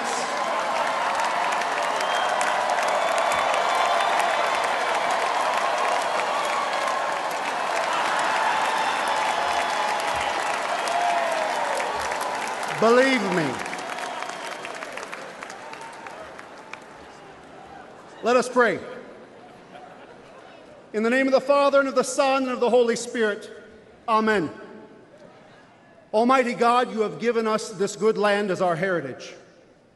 Grant that we remember your generosity and constantly do your will. Bless our land with honest industry, truthful education, and an honorable way of life. Save us from violence, discord, and confusion, from pride and arrogance, and for every evil course of action. We give thanks to you for keeping President Trump safe. We pray for the families of those affected by the demonic violence at the rally on Saturday. And we pray you would send your holy angels to guard and keep President Trump from all harm and danger. Grant that we who came from many nations with many different languages may become a united people. Support us in defending our liberties, and give those to whom we have entrusted the authority of government the spirit and wisdom that there may be justice and peace in our land. When times are prosperous, may our hearts be thankful, and in troubled times, do not let our trust in you fail. Through Jesus Christ our Lord. Amen.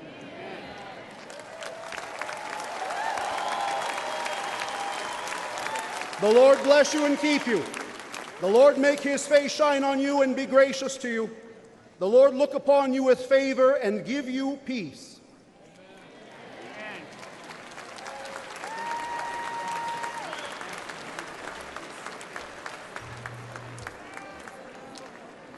For a benediction, please welcome from California National Committee woman Harmeet Dillon.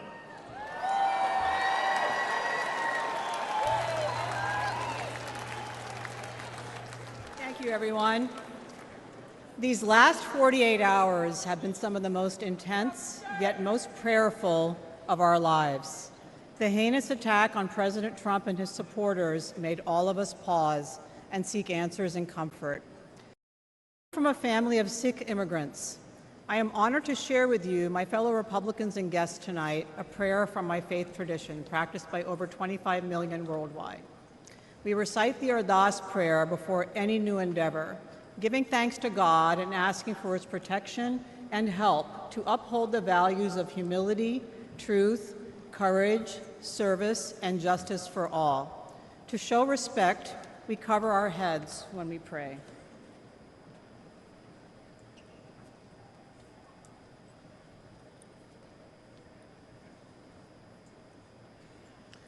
तू ठाकर तुम पे अरदास जियो पिंड सब तेरी रास तुम मात पिता हम बारक तेरे तुमरी कृपा में सुख कनेरे कोई न जाने तुमरा अंत ऊंचे ते ऊंचा भगवंत सगल समगरी तुमरे सूत्रधारी तुम ते होए सो आज्ञाकारी तुमरी गत मित तुम ही जानी नानक दास सदा कुर्बानी. Dear Waheguru, our one true God, we thank you for creating America as a unique haven on this earth where all people are free to worship according to their faith. We seek your blessings and guidance for our beloved country. Please bless our people with wisdom as they vote in the upcoming election, and please bless with humility, honesty, skill, and integrity all those who conduct the election. Finally, we thank you for the Chardi Kala spirit that we have witnessed in President Trump. That is, the tireless and uplifting spirit that is sustained even in the face of violent adversity, like a founding father centuries ago.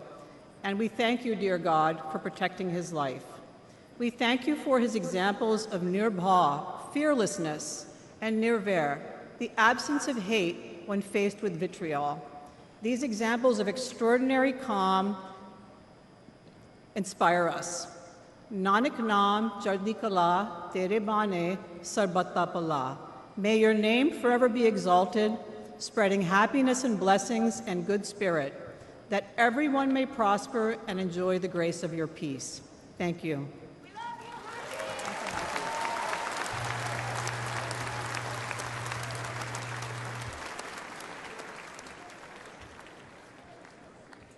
Senator Vance, congratulations.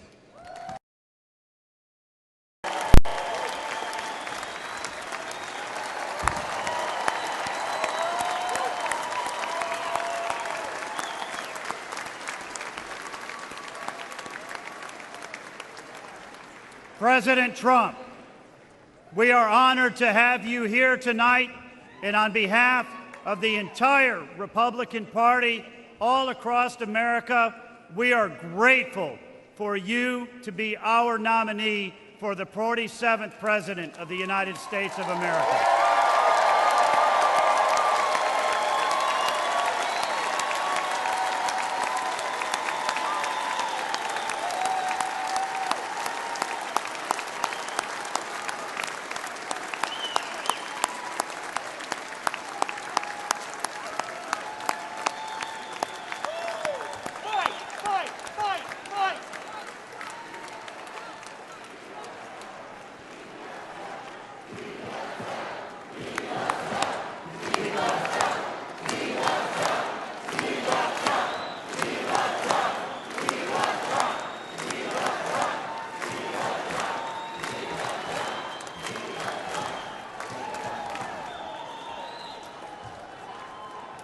The chair declares that the 2024 Republican National Convention stand in recess until tomorrow at 5 p.m.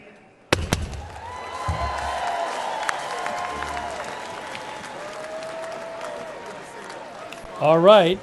That is the end of today's All right, I got to turn the music off. There's playing music. Hey, so that was the end of the first night of the Republican Convention. Very interesting. That final hour when Trump came in, which I guess is seen as like the hour when the most people watch, I think, although I'm not sure. I mean, it's pretty late on the East Coast, so I don't know about that. But anyways, that final hour when Trump was there, you know, we talked about this a little before, but the speakers were like, they were not, for the most part, the politicians. They had a bunch of like regular people, you know, they said.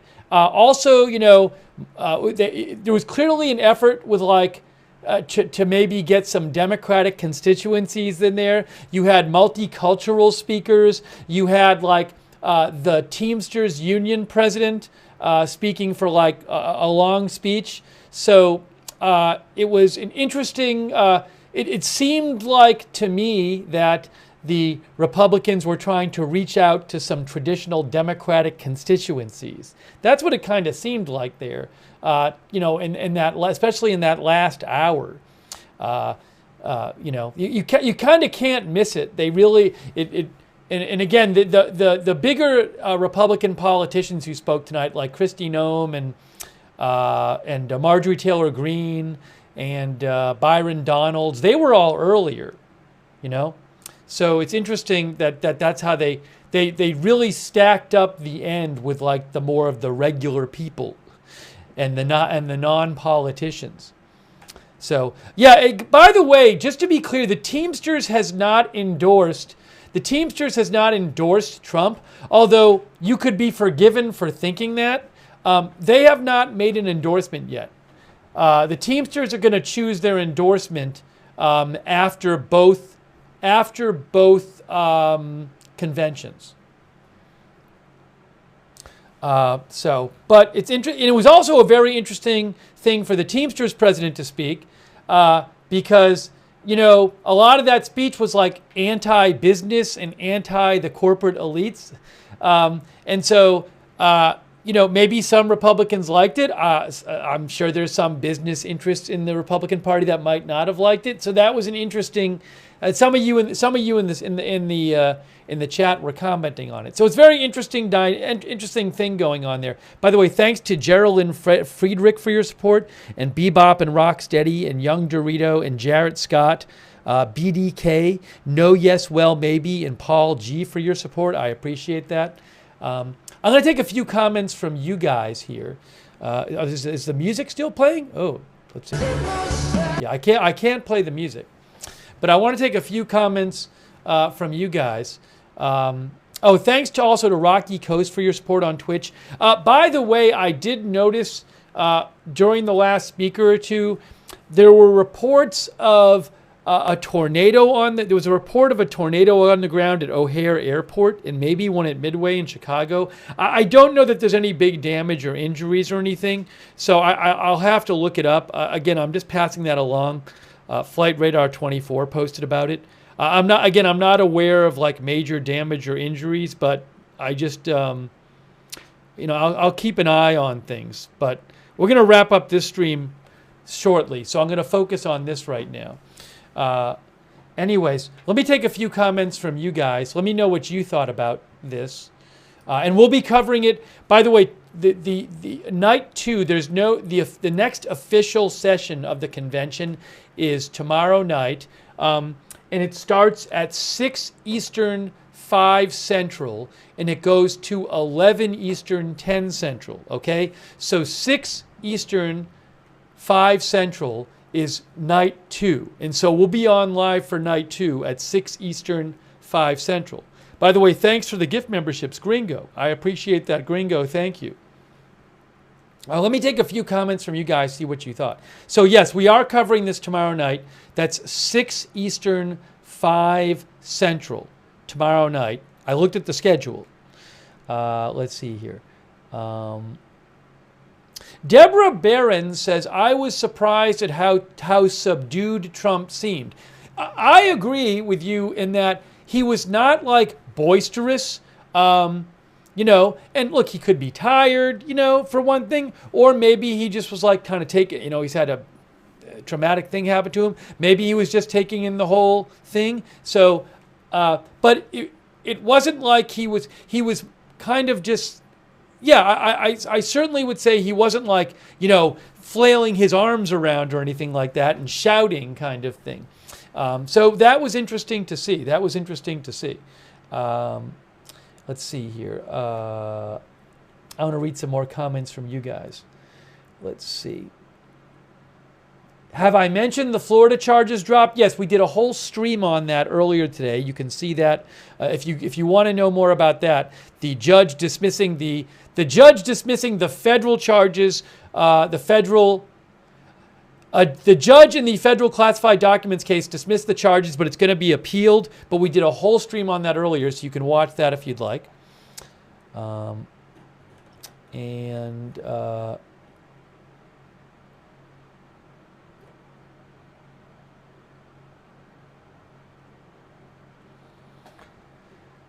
Let's see here. Was Trump's family there? Don Jr. was there. Eric Trump was there.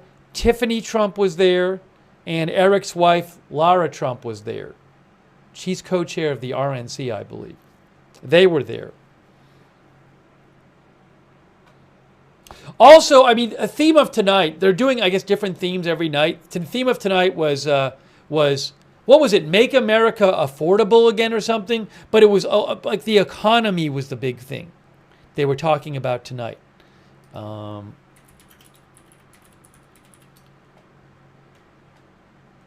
theme was, I'll tell you what it was. It was, oops, their news site isn't working. What was it? I had it here. Make America wealthy again? Is that what it was? Make America wealthy again? I can't remember. Some of our viewers are saying wealthy. Okay, thank you. Wealthy, that sounds right to me. So I don't know what the theme is tomorrow.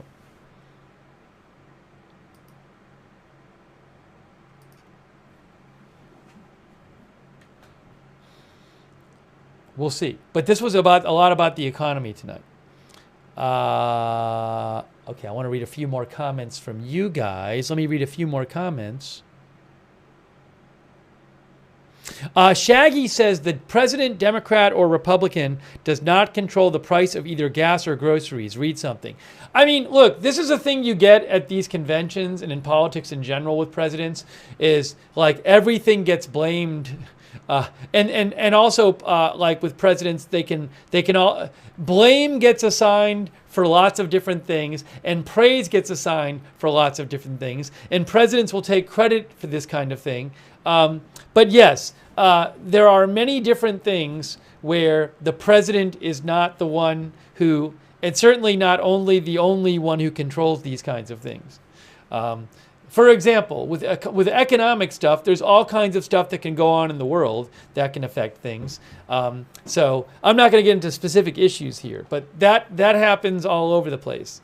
But you know, that's nothing unique to this convention here.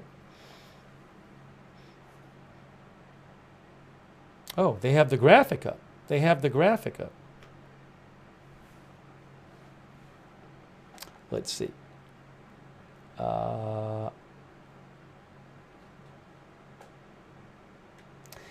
live event has ended. Let's go back to me. I'm going to take my earbuds out.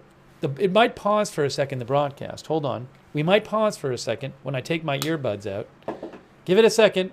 I think it's going to pause for a second. Are we pausing right now? Pausing right now? Hang on. Wait a second. Pausing. Coming back. We coming back? I think we're back. I think we're back.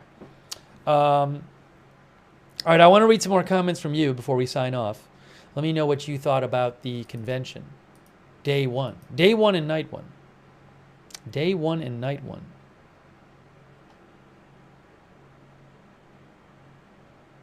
JW8C said, this is a different RNC, isn't it? And he or she, I can't even see the picture here.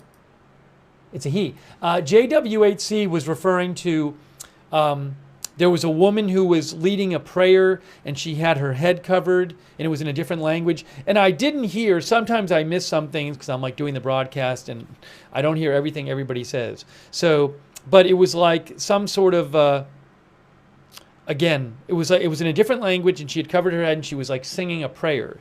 And JWHC says, this is a different RNC, isn't it? I think she was singing a prayer. I may be wrong. I thought she was at the end there. But I apologize, I don't remember the details. And again, that last hour, it really seemed like there was an effort to present some like democratic-style constituencies among the speakers. Multicultural, union, you know, and regular people, working class. Oh, I'm sorry. Maybe his wife was there. I never saw her, but maybe he was there. So Jackie Morgan says Melania was there. Was Melania there? Maybe she was. I never saw her, but again, she might have been there. And you know, sometimes they'll show a shot and I'm looking at something else and I don't see it. So I didn't see her there, but maybe she was there. I never saw her, but maybe she might have been. I don't know. Thank you, Jackie Morgan. Kimberly Guilfoyle was there. Kimberly Guilfoyle, isn't she engaged to Don Jr.? Is that what it is? But I never saw Melania, but I can't say for sure if she was there.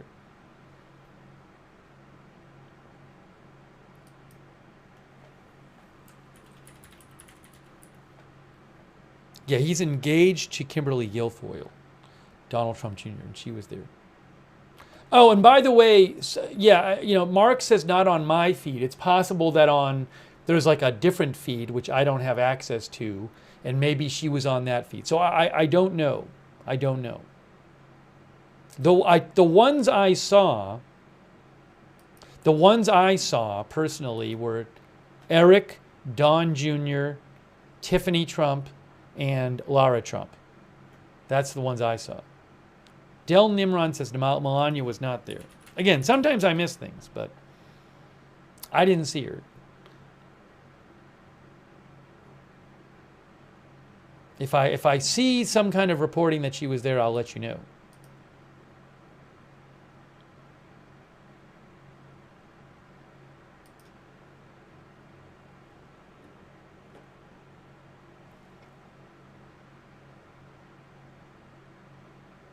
Oh, and for those of you who didn't see it, I could really quick, do you guys want to, for those who didn't see it, let me just show you again what the video looked like when Trump walked in.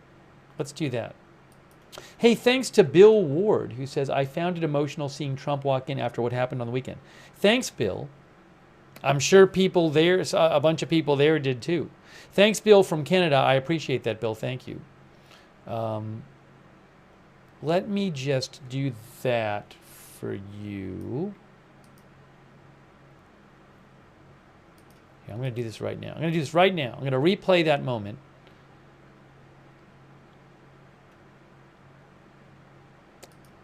I'm not going to spend a lot of time on it, but let's look at that one quickly.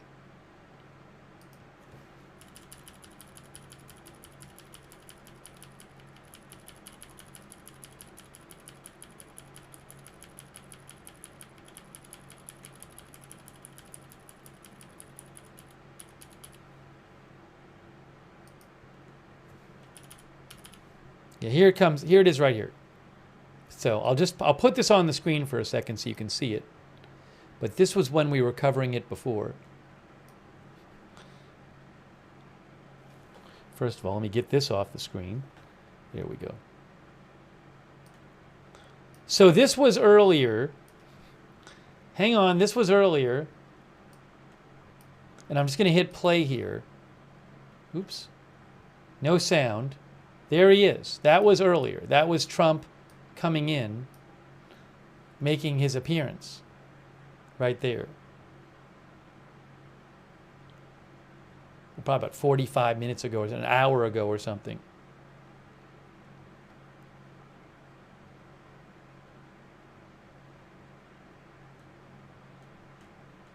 And there was copyrighted music playing, so I'm not playing the sound.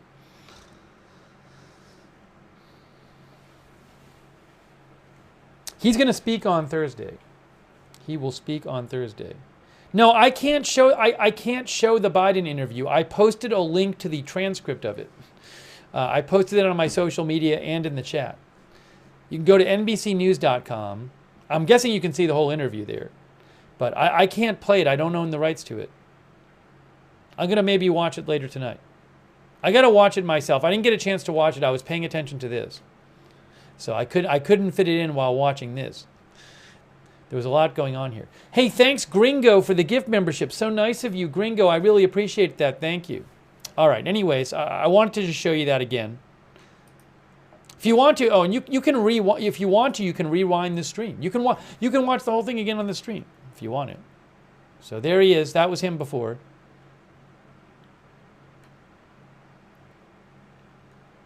Analog Nebraska says, I've been away because of all the muting. I'm sorry, if you don't want to watch the stream, go another stream. I can't help it. There's only so much I can do. I don't own the rights to Proud to be an American. So I'm sorry, but I can only deal with what I have the rights to and show you that. So I'm not doing it to annoy you. Believe me, I'm not sitting here to say, let me annoy the viewers by muting stuff. So I'm sorry if you don't like it, but I'm not doing it to annoy you. I'm doing the best I can with what I have the rights to. Believe me, the footage isn't cheap. I'll tell you that. Just the video footage is not cheap. And I'm paying for that. Thank you, Ronald Kane, for the...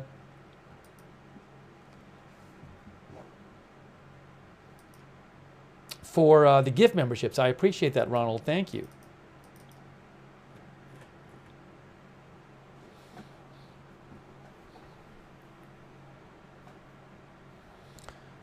Let's see.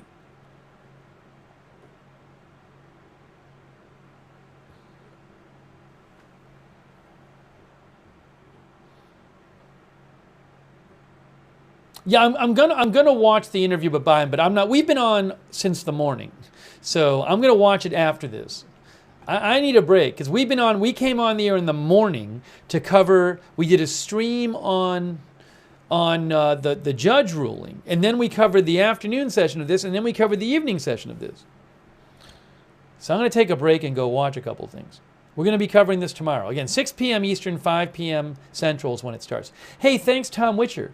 Tom believes that was the most diverse night of an RNC convention seen in my 60 years. That's what Tom says. Thank you, Tom.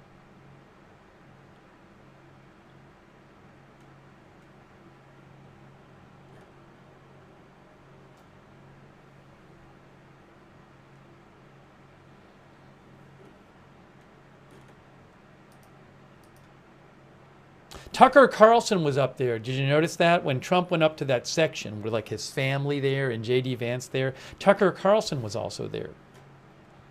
He's going to speak this week.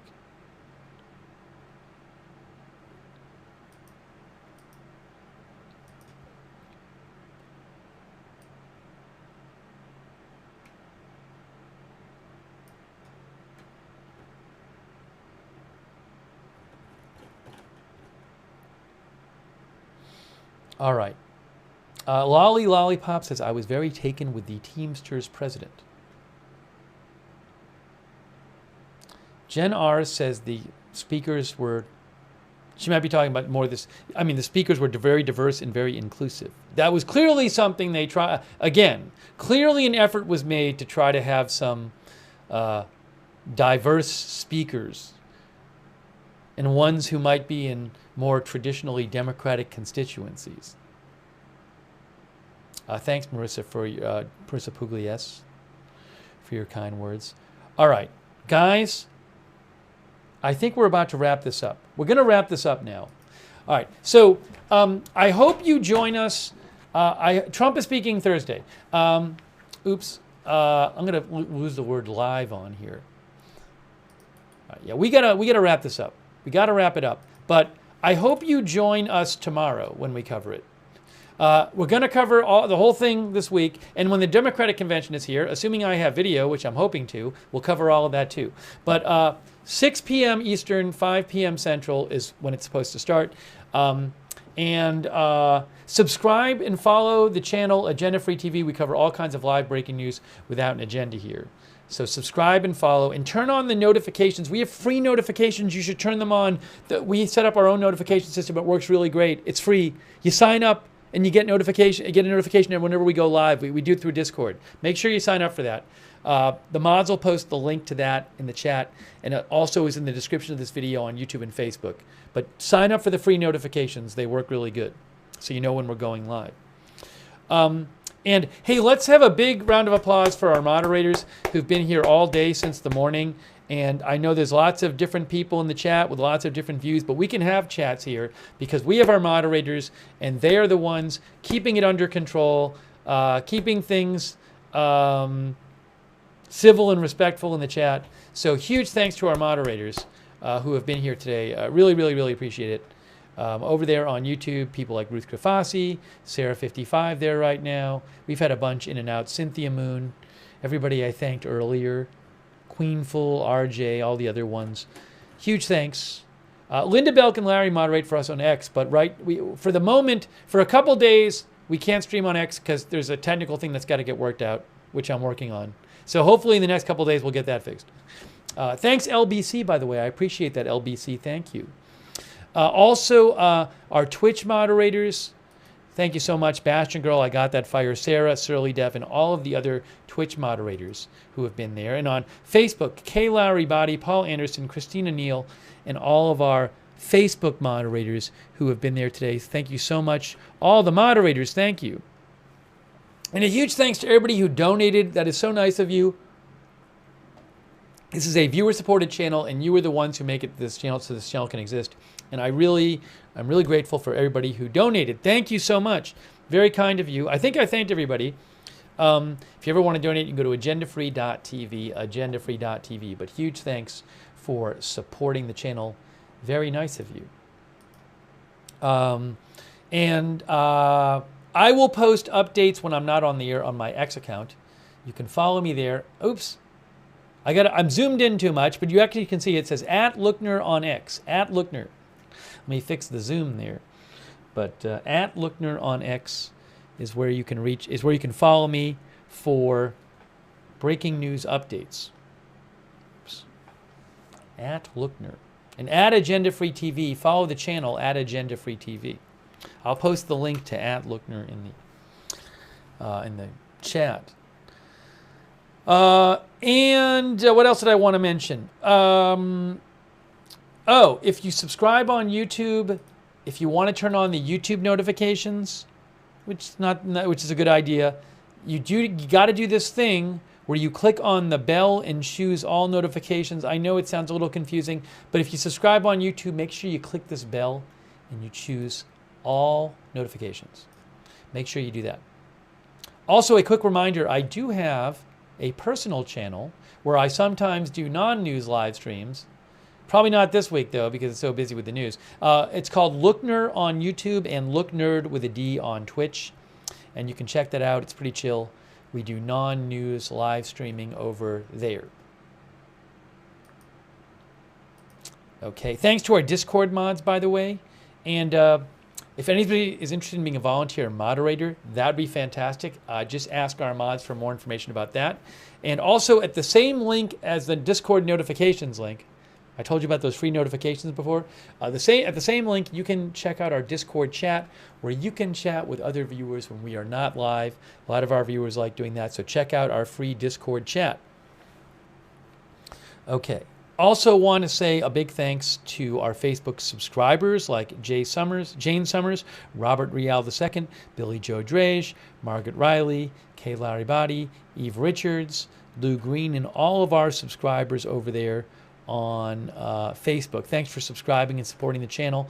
On Twitch, thanks for our subscribers there like I Got That Fire, Wall Street Shaggy, Warlord Gord, What Plants Crave, Sarah, thanks for subscribing. Did I say Smelly Cat?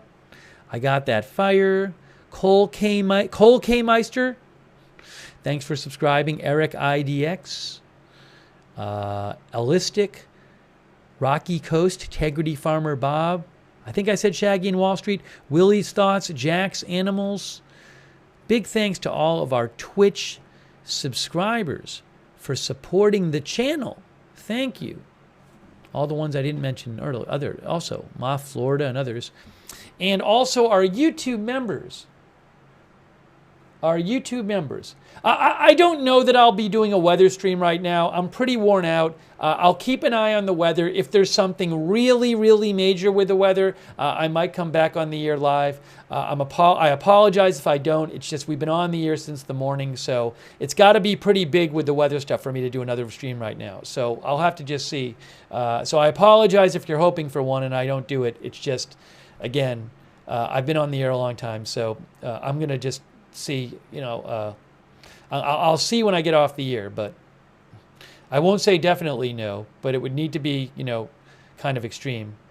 And there's other channels covering the weather stuff too, I know, but I'll keep an eye on it. But I got to take a break.